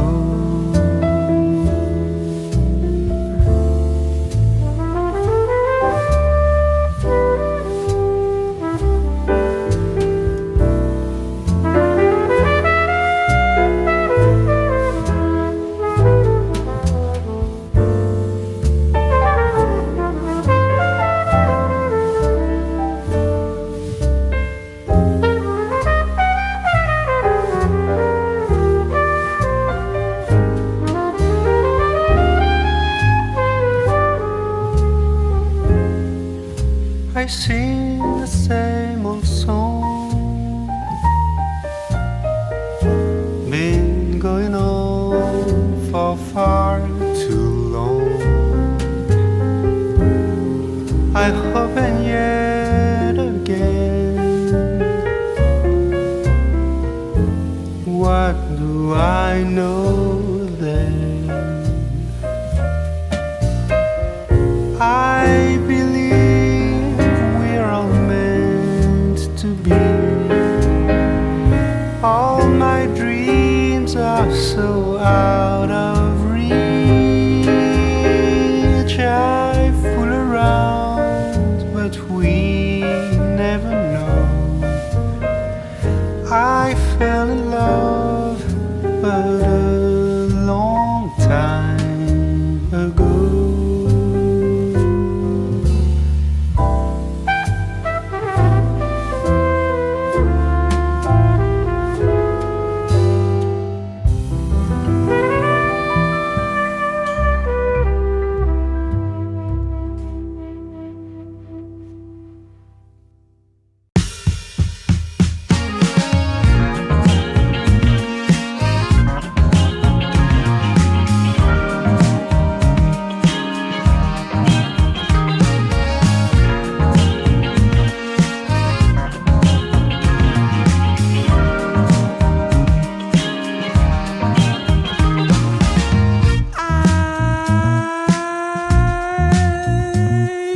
My eyes are closed so long after the sun comes up. We do a dance in the dark, down the hall, pictures fall, even the neighbors call. But then you rip out my Welcome back to Dream League Division 2. My name is Beowulf. We got Rojo right over there, and we continue last series of the day in the lower bracket. Liga team versus Nemiga. But Rojo, as we get ready to move into the series, it's probably worth talking about how these teams got here, because Liga team, they came in because they were not quite good enough in Group B, but Nemiga did play earlier in the upper bracket. If we can take a look at that, Z10 taking them down 2-1. And Rojo, actually, we're going to look at the group stage first. But when we take a look at these teams, you know, Liga team, Zero Tenacity, of course, the team that took Nemiga down to the lower side. I don't think we were particularly impressed with how Z10 were playing. Yeah, they went 5-2, but their games, at least the ones we saw, kind of underwhelming. And if anything, as I take a look at Liga team here, talking about the series we're actually talking about, Liga looked like it might have had a little bit more potential in the group stage. At times, I think Liga had some very high highs and some very low lows from just the games that we watched alone, and unfortunately, it didn't end up with the best score for them. But either way, I mean, they ended up in the same spot as Nemiga here, and of course, doing that. So from dropping from the lower bracket for Nemiga, so it's a bit of an unfortunate circumstance for them. But I do think in that sense, you're probably right that these teams aren't too unevenly matched, which is a good thing for us and for the viewers. Of course, for Nemiga, I'm sure they would have really appreciated not dropping out there, or not losing that out to Zero Tenacity. But Zero Tenacity was also kind of, I feel like Group B was just kind of this, it's a very wishy-washy set of games, kind of over and over again. Every team felt like they could beat each other, maybe, you know, barring South American rejects, but. You say, you know, SAR did lose, right? On top of that, but I was gonna say, you talk about every team could beat each other. Well, you know, Bitcoin gaming did exist. You know, there is. I think they could have beaten. I'm pretty sure it was Liga actually, that they threw 2 games in a. I mean, just on really tough circumstances. But yeah, losing out earlier for Nemiga Gaming again, unfortunately, from this upper bracket does throw them down here, facing their tournament lives. Of course, wanting to move forward. And yeah, I do think, I mean, Liga team is really down here. It is just kind of one of those random kind of X Factor teams where We've seen, I mean, in particular, I think you and we're both very big fans of Snowy and of Corrupted. We've been watching them pretty consistently throughout South America. We are going to go ahead and start up the draft here. They're going already pretty quick. We've seen this trend before. Yeah, very, very quick drafts. I think, speaking of Corrupted, speaking of Snowy, Nemiga Gaming, they're already pretty quick on the draw of getting rid of some of these heroes. No pun intended here, but Snowy's Muerto in particular was one of his best heroes that we saw. They immediately get rid of that, plus a potential lone druid. Seems reasonably smart. They'll get themselves a Beastmaster and Liga team immediately. No you. Yeah, with an Enchantress. So a nice little kind of pickup there for them. I am glad to see both teams perfectly prepared here. We've maybe SAR is kind of making a new trend in the Dota world, seemingly making ripples of just kind of go as fast as possible, hope that the enemy team can't keep up the pace, or just build themselves a good draft and save everybody a little bit of time. We'll take a bit more on the second ban here. There are also just some very clear bans in the first phase right now. Right, Queen of Pain in the last week has always been very good, but has really risen to, you pick it, you ban it first phase, get it out of here. Lone Druid has arrived. Yeah. Bristleback is for some reason on that list, despite it never looking good when we see it. But yeah, I think it's a thing people like, and it's a good Corrupted hero. Monkey King. Thank you, Wits, for bringing that back back into the story. Like the Muerta, a lot of these heroes are they're so strong right now that it's pretty easy to figure it out. But now, as we get rid of the Muertas and the Lone Druids and the Tide Hunters and the Shadow Demons, because no one likes playing a Shadow Demon, it's worth pointing out that Alchemist, Doom, Venomancer, these heroes that were seen as super broken 2 weeks ago, all of them still sitting here, still very pickable. Yeah, it is pretty interesting, again, how we've seen a pretty big shift in particularly hero dynamics. Liga team probably thinking of the Alchemist. It's a little bit strange just because we've seen teams let it through, and we've seen games where it looked really weak, and we've seen games where it looked disgustingly broken. I think there's a very weird playstyle and timing that you go for with Alchemist. Very much it's, obviously a lot more successful if you have great Ags. The Beastmaster's already won. So Liga team, I'm sure, putting some thought into it. They actually end up banning the Axe out, so there's still Doom in the pool, relatively, if either team was to pick Alchemist early. But I do think that when I was looking at these two teams, it did feel like Kovazine or Kovaz9 and Corrupted have a pretty similar hero pool, actually. They've been... Nemiga has picked up, the Primal Beast a couple times for themselves. The Axe is a hero that they share, definitely both Bristleback players. So interestingly enough, I mean, there's a pretty okay amount of kind of early offlane bans here in these first couple phases. So this Beastmaster might be a little bit more pressured to go in the offlane, and in terms of getting a Corrupted hero, could be a little bit difficult, actually. How much do we care about the Primal, right? You talk about this Corrupted hero. Whenever I look at him, his best hero, as far as I can tell, is this Primal Beast, but it's not something we're seeing offlaners pick. For the most part, we'll see we'll see Maureen pick it sometimes. We've seen it occasionally, but it doesn't even for the people that are known to be really good at it, it doesn't really seem to be something that's coming to the forefront right now.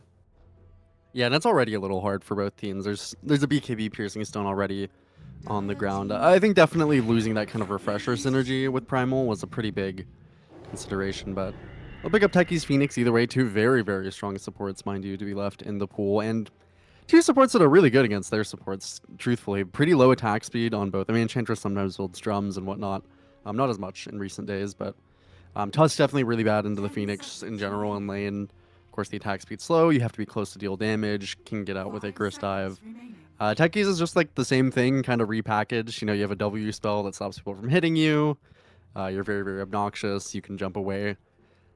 Doesn't really care too much about Enchantress. Yeah, it's these two supports look really, really solid. We've seen, I think, the Phoenix drop a small bit in prio from the series that we've watched, but it still always looked really good. I don't think we've ever had a Phoenix game where it was kind of brazenly not as impactful as it could be. Yeah, the question is, of these two, which is more broken? Because both of them are very strong right now. Pangolier will be the response. I continue to be sad that not tag team, no tag team plus Swash doesn't do anything, but that's just because I want to be able to have a lot of fun in the off lane. As realistically, as someone who enjoys fair Dota, I probably should not be sad, but you get the slow. It's nice. Definitely Pango, very solid. Not as solid into Beastmaster, but that's it's just the give and take. It's not like it is the worst matchup in the world if you're forced to roar the Pango and immediately pick up a Kez for themselves. Force Snowy. I don't know if we've personally seen him pick this up yet. Of course, I do know he's a decent Kez player. It's quite good into Phoenix, notably. Pretty good into Beastmaster if this was to be the offlane Beast, but I'm probably assuming that they're already looking towards it to go mid. I mean, initially, because the pools are so spread, I thought maybe you might still just take this to the offlane, but it's just pretty hard. I mean, Enchantress Kez is just a lane that the Beastmaster should never really get anything out of. Maybe with stacks, maybe with the techies, you can kind of live it. Definitely won't be thriving in it by any means. Is this? Do they have any? Go ahead. Really, I'm just kind of wondering if there's any particularly strong responses, or if this is just going to be a Terrorblade for them. Yeah, I mean, it's a high armor hero versus both Kez and Pangolier, which is really nice. It's a hero that can just kind of sit there and hit things. You do have to worry, right, of the Rolling Thunder, but you can buy BKB. It's not bad. My head was going to ask if it made sense for Alchemist because you had Beastmaster mid. I was thinking a little too, yeah.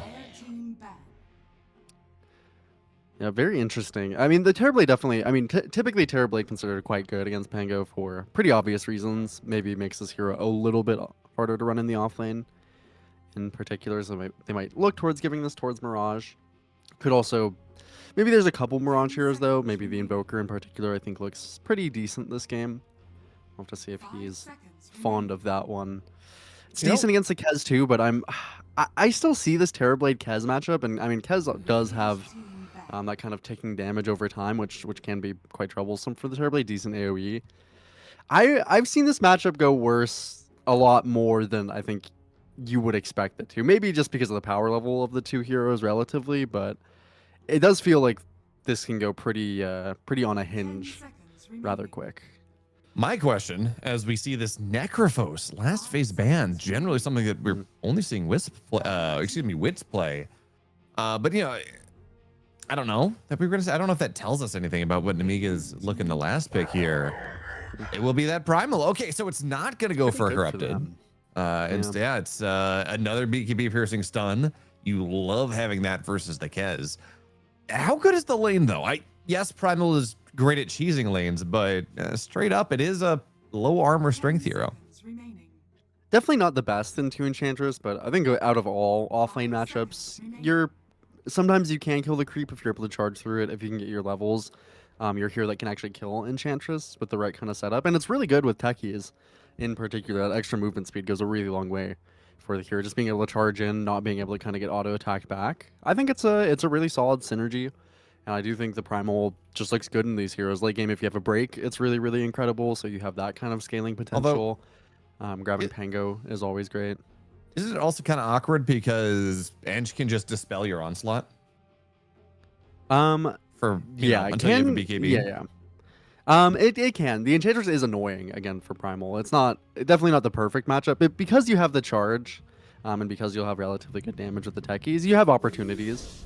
Not the best on average, and they do go ahead and take that Pangolier mid. Go with the Darks here for themselves. I mean, I like this. The Pango is perfectly good into the Beastmaster in terms of kind of laning against it. Not the best matchup, but very, very tolerable. And then, of course, the Corrupted Darkseer into the Terrorblade. There's not any other particularly strong illusions, but the Terrorblade's just a good enough reason in general to pick up the Darkseer. Even a pretty great pipe game already, relatively, too. Crimson as well. Yeah, it's just a great aura game. So, I was going to say I really like this one. Terrorblade Illusion plus auras is a really good answer. Plus, it's a solid lane. When Terrorblade pops meta in lane, you just run away. Otherwise, you got a decent amount of magic damage to make his life a little bit more difficult. Now, of course, in modern Dota, Rojo, the amount of times that these straight up lanes be, yeah, it's a good lane for X versus Y. How much do we actually see that happening versus, You know, someone putting the lane behind the tower, dragging it around, messing with it with the courier if it's a real big problem. Not even as like, oh yeah, there's a good lane. Yeah, how much does it really matter?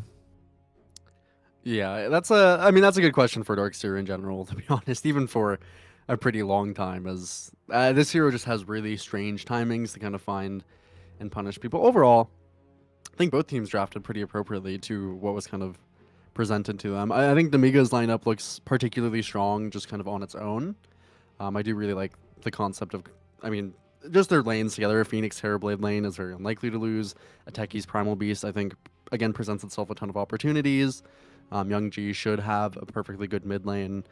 And of course, they have a lot of ways to kind of protect this egg, make team fights complicated. I think for Liga team, it's going to be a little bit more playing off kind of their margins. You know, if this is respect, Enchantress can kind of bring a creep through the gate and start zapping the Terrorblade, you know, doing stupid things like this that we see Enchantress doing, then I think that definitely they have that potential kind of tempo play. And even late game, of course, I think they have pretty good options with, I mean, particularly the Darkseer Illusion. And we did see, I believe it was actually, you know, we were talking about earlier as we head into this game one here.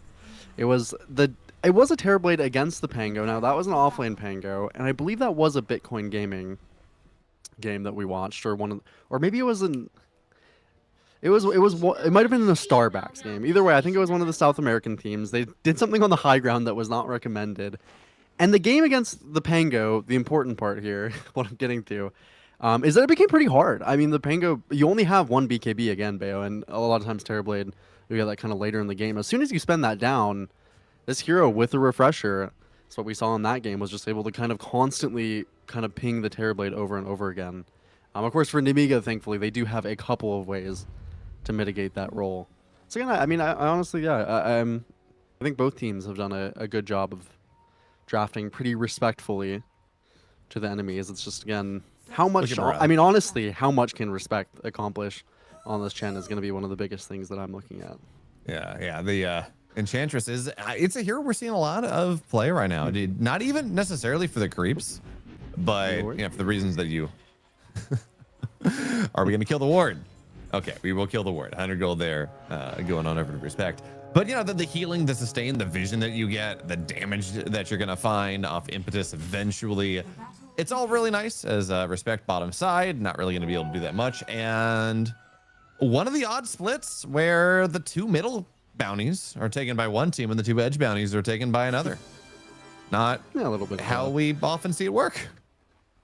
A little bit of a fun start for both teams. Yeah, this is, I mean, definitely a little bit of I think a technical draft here for Liga. Their timings are definitely a little bit more strange, granted, via kind of this Darkseer plus that Pango.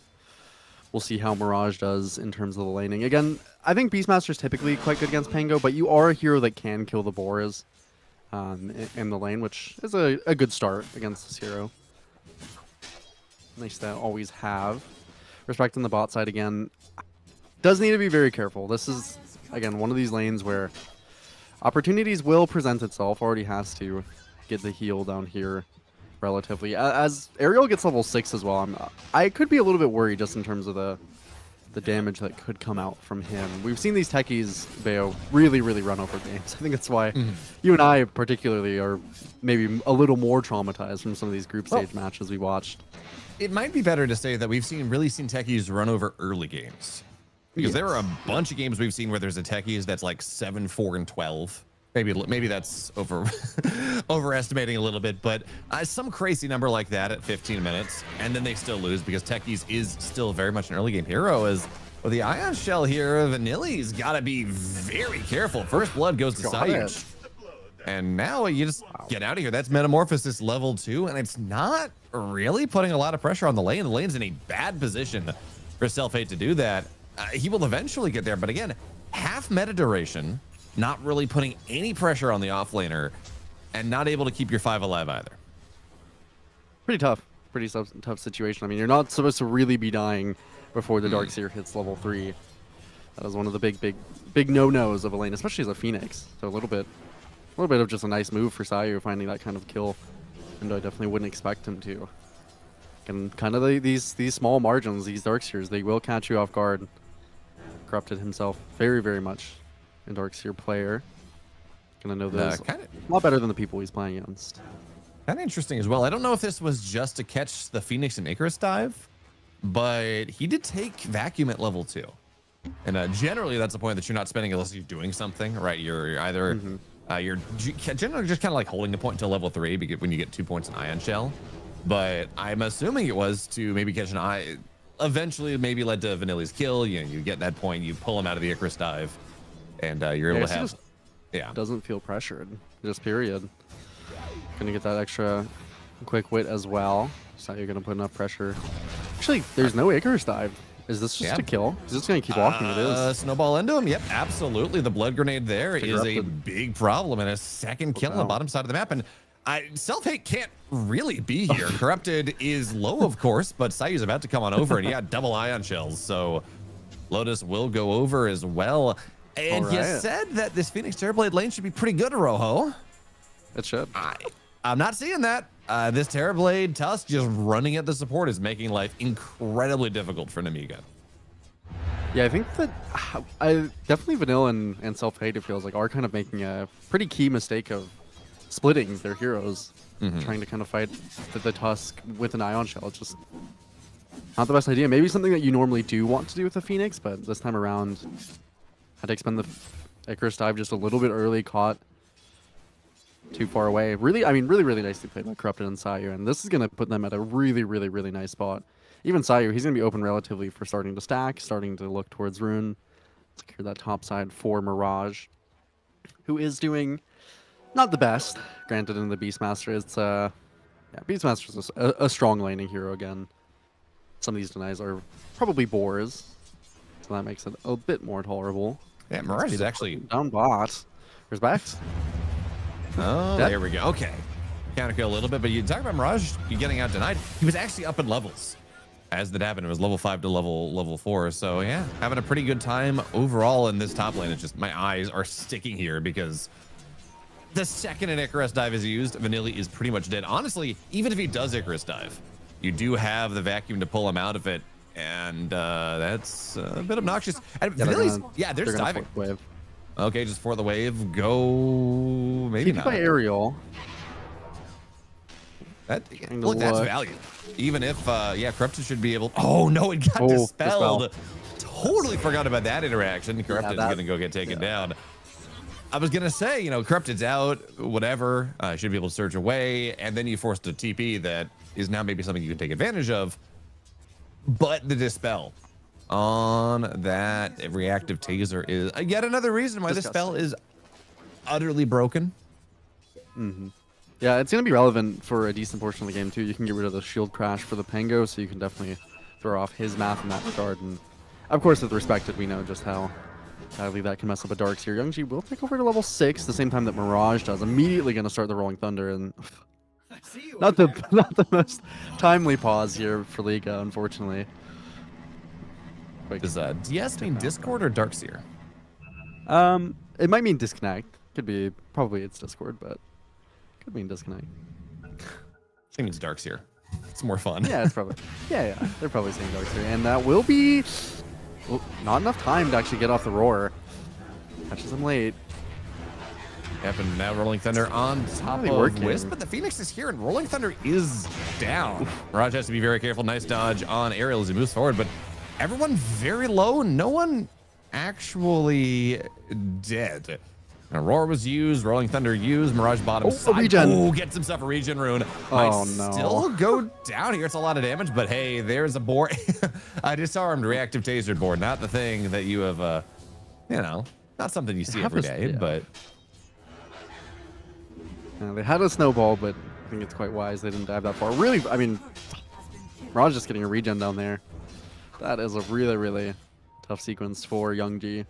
Always want to get ahead on this Beastmaster. At least Vanilla can kind of take that mid lane, but this would feel, a lot better if the Darkseer was in a normal position that we typically see this hero, which is a little bit on the back foot. You kind of got to farm some back jungle camps.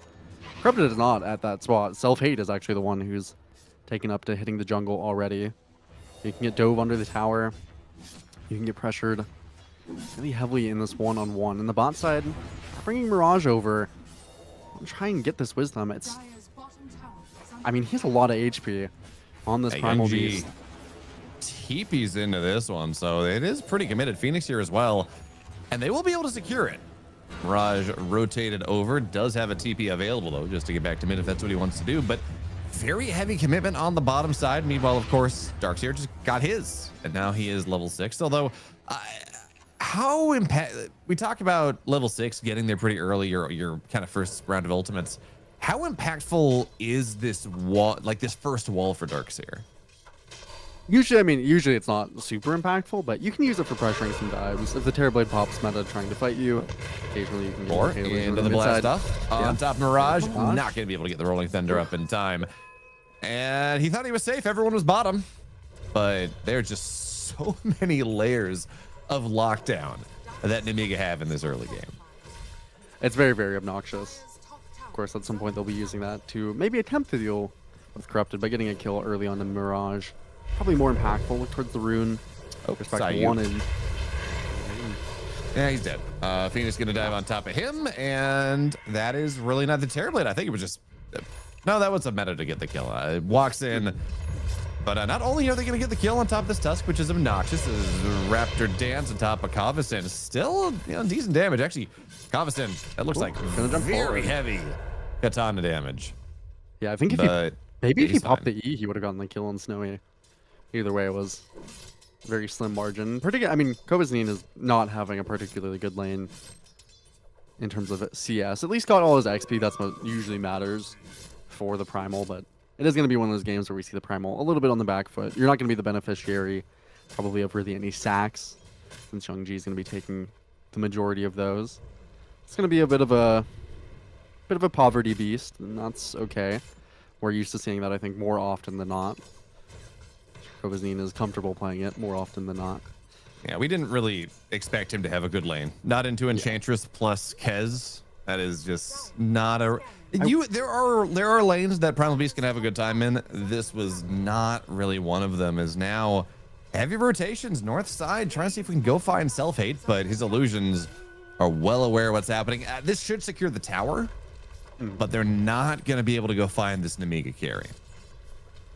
Yeah, I'm also, I was kind of looking towards Respect to see how much he could accomplish in this early game as the Enchantress. The creep has been doing some annoying work, things like stealing away, or trying to steal away the rune coming through this gate now, but Respect just does not have a particularly good game. I don't think he got the XP from the Shrine, which isn't usually the most important, but you really want level 5, push to level 7 as well on Enchantress, and only 1,400 net worth. It's still a support, of course, but these two Nemiga supports have been making these kind of rotations towards mid, getting some of that gold. Vanilla in particular was just holding mid since L1GA is so comfortable leaving it early in comparison to Mirage. Which they've just ended up with a pretty good differential here. Aerial as well is going to hit level 6 far before they do on the other support. Self-hate, top side is just getting annoyed again by Respect, but these support levels are not doing the best for them. Sayu's not even level 5 yet either. No. Yeah, Techies is is going to hit level 6 on this wave. Phoenix, as you said, also has Egg ready to go. So that is net 4 levels between the supports. Maybe net and they're 3, but much better ultis, mind you, as well. The bombs and the Egg, much better than the Untouchable and the Punch. Even when they do end up getting it, Vanilla on this top side, pretty comfortable to just sit up here as long as you have the Egg. I guess Corrupted does have pretty okay attack speed, granted being the Darkseer. A lot more than you would have normally expect as Mirage gets his Diffusal delivered. Still a good state overall for Liga, especially for Corrupted having such a strong game. Just want to see Nemiga utilize these supports, because Aerial did smoke bot already. Yeah, it seems like Snowy's he's well aware of things, though. Just pops the Raven Veil, gets out of there, is just vacuum. Poking around. But yeah, you talk about this, the attack speed of the Darkseer. When they first added it as a facet, right? Not as the innate that it is now. I had a lot of fun. On top of this Enchantress, level 4, she is very dead. Trying to go soak the wave, but that's not really a thing. Yeah, no, there was a carry Darkseer build. You're getting like Echo Saber. Back when it wasn't just points of int, like you had other, what was it? Agi counted for int as well, something like. Anyway, you had this crazy attack speed Darkseer build out of the offlane. It was a lot of fun. Obviously, we're not going to see that this game, though, from Corrupted. But yeah, Rojo, as you say, yeah, it's a 1,000 net worth lead, a little less, but support problems, they just continue to become. I mean, we might hit 14 minutes when the supports don't have 6. Yeah, Sayu's taking a little bit of opportunity with the Ion Shell to steal away camp, something I really like for these supports to do in conjunction with the Darks here. But yeah, I mean, Respect in particular, he's dead again. Yep. Yeah, this is the worry with Respect's hero, and as the Enchantress, you typically do just want, at some point from the game, you do kind of take that Chen role of just stealing away creeps to the jungle, getting some efficiency. You want to be a relatively pretty high net worth. If you're on the top side, somebody pops the meta, but no way to stop Sayu from TPing. But I mean, seeing an Enchantress who's level 5 at 13 minutes and 1,600 net worth, not something that you'd always, be worried about for some supports. Oh, definitely not one of those. Especially because this is a dark, or not a dark shade. This is an Enchantress that's green net for Ags first, as far as I can tell. Could be the other way around, but if that is, that's 4,200 gold. It is useful. Little Friends, the root, the bonus attack speed for Kez in particular is really nice. But that also means that you're not really planning on getting something more. So you're poor. You're incredibly poor. You're going for an expensive item, and it doesn't really have the best build-up. But we're gonna have to see maybe if this smoke is gonna turn into something. Snowy just wants to run at Covison. Goes on top of Aerial, and Raven Dance does in fact apply, even though you're disarmed. Mirage moves a little bit further, but they are maybe out of here. Rolling Thunder is a problem. Aerial off in the trees, and we'll be able to go around until the shards find him. So Aerial is dead. Bombs, decent bombs actually, but all you get is this techies. Yeah, it's definitely a worthwhile move. I mean, Aerial was a mega kill streak, definitely making a lot of space on the map as well. It's certainly worth it to take him out here. Again, I mean, it's this Darkseer that is concerning me mostly for the side of Nemiga. Corrupted is having a much better game than you would expect typically, but they're going to look at him. He doesn't have any magic resistance relatively, just the smack. Going to back up quickly on to Sayu. That's going to be a decent way to start this one out. Sunray, very short snowball, but eats a Lotus, and we'll get run at. Is he okay? That's another Lotus? Oh, I think he could have popped it. No, I think it was just barely off cooldown, so not quite enough time. Extremely close. Nice little pickup. Mostly just the supports dying for being a little bit over eager on either side. Always got to pay for your core sins, particularly L1GA here. A little bit of greed through the Beastmaster, but that is what's to be expected. That's what you actually want out of your mid player on this Beastmaster. You don't want them engaging in fights, especially, I mean, a while back you got the Ags and you kind of look for a smoke initially with it. You're going to smoke on Aerial on the bot side, but not with L1GA. Nowadays on the Beastmaster, don't really want to take part of anything for a pretty considerable time. The Shard is something that you want to eventually look at. Of course, BKB Blink still just push back a decent bit of time for this Beastmaster in recent patches, and probably a good thing for anyone who enjoys Dota. Really nice scan here. Is they're aware. Still Blastoff goes in on top of the Kez, but the snowball holds. Time for now. Raptor dance. Grab. Not going to go off in time. There's the problem, right? The grab. And they're going to be able to go get to Revenge. No, Covison just pops his Uproar. Gets on out of there. Mirage, even with the amp damage, not confident he's going to be able to go get the chase down. So that was a really nice scan from Liga. They knew two heroes, or they knew someone was there. They go into it, and it just literally, quite literally blows up in their faces. That's the techies there. That extra damage from the proximity mines, extra little bit of damage from a taser that you're not expecting, can certainly catch you off guard. Mirage would love to get Vanille, but it's not going to happen as long as Icarus Dive is on the field. Feels like Liga team are just a little bit behind in terms of rotations. Dude, it is now a 6-level deficit between the net aggregate 6-level deficit between the two sets of supports. Yeah, I mean, that speaks a little bit too just to how high level Nemiga supports are. Level 9 on each of them. It's definitely irregularly high. Vanille might try to can't quite pop nice the vacuum. egg. Nice vacuum. But okay, top side. That was the blink on Covison. Already had it, of course, but popped the meta alongside to pick up that kill. Now we're looking into the jungle here.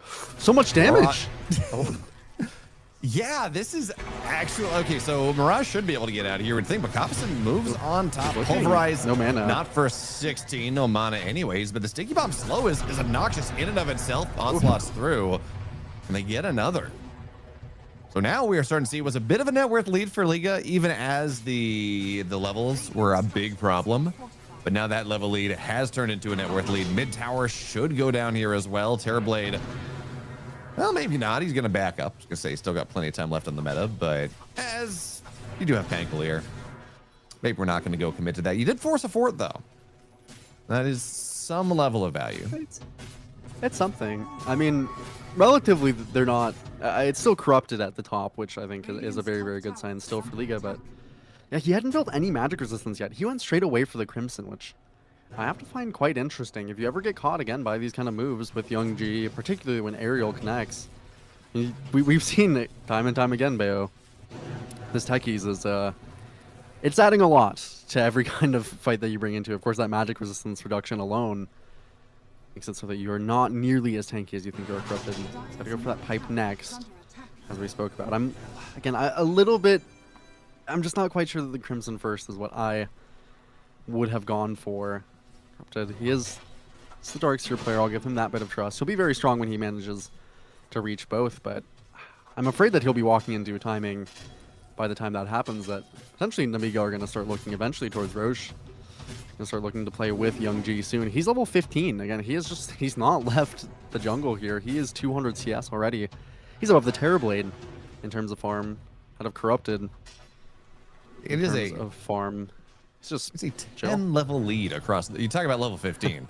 It's a 10 level lead across the board 18 minutes in. Yeah. That is, if you had to put a number to it, Rojo, how much gold is that worth? Well enough. Apparently, at least 395 gold. Yeah, there is that. But yeah, enough to throw respect into the bin there. It's worth a lot. I mean, especially again, these levels are very valuable on these supports. You want to be getting max Sunray. You want to be getting these levels in the mines and into the egg as well. I mean, I'm thinking that that's probably at least a 4,000 gold advantage in terms of fighting power, truthfully, just across the board. And Sayu, he's got 2 points in Snowball, 2 points in Ice Shards, 2 points in Tag Team, no Blink. I mean, even though his net worth is 3,000, you know, he's a level 7 hero relatively. Just doesn't feel like he has that much to impact the game with before he gets his Blink. So you can count him out of that calculation as well. Respect even, as you mentioned, does want to go for the straight Ags. I think it's probably the correct call, but does mean that there's also just 2,000 gold on this Enchantress, even more. Relatively, this whole net worth of the Enchantress is just about worthless. It's not a Yules that will soon be on Vanilla, and they've smoked straight into the triangle. Right around the 20-minute mark. Corrupted. We'll break it. Yeah, no, that's, I don't care how tanky you are. That is not something you're going to be able to do, as Ice Shards don't quite block the ramp out either. So Sayu does have the Pulverize into the Techies bombs, and that is another dead hero. Right as Roshan is starting to make his path bottom, maybe something they can start to look at. I mean, your Metamorphosis has been used. Mid tower's down. You have this beast. Sorry. Roshan, I'm still not used to the new path, but go on Phoenix top. And I've done it too. They have a Medallion, they have Beastmaster, they have Phoenix. I mean, with the meta already popped, this is going to be absolutely free for them. So Nemiga have really stepped up the tempo again with this level lead, with the gold they've managed to get them. Snowy relatively being, you know, still, I mean, the top net worth hero as of now, is not meaningful. Level 15 on Kovazine with a BKB. Early on in the game, he was pretty poor out of lane, but multiple kills with Aerial, connecting with these blinks. It's just been so much easier for him to be part of these plays as compared to Corrupted, who's had all this net worth. And I really like the position that he was in, but just getting caught with this Crimson off of a couple nice moves from Nemiga. It's been a much cleaner macro game from them. It hasn't felt like they forced much. All their moves are on very strong timers. They're gonna look towards the Tormentor bot side and probably can get it. It's just a little bit delayed in time here. They're gonna lose their Wisdom Shrine for it. Their top tier 2 is gonna get pressured. Finally, it's a blink for Sayu, but if they can utilize that for now, it doesn't really seem like it. There's a Mirage Ags, that's strong. There's soon to be BKB, so there's a couple of timings. This pipe on the way. In a pretty, actually probably about an extra 1,500 gold, unfortunately, so not something they can necessarily look at. So they'll just lose this top tier 2. I don't even think they can fortify. Mirage jumped on top of, does have Rolling Thunder. Coviston very low on mana, but you know, React to Taser speeds him up a little bit. It's nice. Kiting bombs are going to start to go down, and Rolling Thunder only lasts so long. Raven Dance, Raptor Dance, looking for not the roar. really going to apply either. Race of the Hand's not going to be able to get the roar off for now. Nice job again, dodging, really doing a good job kiting out Young G, but eventually there's going to be a roar egg straight on top. The wall is nice, but there is no follow-up, and they can just take the illusion down. Self-Hate's fine, finds himself a wonderful little Sunder. And 2 more dead. Tower is now certain to fall. I mean, this game, it's only a 6,000 net worth lead. Only a 6,000 net worth lead. But again, we're talking about the levels. It feels it's a lot more. So much worse. And that fight was especially bad because they were missing a lot of timings on that go. Yeah. That was Snowy without his BKB. Can't commit. He's getting chased by Kovasnine down on the top side. Gonna get the Raven's Veil to kind of walk away. Probably should be safe for now, but Liga is just disconnected on their timings. And we've seen this a couple of times in some of their worst games. It just doesn't seem like they're connecting on the timers they need to, as compared to Nemiga, who have done it very seamlessly. This is an aerial who is even looking onto Snowy, almost solo kills him. Techies, man. It's down to 300 HP. That's with a Mage Slayer. So if he didn't have this Mage Slayer and he didn't have a magic resistance talent on Snowy, he would have died, and Kovasnine's going to look still. Let's see if he can go find him. Blink is available, but big TP's coming on the bottom side. Kovasnine should get punished here, as Mirage will see him. Rolling Thunder slows him down. He's pretty tanky, though. And the rest of his team, there's the BKB, so we can just turn and pulverize if he had them on him. There's the roar. Roar to the backside, trying to go take down the Kez. Good snowball for now, keeping him alive. This is really, they're doing a good job cutting out the vast majority of this BKB. Now Snowy looks to turn around. Oh no! For just a second. That's just, oh no! Just the timing that you need. Young G on 5%, but he's healing up just enough with the Drums of Slum. And Mirage not even gonna get a variant. Aerial still lives, and now it's 4. They're gonna get Aerial. Sayu will get his revenge, but look at the damage from the mines. The moral victory yearns for the mines here. They're looking for a little bit more. They're gonna find him. Okay, but they see where he is now. So, nice play. We'll be fine. Sayu, the sole victor here for Liga team. That is a disgusting jump by Aerial. And I mean, we talked about how much we've seen these techies take over the early game, but I guess with a start like this, with a team around you like this, I mean, might as well just take it into the mid game as well. No reason not to. And feels like sometimes if you can just win the early game like that, you're just winning the whole game for your team. Aerial has done God's work. These two supports in general, so much resources pumped into them relative to what Liga team has done. And it's just paid dividends. I mean, again, these two supports are just quite good against the team of Liga. There's not really many things that hit the egg outside of Snowy, and even if you can hit the egg, there's so many BKB piercing stuns. Snowy's feeling the need to go towards the Lincolns, which I think is necessary, that Aerial this time around could get punished. I remain unconvinced. Bomb's gonna go. No, he's dead. Okay. Popped the reactive a little early. Yeah. He thought he could go get respect, but the shot didn't land. And you know what? I think he does get respect if the Chasm Stone is in his inventory instead of the backpack. You know, the 40 AoE might have actually allowed the blast off to hit. Would have helped. Definitely should look towards that. But either way, we'll give Aerial a little bit of space. She's got a new set of legs. Nice pickup for Mirage. Mirage has had a pretty okay game as the Pango. I mean, in terms of the game that you sometimes have, mostly in levels and getting this Ags at a decent timing, but it just hasn't amounted to much. I mean, 1-3-1 on the Pango is one of the better games they're having on Liga team across the board. I don't think any of them have any more than 3 kill participation. It's been brutal. The map has just looked really nice for Nemiga, and they haven't. I mean, I definitely do commend them. Just not very much pressure across the board. They've been very, very stress-free here. Young G. He's hitting the creeps on base master. That's what you like to see. That's what you need out of this mid lane beast, and self-hate as well. He only makes a move when he has that meta to get 1 kill. He's now trying to connect with Kovasnine, potentially if Mirage shows on a wave. I don't think he would. It's a little bit too far up, but there's a full Orchid as well on self-hate. That's how far ahead they are. There's not much to deal with it across the board. I mean, for Snowy, there's a BKB. For everyone else, This Orchid is staying on top of them. He's going for full Bloodthorn as well on Self-Hate. Maybe slightly considering that kind of illusion that he will be facing into eventually. Bloodthorn's actually a really good way to get rid of that. Rather quickly. Barely not going to land. Very close. Yeah, talk about other items. Respect does have his Ags done. You're waiting for that for the last, I don't know, 25 minutes or so, taking quite a while. But he does have that now. The control on whoever you decide to root up is really nice. But the big value there, of course, that we like to talk about, the bonus attack speed that anyone that is attacking the target gets. You amp that with the Kez is now Golem 9 is going to go get found out here. He's little friends, the one single Golem attacking him. But it's just all about buying time, kiting out here, getting everyone back. But yeah, that attack speed. Kez in Psy form attacking you with a crap ton of bonus attack speed. It's incredibly useful to have. Now, I'm not going to say it's the comeback. We're still 10,000 net worth down and 15 levels. But it is a pretty decent steroid. It's definitely not bad. I mean, it's actually even quite good with the Darkseer. Which was something that kind of scared me about this lineup from Liga, but they just haven't been able to utilize any timings that they find relative as Kovazine. We'll connect on to Respect here.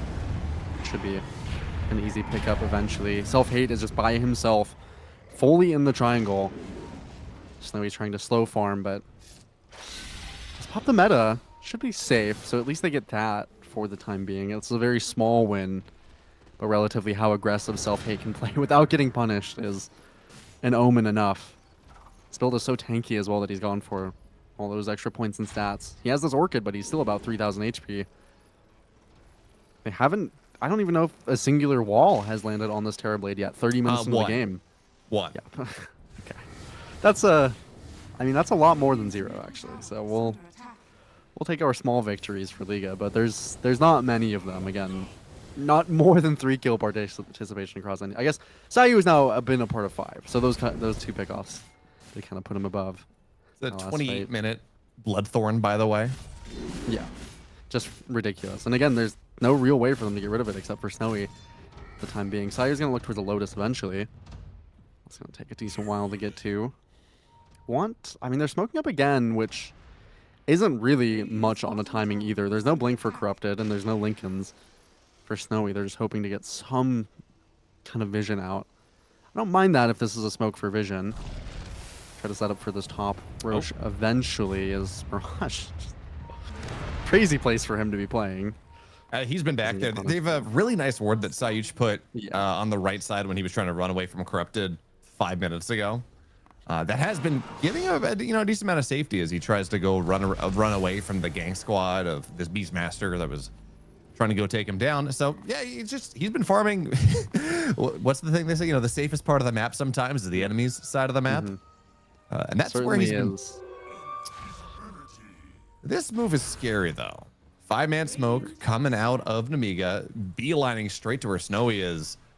He seems to have some ideas. He continues to grappling claw away, but he is going to show on the wave Raptor Dance. They know exactly where he is, but looks like he will be okay. He's just barely out. Yeah, that's close. I do like this as well from L1GA. Very preemptive on this Beastmaster by going immediately for that Disperser. Really, really nice to have just the Dispel, of course, always. But doesn't mean he can pop that Lincoln's already for Snowy. That puts an extra pressure on him to make sure everything goes correctly. It's level 20. With this Blink now uncorrupted, I feel like they've hit probably the best timing they've had cohesively as a team in the last couple, 10 maybe minutes, maybe the entire game, truthfully. This is the one opportunity I think they could have to win a fight, but it's so difficult in any sense here. Ariel does have that full Gleipnir. I knew they're going to smoke up once again.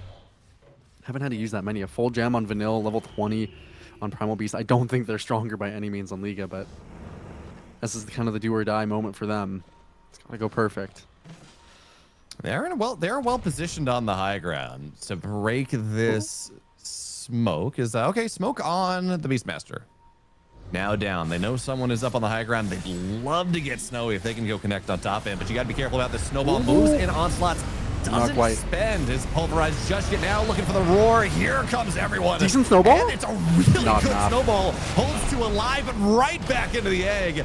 And wall does not go down. Yeah. The auras are not good enough. And it's just the Kez that gets out. But even with what was a really good snowball, it doesn't really matter now. Pulverize looking for a little bit more. Wild axes onto the other side. Do we have the damage? Just barely not. Tried to Top push him 9 back. does have to be pretty careful here. No Maybe? BKB available, Okay, got one. and he might have. Little friends. Yeah, in fairness, that was 2 buybacks, so pretty worth, to be totally honest. Especially as the And minus whatever, space tier 3 tower will go down. Looking for more damage on top of Snowy. Does have to pop the Raven or the Raptor Veil, Raven Veil. There we go. But You got it. some combination of Ravens and Raptors and dancing and failing. Ooh, But vanilla. Cyrus goes forward. Good punch. No, certainly no eggs. So you got to be careful here as the Phoenix is going to get jumped on top of. No escape tools available. And a gem. I was gonna say, it looks like they're going to storm it. Oh, he pops the Lincoln spot, gets the rope. The wall is really nice. Parried. And this is a massive turnaround here. Yeah, Terrorblade, he's going to get out. Looks like he was fine, but 80 seconds on the deck. No Beastmaster. Snowy down to 5% HP before they turn it around. Yeah, well, I mean, just disconnected there on Nemiga. One of the few times in this game they TP out on self-hate. Meanwhile, L1GA goes back in. Just not communicating between one of them. They wanted that play to be a decent chunk of gold, and I mean, particularly XP. That's going to close that gap by a pretty decent margin. They're going to look to Roche as well. L1GA has no buyback. Be able to. I mean, they might get a Roche here for Liga team. Again, having to spend a lot of buybacks, or even going to get Vanille now on the deck. They want to stop this from coming out, and I think just that alone is going to prevent them. Unfortunately, that meta now on deck, a full Scotty for self-hate.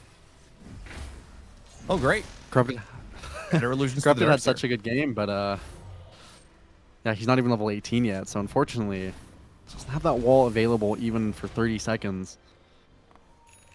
Won't be until L1GA is back up. He can buy that shard out as well when he respawns as the Beastmaster. Try to save for a buyback. It's something for Liga. Any amount of time that they can buy is just exactly that. Preventing Nemiga from taking really any significant building damage, even saving themselves a ranged barracks with 27 HP. It's small, but you got to take those kind of wins as Liga. Unfortunately, I think if Sayu is kind of the one who gets caught, they're gonna smoke up now for Nemiga. I think this fight could be instantly over. Truthfully, they're gonna have to be very careful about where this Tusk is in positioning. Unfortunately, he doesn't have his Lotus that he would love to have either. Yeah, very much respect the wrong in a lot Lotus. of ways. Oh, moves forward. They're going to find him immediately. Good stun for now. Looking for the roar. Just trying to blow this Kez up. Oh, no. Force back The the right egg. side, but straight on top of the egg. He's dead. 90 seconds. No buyback for him. And while the wall was nice, it's not, again, not enough follow-up. Without this Kez, it truly doesn't matter what the rest say. And Respect is going to go get taken down here. Broken down. And now Roshan. Bottom side of the map. That is something they could go for, but they're going to say, look, no, we got meta. We got 2 heroes dead. We know there's no buyback on the Enchantress. Let's get racked. We can go back for it. No big deal. Oh, force that forward. Just jump forward. Yeah, being a little bit cheeky here, but they're gonna get. I mean, most of the base that they didn't get beforehand. This fight execution on Liga team has to be perfect, and even then, it still feels like there's just no response to this Phoenix. Again, a little bit skeptical about just the way this draft ended up for them. Really, really nice pickup. They're gonna try with the vacuum, but no wall. Yeah, and the Rolling Thunder's not really there either. Good No snowball. fall for that one. Should snowball certainly, Not but enough. Ariel shows up and it's just a disaster. The bombs, the magic damage that you're able to put in. Okay, they're gonna tap out. Game 1 is over. Interesting ideas, but this Terrorblade, honestly, this Primal Beast, this Phoenix, doing way too much. I mean, the supports for Nemiga, and I definitely can't help but feel that kind of Nemiga hit them with the slam dunk on that 2 support right away. The Phoenix and the Taikis into Enchantress Tusk. It felt very brutal. A little bit of a slam dunk there for Bayo himself. But, Yeah, and then I hit the fan above me, and Nemiga hit the fan of their limits there. 4-0-12 on self-hate. He had an incredible game on the Terrorblade. And again, across the board, it was just very clean for Nemiga and Liga team. It did feel like they were constantly kind of trying to make too many things happen almost, and not really on particular timings. This is again from games that we've seen that aren't our particular best for Liga.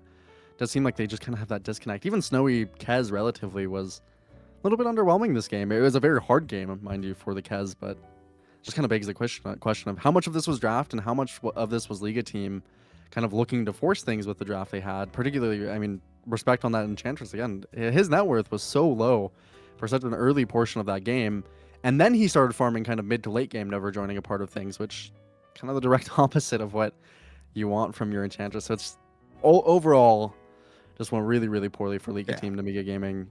I got a number just put for it you. together nicely. Yeah, I got a number for you, Rojo. Of everyone, right? Phoenix Techies, Primal Beast, Beastmaster, Terrorblade, the entire side of Liga team. Who do you think did the most damage in this game?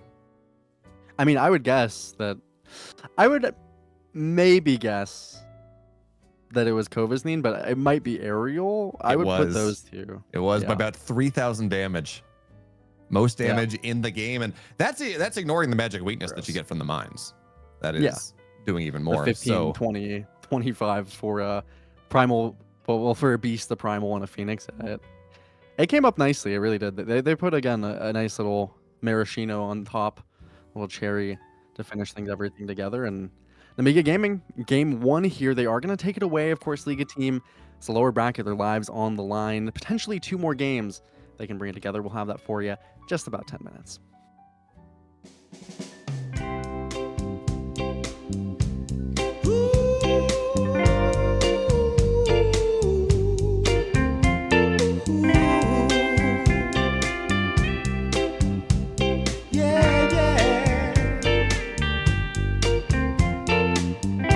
I've been waiting a long time, just longing for a glance from you. Yeah. A chance to look in those big brown eyes. No telling what my heart would do. Hey, when we met, I sure knew it felt as good as it could be. In that moment, though it felt so good, I wondered why you noticed me. If you gave me just a little time, it would sure ease my troubled mind. Don't tell me that you don't feel the same inside. Don't tell me who. These are feelings that I ought to hide. I don't care where you came from, just tell me where you wanna go. If there's a chance to be together, that's all I really need to know. Is it real or make believe that keeps me thinking of you? If you've got time to walk with me, I'll show you how my heart is true. And here I stand, waiting for you. Tell me, baby, what I gotta do. Don't tell me that you don't feel the same inside. Don't tell me who. These are feelings that I ought to hide. Don't tell me that you don't feel the same inside. Don't tell me who. These are feelings that I ought to hide.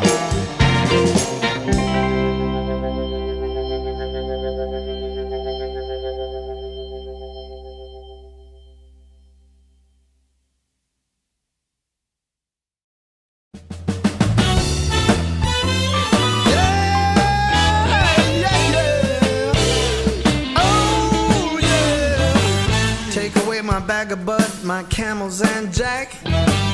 Go ahead and take them all, I don't want them back. Those nasty things mean really nothing to me, 'cause lately it's so plain to see.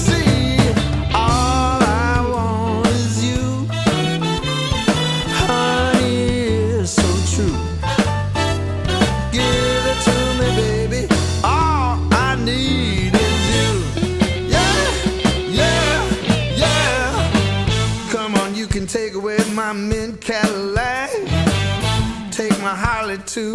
I don't need them back. I got an engine, Lord, it runs so right. As long as I get your loving each night, all I want is you. Honey, it's so true. Give it to me, baby. All I need is you. Yeah, yeah, yeah, yeah, yeah. In the morning, well, early in the morning, late in the evening, round around noontime, round about noontime, baby, 24/7. Give it to me, baby. All I need is you. Yeah, yeah, yeah.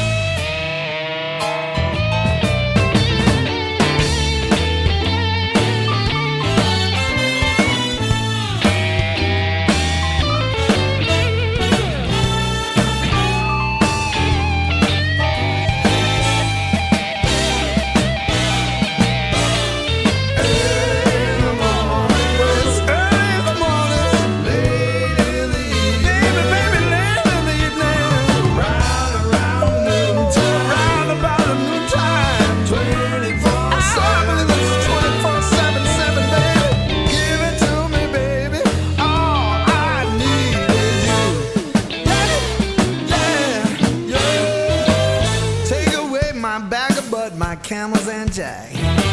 Go ahead and take them all. I don't want them back. The only thing I could ever really miss is what I feel when I get your kiss. All I want is you.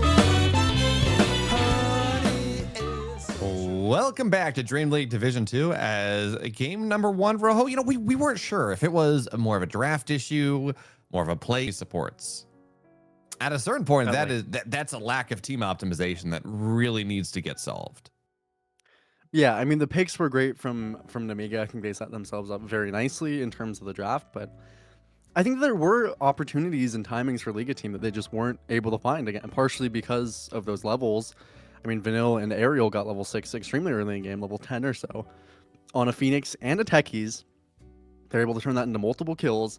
One of them being, I think, onto Ariel on that early game. A lot of them being onto Respect on the Enchantress, who was super far behind. Definitely just felt like there was that right kind of mixture there for Nemiga Gaming of just kind of greeting on the supports. They weren't punished at all either with the way that Liga team's draft was, in terms of just having a Beastmaster in the jungle, having a Terrorblade consistently in the jungle. There was nothing going wrong for them. They just kind of still found kills between the supports, between the Primal Beast. Primal Beast ends up getting a blink early on, probably about 15 minutes even after a roughish lane. Probably, I mean, even a little bit earlier, I think, for him. Straight into the BKB.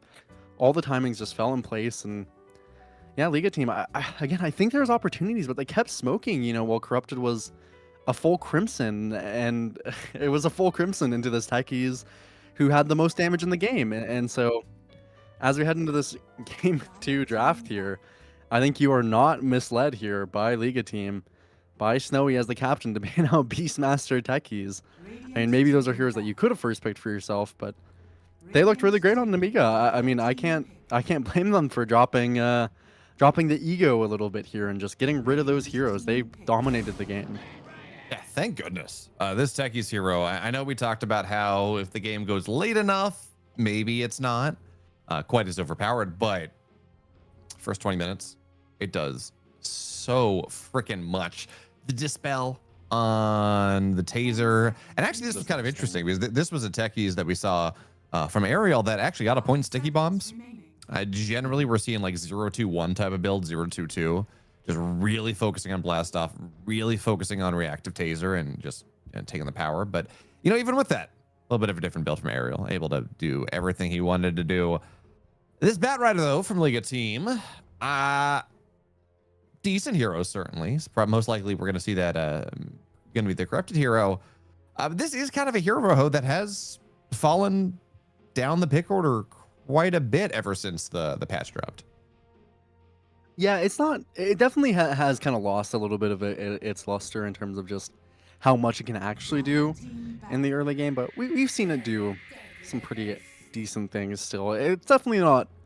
I think the removal of the fastest didn't honestly hurt Batrider as much as they did bring some power back to his base kit, particularly in that movement speed for his Firefly. So now we just see these offlane Batriders. It's a similar style. You're not as strong out of the lane, absolutely, but you just kind of hit the stacks. Maybe get a slightly less gold because of how the camps are now, but you can get into these consecrated wraps straight into Blink. We've seen multiple times. The drums do a lot of things that kind of help your team. Not as good at carrying the auras as before, but certainly good at setting tempo on the map. So I think Liga team they're happy with it. But for Nemiga, they pick up the Muerta for themselves. So taking that potentially away from Snowy, it was banned last time around. Of course, Muerta is a hero that you can flex, Bayo, but this might just be their carry just straight away.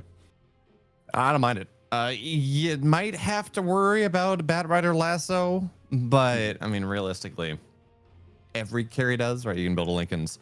And Muerta, of course, you can drop Calling, you have Deadshot, but more importantly, it is the late game insurance. The game goes to 35 minutes. The game goes to 40 to 45 minutes.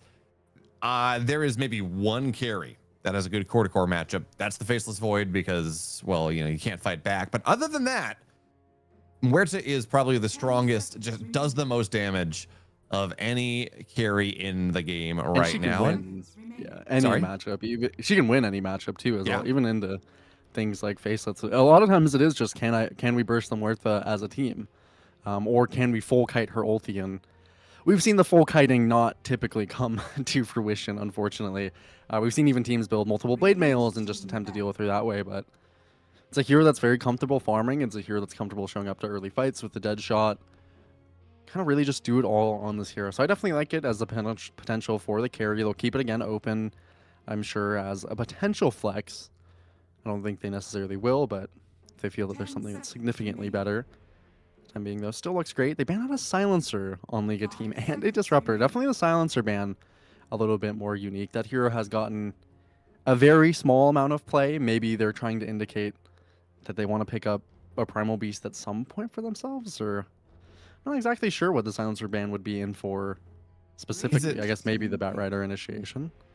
Yeah, I was you go drop a couple silence and Batrider goes in. That's a problem. Yeah, this is a hero that Falcons more though than Phoenix. Yeah, I don't know.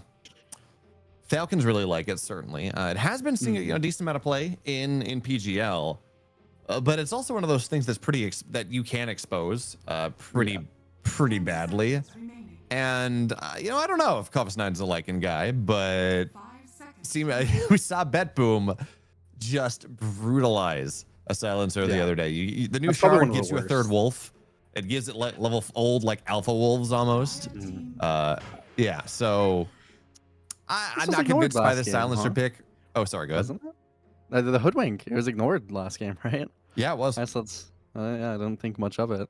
So many heroes that are just so strong, but Hoodwink is one of the ones that we've been particular advocates of. There's a very small kind of anti-synergy between the Batrider and Hoodwink. Not always super small, but I mean, that's perfectly fine. It's pretty good at catching the Phoenix and the Muerta. We've seen Hoodwinks, similarly to the way the techies do, just kind of run the game over. It's not as much damage necessarily, but the setup is a lot easier, a lot more consistent.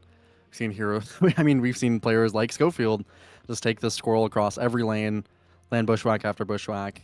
Game pretty much ends from that point forward. So I like this kind of adjustment here from Liga team. It's definitely a nicer support into the Phoenix than what they had the last time around.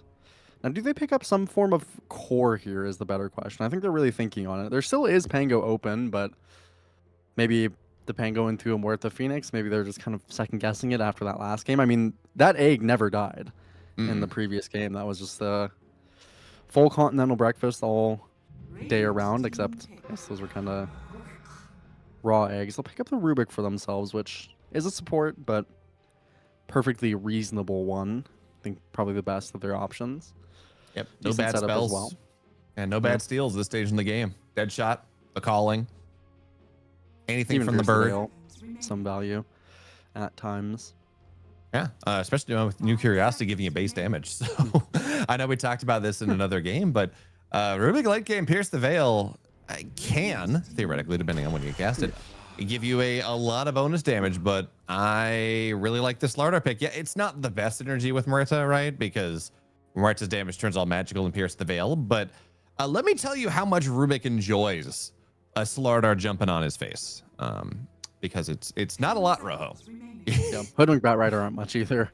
No. Having a constant vision on the heroes is super nice for them to pick up. So again, it's a little bit why I'm kind of just this Disruptor Silencer second phase ban here for Liga team. It's not really speaking to me necessarily. I think letting this kind of Slardar through when you pick these heroes does become potentially questionable in the Nemiga. If they want, they can try to pick up just an instant synergy with the Slardar in terms of a core, and they can keep this Muerta on a continuous flex. That could be something, they could just straight away say, this is Muerta support, and we're going to play actually Kez, and I think that could be somewhat reasonable, but maybe even just something like a Ringmaster for save isn't crazy, because, I mean, Slardar, Muerta definitely, again, not the most innate synergy, turn all your damage to magic, but it is still good damage outside of the Pierce the Veil. It means that a lot of times for the Muerta, you can just save that Pierce the Veil. Definitely good synergy on setting up with the Slardar. They'll pick up the Tusk instead, which is also a great hero to pair with Muerta. It puts less pressure. Again, pressing on that ulti so you can be more patient with it. Of course, pair really great for taking objectives. Their roast taking potential on Nemiga is already disgusting if the game goes anywhere near right for them. And now for Liga team, I'm just wondering, do you try to kind of get away with some crazy play here and pick a Huskar and try to kind of tempo the game that way, or is that just too risky in this Slardar Muerta? And I think it probably is. Maybe you just have to go back for the Pango, but it's a Storm. Not the worst. Solid. I mean, it's a jump, but you got to go get the Tusk every single time, or that's really not going to do all that much for you. And even the Phoenix still not that pressured on the egg. No. Which for Liga team, you got to be worried this last game around. I mean, Vanille, tons of levels on him. They gave him that early kind of access to the ulti, and he was just aggro diving into fights and pressing the egg. He had no regard to the positioning, at least from keeping it away from heroes. He wanted it as close as possible, and that is a pretty scary premise. Are you at all worried here or I guess as Nemiga Gaming about, say, a Medusa pick, or does Muerta just do enough damage that you're probably fine? Muerta can deal with it. Probably one of the heroes that is better at it. I would say it's still okay, but for Liga team, you're already looking at a lineup of 4 ranged heroes. So, I mean, you kind of gotta, not that it matters the most that heroes are ranged, but I mean, it's maybe something to keep slightly in mind. I wouldn't necessarily, I mean, it's hard. Like the pairing of the Slardar and Tusk does mean, I would typically be looking at something like a Lifestealer. I think looks okay for Snowy, but you got to pick it on the 23 as well. Doesn't mean that they potentially get to choose a mid laner that they think is good against Lifestealer, or switch the Slardar to the mid lane and then pick an off laner that they think is good. It's a really difficult pick here, and I mean, Medusa as well. They didn't ban the AM, so truthfully, if they picked it, you could still AM, and I think that they would. Although, I don't hate it. It still is a ranged hero, but it's got good ideas for at least the value of the wind run. Yeah. Now, okay, so Ags is no longer you take 50% physical damage. It's now attacks grant tailwind. It's lasts longer as an undispellable. So you can go and get your movement speed going up pretty significantly. Really quick. Yeah, but you don't have nearly the amount of damage.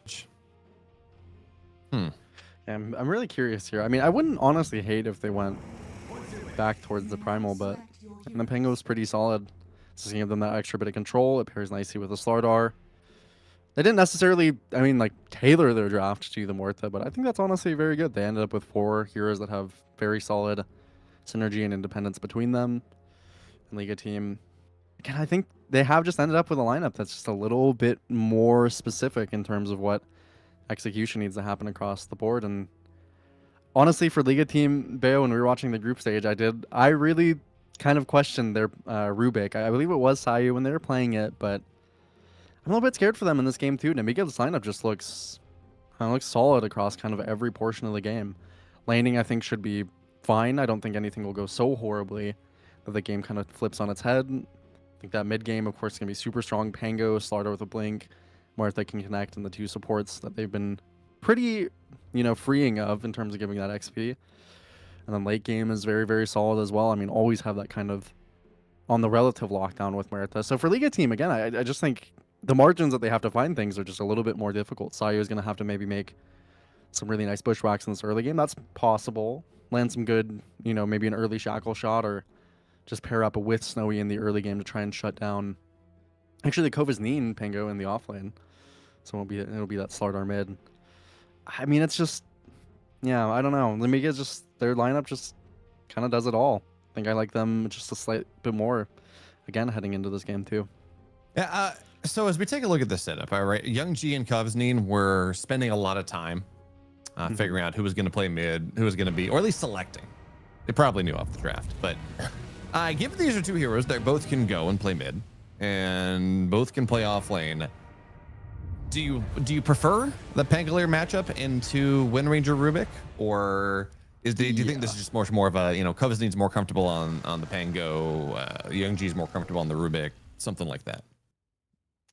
Yeah, I mean, if I had to guess, it's just based off of the limited context here of their hero levels. I'd guess that Kovsneen is maybe slightly better on the offlane Pango here, but it's more of, Slardar is perfectly fine in the Storm mid. It's not a lane that you'll ever get kill pressure, but you should rarely die in it since you just have such high regen and can overall kind of play the lane comfortably. You'll get to your blink a little bit easier. I think it's more so, honestly, just that the Slardar is really bad into Wind Ranger. Ultimately, not a lot that you should be able to find against a good Wind player. Kovsneen should be able to find all his levels, look towards getting kind of left in the lane, doesn't have to worry at that point about getting ganked as much.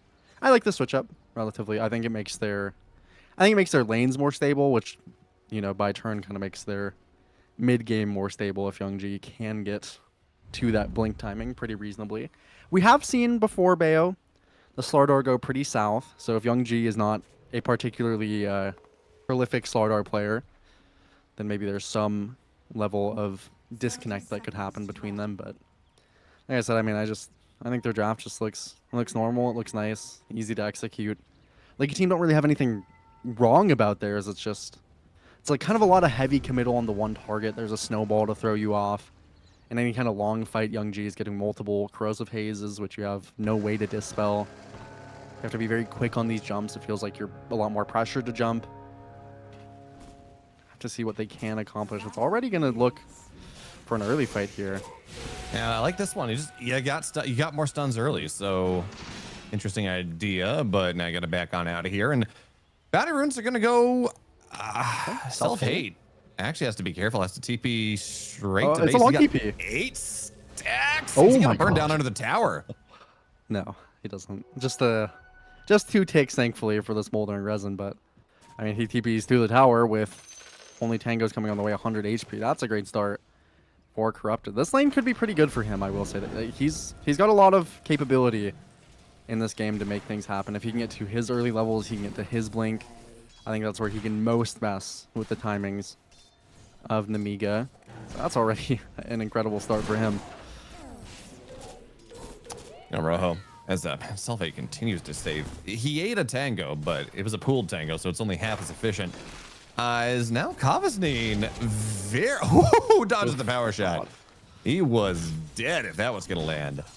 Now again, he's got to be very, very careful here as well. He's got a ring of health queued up, so eventually he's gonna have some regen, but correctly identifying that, you're into Rubik and Wind Ranger. That is a lot of poke damage early in this lane.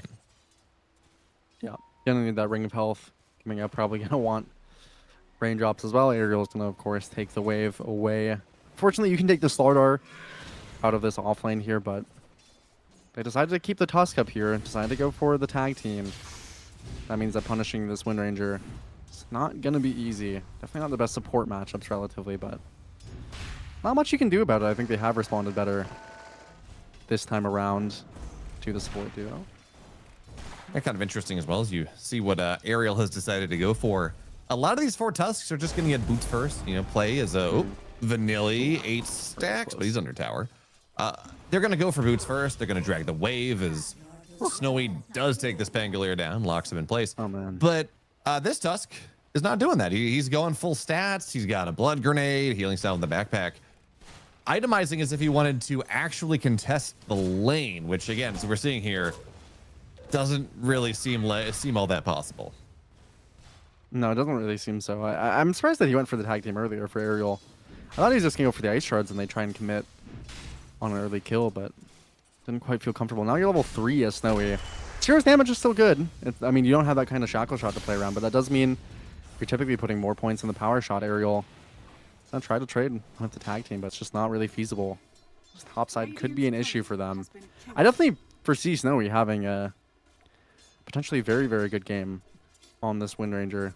If he can pair up with Corrupted, if he can find moves with Sayu in the bot side, using Icarus dive on Vanille for some damage, but just gonna have to concede the Lotus, it seems, equally to Liga team. Their lanes are going pretty well so far, even mid lane. Quite good. L1GA has gotten no denies compared to the 4 of Mirage. It's not a good lane by any means for the Slardar, but sometimes that Storm can just get a little bit of a CS lead and really break you down, make you buy that kind of extra regen, and then your blink comes later than you want to. Could be showing that L1GA doesn't play as much Slardar as some other mid players do. It's not the perfect start for Nemiga. Only 3 minutes in, so of course you got to give it a little bit of time to cook. But Liga are making the most out of those early 3 minutes, and they have to, Bayo. I think they do have to. Yeah, it's a 1,000 net worth lead for Liga team this early on. As you said, all 3 lanes really not having a good time, but at least Vanilli now has hit level 3, so 2 points in Fire Spirits are a lot more effective. Pretty much doubles the damage compared to level 1. That's when we start to see this Phoenix be really obnoxious. It's a dead shot won't land, but notice now Vanilli, again, with that level 3, with a little bit more HP to his name, is on this rotation. That's not going to work out. L1GA goes up the ramp because Mirage is still very strong, and Ariel will get taken down. Didn't have any just spot regen, but they do get the kill first. They do punish this Rubik for the rotation, and L1GA will take anything he can get, as awful as this lane is going. Yeah, Mirage just very, very comfortable on this Storm. A little bit of just I think a comfortability difference here in terms of the mid laners. Left Kovazine in the top side alone, which is actually what he wanted. We'll keep you now over on Respect. Yeah, decent Holding the shackle, telekinesis. Show does have Swashbuckle in 2-1. Ring around the rosy, goes north side. And Power Shot's gonna go take him down. So, you said that's what he wanted, but maybe not. Yeah, as I mean, Respect does arrive. Yeah, wasn't alone anymore. Unfortunate for him. So, I mean, really, really nice job by Liga team. They are mitigating quite a bit of these potential issues. Unfortunately, Corrupted is not getting the most in his offlane, but it's at least coming under his tower. He hasn't died, so he's relatively same CS as Kovazine, but hasn't given away that extra gold. That's the most important thing for him. Go ahead and take that as, I mean, also really struggling for Ariel. He has gone 2 points in tag team. I'm a little bit struggling to imagine why. Corrupted has a Lotus. Nice Blood Spirit. grenade, and the damage will be able to burn him down at the very end. But nice bushwhack, and good turn. You're getting certainly you're going killing off these offlane. You're getting these kills, but the big difference for Liga is that they're getting the trades. Right, it's not just Corrupted going down and that's it. It's Corrupted and then the Phoenix falls. Meanwhile, you know, on Nemiga, they're just losing heroes, and that's kind of an interesting setup. They're pinging out Selfate here. He's only level 4, no points in the calling. They're setting this up for this one for quite a while. Lift into the bushwhack, maybe, but it's not quite gonna land. And Selfate, 14 stacks is on his wand. Vanilli now comes back Sunray as well to keep him alive. But it's still a lot of damage. Even still, Corrupted has to run away here. And the Icarus dive looking to burn this bat down. They're going to be able to go get him, and that is an excellent trade. Ariel TP's in as well, but Mirage, now he's going to start to arrive, and that is going to be a bit dead where it's a Tusk as well. So really nice play at the start of this, but unfortunately, Rojo, just because you have the plays, that does not make up for a 5 versus 0. Or 5 versus 3, whatever it was. Level 6, only level 5. Really, dude, he'll take the Wisdom Shrine for himself. Really nice move in terms of getting galvanized for Mirage, and of course just setting Snowy even more forward. This is a really, really tough early game, and partially for Nemiga, it just looks like they're not fully comfortable in all their heroes. I mean, again, I don't understand why Ariel has 2 points in tag team coming from this top side, and even with a Slardar mid, it's not that good. The 2 points in tag team early with a Slardar. No. And I think by he'd that much same rather metric, have the Snowball. by that same metric, Pangolier is 3-0-2. Yeah. All right, that is, it's all, I never see that. It's even, you know, across, there was a time it was going like 4-0-4 in the 739 but okay Pangolier patch. Oh, Kovazneen. Does have Rolling Thunder, but eventually is going to have to be able to get on out of here. Yeah, this is a weird build from the Pangolier. Even just a single point in shield crash speeds up your farming, speeds up your survivability. Mid lane, regen into a shield room bot side for Mirage. All the support he could possibly ask for. On the other side, they're trying to get corrupted again. Well, Sunray on Can top Vanilli of get him. another? I think so.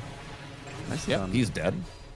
Okay. Vanilli is doing God's work on this Phoenix, but Ariel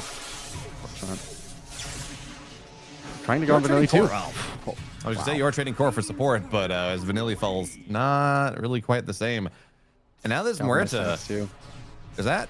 Please tell me, yeah. Okay, that is Boots coming. I was going to say, this Muerta almost looks like he's going Bootsless Maelstrom, which is a great pub build, and that it's not a great pub build, but you do see it in pubs. Certainly not something I think you can get away with at this level. So, okay, power treads are done. Looking for Maelstrom eventually, but it is quite a ways out here. And meanwhile, Mirage counter jungling, just removing so much gold from the map. It's really, really nicely done. I mean, by Liga team, they've 180'd their early game here, and Nemiga, I don't know if this draft is something that they have played the most across the board. It's not finding exactly what I think they would want to. Even self-hate on this Muerta, I am kind of feeling just a little bit of uncomfortability. Maybe they can try and find Sayu. It's Vanilli. Dead shot. Icarus dive. Not for 10. And, well, Bushwhack does land, so Sayu totally fine here. And yeah, it's just this situation where Slardar has not looked all that impressive mid. Pangolier is having a rough time top because, again, that's just a really difficult lane. I don't care who you are, but they're going to go on top of Corrupted now. Firefly makes him a pretty difficult kill, but even still, they have plenty of damage. And look, there's your 2 points in tag team. Paying off, Rojo. There it is.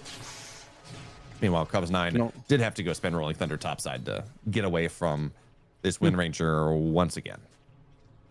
Yeah, once again, not the best set of circumstances. Even going for the mage there just to try and kind of get that early sustain in lane, but it's not necessarily going to be the best against Snowy. I guess it's pretty hard diffusal game.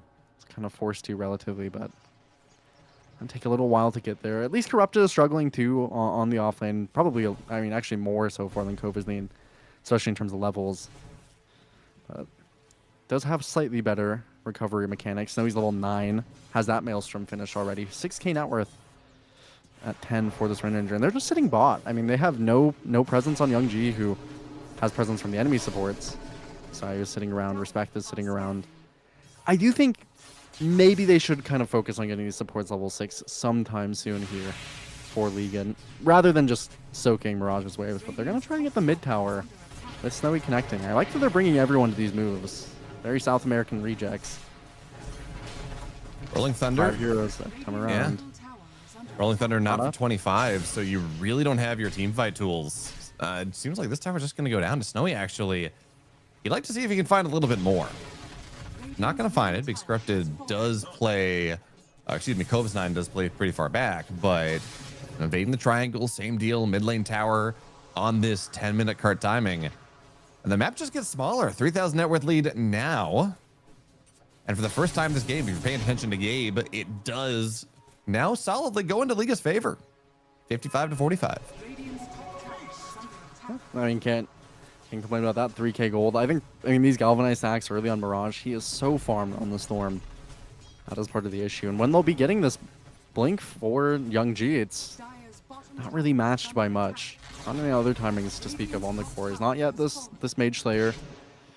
And it's coming along pretty slowly. Self-hate. You can connect again on Muerta, but it's not the easiest. You're very slow. For Young-G, I guess it's going to be probably a little bit more of a farming blink, unfortunately. It's not the best at killing off these Liga heroes. Maybe if he can connect with Aerial and they can go towards the bot side and find Corrupted again. This seems unlikely, though. He is very comfortable playing away from the team. They just hit level 6 on both the supports. Once again, fully enabling Mirage here. Steal away the jungle as well. Like this move from them a lot. They want to get this bot tower. That's the natural move. Vanilli, rather than playing mid to defend it this time around, he's been playing bot. But it hasn't made their map particularly wide open. Just fully sat on this bot side. Aerial's not level 6 yet. It's about to take over to level 7 soon for Vanilli. We're just going to slowly build up a push here. Yep, just hiding in the trees. But yeah, Vanilli is level 6 on this bird. Does have egg available. His Bushwhack's not really going to land. Good dead shot as well. And that's going to be dead Sayu at the start of this. Crush was stolen, so you got to be a little bit careful about getting too close. But even still, Respect is going to get burned. How do you think? Eventually. Swash, well, dead shot's not going to land, but Swashbuckle's there. And we'll be able to go get him down. So that slow buildup where they're bringing everyone bottom side actually going to get counted pretty nicely here, Rojo. A little too slow, I guess, relatively. And, you know, I was talking about unfamiliarity between the Nemiga heroes, potentially. Maybe Young-G, maybe Aerial, just a little bit on the Tusk. But Sayu is, he's missing some of these Bushwhacks. Even earlier, he cast the wrong type of Acorn shot. Cast on the creeps instead of making a tree. Those are things that can certainly start adding up. I mean, that was an opportunity for a kill, turned into 2 deaths for them. It didn't hurt their net worth too much. Granted, how Nemiga had to rotate.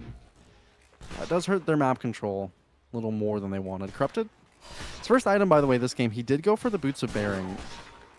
Don't hate it. I mean, it's a nice game to kind of get away from some of these heroes. Good game to go on to heroes with the help of the Wind Ranger, of course, but it's not a blink. On top of Vanilli, looking to follow up stun Bushwhack now. He's relatively tanky. I could say he could get the egg off, but they're just going to let him burn down. And now this time, moves a little bit faster, will work out. But Mirage is, or Kavas9 is here. Does have Rolling Thunder, but a good Bushwhack for now. Snowball back a little bit further forward. And there's going to be Pierce. He's stolen by the Rubik, but it's not really doing all that much. And the Rubik will fall. They get the Wind Ranger as well. Okay. These moves, you keep doing this one. You keep just collapsing where there is a tower. I mean, Huerta's got 6 stacks of Supernatural at 14.5 minutes in, 15 minutes. That's not all that. That's really good scaling for this Rubik, or this Muerta. Yeah, and I mean, I like overall how Liga team played the map, but it does feel like maybe they should have brought Snowy to this bot side earlier when he had something a little bit better, or brought him a little bit later when he had something else, but he's just a little bit of gold off that Mjolnir, not quite level 12. He goes for this move. Punished immediately. TP's up back towards the top side. If he had gone through the gate earlier, maybe he could connect to the spot side, or just been a little bit more patient. I mean, they were still holding most of the map. This bot tier 1 would have been very nice to take. That does make sense. The Nemiga have been so defensive of it. It's helped out Young-G quite a bit in terms of just finding these kills, and as you mentioned, Self-Hate is building up the Supernatural stacks. Decent levels off the back of it too, and of the supports falling a little bit behind again for Liga team. Sayu in particular, level 7 here. Just been hovering Mirage the whole game. Hasn't led to the most relative for him. Ring control, it's also kind of worth noting, is fully in their favor. Mm-hmm. And it's worth noting, you talked about Corrupted earlier on, this Mage Slayer, maybe not the best Mage Slayer game, especially when you're only level 1 on the Focus Fire. A significant fraction of this Wind Ranger's damage is magic, right? All the different Maelstrom pox you're going to get. So, again, not the most important thing, certainly, but as we're seeing this rotation there, it does act. I don't know if it necessarily made the difference in that fight, but does actually provide some pretty decent damage mitigation. Yeah, I mean, it's not the worst Mage Slayer game. It's just a little bit, sometimes hard to catch on to these heroes, but I mean, Mirage is the most farmed hero on the map, so taking away some of his magic damage is nice, as you mentioned. Corrupted just a little bit too far up onto the high ground. Can he get this lasso here on Aerial? Should fall pretty easily. So miss gank opportunity on the Corrupted. This bot side is just Ring of Death here. They just do not need to be in this kind of area. Full lane is just broken down. Corrupted dove so many times. This time around he does live, thankfully, so he's happy for that. I'm gonna go for the Blink next. Always curious to see what these Batriders do want to build up. Corrupted's gonna go for a more normal build, which I think is absolutely the correct play. It doesn't seem like there's anything too interesting across the board in terms of itemization. Self-hate did buy an early Dragon Lance. It's kind of a nice supplemental item for him. Still, yeah, pretty small portion of the map Nemiga are actually comfortable playing in. This bot tower is the only thing giving them any reprieve. And the fact that Vanilli, I suppose, can soak up some of it. I love, by the way, that we are, as we take a look at the support itemization a little bit, 3 out of 4 greedy medallions. Yeah. You got 1 greedy Tumblr story, but oh, it makes sense, right? It's a good item. But, you know, thank you, Valve, for giving everyone a greedy. Makes life, in the decision matrix of a support, Rojo, it's, you know, they got a lot to think about. Sometimes it's pretty nice to just, you're going to get money, okay. Yeah, you don't really have to think about it all that hard. Yeah, I kind of like it. I mean, I think they kind of knew that relatively they'd just be putting more gold in support's pockets. And it's also nice, I mean, again, you don't, the difference of some heroes with the greedy enchantment versus without it, I think you either give it to everyone or just kind of take it away. And I kind of like this option. I think it's, you know, it feels nice in the supports to pick this up. All their hard work can get rewarded. Medallion, of course, also just a broken item. This is a tier 2. I mean, the -4 armor on enemy heroes, disgustingly strong, but that +7 to your allies is something people often underestimate, especially in a game against the Slardar. So let's see if Liga team can move their advantage. For the moment, just kind of small back and forth looks. And then we get, they're not very keen on joining any kind of fights. They just want Liga to overextend into them another time around. I think they could smoke soon. Maybe they wanted to look for some kind of pickup. Kovazine particularly has this blink. They could want to utilize. And kind of really interesting position they've got set up for themselves. Is it? It's good old Canadian standoff, right? One on each side of the river. Maybe Mexican standoff. I don't know. Good old standoff right in the middle of the river. 6 heroes staring at each other.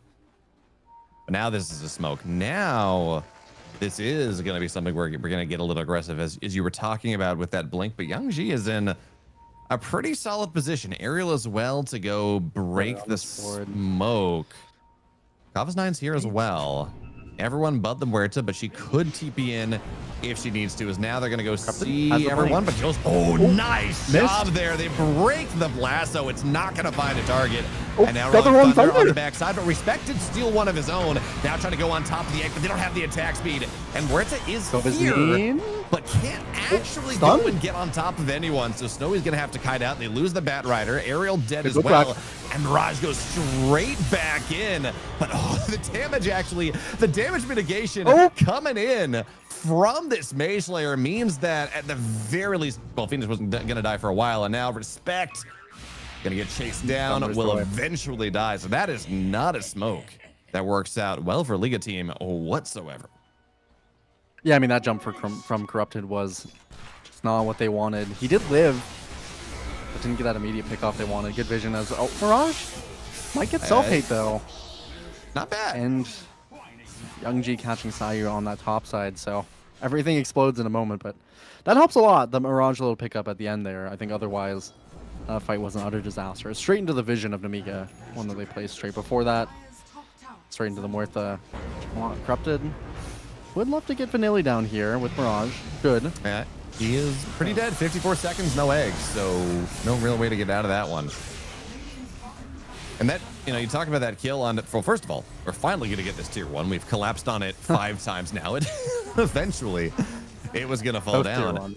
But also, we would talk about it, it's much like killing off a Storm Spirit. Every time you get one of these Muertas, one of these Storm Spirits, reducing the stacks onto their innate, again, whether it is going to be the galvanized stacks, whether it's going to be the supernatural, significantly reduces not just their their damage potential, but their scaling into the game. Oof. So That is a nice Great shot. chart pickup as well. They'll get the Roche on the opposite side, so they're not too upset by this trade, but very, very happy that that shard went towards the repick. It's great on both heroes, mind you.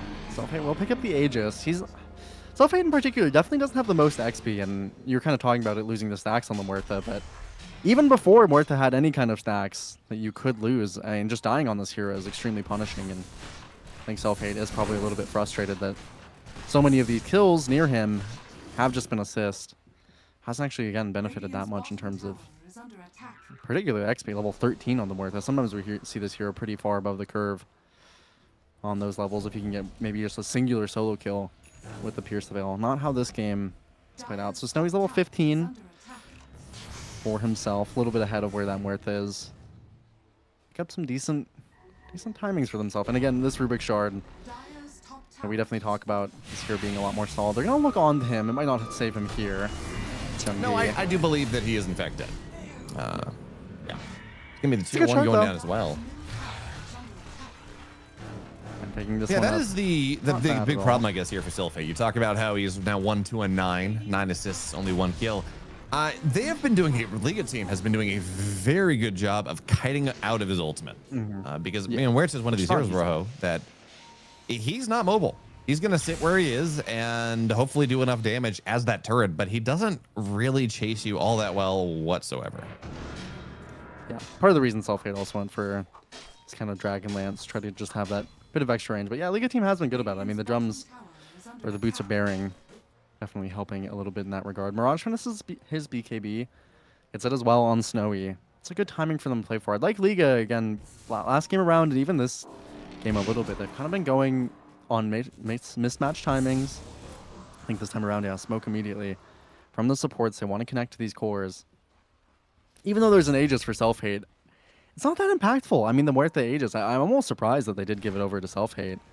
It's nice to have just for that security, and they'll kind of stick around him, make sure you can't die twice.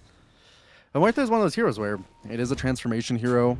If you go down once and you've already used it, sometimes it doesn't really matter, and squishy enough, not mobile, no BKB, that you can potentially die twice in the right circumstances. That's why they smoke up.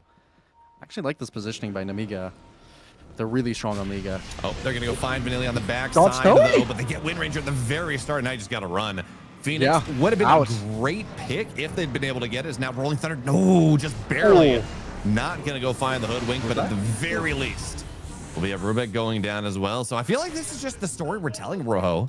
Again and again and again, Liga team go for these smokes. And again, they really do not work out. Yeah, Aerial, incredibly nice move with L1GA just to find that kill. It's part of the reason Tusk is so strong, why they've been comfortable to pick it up. This Tusk, or the airtime on the Walrus Punch is sometimes just enough to straight away get this kill. Of course, the tag team also. Huge amount of that damage going in to Snowy. Not a way he expected to die, and partially just the story of both games as well, as Nemiga has been a lot faster on the jumps. They've been really quick on this draw. Immediately getting the go, no hesitation. That does turn their timing just a little bit to moot here. They're looking for a BKB onto Corrupted. That will be a nice timing as well. Maybe they can get a lasso in the mid, but I've been a fan of the L1GA Slardar a lot. I was questioning him just a little bit at the start of the game. His net worth isn't super high, but he's got really great levels, and he hasn't died. 6-0-5. That's all you could ever really ask from your mid laner, especially with how good of a game Mirage has been having. He hasn't given anything away. Always been able to support his team and gotten most of his gold that way. Doesn't need that much for him relatively. He's gotten his BKB. Again, his levels very comfortably. Yeah, and even as you're talking about Selfhate being down in levels a little bit, as a team, much like in game number 1, Nemiga is currently up. It was 6 levels when I was talking about it. They're currently up a couple levels right now, 3 levels, even as there's a bit of a net worth deficit. So they've been doing a really good job of, again, keeping these players involved, getting their supports the levels that they need. And really, it has been this Pangolier, who's level 18, by the way. 3 points in Rolling Thunder. Very nice job of just soaking up the edge of the map. And as you're talking about, these matter quite a bit. So now we're going to see if we can go find Sayub, just blink on top of him and evaporate him. And that should open up the tier 2. Yep, now have a BKB for Selfhate. It's only 15 seconds on the Aegis, so it's a little bit scary to be holding around here. Gem on Mirage. Don't know if there's vision. For the time being very, very careful on both sides. Don't want to give away anything on the Sage's timing. Ariel has a shard and the blink. Potentially going to be a very good factor for saving. I mean, I do kind of like the spot for Nemiga. A lot of the net worth is on Mirage. But he's not going to pay out necessarily the most. He's level 18 with this gem. Like what he has. He's going to be a player looking to go. And if I there you go, get the lasso, but yeah, that snowball save. Snowball! It doesn't even need the eggs. There's Gonna the be egg. there. Good punch. And now you just gotta get on out of here, running Rolling away. Thunder But the Rolling too. Thunder on the backside causing problems. Even still, a lot of damage from this Wind Ranger, and Covs 9 does have to back up for now. Lots of damage, certainly, as now L1GA finds Corrupted, but no kills just yet. Now, Covs 9 variant, but Walrus Punch. Now you're gonna start to clean up. It's gonna go find Snowy as well. Do we have more follow-up? Not quite. Deadshot's not quite gonna land. They're going to keep going. Blink in 3 for Blink in Ariel. 3. I think they got it. Obviously doesn't need it. Clovis 9, man, he went a rough early game. Although, man, I feel like this is happening. You gotta stay in formation here with the Muerta. Muerta is very much food for the Storm Spirit otherwise. Yeah, I mean, once that ulti is gone, once that BKB is gone, Mirage can feast. Mirage, I mean, caught both these mid laners. That's absolutely a feast from them. 609 on L1GA, absolutely, I mean, just playing his hero perfectly on the sidelines there, catching every initiation he needs to, and Mirage and his job. It's not as cut and dry, unfortunately, and trying to get these early just snap engagements into Ariel with his drinking buddies, with the snowball, into Vanilli, who's, again, very farmed. Solar Crest, Glimmer Cape, level 13. It's just not easy. These supports are not easy targets. I mean, I almost feel like you kind of need to try and catch Ariel. Maybe best second hero is honestly Kovasnine, as they're going to catch Respect again. These supports for Liga not having the best time, and we're coaching this Rubik a little bit at the start of the game. Respect is 1-8-7. He's gotten a few good steals, but it's kind of easy to end up in the position like this as Rubik. I think, truthfully, for Respect, it's either just straight away a Ghost Scepter, I think is what you immediately want. Force Staff is great this game, if you could get it, but it might just be an Aeon Disc. Might be an Aeon Disc and just play off your shard. I almost wonder if he should have skipped some points in Arcane Mastery, which just seems so odd on Rubik, but I mean, this telekinesis is, I think, most of the value Respect is going to be having for a pretty significant portion of the game. That's just the unfortunate reality for this Rubik, and now they're just not dead even in net worth for Nemiga. That's, again, I think a good thing for them. Up in levels, as you talked about, and the ease of execution for their draft is just continually showing. This smoke might be a little easy to read. Honestly, unfortunate for Nemiga that the rune spawned on the bot side, because Mirage might have just gone straight away for it. But should be a smoke that they read nonetheless. That wave coming into their mid tower, you'd think so. They're pretty quick though. Oh, nice scan though. They're gonna see him coming up the, or at least they're gonna know that someone's coming up the ramp. This means we're all backing up at a circle out of this Muerta.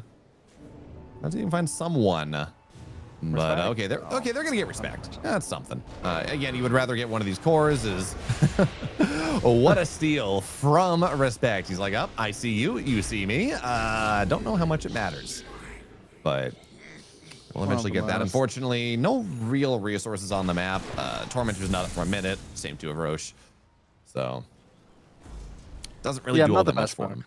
Yeah, not the best smoke they could have landed.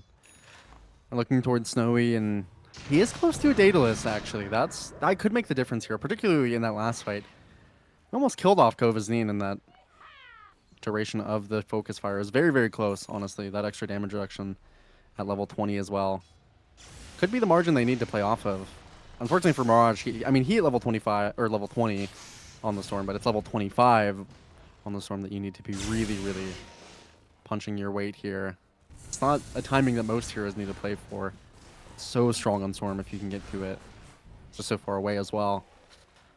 I mean, this Daedalus definitely helps on Snowy, but again, level 20, and that's mostly what they have for the time being. Level 18 means a little extra duration on the lasso for Corrupted, but it's just not quite matching up to what Nemiga has of nearly a Linken's here on Self-Hate. Getting close to a Lotus, well, I mean, at least as the plate mail for Vanilli, so even harder to kill off. Young-G finished in Ags, almost Octarine on Kovasnin. Love these timings. Young-G takes the regen. They don't want to grab him. It's a little bit unfortunate for Self-Hate that as this Muerta, you just feel like you have to have so many defensive items, right? Hurricane Pike, Lincoln's, BKB. Look, you do plenty of damage when you're in this situation, but if you had room for, you know, Daedalus or something, one of these one of these builds that has less threat, so you can go for more damage.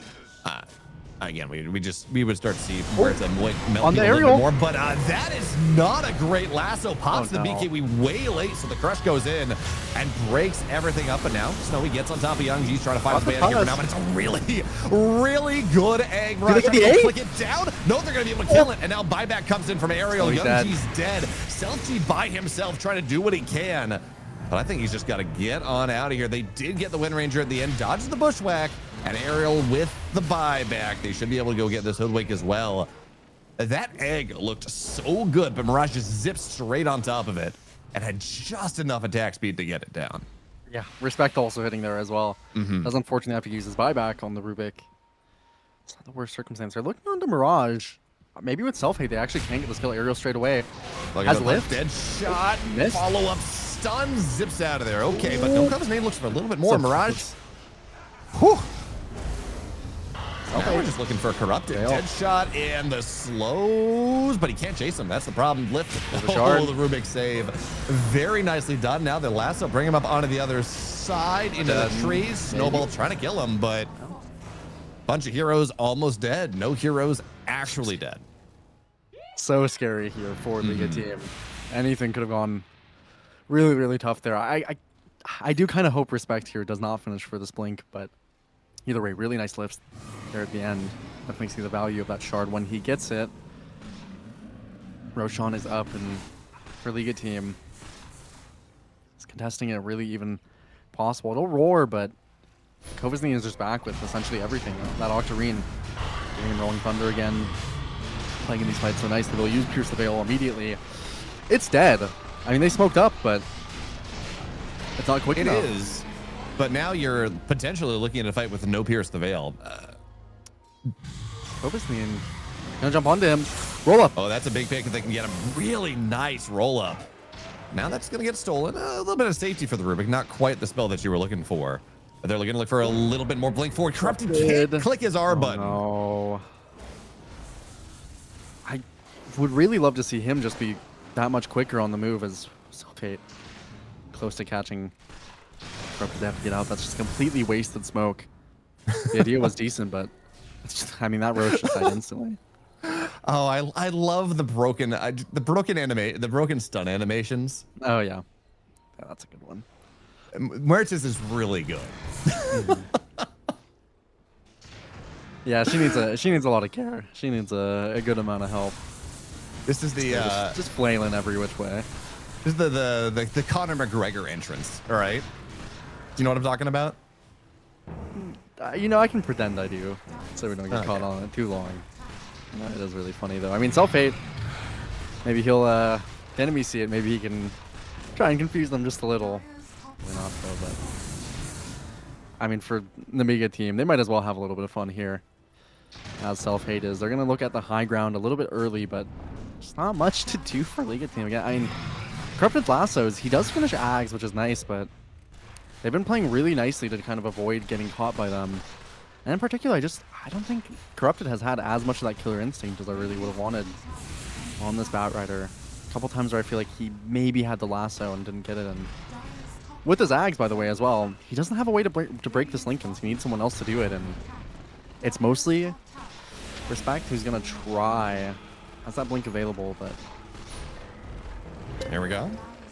You got a second, Linken's breaks. You just ring buddies him back and wait for it to come off cooldown in 9 seconds. I mean, you have double cart with the banner, so it's really not that much of a problem. I mean, as itself, but here comes the Storm Spirit, moves in, zaps back. As long as banner's here, again, there's the okay, slightly misplaced. So the cart's going to move forward outside of banner range, and now it's not as quite of a free push. Not bad though. I mean, the range racks for yourself. Liga team still on the back foot. The net worth is still so close in terms of where these teams are, but it just hasn't really felt like it, honestly, for Liga team. Definitely feels like they're down more than 2K. I mean, especially with this Aegis. All the items on Self-Hate, all the help for him. He's going to flail away in the mid lane, try to get this tier 2 as well. I mean, grabbing Self-Hate's not a horrible idea, but can you get more than the Aegis? Going to jump onto Vanilli. Time for something. On the backside. Good double lasso. With a snowball, the punch, just enough to break it up, and now Cobs 9 does have the Rolling Thunder get on out of here, but it's a stolen calling, I think, Snowy's from the Rubik. And this Bash. is a problem. Huerta still runs forward and just starts hitting the tower because all the spells have been used, and he still has 90 seconds left on the Aegis. Corrupted tries to burn him down. Self-Hate very low, but they're gonna go get the bash on top of Corrupted. He's dead. Now that's a friendly calling. Much happier to sit in. And somehow, Self-Hate still, no regard for his own life, somehow still lives here. He doesn't need it. That's simply all it is. Mirage, he has a lot of mana to play with. Maybe he can try and make something happen now that there is those kind of spells down, but it's just not easy. Snowy no BKB, but they're going to look anyway. Vanilli. Yep, nice catch on top of Vanilli, but no, he's going to be able to Well knock played. the Diag off in time to get the kill, but turn around, pierce the veil, damage onto the Rubik. He's dead, no buyback. Now the question is, how much more can you find? MKB delivered middle of the fight for this Huerta. And the dead shot on the backside. Ariel looks to turn this around. Ooh. Can we get Snowy off in time? No, Mirage. Good bushwhack. Zips right back in for dead. And it will soon be 5. Mirage. Self-Hate just has to get on out of here, but no Shadow Blade. He's going to have to pop his BKB. Look to turn. No BKB piercing stuns. And he will be able to get out. But very awkward fight here for Nemiga. Mirage is I mean, he is so good at the Storm. He's playing every way that he possibly needs to. Just using that BKB so late in the fight, being extremely patient. His itemization, I think, is near perfect. He's almost level 25 after he takes the Wisdom Shrine. And it's a weird timing that Storm kind of has to play off of, and Mirage has just mastered it with that extra Conjurer's Catalyst as well. These are things that are just adding up for him, and he's really, really utilizing them. Keeping this gem gives a ton of levels towards Snowy towards the end as well. So he'll be close to his 25. It's really, really, really well done by Mirage, but it's just scaring me that that's kind of all they're hinging on. It's reliant that Mirage does not mess up at any point in this game. He doesn't get caught out, that he doesn't die. Maybe that he'll hold the buyback at some point. But otherwise, he's really, really managed to take Liga team into this game here. Snowy, I really do. I mean, in these fights, in this last one as well, he popped his BKB very early. He has been completely terrified of getting bursted by L1GA, by Ariel. I think it's definitely something to be worried about now that there's this MKB as well that you mentioned got delivered to Self-Hate in the middle of that fight. It is really scary for Snowy, but when he's popping these BKBs early, it's just doesn't feel like the fights are really possible for him. No, not really. I mean, they're winning these fights on Nemiga just by really wearing them down, and it's just, I mean, that's kind of the hard thing too, is Nemiga, they are very much a burst lineup. They want to get you right away, but because they have been doing so well this game, their long fights have also been really, really good. It's just Mirage now. I mean, he does hit the 25 Bayo, and I think everyone's seen the Storm 25. Everyone's watched the hype games of this hero. Again, not always that you get to the 25, but this hero is just so strong at the timing. And now there's a Conjurer's Catalyst in the game. That wasn't available in previous patches where Storm was really strong, but I can only imagine that this item is absolutely disgusting on that timing. It already has done so much damage for him. Yep, you already have a bunch of magical splash damage with Overload bouncing. And now all those Overload procs bouncing because they do, well, actually, Overload does 100 damage. Conjurer's Catalyst requires 300 damage to cause the bounce. Well, so it's 200 damage, but I think it's actually, I don't think it has to be an instance of 200. I think it counts like collective spell damage, at least from what I've seen, because I know you can proc it. You proc it pretty frequently on Batrider, and I don't think you're taking over 200 damage on that hero. Either way, by the way, Corrupted, he's kept his GPM down most of this game. Respect. Yeah, has to be extremely careful. This smoke timing from Nemiga. With that MKB, Snowy he's very strong. Mind you, level 25 Wind Ranger. Damage potential is high, but he's right to be using these BKBs early. He can potentially die. Smoke Corrupted breaks. They're not going to find him. Nice Backs. point back there from Corrupt. He's going to be okay for now. Storm Spirit goes on top of 2 with the Ags. They're going to brag so many people in, and that's going to be L1GA dead. The Tusk as well. Egg used at the very end. Nelly. Looks like Vanilli will be able to zip out of here for now, but they have way too much damage. That level 25 plus the Ags reveal. Wow. Disastrous for Nemiga. Yeah, I mean, Mirage. I mean, I think almost no matter what happens this game, even if they lose, I think Mirage. I mean, if Liga team doesn't end up taking this one, I think Mirage is just the MVP clear. If the game even passed anyone on Nemiga, his gameplay has just been perfect. 11, 0, and 10. There's only 5 kills that have happened for Liga that he wasn't a part of, and that initiation, and with the Zags, becomes incredibly scary. Have to be so careful. Even TP bottom. Kovazlin potentially fine for now. Fortunately, not the most mana to play off of with the Storm. It's the only big issue here. Well, not issue, but annoyance for his build. It's mostly relying on Galvanized. Has built a little bit tankier. Yeah, he's just really impressing me on Mirage. A lot of times the Storm, you die kind of a singular time and lose so much tempo, but Mirage has never had the opportunity to. Looking for a refresher on Kovazlin, as we talked about in the previous game. Fortunately, wasn't able to get there for the Pango that time. Full Shiva is on Corrupted. Still holding on to this GPM talent. As are, I believe, the rest of the supports. Well, Respected upgrade his. So he's not quite getting that GPM anymore on the Rubik. Sayu held his Medallion of Courage. It's probably a smart move. Now the map has just gotten small for Nemiga. As much as we talked about the, how strong self-hate is and has that MKB, this Lincoln's not doing as much anymore for him. Having this potential of the blue hole for Mirage. He has the amplified damage. They'll smoke up again on Nemiga. Don't know if they can actually match it on the side of Liga. No smoke on them at the moment. We're just going to hold the high ground. And this is big. Roshan is available in the top hit, so you're trying with nice job there with the blink as well. Icarus dive, what a spell to steal. Now the smoke is totally broken. Storm Spirit goes in, finds Selfie at the very beginning. Rolling Thunder, now that's going to get forced out. No mana. And they're going to go back straight up onto the high ground. And the engage range that Liga team has right now is making it incredibly difficult for them to go and do what they need to do. But a couple illusions will run forward. And then at least shows what's happening for the time being. But yeah, this smoke totally broken, and I don't think they have any more. I certainly don't see any on the supports. Yeah, I don't think so. Maybe another quick minute here for both teams to pick up a smoke. Mirage, it's a little bit scary. I mean, using all your mana like that, just try and force something out. That time it did end up working. And they've been carrying Lotuses for him. I don't think they have any more, but handing him just a couple in the fight. These Lotuses are actually huge for Storm. So if you ever have the opportunity to pick a couple up in the side lane, it's actually something that can make a huge difference for your true carry in this game. Roshan moves to the bot side. Better vision relatively for now on the side of Nemiga. A little bit easier vision to set down for this Radiant side. Almost level 20 on self-hate. He'll get it on this mid wave. Only Corrupted had a way to break that Linken's. He's really been eyeing the Mortha.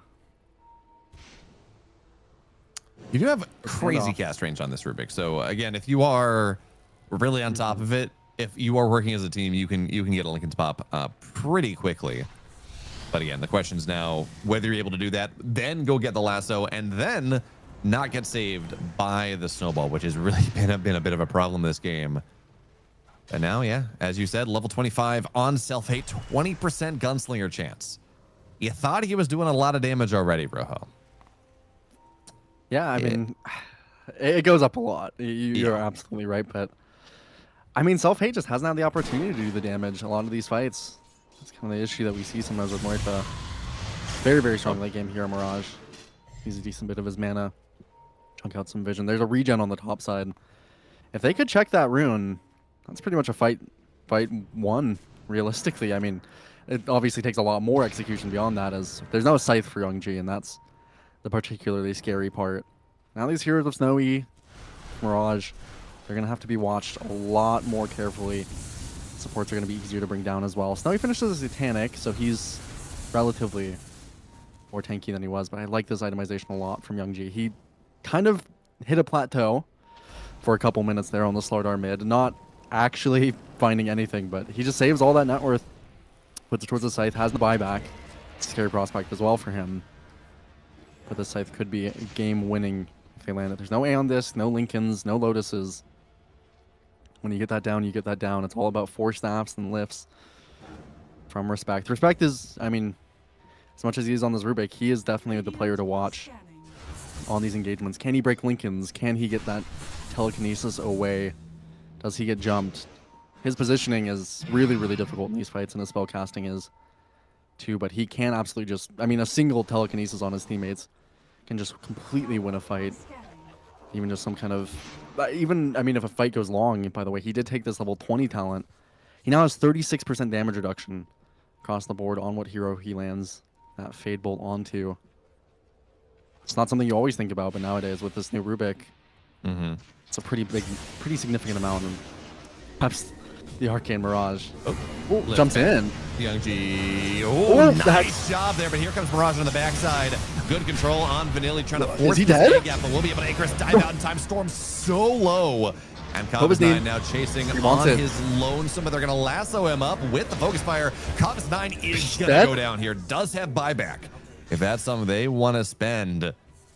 But even without that, you know, you don't have this refresher just yet. There's no Rolling Thunder for 38. Now, I mean, they are really seriously considering moving high ground here. That's kind of a crazy move. I don't think they will for the time being. Mind you, the Scythe on Young G coming out kind of saved them a little bit in that fight from that engagement on Corrupted, but jump forward for Mirage. He is perfectly happy. They're going to have a Scythe on Sayu. On that Hoodwink. Save something on top Respect. of the Rubik, not enough for a kill. Fight. Buyback committed. That means this refresher now is, what are we at, 34, is now about 1,600 gold away from Covis9. Next big item that he's going to be able to pick up, because we're seeing just how important it is. Jump forward, move on top of Corrupted. He gets out for now. Really nice pushback into the tree. And now Ariel is dead. Egg used as well. Comes out on the backside. Has to be careful here. And the win run is so significant. They're going to go take him down. 129 seconds on the deck. And this he's going to go get taken down as well. This late game is not it for Nemiga at this point. Respect. I mean, mad respect to Respect. He is doing so much here. Yeah, he got the Corrosive Haze, and he placed that on the Covis9 rolling through. Now he's going to help with that Aegis and put it as well onto Young G. It's not the most impressive steal initially, as he's going to move, cause them a bit of pain, but should eventually make his way. Well, we'll slow him down, I guess, for fun. That's the third toss. That we see how the damage stacks when Roshan tosses a couple times. Oh, immediately onto Corrupted Hex. That's a big kill. Think about it. Just kiting him out. And now you talk about this lasso or this lift. Corrupted is the space you can build is so significant that, well, I mean, it's a short cooldown now, right? Pierce the Veil is 32 seconds until it's right back up, but that's a buyback from Vanilli as well. Yep, enough to pick up Roche here. Snowy having a great time for himself. Nice net worth in the game, still above self-hate. We're just seeing how hard it is from Worth to get this damage off. Even bought an Agi Blink, but those early snap engagements from Nemiga, they just haven't been the same. They've been able to kind of jump in, get the kills they want, even with the Scythe. Very scared of committing, particularly into Mirage, and for good reason. Mirage now takes the cheese for himself and holds the backpack refresher. 2 items that he can use incredibly well. Potentially just the best cheese user in the game. And next to Io up there as well. 20 more seconds for Covis9. His Pangolier is really starting to struggle. Same as well with Young G Slardar. He does have now level 25 though. Takes on that Corrosive Haze undispellable. They honestly haven't been dispelling it the most anyway, but something to keep in mind. They're really obnoxious. Really obnoxious. They'll be able to go and jump. Yeah, we'll be fine. And I mean, as we're seeing this, just stay on top of heroes. getting the separation that you need again out of the Storm Spirit is at this stage of the game, you only have so many saves. Ariel is 250 gold from buyback, which is you really gonna. I mean, at this point, this Tusk buyback is probably the single most important thing you can do in this game. So they have to find some way to do that. It's now Self-Edge blinks around, lift on top of him. Do we want to go take him down? No. And now the Rolling Thunder will show up. But again, this some haze on him. spacing, they can't do anything. And now we're going to have Young-G move forward. The amp damage on the lasso. This Pangolier is a problem now. Okay, White on Hole Sophie. two. The lasso as well, but Young-G will be able to get Dead out ones? of here for now. And the egg, well placed. Oh, but the no. Storm Spirit gets out. Here comes Self-Hate moving forward. He's going to he got hexed. as he goes pierce the veil, can't get any damage out. And they're going to go find no. respect backside. That's something. Watch Mirage. But you got to kite out left side here. Mirage is on top of 4. Oh, no. But they're going to get the Is he hex dead on once? him. They burst him down. Yes. Buy back. Does not have the egg. He's going to have to buy back in this one. Has to be a well-regimented retreat. He's being 100. Dead once again. All trapped up in the trees. But Self-Hate starting to do so No much veil. damage. It's not enough here. 4 dead. Call it 5. And that game is over. Mirage calls his number, buys back into it. And what a game from this Storm Spirit. I mean, absolutely. I mean, there is. I don't know if they're winning the game with any other player than Mirage in that game. He just played. He played that Storm Spirit to absolute perfection. I don't think there's there's really nothing he could have done better. Just providing vision every single fight, making these engagements easy. At the end, you know, he dies once at 50 minutes, Bayo, and it's one that he wants to die in. He just immediately buys back, straight onto Self-Hate. Liga team just, again, they had maybe a slightly more specific draft. There were things they had to do that were kind of difficult in this mid to late game. But if you can just have Mirage flow through the game that whole time, get that Ags timing that he did, I mean, that was really when the game kind of felt over for Nemiga, I feel. As soon as that Agnans was picked up and he caught those multiple heroes in the mid lane, it just felt like they lost fight after fight after fight from that. And I mean, he only got that, again, from playing so beautifully on those small windows, catching Self-Hate, what, 2 or 3 times, you know, pre-20 minutes just off the back of a fight? Yeah, and it all also goes back to just how poorly these lanes went across the board for Nemiga. They had, Self-Hate kind of had an okay lane, but mid lane did not go very well. Off lane did not go very well, and they were able to very quick. I mean, it was a 1,000 net worth lead 3 minutes in. It was 4.5 by 10. Call it 12, something like that. Just you talk about this ability to snowball early.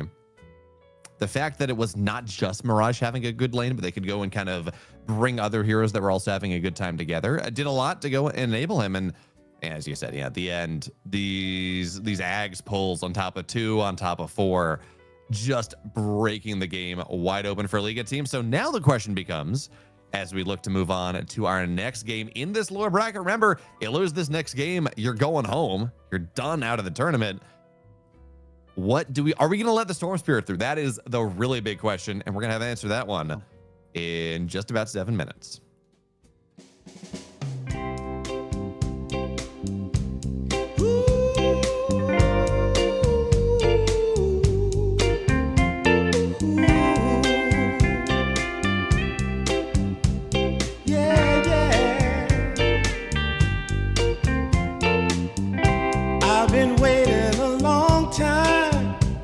Just longing for a glance from you, yeah.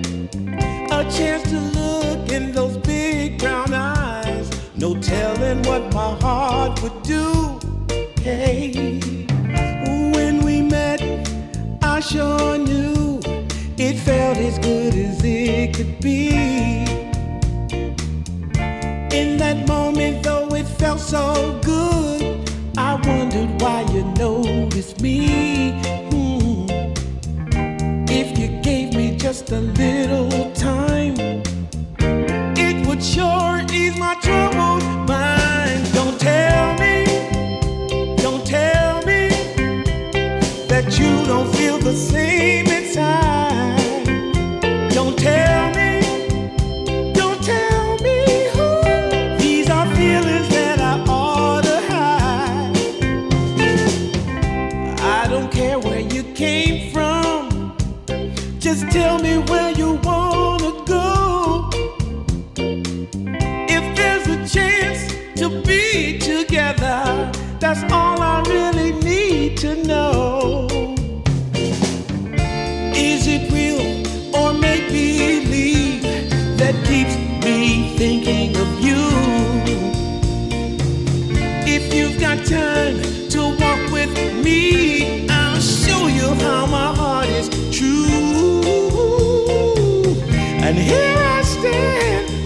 wait for you. Tell me, baby, what I gotta do. Don't tell me that you don't feel the same inside. Don't tell me, these are feelings that I ought to hide. Don't tell me that you don't feel the same inside. Don't tell me, these are feelings that I ought to hide.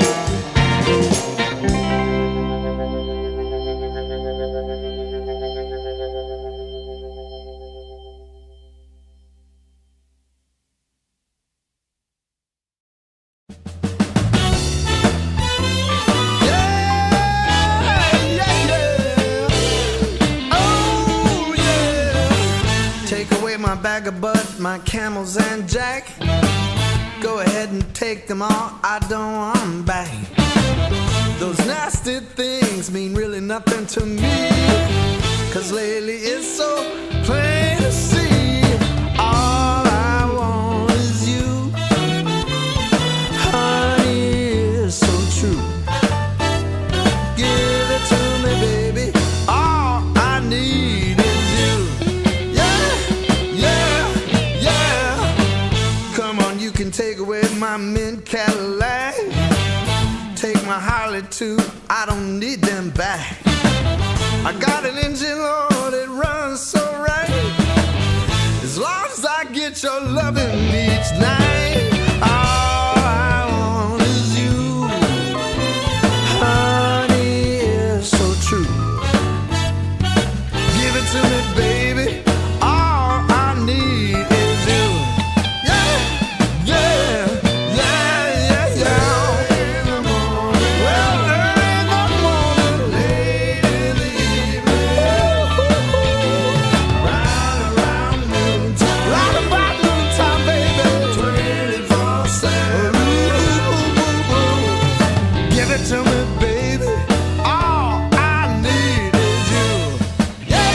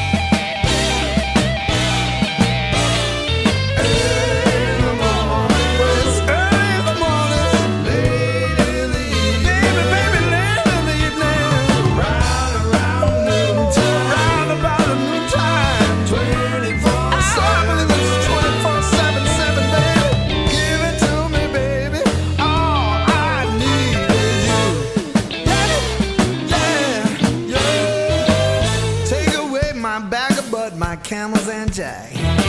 Go ahead and take them all, I don't want them back.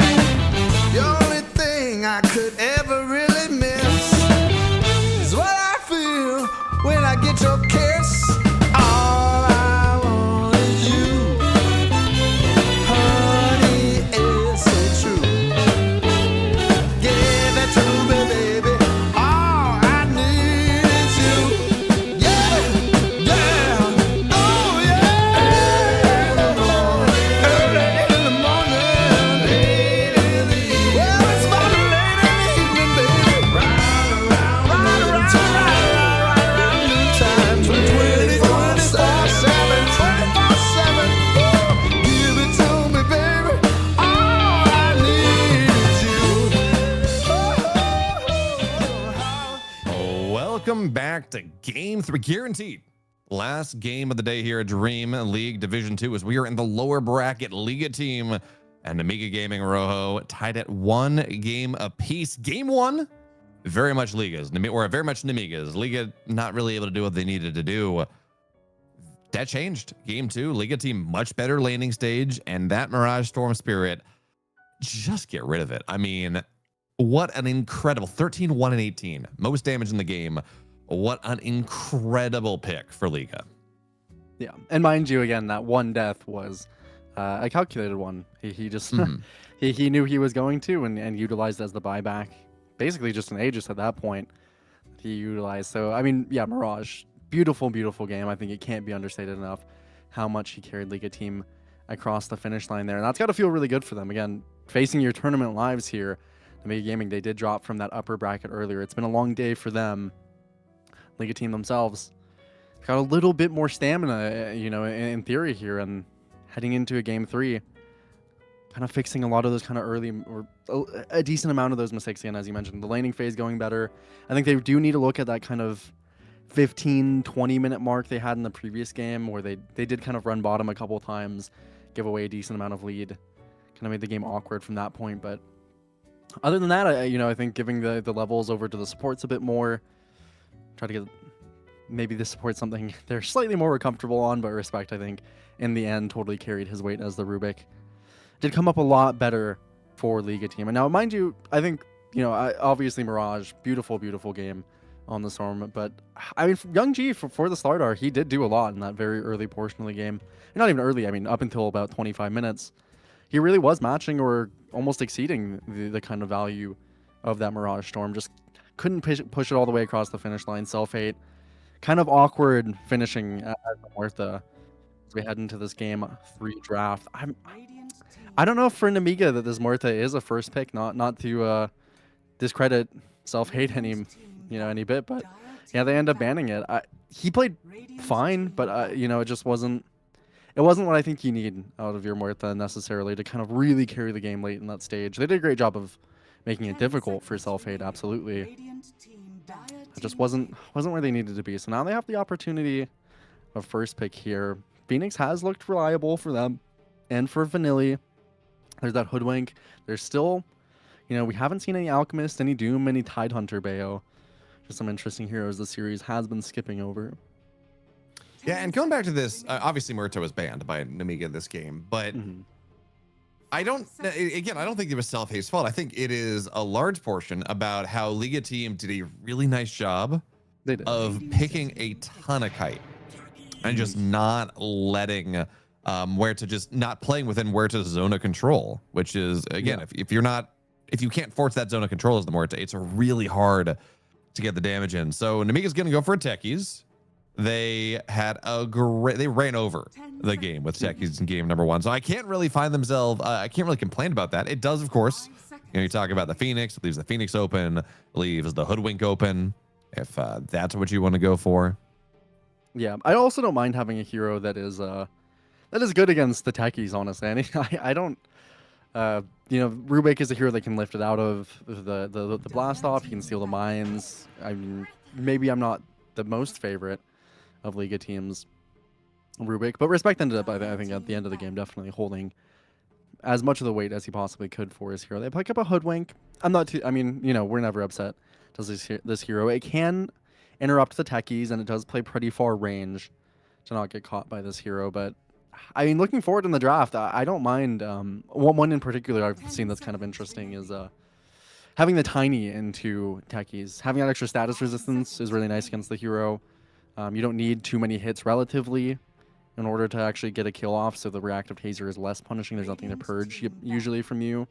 And the avalanche, the toss, can also be very disruptive to what Techies wants to do. So I don't know if that's something they will look for. I mean, even Faceless Void relatively. Like, I know that you don't want to tailor your draft to dealing with a Techie singularly, but a hero so strong that I just might, I'm going to consider it a boon if my heroes are better at it.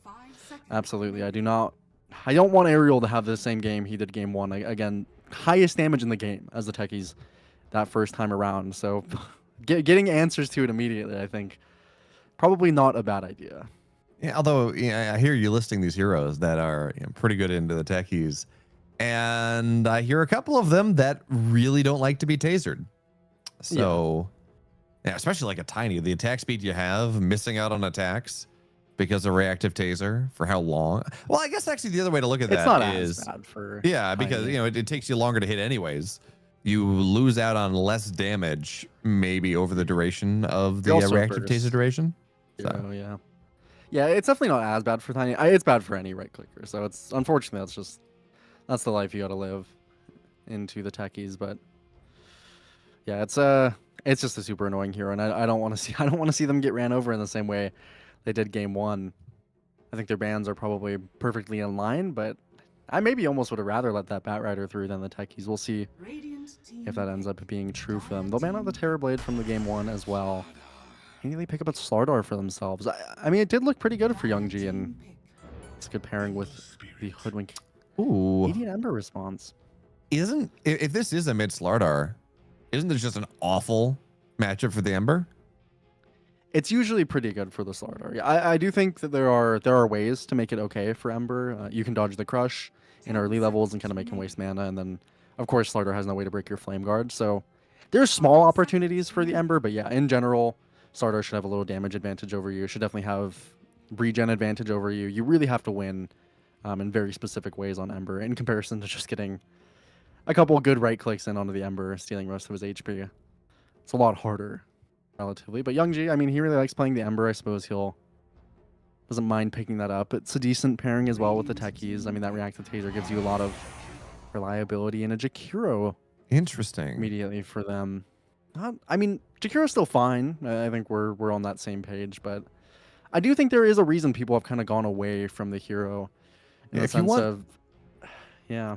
If you want another lane dominator, I mean, granted, Veno doesn't have a slow, but in this game, A, Veno is just great, right? Because you can't click back, but B, the wards make it really hard for Slardar to play the game he wants to play. Because Slardar's this hero that A wants to be blink initiating, which would be, awesome, which you can't do it nearly as easy if you have the ward, but Slardar also wants to kite back and go back in, and once the poison sting keeps just getting applied, it's not going to work out. This is this okay? They go for a Monkey King. I was wondering if they were just going to Huskar right away, but I do like Monkey Oracle. Monkey Oracle Slardar is a great lineup. Yeah, I mean, I don't mind this from Liga team at all. I personally think that Oracle is definitely a very underrated hero for a long time now, but unfortunately it is a hero that's very, very difficult to execute. And when I see an Ember techies already on the pool, there's things that Oracle can do that's really nice too. I mean, you can purge Taser, you can purge Flame Guard, you can purge everything Jakiro has. I mean, Fortune's End, Bayo, it's a broken spell. Like, truthfully, it is one of the most broken spells in the game. That being said, these heroes are good at jumping on you, particularly Ember. As soon as he gets that BKB later in the game, he will make your life just absolute hell. And they have the opportunity to pick up another hero into it. They'll go for PL immediately. That is an interesting one. Obviously it's very good in this game so far. Man, I do think though, however, I mean, the Monkey King matchup into PL, I honestly don't think is that bad.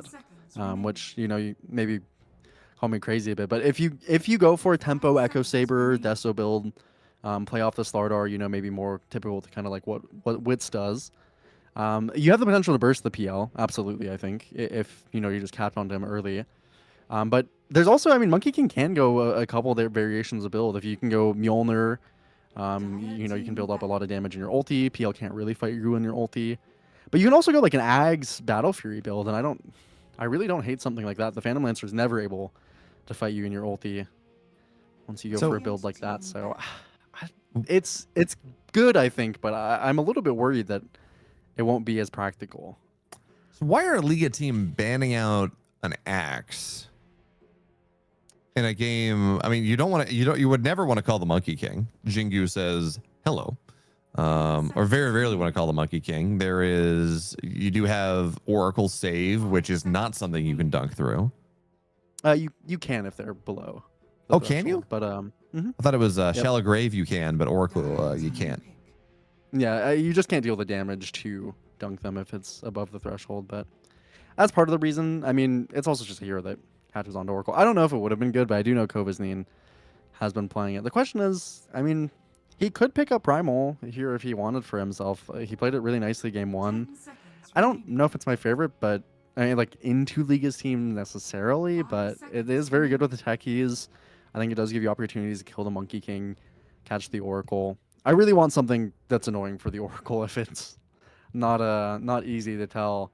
As heroes are so strong if it's left unchecked, and I go for the Dawnbreaker. I don't hate it relatively. I mean, we've seen this have a pretty okay lane into Monkey King.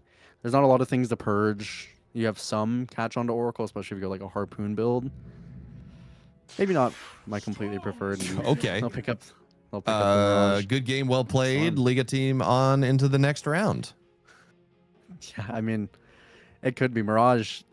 He played this Storm to absolute perfection. Ends up with a Slardar in, I think, a pretty fine lane. Jakiro PL is going to be annoying, but I think you have opportunities to play off of. PL definitely not the strongest lane in Mirage. Don't need to say anything more on his Storm Spirit. There's very limited disable as well, mind you, to catch on to him.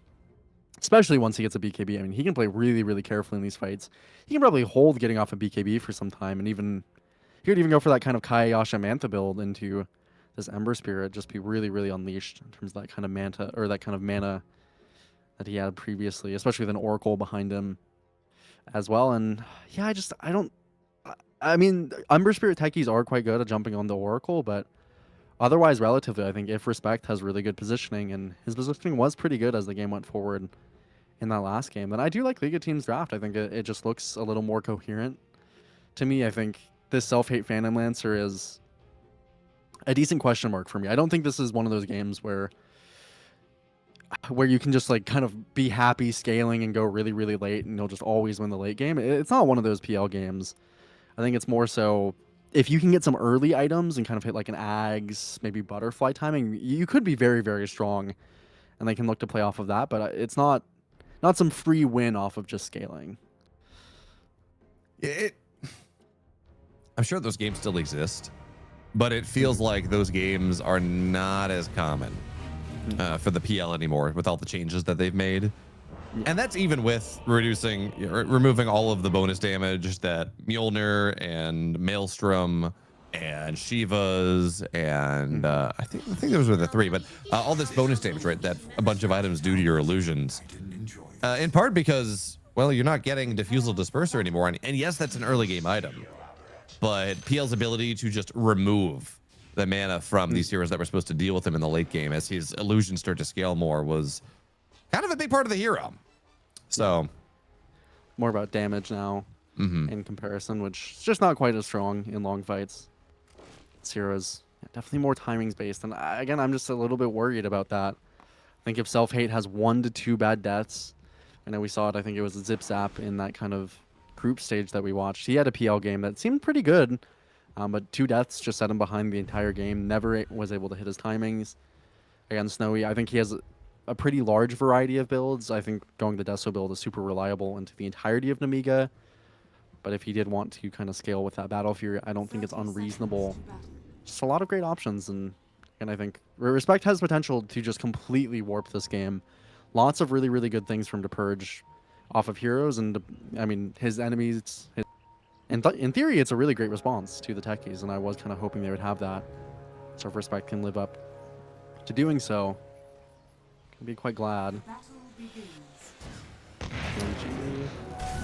Oh, well, that's a nice start. As Corrupted is going to be able to go steal Wisdom Room top, and Sayu bottom takes a lot of damage, but now Herald has to be pretty careful. Blood Grenade to slow him down. Are we going to be able to get much here? Ariel from the Chief. Respect.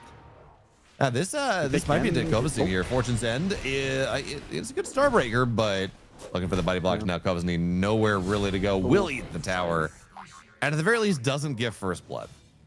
Yeah, so we'll die, but we'll die to the tower. Shouldn't have done that last right click there. That's kind of annoying for Snowy, but that's okay. Wastes his TP. Had to use a TP on Aerial as well. Even leveled Blast off level 1, which maybe wasn't, I guess, probably decent into the Oracle, but not going to be the easiest bot side off the back of that. Top side should be, again, comfortable for Corrupted. Still a very strong lane secure Chikiro.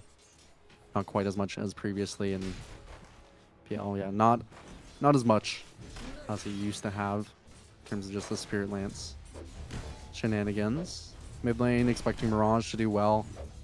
Pretty happy for Liga already, although I do say that, Snowy did take a pretty decent bit of damage. I wonder if this game ever they'll do it's really, really hard to do, But you can mitigate the Purifying Flames damage with Mischief, which is just a fun little interaction. Again, it's really hard to do, so I don't know if they ever will, but you know, if they're feeling adventurous, it's a fun thing to watch out for. I mean, you'll probably hear me fixate a lot on this Respect Oracle. Mid lane, actually, L1GA. Flame Guard He's broken. dead. No. Under tower. One more. Mirage, nice job juggling the tower damage. He just runs straight through, and now still L1GA. so bad, though. His way's under the tower. Yeah, this is a lot of XP that L1GA is missing out on now. And gold. He doesn't have the bottle either yet. He didn't quite get that last hit to start getting it before the water rune, so he will not be getting a water rune, at least not with a bottle fill. Roger's even gonna look up to probably take it. That is a brutal start for him. Bot side onto Snowy, not quite enough, unfortunately. Do you like? Oh, a little surprising. Take a look at this Oracle, right? He goes 1-0-1. I really expected to see a point of Fate Zedic just to minimize, to just totally neglect any of the damage that Ariel may be finding as he looks to jump in. But I guess they're valuing 2 points. Sorry, Purifying. You kind of need 2 points in Purifying. Okay. Yeah, I mean, it's a very value point, the Fate Edict, but kind of hard to actually utilize at times. So I agree with this. I think the 2 points in Purifying Flames, you really need it, or else your damage is non-existent on this hero. They're doing still pretty well in this lane. Corrupted top side. He's also had the lane pretty well in his favor. Mid lane, we check in on L1GA every once in a while. Going to continue to skew this way. Supports are definitely going to look to rotate around the 4 minutes. Yeah, Mirage is just taking L1GA to the cleaners. This actually might be worse than the Slardar lane. And Ember isn't Ember supposed to be just a bit better of a lane into the storm? Oh, Roger, just a little bit faster on L1GA. That has saved him a lot. Yeah, I mean, the Ember is not supposed to lose the matchup quite this hard, but it is one that can be very punishing. He's also going to go into the max Flame Guard, so he'll be not quite as strong for an early portion of the game. I think it's correct either way. In the storm, probably, but always something you got to keep in mind. And we'll secure the top side with Vanilli. But again, this top side for Corrupted, Self-Hate's getting all his CS, so he's not really too upset on the PL, but it's just been in a really nice state for Corrupted. He's not really pressured at all where the lane is. Vanilli can't do much. Not quite even level 3 yet. No, now he won't be able to go get the pull off. Oh, not going to be able to go get off the Boundless, and no Jingu anyways. That, the disarm causing a lot of problems there, and they will be able to go get Snowy down. So even with the counter pick, a lane counter pick for this Techies, apparently it does not matter, Rojo. Yeah, Techies the Dawnbreaker will helps but a not lot. be denied. Yeah, certainly not. And, I mean, the damage to him blast off is... I mean, again, you could mitigate it with the Fate's Edict, but it's pretty hard to do. Most Techies players won't give you reaction time capable of doing so. He'll build up some stacks on Ariel. This will be really nice for Kovazine to fall back on. Do think his game wants to be pretty good on this Dawnbreaker. I much prefer a Harpoon kind of style from him. Looking for the blast off. Doesn't dodge it. Will barely He's actually dead. get it. Now Snowy is just dead once again. Nice rotation from Vanilli now that they finally got the wave pulled back just a tiny bit, although even as I say that, Corrupted was able to bring it up once again. But now Sayu in the mid lane says, hello, L1GA. You have no mana, and pretty soon you're going to have no life, but Vanilli will TP in here. And it's decent damage on top of Mirage. Overpowered charges or overload charges will slow the attack down just enough that Vanilli will be fine. But at least this Ember is allowed to stay in the lane just a little bit. The Lotus definitely helping a lot. Vanilli should be granted his due praise there. We'll just stay on the bot side, so it's a 50-50 here. Well, it's not, a it's more not, than it's not a 50-50, right? Oh, Yeah, yeah, an you're Oracle. right. You know exactly where it's going to be. Yeah, you are right. I guess, yeah, that does change the perspective here. For Nemiga, you kind of have to, wherever they're set up on Liga team, you have to realize that probably is where the rune spawns. Very easy to forget. the next level play is to set up where it's not going to be. Yes. Yeah. So they think you know, and then you just give them the rune because they're not thinking that deeply, which is what would have happened in this first time at the very least. But yeah, certainly something to pay attention to as this game goes later. Having that understanding is corrupted is dead, I think. The Purge on the Guardian sprint. One more Lance. Should be able to go get him. You do have the Spirit Lance, so Corrupted will go down. And again, Ariel in the technically bad lane matchup. The bad matchup with this Oracle. I was worried he wasn't going to be able to get anything done on this hero that really does rely on being a very solid early game hero. But his rotations, okay, he's not 7, 4, and 3 like we've seen some techies at, you know, almost the stage of the game. But he's definitely having the impact that you're looking to see from these 3 men in a cart. Yeah, Snowy has decided to go for full points in Tree Dance actually, so not even a single point in the Jingu Master. Maybe thinking that deeply about the reactive taser and just about his farm and moving forward. I don't think it's an unreasonable for him. Vanilla. Vanilla is worth a lot of damage here. Now, you do have the heals from Respect, of course, but yeah, with no way to heal that back up, Snowy does have to be a little careful. Some of those things where you might just be able to go get 4 hits and hit a creep wave. Not really there in this build. Very, very obnoxious for Snowy, playing decently behind on the mid side. Another rune's gonna be bought. They get an amp damage. Vanilli should just be dead. Yeah, that's what they're gonna try to find. Certainly with the Oracle there, Fortune Zen, Vanilli looking for deny, not gonna get it. So Mirage, unfortunately. Oh no, never mind. Did get the Galvanized stack, but now we're gonna go on top of Kava's 9.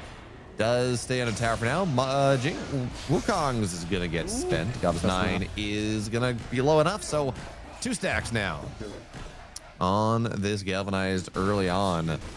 Even as they do kill Corrupted topside, the big story for me is that this Mirage hero he's on his nonsense early, man. He is. We saw what he did last game, and he's already top net worth.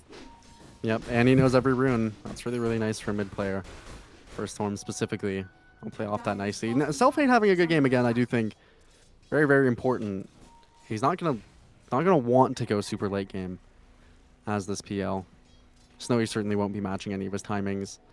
Not sure if he's committing to a Mage Slayer or towards a Battle Fury. We'll see. Corrupted does get himself a Sentry so that he can attempt to stay in this topside. They're still going to go really close. That Ice Path landed.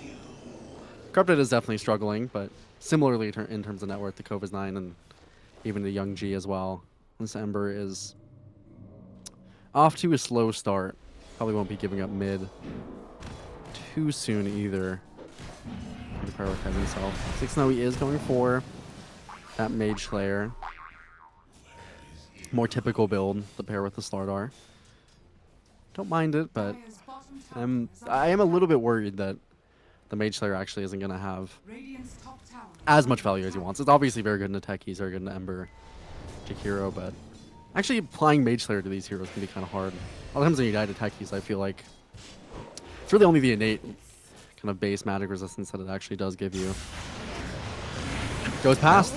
Techies moves in. Nice job on the backside. Brings the Dawnbreaker in as well, and that's an Oracle dead at the very beginning. Vanilla? Now we're going to kite out a little bit. Corrupted on top of Ariel. They do get Vanilla on the back side. Look, yeah, he does have he does have amp damage going, so Mirage will be able to go zip forward and honestly, a better trade. 4 stacks now on the Storm Spirit. 3-0-1.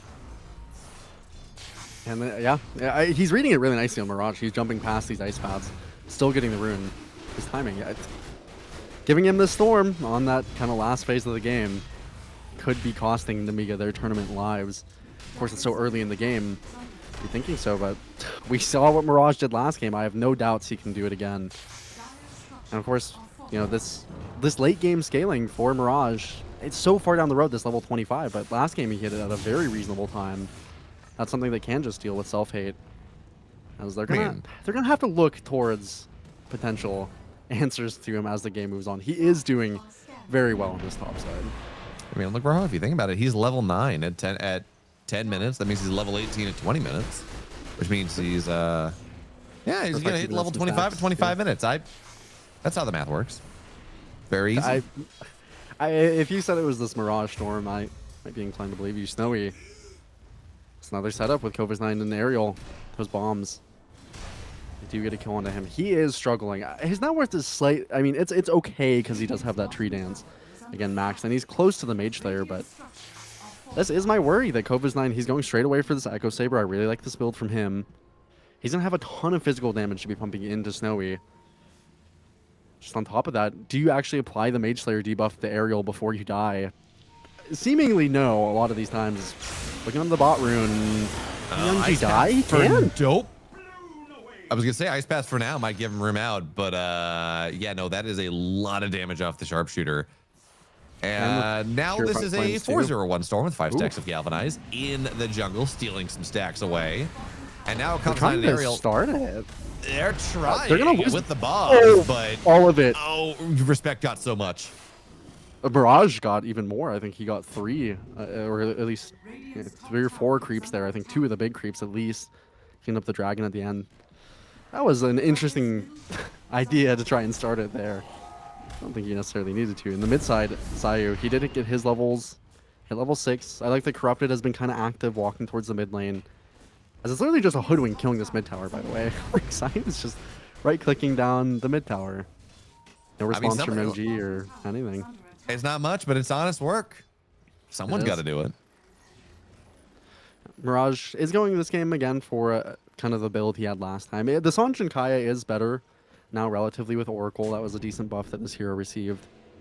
And now, of course, you do heal people more if they buy that kind of Sange item, typically for themselves. I'm a little bit surprised maybe that he wouldn't kind of want to go towards that Mantha kind of build. It's a little more self-reliant, but with the likes of Respect having a pretty solid game, I don't mind it at all. And I really like this from Respect. Every time I see an Oracle in a game, I will, if we see this hero more and more, I'm going to tell you, my favorite build by far for this hero is just Blink. You don't buy anything else. It's boots into Blink. I think this is a build Insania did quite frequently. Definitely one of the best Oracle players during his time. Probably still not many people play this hero, but this Blink first, it just feels so good. Smoke's on the opposite side of the map, by the way. Both looking towards the Wisdom. Corrupted. I think he will get caught on this side, and they're going to respect the rune otherwise. Yeah, Corrupted should just be dead. Yep, that is 4 heroes. Here comes the Dawnbringer as well. So definitely a kill. And nice job there. Because you made the move on the left side, you didn't really leave anyone dangling on the right side. So Corrupted's dead. Wisdoms will get traded, and overall net win for Nemiga, which, given how strong the Storm is looking this game, and how good Mirage looked on the hero last game, it's a much needed small win for them. Definitely. I mean, Corrupted is definitely being nullified pretty well. 5.8k net worth. Gonna hit this Blink right around the time that shards come out, so that means his shard is gonna be pretty delayed. That makes the game a lot easier for Self-Hate to play. He finished this Mantha before a Blink even came out for this Lardar. He's very farmed. So this is pretty worrisome. Self-Hate as well. He's going to look towards that timing. Just doing a Butterfly first. I'm a tiny bit scared that that won't be enough survivability for him, but ultimately the damage that comes from that item is ridiculous. This Mage Slayer should help a lot as well. And this lineup doesn't really have a ton of spread damage. Not for a while. Eventually, right? You're gonna have Storm Spirit overload, bounces, and sure. But at the Butterfly timing, it keeps you. It does a lot for you in Wukongs. It really is gonna be only Storm Spirit damage that's getting applied, and that is, that's Static Remnant for 280 plus the occasional overload. It's really not all that much. Yeah, my kind of biggest concern is that. You'll be caught by you'll be kind of caught off by Respect's damage and Sayu's damage, and actually the Boundless as well. It's kind of like towards Covers9. These supports do have a lot of damage. It's committing pretty far on the Aerial now. Trying to go take Aerial down. Another stack there for Mirage. Now Self-Hate's here. Self-Hate has arrived, trying to dive straight on top of Respect, it but doesn't look that he's gonna be able good. to keep himself alive for now. No! Self-Hate just gets bashed down to the Wukongs. We talked about the power of the Butterfly, but it's not here yet, so it is just a Manta PL, and that is not really worth all that much. And now Vanilli will get chased down eventually. That's 3 dead. What a TP. don't know if he doppelganger before TPing and just didn't have it, or if he used it right as soon as the TP was down, but he's not that. I mean, particularly, I mean, he is very farm self-hate, but look at his HP. Without strength threads, he's 1400 HP. Respect and Sayu could solo kill him. Genuinely, they could solo kill this PL between the levels and just the damage they have. A couple Purifying Flames with a well-timed Fortune's End. Not tanky at all on self-hate. And that's partially, again, what worries me about this Butterfly. If he died a singular time, this is going to be coming at...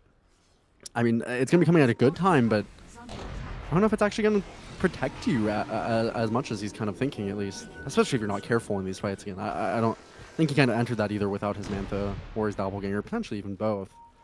Just not a TP that paid off. And it's a little bit reminiscent of those kind of zip-zap games we saw from Alice Ventura's Feo. Self-hate's doing a better job this time around, but we saw this hero die, you know, it was twice, I think, for him in that game, and from that point on, you just kind of miss the timing. It's really hard. It's really easy to kind of fall behind, again, with such a low HP pool, 1440. Out the strength threads. Full Deso finished for Snowy. This Boundless is still going to do a good portion of your HP as well. I mean, especially that slithering effort on you and Mirage. Relentlessly on to Vanilli. Playing the Jakiro in this game into the Mirage Storm, who's now at 8 Galvanized stacks. Has that full Kai and Sange. That sounds brutal, Bayo. I do not envy this position. No, I don't either.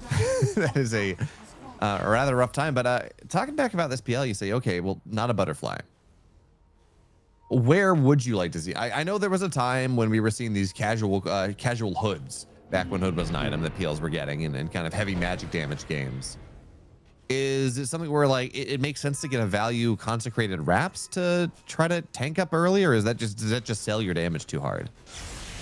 I mean, I don't know. I mean, the Butterfly might be right, but I honestly don't think it's the timing that you might be looking to fight on. L1GA, he's gonna take most of his HP. To Snowy here with that Deso finished. He'll walk away happily with the Jingu. Ariel. So not quite accomplishing as much again as this Teku's want to. It's not even really the aspect of the Oracle around, although he is going to look on to Snowy. Yeah, there's going to be... Here comes the Dawnbreaker as well with the bombs. A lot of damage. Well, that works. Yeah, you were talking about the techies. Snowy he's 4-2 and 4. What more do you want? I mean, no, he is doing a lot, but it's not... It's 19 minutes, Bayo, you know, that's not as much as he was. Oh, you're right. He should be a kill per minute in this game. Mm-hmm. Yeah. I mean, truthfully, I do think... I mean, that's a really nice move by them to kind of connect Kovasine, but I just want to see a little bit more of that. Trying to bring, I think, in particular, L1GA to things. Just get those Solar Guardians going aggressively. He's been a part of 1 assist on this Ember Spirit. His net worth is okay, but... I mean, XP is pretty decent. I don't really mind the way he's been playing, but I mean, certainly at some point you have to be part of more than one kill participation. For the time being, though, pops the regen on Mirage. Farming for now. Gonna look towards the BKB next. Very naturally. His game is so accelerated, and yeah, as I mentioned, I mean, I don't really know if there is an alternative to the Butterfly for PL. I mean, maybe you can argue Ags, I think, and as you mentioned, maybe some kind of casual magic resistance is okay, but I think, honestly, I'd rather just see the PL not do anything before the Butterfly, and probably not even during the Butterfly, unless it just walks into his hands. I think it's that next item afterwards, usually that Ags with the Butterfly, where this hero becomes extremely difficult to deal with. For the time being, though, got it pretty well under control. Respect, I think he has his Blink coming out to him. That's going to change the game a lot as well, mind you. He's having that extra bit of maneuverability for Respect. It's massive for Oracle. Item is just so synergistic with the kit, especially considering you can mitigate that damage. All the way on the very bot side of the map is Kovasine farming their camps as they take this Tormentor here. Both shards very good, so I'm sure they'll be happy. They're probably a little bit better to get Respects online, but Sayu is not going to be upset with that extra damage, especially again into this PL, who particularly vulnerable if caught. Gonna smoke up. Reveal it kind of on Snowy. See if they were paying enough attention to the bot wave to know. Just for the Wisdom Shrine right now, Nemiga are still respectful of that timer. They don't really have much going for them right now, I guess, other than really Kovasine's game. Well, I mean, his game isn't even incredible Grant Shoot either, because they haven't connected him too much. But just in terms of playmaking, I mean, it really is mostly aerial. And that's part of the reason, you know, not that he's done anything wrong. It's not a lot of moves to connect to. Oh, they're going to find him as well at this time, too. Yep. Look, he gets 2 bombs down, plus the green bomb, but that is the power of this Oracle. You go and give him a nice little Fate's Edict, and you're going to be fine. Meanwhile, Young-G was able to get the Shrine. Actually, that's really nice, considering how late he was to it. Yeah. I'm wondering if they're going to look at this Roche in the second here again. They will have the butterfly on self-hate in just a second. This shield rune is... Well, actually, here comes the Do they get him? They do? Get him. Oh. Wow. That is so... I don't even care how big it is in the context of this game. The mental win there, because this Storm Spirit functionally had not died in, 19 kills? You want to put it between the 2 games? Functionally was like 19, call it 0 and 16, because again, that death was very intentional to end the game. So to get him down... that was huge. Yeah. Absolutely huge. Gets him a ton of XP off that kill as well. Young-G will propel himself up into a comfortable spot. I really don't mind that he is playing for the scaling game. I think that's particularly good into Respect in general. So I don't mind they've been doing just anything a little bit more would be nice. But Mirage just jumping that far forward, rare mistake from him absolutely across these 2 games. Part of the reason again I was a little bit wondering if he would want to go towards this Mantha build. Not that I mean he should trust Respect, but the amount of playmaking that you have extra over Young-G once you have that kind of item is quite nice, and it's actually down in levels from the Ember by a pretty good margin. 2 full levels for Young-G. Now they're going to look towards the Roche, but I'm really not sure why they didn't just do that before instead of extra little bit Mirage to just miscalculation. That BKB now for Snowy, and should be everything all good for them. Self-Hate is doing exactly what I kind of recommended, which for now is not committing to doing anything more than farming. He still has a ton of net worth. His levels are perfectly good. They know that the Roche is happening, but no point in contesting it. I don't mind it. I mean, you can realistically probably wait out this 5 minutes again until that self-hate next item comes out. It's not like Liga team are scaling in the most worrisome way. Definitely, I mean, that Mirage death, I think, set them honestly back by a pretty significant amount in terms of what they could actually do. Seems small, just the singular death. That's where Storm Spirit is as a hero, and just how fickle this match is. Very, very, very slow. It's very slow across the board.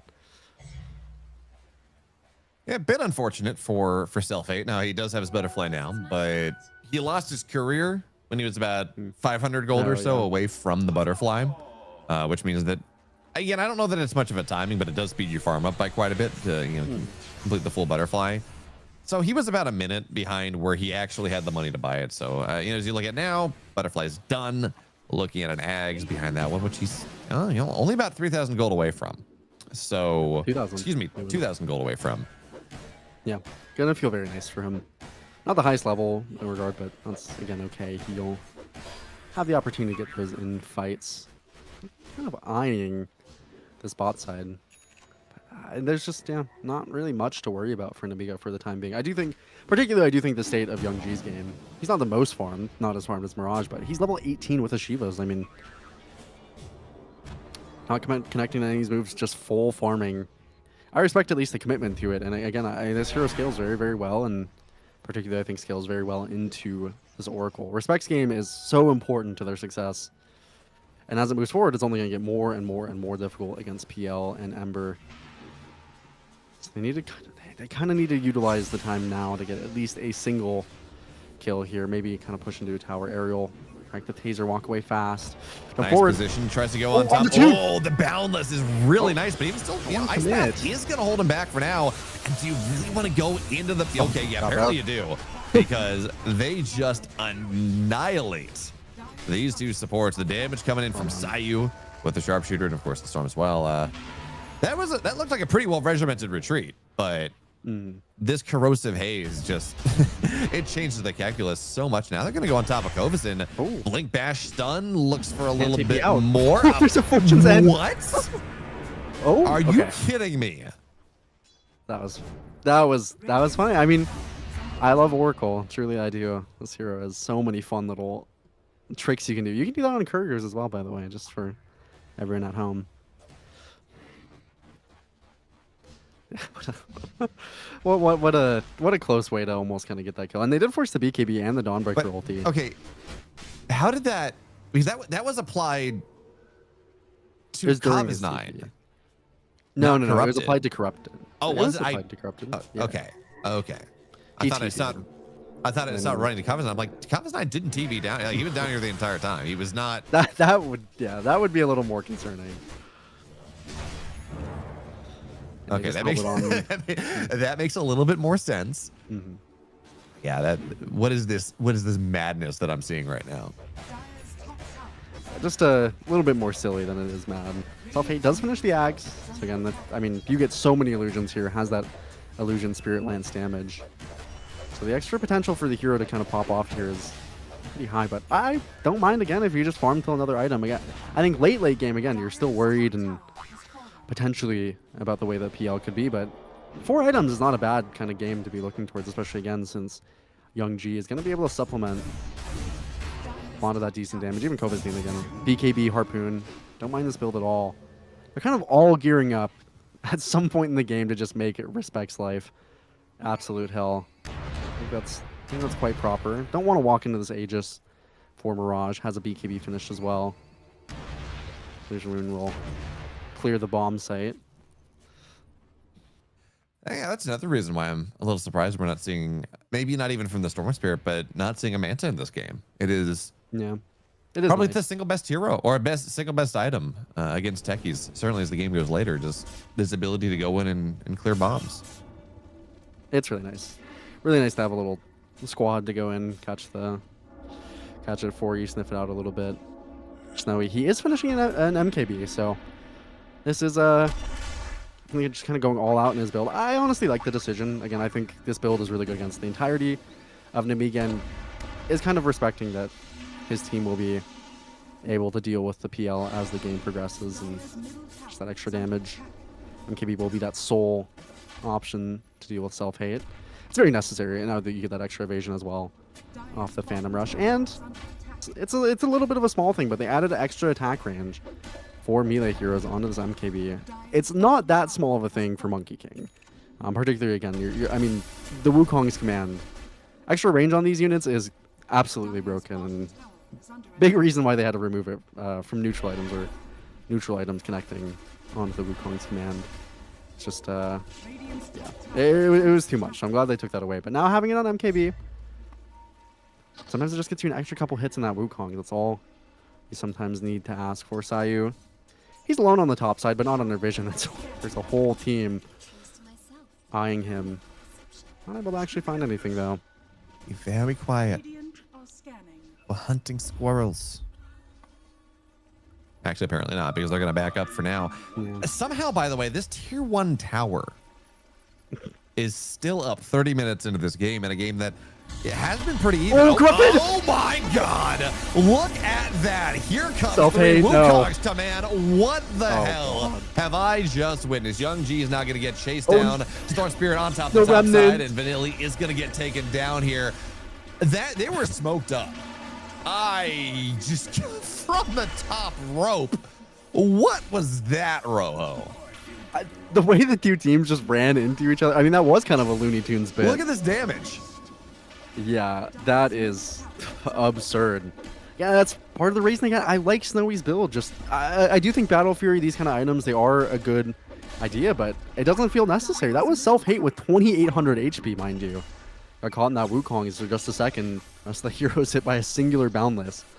Didn't even have time to get off a Yule's or a Ghost Scepter, which is what Vanilli has itemized for. No time for a Pavis or this reactive Taser on Aerial. This is the point in the game where the techies is just feeling a little lackluster. Comparison, now going to get chased down. Level 12 to level 18 Corrupted. Yep, Sharpshooter is, well, continues to run, but wait, no, okay, not gonna be able to turn that around. But yeah, we're seeing the value not only of the Slardar, but of the Slardar shard is zipping. Oh, Yule's into the ice path. Gonna be able to try to dodge it for now. No way, Mirror. Yeah, okay, BKB, false promise. He will be able to get on out of there. But Respect is dead. Is he dead? Oh, but yeah. Mirage, what are you? Oh God, I can't And believe wait, they just wait. made that play. It's a gem. A gem too. Wow.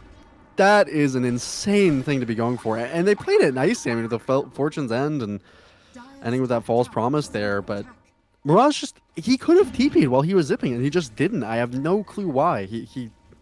That is not a mistake I would have expected at all, for even a second, from him having seen the previous 2 games. Just maybe it's just a tiny bit of fatigue or overconfidence. Gives a ton of gold over to Self-Hate, who's now 800 gold from that ultimate orb, close to level 20 on the PL. You can't be giving those kind of plays away. They're still in a comfortable spot, Liga, but that is not going to enable you, certainly. So L1GA as well, close to finishing up a BKB, level 20 himself, level 21 even.